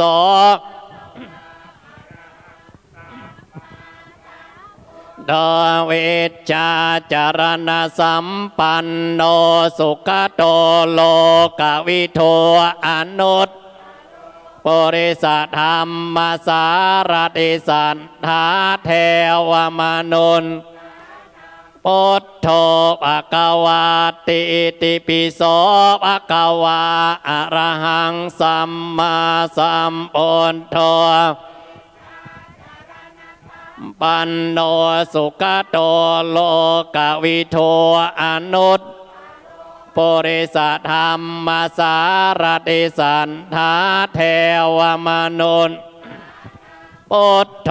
ภควาติติปิโสภควาอะระหังสัมมาสัมพุทโธโนสุขโตโลกวิโทอนุตตโรปุริสธรรมสารติสันเทวมนุษย์สานังพุทโธภควาติติปิโสภควาสัมมาสัมพุทโธเวชชาจารณสัมปันโนสุขโตโลปุริสธรรมสารติสันทาเท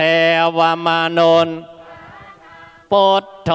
ภควาติติปิโสภควาอะระหังสัมมาสัมพุทธชาจารณสัมปันโนสุขโตโลกวิโทอนุตตโรปุริสธรรมสารติสันเทวมนุษย์สานังพุทโธภควาติติปิโส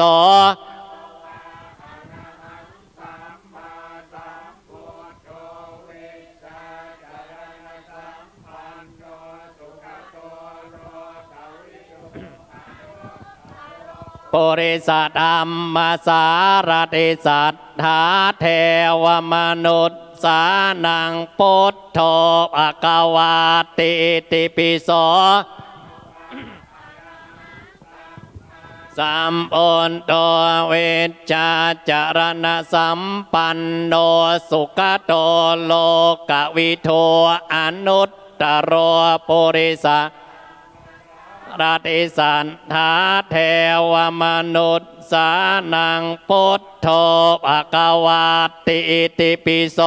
ภควาอะระหังสัมมาจารณสัมปันโนสุขโตโลกวิโทอนุตตโรปุริสธรรมสารติสันเทวมนุษย์สานังพุทโธภควาติติปิโสภควา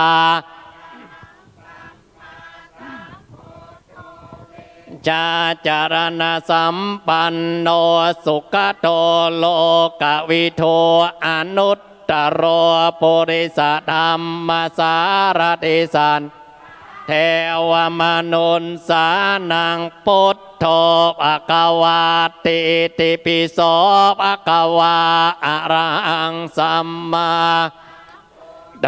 เวชชาจารณสัมปันโนสุขโตโลกวิโทอนุตตโรปุริสเทวมนุษย์สานังพุทโธภควาติติปิโสภควาอะระสัมมาสัมพุทโธเวชชาจารณสัมปันโนสุข โลกวิโทอนุตตโรปุริสธรรมสารติสัน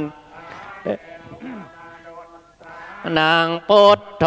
ภควาติติปิโสภควาอะระหังสัมปุณโตเวชชาจารณสัมปันโนสุขโตโลกวิโทอนุตราติสันทาเทวมนุษสานังพุทโธภควาติติปิโสภควาอะระสัมมาสัมปุณโตเวชชาจารณะสุขโตโลกวิโทอนุตตโรปุริสธรรมสารติสันทาเทวมนุษ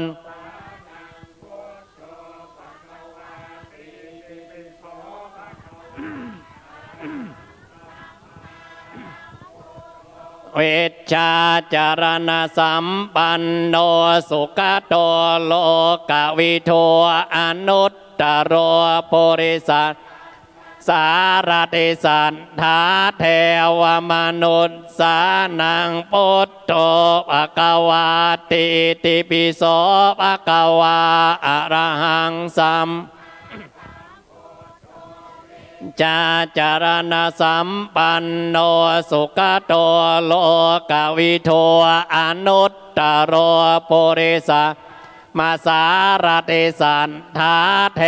วมนุษสานาโทภควาติติปิโส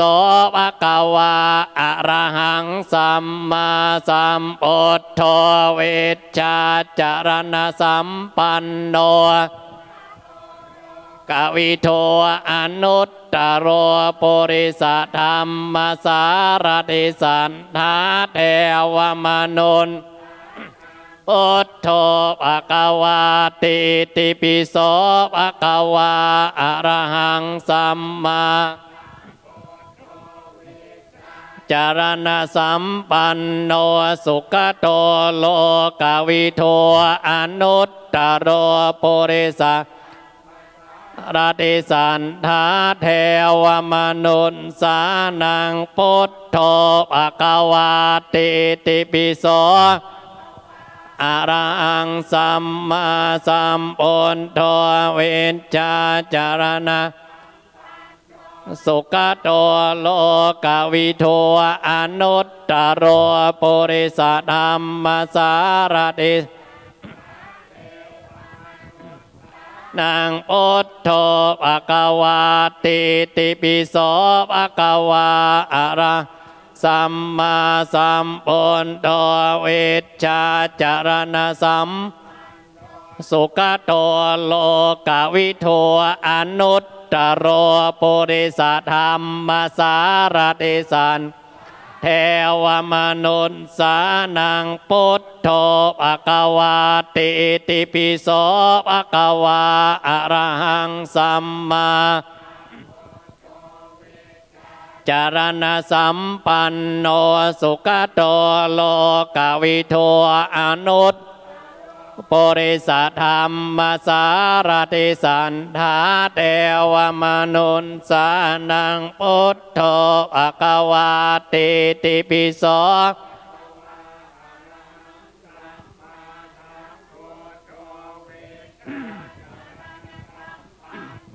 สุขโตโลกวิโทอนุตตโรปุริสธรรมสารติสันทาเทวมนุษ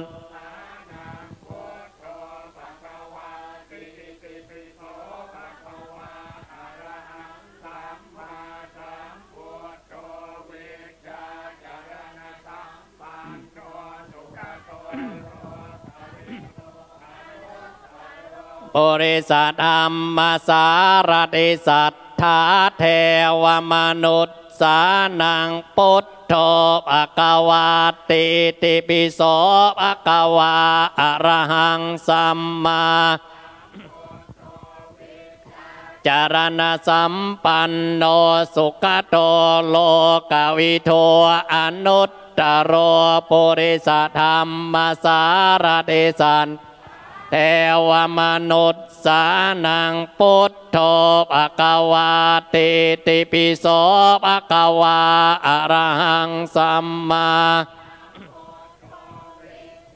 จารณสัมปันโนสุขโตโลกวิทูอนุตตโรปุริสราติสันทาเทวมนุษย์สานังพุทโธภควาติติปิโสภควาอะระหังสัมมาสัมพุทโธเวนสุขโตโลกวิทูอนุตตโรปุริสธรรมสารติสันเทวมนุษย์สานังพุทโธภควาติติปิโสภควาอะระสัมมาสัมพุทโธเวชชาจารณสัมสุขโตโลกวิทูอนุตตโรปุริสธรรมสารติสันเทวมนุษย์สานังพุทโธภควาติติปิโสภควาพุทโธเวชชาจารณสัมปันโนสุขโตโลกวิทูปุริสธรรมสารติสันทาเทวมนุษย์นางพุทโธภควาติติปิโสภควาอะระหังสัมมาพุทโธเวชชาจารณสัมปันโนสุขโตโลกวิทูมาสารติสันทาเทวมนุษย์สานังพุทโธภควาติติปิโสอะระหังสัมมาสัมพุทโธเวชชาจารณสัมปันโนสุขโตโลกวิทู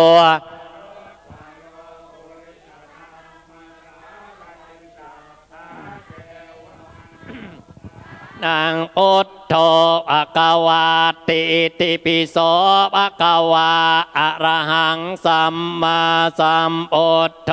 เวชชาจารณะโลกวิทูอนุตตโรปุริสธรรมสารติสันทาเทวมนุษย์นางพุทโธภควาติติปิโสภควาอะระหังสัมมาสัมพุทโธโนสุขโตโลกวิทูอนุตตโรปุริสธรรมสารติสันเทวมนุษย์สานังพุทโธภควาติติปิโสภควาอะระ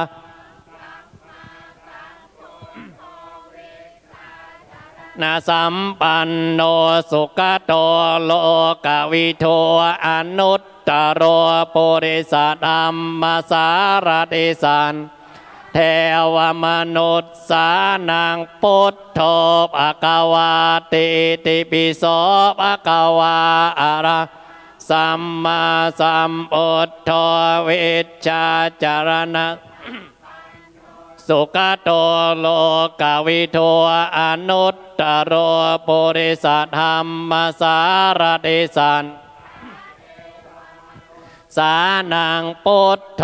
ภควาติติปิโส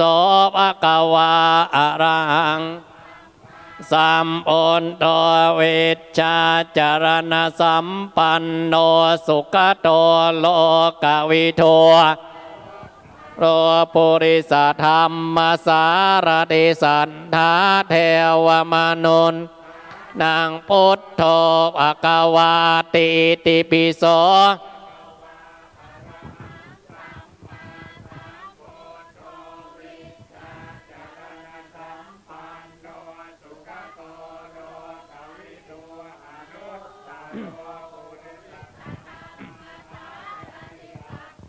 เทวมนุษย์สานังพุทโธภควาติติปิสัมปุณโตเวชชาจารณสัมปันโนสุขโตโลกวิโท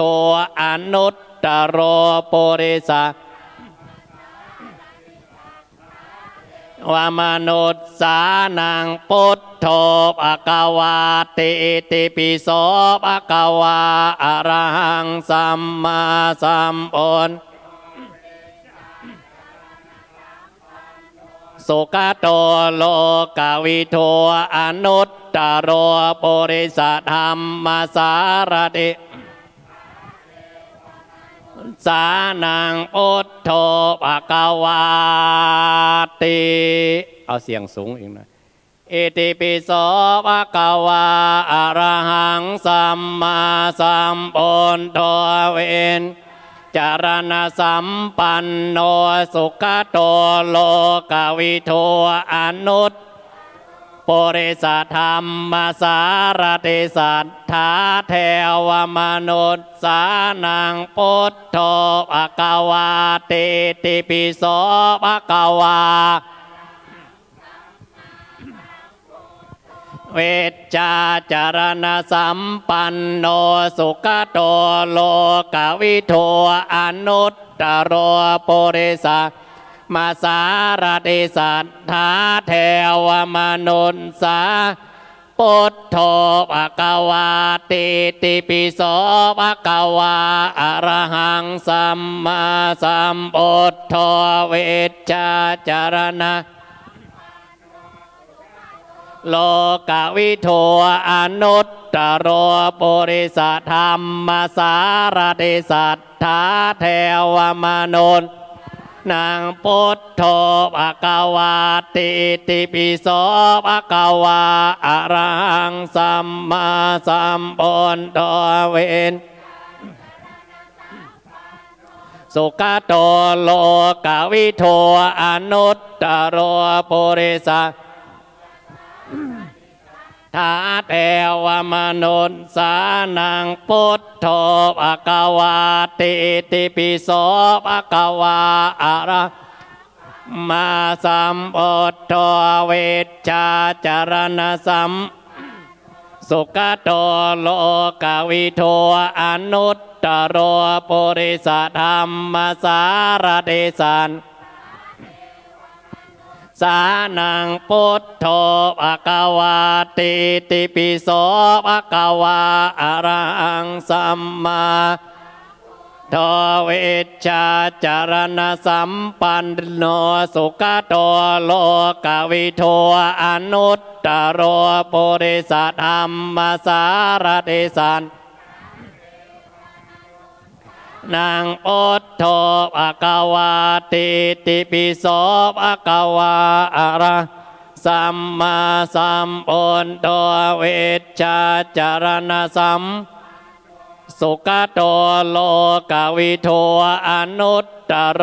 ปุริสธรรมสารติสันเทวมนุษย์สานังพุทโธภควาติติปิโสพุทโธเวชชาจารณสัมปันโนสุขโตโลกวิโทอนุตปุริสธรรมสารติสันทาเทวมนุษย์พุทโธภควาติติปิโสภควาอะระหังสัมมาสัมพุทโธเวชชาจารณสัม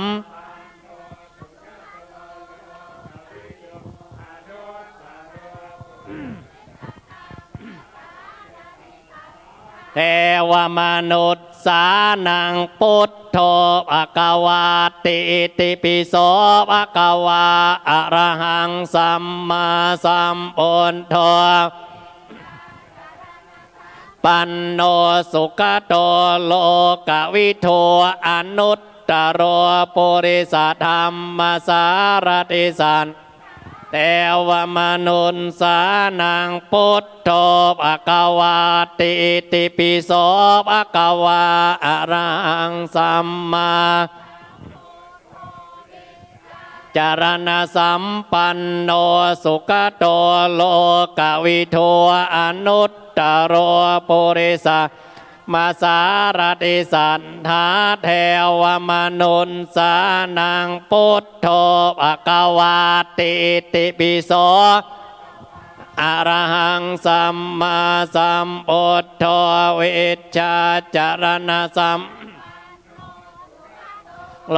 กวิทูอนุตตโรปุริสธรรมสารติสันเทวมนุนสานังพุทโธภควาติติปิโสอะระหังสัมมาสัมพุทโธวิชชาจารณสัมโนสุขโตโลกวิทูอนุตตโรปุริสธรรมสามนุษย์สานังพุทโธภควาติติปิโสภควาอะระหังสัมมาพุทโธวิชชาจารณสัมปันโนสุขโตโลกวิทูอนุตปุริสธรรมสารติสันทาเทวมนุษย์ภควาติติปิโสภควาอะระหังสัมมาสัมพุทโธวิชจารณสัมปันโนสุขโตโลกวิทูอนุตปุริสธรรมสารติสันทาเทวมนุษย์ภควาติติปิโสภควาอะระหังสัมพุทโธวิชชาจารณสัมปันโนสุขโตโลกวิทูตโรปุริสธรรมสารติสันทาเทวมนุนพุทโธภควาติติปิโสภควาอะระสัมมาสัมพุทโธวิชชาจารณกวิโทอนุตตโรปุริสธรรมสารติสันทาเทวมนุนนางพุทโธภควาติติปิโส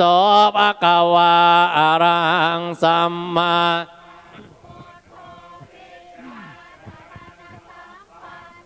สุขโตโลกวิทูอนุตตโรปุริสธรรมสารติสันเทวมนุนสาพุทโธภควาติติปิโสภควาอะระหังสัมมาสัมพุทโธวิชสุขโตโลกวิทูอนุตตโรปุริสมาสารติสันทาเทวมนุนสาพุทโธภควาติติปิโสภควาอะระหังสัมมาโตวิชชาจารณสัมปันโนสุขโตโลกวิทู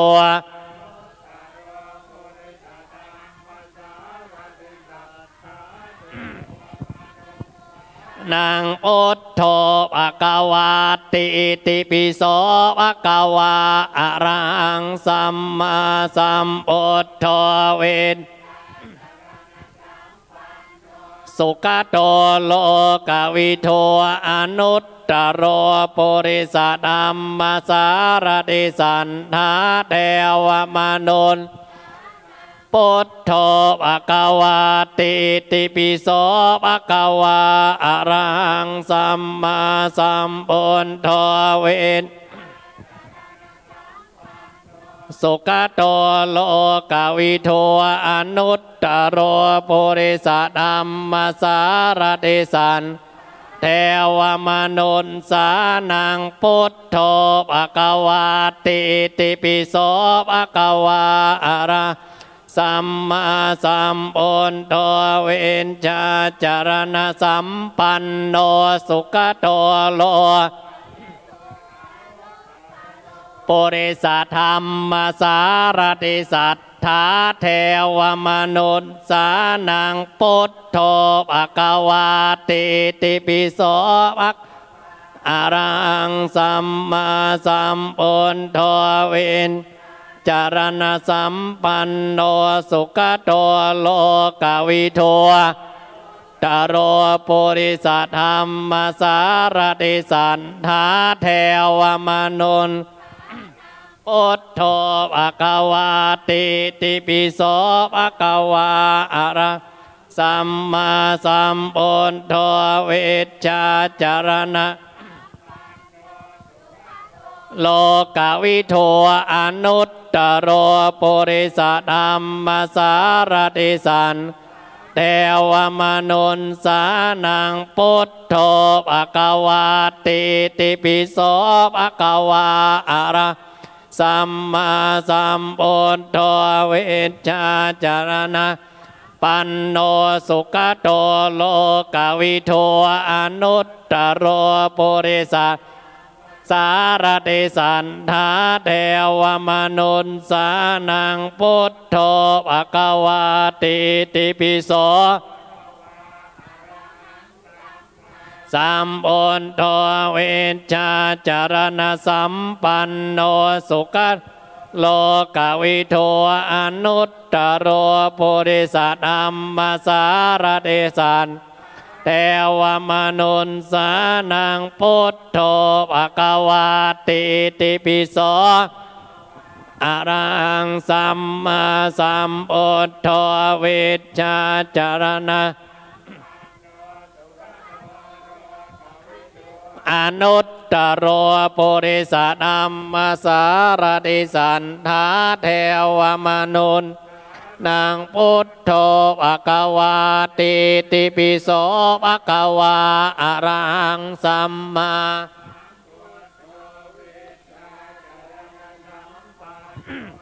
กโตโลกวิทูอนุตตโรปุริสธรรมสารติสัทธาเทวมนุษย์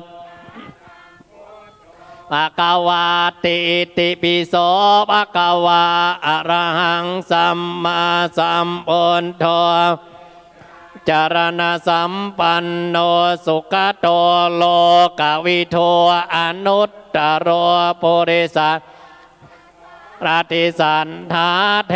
วมนุษย์สานังพุทโธภควาติติปิโสภควาอะระหังสัมมาสัมพุทโธเวนสุขโตโลกวิทูอนุตตโรปุริสมาสารติสัทธาเทวมนุษย์สาพุทโธภควาติติปิโสภควาอะระสัมมาสัมพุทโธเวชชาจารณะกโตโลกวิทูอนุตตโรปุริสมาสารติสันทาเทวมนุษย์ภควาติติปิโสภควาอะระหังสัมมาพุทโธเวชชาจารณสัมปันโนสุขโลกวิทูอนุตตโรปุริสธรรมสารติสันเทวมนุษย์สานังพุทโธภควาติติปิโส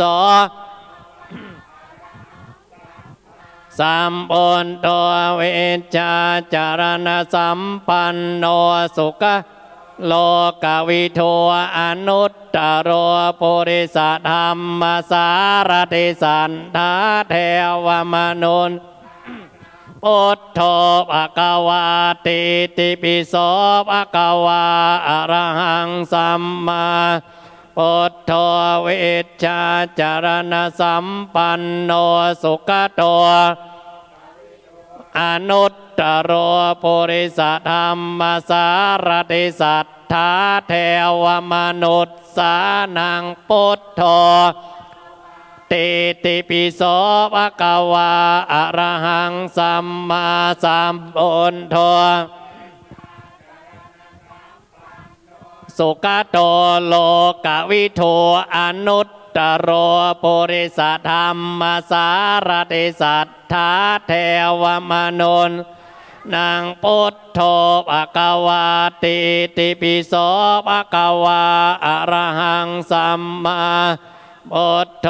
วิชชาจารณสัมปันโนสุขโตโลกวิทูตโรปุริสธรรมสารติสันทาเทวมนุษย์นางพุทโธภะคะวาติติปิโสภะคะวาอะระหังสัมมาสัมพุทธเวชชาจารณสัมปันโนสุขโต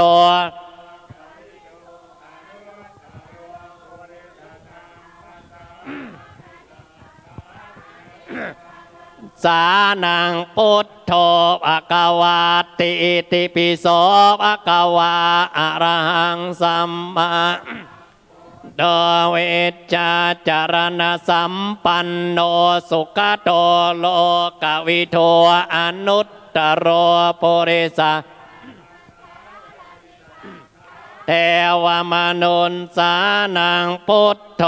ภะคะวาติติปิโสภะคะวาอะระหังสัมมาพุทโธวิชชาจารณสัมปันโนสุขโตโลอนุตตโรปุริสธรรมสารติสันเทวมนุษย์สานังพุทโธภะคะวาติติปิโสภะคะวาอะระหังวิชชาจารณสัมปันโนสุขโตโลกวิทูอนุตปุริสธรรมสารติสันทาเทวมนุษย์นางพุทโธภะคะวาติติปิโสภะคะวาอะระหังสัมมาจารณสัมปันโนสุขโตโลกวิทูอนุตปุริสธรรมสารติสันทาเทวมนุษย์นางพุทโธภะคะวาติติปิโสภะคะวาอะระหังสัมมาสัมพุทโธโนสุขโตโลกวิทูอนุตตโรปุริสมาสารติสัทธาเทวมนุษย์สานังพุทโธภะคะวาติติปิโสอะระหังสัมมาสัมพุทโธเวชชาจารณโนสุขโตโลกวิทูอนุตตโรปุริสธรรมสารติสัทธาเทวมนุษย์พุทโธภะคะวาติติปิโสภะคะวาอะระหังสัมมาสัมพุทโธเวชชาจารณสัมปันโนตโรปุริสธรรมสารติสัทธาเทวมนุษย์นางพุทโธภะคะวาติติปิโสภะคะวาอะระหังสัมมาพุทโธวิชชาจารณสัมปันโนสุขโตโลอนุตตโรปุริสธรรมสารติสันทาเทวมนุษย์นางพุทโธภะคะวาติติปิโสภะคะวาอะระสัมมาสัมพุทโธเวชชาจารณสัมปันโนสุขโลกวิทูอนุตตโรปุริสสารติสันทาเทวมนุษย์สานังพุทโธภะคะวาติติปิโส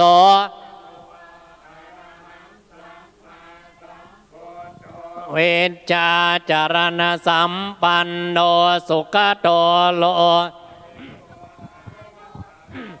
ริสธรรมสารติสันทาเทวมนุนสานังพุทโธภควาติติปิโสสัมปุณโตเวชชาจารณสัมปันโนสุขโตโลกวิโทตโรปุริสธรรมสารติสันเทวมนุษย์สานังพุทโธภควาติติปิโส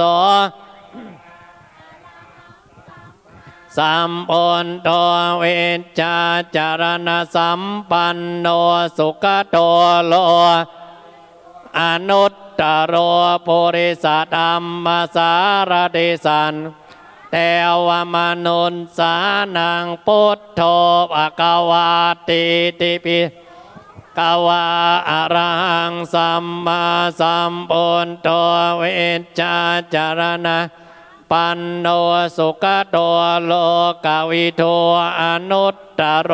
ปุริสเทวมนุษย์สานังพุทโธภควาติติปิโสภควาอะระสัมมาสัมพุทโธเวชจารณสัมปันโนสุขโตโลกวิโทอนุตตโรปุริสราติสันทาเทวมนุนสานังพุทโธภควาติติปิโสภควาอะระหังสัมมาสัมพุทโธเวชสุขโตโลกวิโทอนุตตโรปุริสมาสารติสันทาเทวมนุนสานังพุทโธภควาติติปิโสอะระหังสัมมาสัมพุทโธเวชชาปันโนสุขโตโลกวิโทอนุตตโรปุริสมาสารติสันทาเทวมนุนนางพุทโธภควาติติปิโสภควาอะระหังสัมมาจาจารณสัมปันโนสุขโตโลกวิโทอนุตปุริสธรรมสารติสันทาเทวมนุนสาพุทโธภควาติติปิโสภควาอะระมาสัมปุณโตเวชชาสุขโตโลกวิโทอนุตตโรปุริสธรรมสารติสันเทวมนุนสานังพุทโธภควาติติปิโสภควาอะระหังสัมมาปุณโตเวชชาจารณสัมโนสุขโตโลกวิโทอนุตปุริสธรรมสารติสัทธาเทวมนุษย์อนังพุทโธภควาติเอาสวดกันมา99จบเหลือ9จบสุดท้ายคณะศรัทธาทั้งหลายพอพระธาตุเจดีย์โจโพมืนตาก็หันรับตาก็หัน9จบสุดท้ายแล้วเนอะน้อมนึกพระบทพระบาทพระธาตุเจดีย์เจ้าพระพุทธรูปปางต่างๆใจซื่อถึงพระพุทธเจ้าของพระพุทธเจ้าเป็นที่จังที่เปิ่งที่เขาได้สรรเสริญคุณของพระพุทธเจ้า99จบที่ผ่านมา9จบสุดท้ายแล้วเนอะอิติปิโสภควาอะระหังสัมมาสัมพุทโธเวชชาจารณะปันโนสุขโตโลกวิโทอนุตปุริสธรรมสารติสันทาเทวมนุษย์นางพุทโธภควาติติปิโสภควาอะระสัมมาสัมพุทโธเวชจารณสัมปันโนสุขโตโลกวิโท ตโรปุริสธรรมสารติสันสานังพุทโธภควาติติปิโสภควาอะระสัมมาสัมพุทโธเวนจารณสัมปันโนสุขโตโลกวิโทอนุตปุริสธรรมสารติสันทาเทวมนุนนางพุทโธภควาติติปิโสสัมมาสัมพุทโธเวนจารณสัมปันโนสุขโตโลกวิโทอนุตปุริสธรรมสารติสันทาเทวมนุนนางพุทโธภควาติติปิโสภควาอะระหังเวชชาจารณสัมปันโนสุขโตโลกวิโทอนุตปุริสธรรมสารติสันทาเทวมนุนนางพุทโธภควาติติปิโสภควาอะระหังสัมมาพุทโธเวชชาจารณสัมปันโนอนุตตโรปุริสธรรมสารติสันเทวมนุนสานังพุทโธภควาติติปิโสอะระหังสัมมาสัมพุทโธเวนจารณสัมปันโนสุขโตโลปุริสธรรมสารติสันทาเทวมนุนางพุทโธภควาติติปิโสอะระหังสัมมาสัมพุทโธสุขโตโลกวิโทอนุต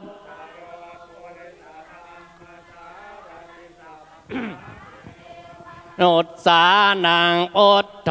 ภควาติติปิโส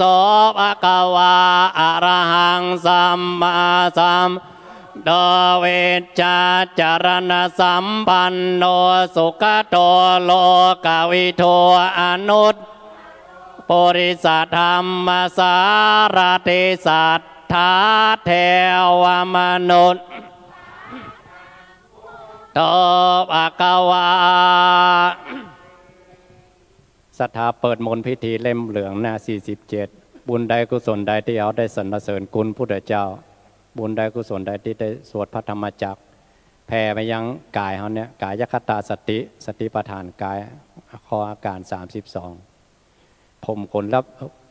เล็บฟันหนังได้เอ็นกระดูกธาตุดินน้ำลงไปให้เขาทำงานปกติอย่าได้แปรปรวนอย่าได้เจ็บไข้ได้ป่วยอย่างนักล้ำไปขออนุภาพพุทธานุภาพแผ่มายังกายยังใจเขาเนี่ยเนาะเมื่อได้สร้างบุญสร้างบารมีต่อไปอีกได้โดยพุทธเจ้าไปอัตติมัตสามิงกาเยเกสาโลมานะคาทันตาตะโจมังสังนาโรทิอัตติมินจังวักกังหาตายังยกานังกิโลมากังปิอากังปับสังอันตังอันทะกุนังอุตริยังการีสังปิดตังแสมหังปุกโพโลเสโทเมโทอัตสุวาสาเกโรสิงคานิลาสิกามุตตังมัตถะเกมัตถะลุงการหน้า79เอาเจิญเทวดาท่านทั้งหลายมาอนุโมทนามาฟังพระธรรมจักรของพระพุทธองค์จบแล้วก็ส่งเปิ้นปีกทุกขปัตตาจนิทุกขาปยปัตตาจนิพยาโสกับโตสะเปปิปานิโนเอตาวตาจะอัมเหสัมปะทังสัพเพเทวานุโม สัพพสัมปติสิทธิยาทานังทัทันตุสัตยสีลังรักขันตุสัพพทาภาวนาภิลาโหตุขัดจันตุเทวตาคตาสัพเพพุทธาภลับเจกานันจะยังพลังอรหันตานเจนรักขังปันธามิสัพพาโสหน้า85ภวตุสัพพมังกลังรัก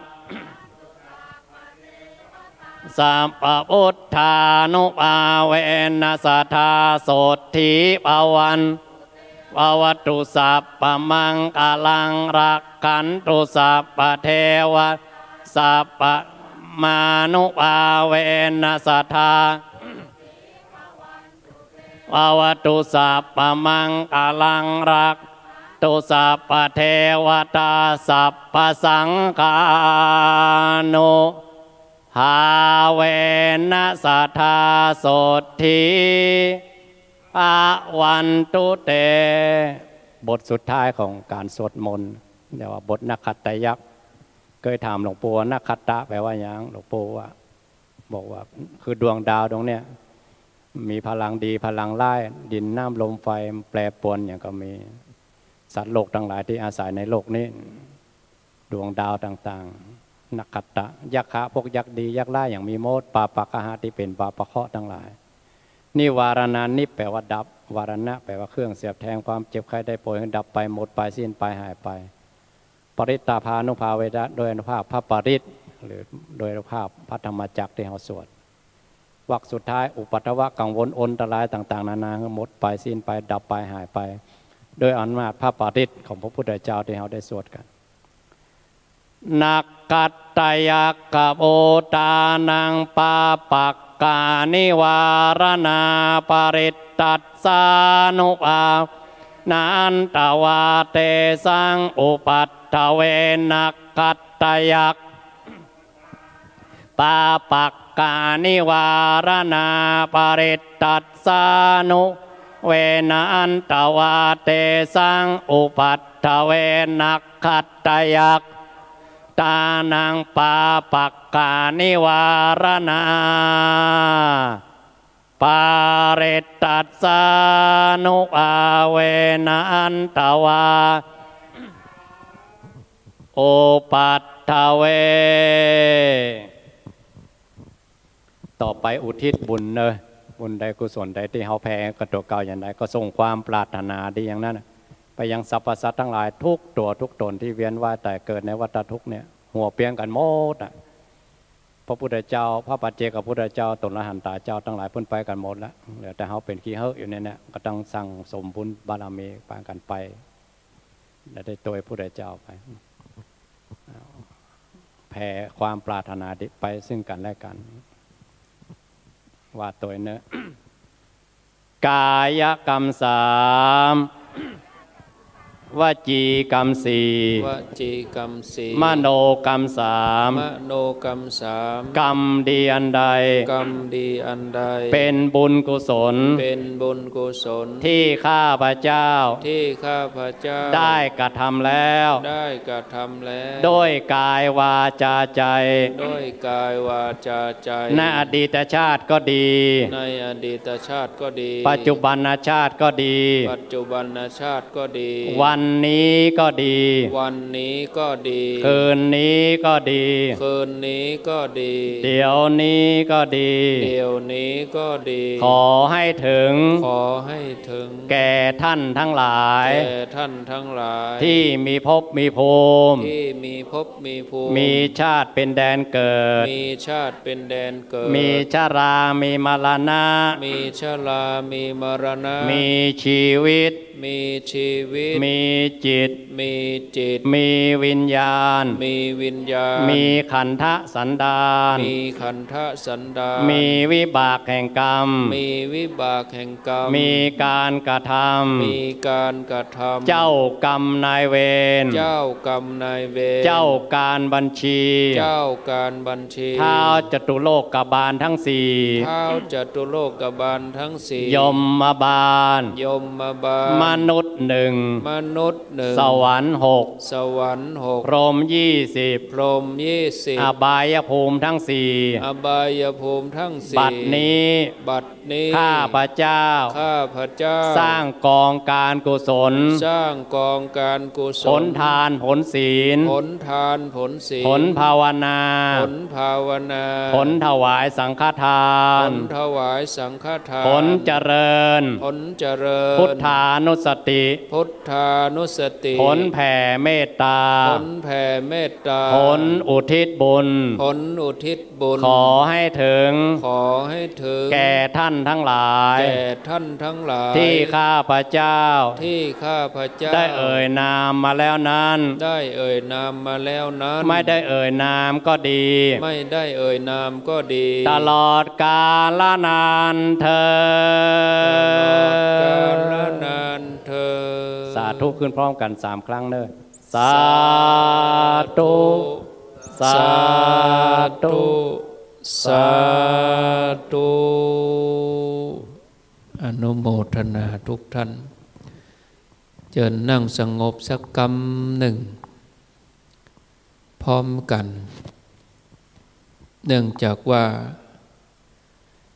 เจดีย์องค์นี้เมื่อ10 กว่าปีก่อนพระเดชพระคุณหลวงปู่พระพรหมมงคลหลวงปู่ได้มาวางศิลาฤกษ์แล้วก็อีกครั้งหนึ่งหลวงปู่ก็ได้มาบรรจุพระบรมสารีริกธาตุที่เริ่มสร้างปี48ก็มาแล้วปี58 10 ปีพอดีการสวดอิติปิโสนี่ก็ได้แห่งจูงใจจากครูบาอาจารย์ท่านพระครูสุเมธธรรมเสวีท่านพระครูกัลยาณปราโมทย์และหลายๆรูปที่บอกคือเก่ากับผมตมาว่าเมื่อหลวงปู่มาสร้างเจดีย์ขึ้นแล้วเนี่ยท่านมีความคิดหันจะจัดงานประเพณีจะได้จะเอาเหมือนวัดที่เปิ้นทำกันอยู่คือมีมหรสพมีดนตรีมีอะไรอย่างต่างๆครูบาอาจารย์เปิ้นก็แห่งจูงใจว่าควรทำสวดอิติปิโส108โดยเปิ่งบารมีพระปริวาสที่วัดมณฑลฤาษีนิมนต์ทุกปีใน500 ตนก็ปฏิบัติมาตลอดแต่เนื่องจากปีนี้วัดมณฑลฤาษีงดงานเข้าปริวาสแต่คำว่าประเพณีเขาก็จัดกันอยู่คือศรัทธาเขาก็มาทำกันอยู่ดังนี้ต่อไปก็คือศรัทธาเขาทั้งหลายทำกันไปอย่างนี้จะมีหรือบ่มีโควิดหรืออย่างใดจะมีไผมาร่วมหรือไม่มาร่วมถึงเวลาวันที่11 ธันวาก็คือศรัทธาปักตังเจริญนี้ปฏิบัติไปที่สุดมาจะเหลือคนเดียวมาสวดหรือบ่มีไผมาสวดเจดีย์นี้อาจจะลกล้างสุดโทรมไปเหลือจะมีแต่ดินกีก็ทำต่อเนื่องอย่างน้อยก็อยู่ในใจของศรัทธาญาติโยมทุกคนสร้างแล้วได้ไหวได้สาไม่ได้สร้างแล้วเพื่อเป็นอนุสาวรีย์ไว้บ่ได้ไหวได้สาแล้วก็วันพุกวันฮืนนี้ เป็นวันครบรอบที่พระเดชพระคุณหลวงปู่ได้ละสังขารไปขอให้เราทั้งหลายได้น้อมอุทิศบุญปฏิบัติบูชาคุณหลวงปู่เอาสงบกันไปเนาะ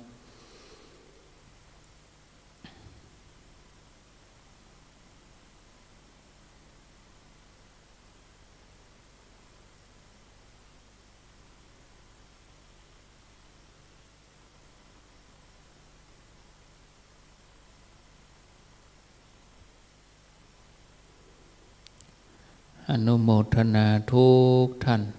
ต่อไปเฮาน้อมตัวก้มลงเอาไหว้ตึงพระธาตุเจ้าเจดีย์เหมือนไหว้พระเดชพระคุณหลวงปู่ไปตัวเนาะวันตามิพันเตสัพพังอาปะลาทังขะมะทะเมพันเตมะญากะตังปุญญังสามินาอนุโมทิตัพพังมินากะตังปุญญังไมหังทาตัพพังสาธุอนุโมทามิต่อไปจะเป็นการเข้าประเคนถวายครูบาอาจารย์เจริญปอนคณะของคุณโยมเชิดพงษ์กิ่วแก้วขึ้นไปตามลำดับก่อนขอเจริญปอนทุกคนเลยต่อไปก็จะเป็นตัวแทนคณะเจ้าภาพ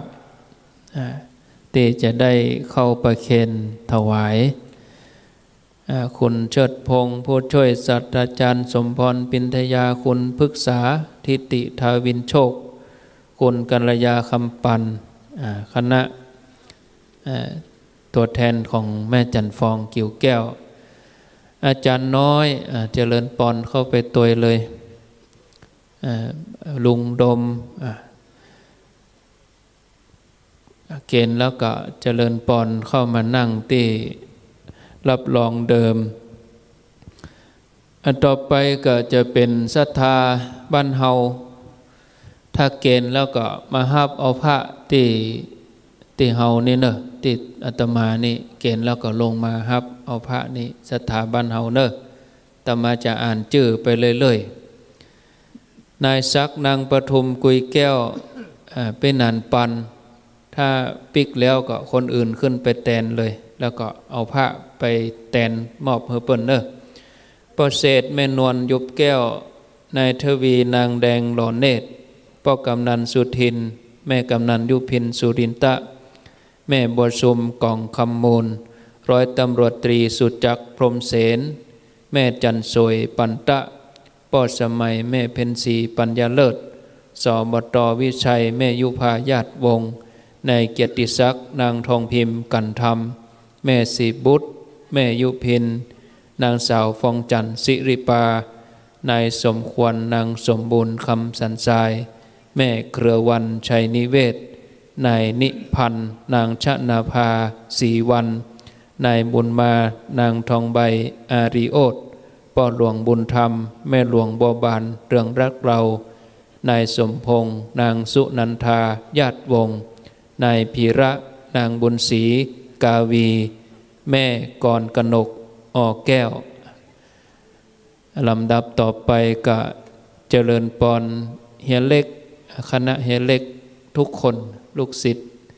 อาจารย์ธรรมครูกัลยาณปราโมทย์ทุกคนเลยเฮียเล็กเจริญปอนเลยไปเข็นเลยขึ้นไปบนเลยเนอะศรัทธาบ้านเฮาเกณฑ์แล้วก็มารับนี้เนอะศรัทธาบ้านปักดังเจริญที่อ่านชื่อไปโยมเฮียเล็กไปเนาะ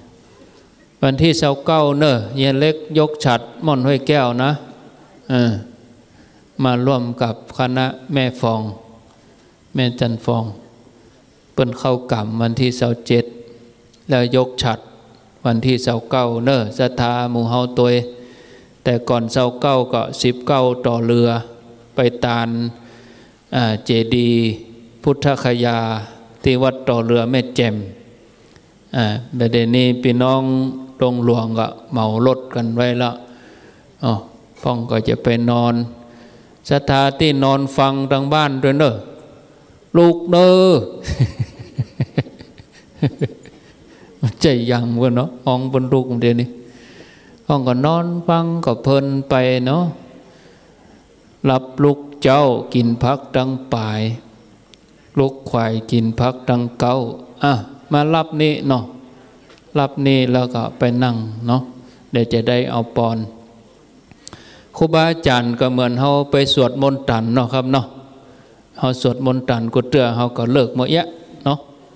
โอ้ขอบคุณเด้อครูบาอาจารย์ที่เมตตากูตนนะเปิ้นสละมาเจริญพุทธมนต์เฮ้อเนาะสถาบันเฮามาเอาเผื่อกันไปที่อ่านชื่อไผ่พ่องเอาเผื่อกันไปเลยแล้วเอาไปมอบเพื่อกันไปเนาะแม่จันสวยก็ยังก้าที่เปิ้นได้มาเนาะเอาไปเผื่อกันเนอะนี่นะนี่เอาไปเผื่อกันพระของท่านสาธิตนี่เดี๋ยวแจกมะลุนเนาะ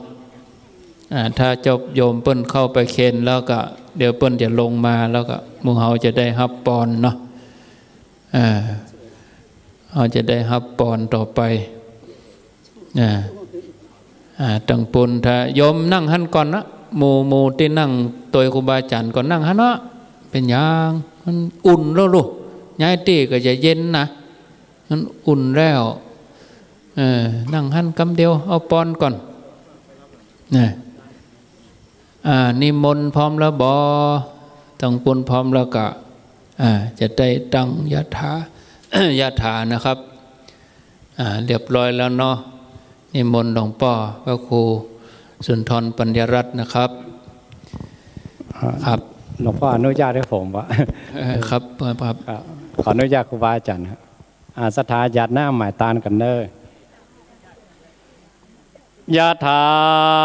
วะเรวหาปุราปริปเรนติสาการังเอวะเมวะอิโตทินังเปตานังอุปกปติอิชิตังปฏิตังตุมหังคิปะเมวะสมิจจตุสเพปุเรนตุสังกัปปะจันโทปนรโสยถามณิโชติรโสยถาเววัจจันโตสัมปะโรโคเวนะเตปวัตวันตารายโยเตกายโยโกภวสัมเปติโยเววัตโกเวนัสสันตุมาเตภวัตวันตารายสุขิเตกายโยโกภวสัมเปติโยจันตุสัมปะโรโคสัตตุมาเตภวัตวันตารายโยภวะอภิวาทนาสีเลสนิปัจจายโนจัตตารโอธรรมาอายุวันโนสุขังภาลังสัพพุทธานุภาเวนะสัพพธรรมานุนาสัพพสังฆานุภาเวนะพุทธรัตนังมรัตนังสังฆรัตนังตินนังรัตนาอานุภาเวนะจตุราสีติสัสสธรรมขันธานุภาเวนะปิตกัตตยานุวากานุภาเวนะสัพเพเตโรกาเปเตปยาสัพเพเตอันตรายสัพเพเตอุปัฏฐวาสัพเพเตทุนนิมิตสัพเพเตอวมังกลาเวนันตุอายุวัตโกธนวัต สิริวัตตโกยสวัตพลวัตตโกวันนวัตโหตุสัมปทาทุกขโรกะไปเวราโสกาสัตตุจุปันอเนกาอันตรายปิวินัสสันตุจเตสสาจยเสติตานังโสทิปะกยังสุขังบาลังสิริอายุเจ้าโนจะโอกังบุตถิจะยสวาจะอายุจะชีวสิทธิภวันตุเตภวตุสัพพมังรักขันตุสัพพเทวตาสัพพพุทธานุภาเวนัสสทิภวันตุเตภวตุสัพพมังสัพพเทวตาสัพพนุภาเวนัสสัทธาโสทิภวันภวตุสัพพมังรักขันตุสัพพเทวตาสัพพสังฆานุภาเวนัสสัทธาโสทิภวันตุเตสาธุสาธุสาธุเดี๋ยวเราจะฮับปอนกับปอนนานแล้วก็จะได้อีตังหยาดน้ำก่อนที่จะฮับปอนกับอีตังหยาดน้ำนั้นพระที่ท่านสาธิตเปิ้นฝากมานี้อาตมาจะบัดแจกแต่จะเอาวางไว้ที่ธรรมาสน์คือศรัทธามายิบเอาคนละหนึ่งองค์ใครจะซื่อสัตย์บ่ซื่อสัตย์ก็หูเอาคนเดียวถ้าใครจะยิ้มก็ว่าจะย่ามเราจะนับที่เหลือเพราะว่า999แล้วนับที่เหลือว่าเหลือพระกี่องค์แล้วก็จะได้รู้ว่าคนมาเหลือคืนนี้กี่คนอีนะถ้าแล้วพิธีแล้วไปยิบเอาคนเดียวเนอะเอาไปยกไปไว้ฮั่นแทนธรรมะฮั่นไผ่บ่ฮู้เฮาฮู้แก่ใจเนาะ ยิบไปคนองค์ฮั่นเนอะแต่เดียวท่านแล้วก็นะจะไปลุ่มใส่นะไปเป็นแถวเป็นแนวแล้วก็ยิบแล้วก็ออกไปยิบแล้วออกไปเฮาก็จะนั่งพอนี่เนอะนั่งพอเนี่ย เอาปอนนานแล้วก็อีตัง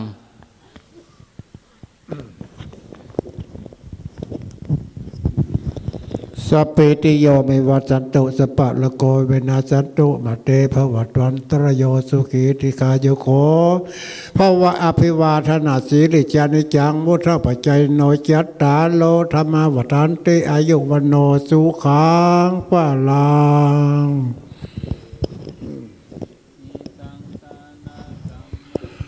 ปานาปัจจโยโหตุโนเนจั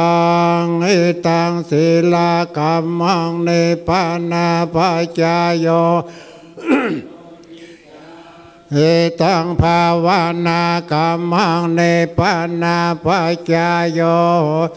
โนเนจังยังเกเจโกสลังกัตตปังกัมมังสัพเพกาเตกาตังโมทันโตโสนันโตพรโตเยเทวาอัสสามิงทาเนอทิคาตาทิขายุขาสาตาหนโตสุเขอัตตานังปาลิหาลันโตมาตาปิตาโสเกตาหนโตทุกขาปามุจจันตุสาเปยาตากาโสเกตาข้าปาโมจันตุสัพเพอายาตากาโสเกตาโมจันตุสัพเพปิสาสัพเพยักขาสัพเพเปตาโสเกตาหุนโตโตคาจันตุสัพเพนักขาตาโสเกตาหุนโตโตคาปาโมจันตุสัพเพเตวาโสเกตาหุนโต โมจันตุสัพเพอาจาริโยปัสสายาสุขิตาหุนโตจันตุสัพพสัมปตินาสามิสันตุโวจายาวาเจตสวาโพเทกุกัมมังปะกะตังมายายังโพโธปฏิคันนันตุอจายันตังกาลันตาเลสังวาลิตงวาโพเทกาเยนะวาจายาวาเจตสวาธรรมเมกุกัมมังปะกะตังมายายังธรรมโมปฏิคันนันตุอจายันตังกาลันตาเลสังวาลิตงวาธรรมเมกาเยนะวาจายาวาเจตสวาสังเขกุขมังปะกะตังมายายังสังโฆปฏิคันนันตุอจายันตังกาลันตะเลสังวะเลตงบาสังเขอายุวันโนสุขังพลังบุญกรรมบุญจูบุญรักษากันเนอสาธุสาธุสาธุ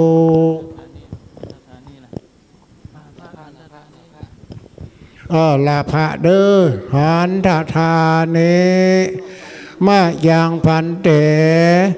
กัสสามาพาหุคิจามายังพาหุกาลเนยา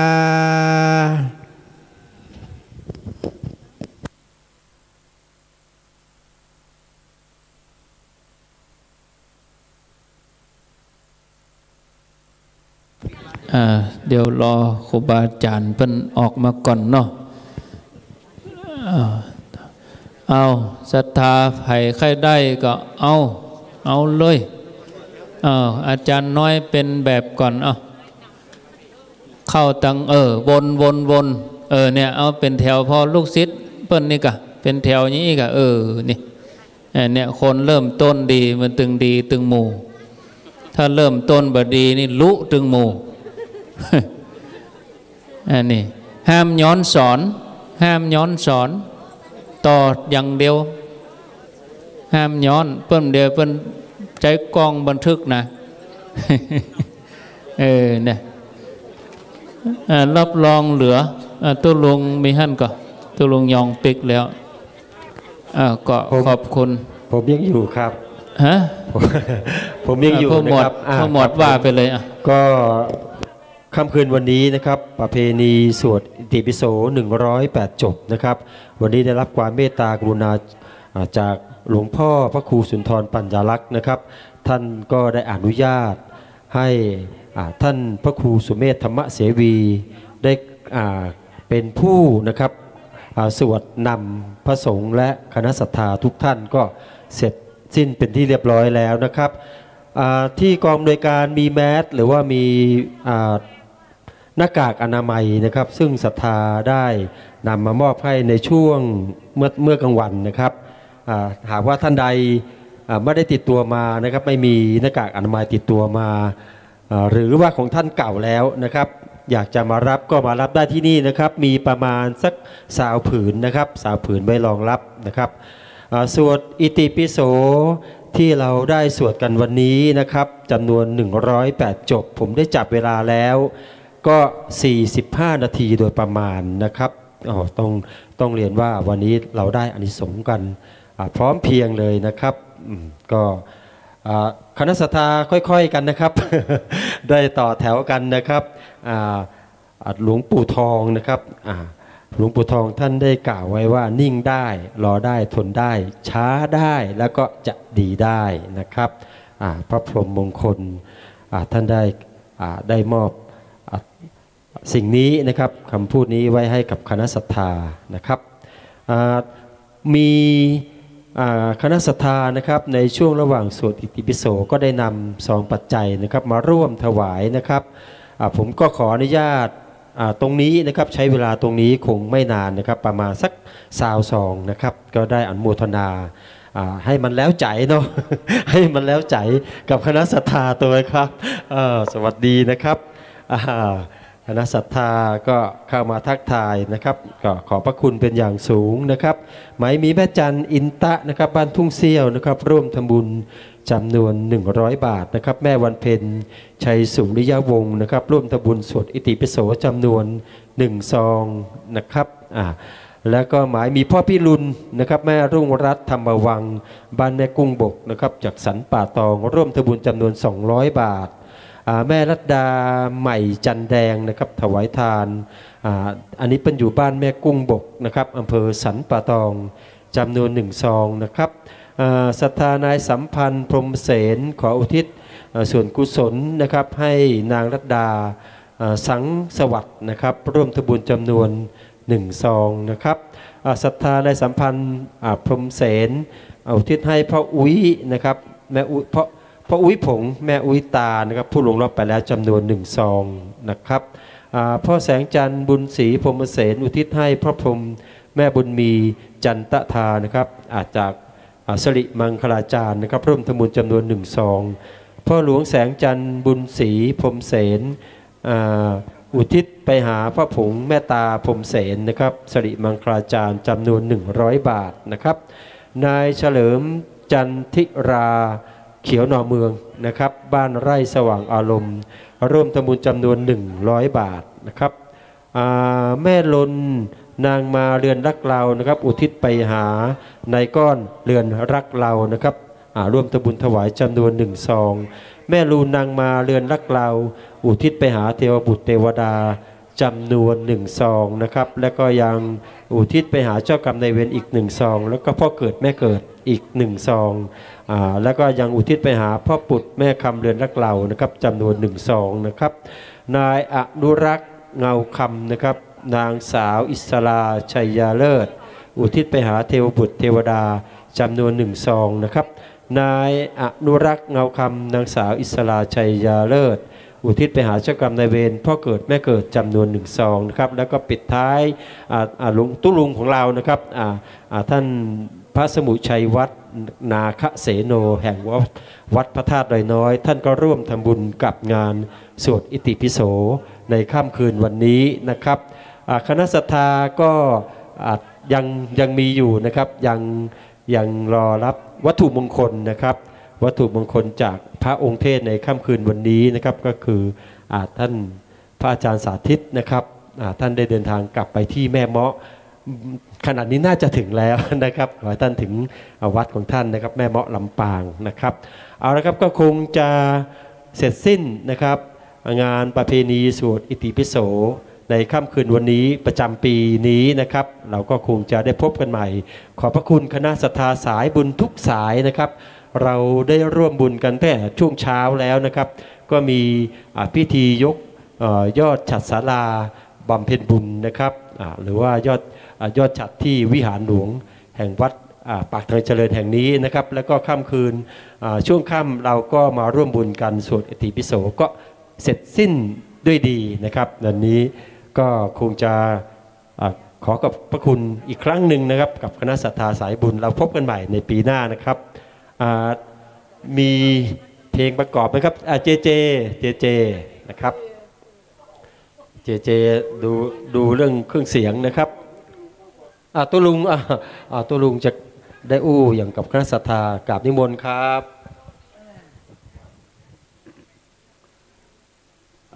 ก็สารพิธีกรรมทางศาสนา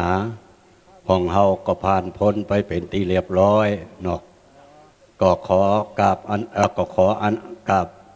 อนุโมทนากับท่านพระคุณเจ้าพระเถรานุเถระตลอดถึงพระสงฆ์องค์ข้าเจ้าทุกรูปที่ได้มาโปรดเมตตาในการนำสวดซึ่งเป็นงานประเพณีที่เขาจัดกันมาทุกปีเนาะก็ขอกราบขอบพระคุณเป็นอย่างสูงและก็ขออนุโมทนาบุญกับคณะศรัทธาสาธุชนทุกหมู่ทุกเหล่าทุกกลุ่มทุกก้อนที่มากันในวันนี้เนาะวันนี้อากาศรู้สึกจะเย็นกว่าทุกวันเนอะก็เพราะบารมีของงาน ที่เขาได้สวดกันในค่ำของคืนวันนี้โดยเฉพาะสวดสำคัญก็คือสวดธรรมจักรกับปวัตตนสูตรเนาะแล้วก็เป็นการสวดล้ำลึกถึงคุณงามความดีพระมหากรุณาธิคุณอันยิ่งใหญ่ขององค์สมเด็จพระสัมมาสัมพุทธเจ้าและอีกประการหนึ่งเขาก็ได้สวดอิติปิโสกันทุกวันนี้เนาะก็เพราะเขามีพระพุทธศาสนาเป็น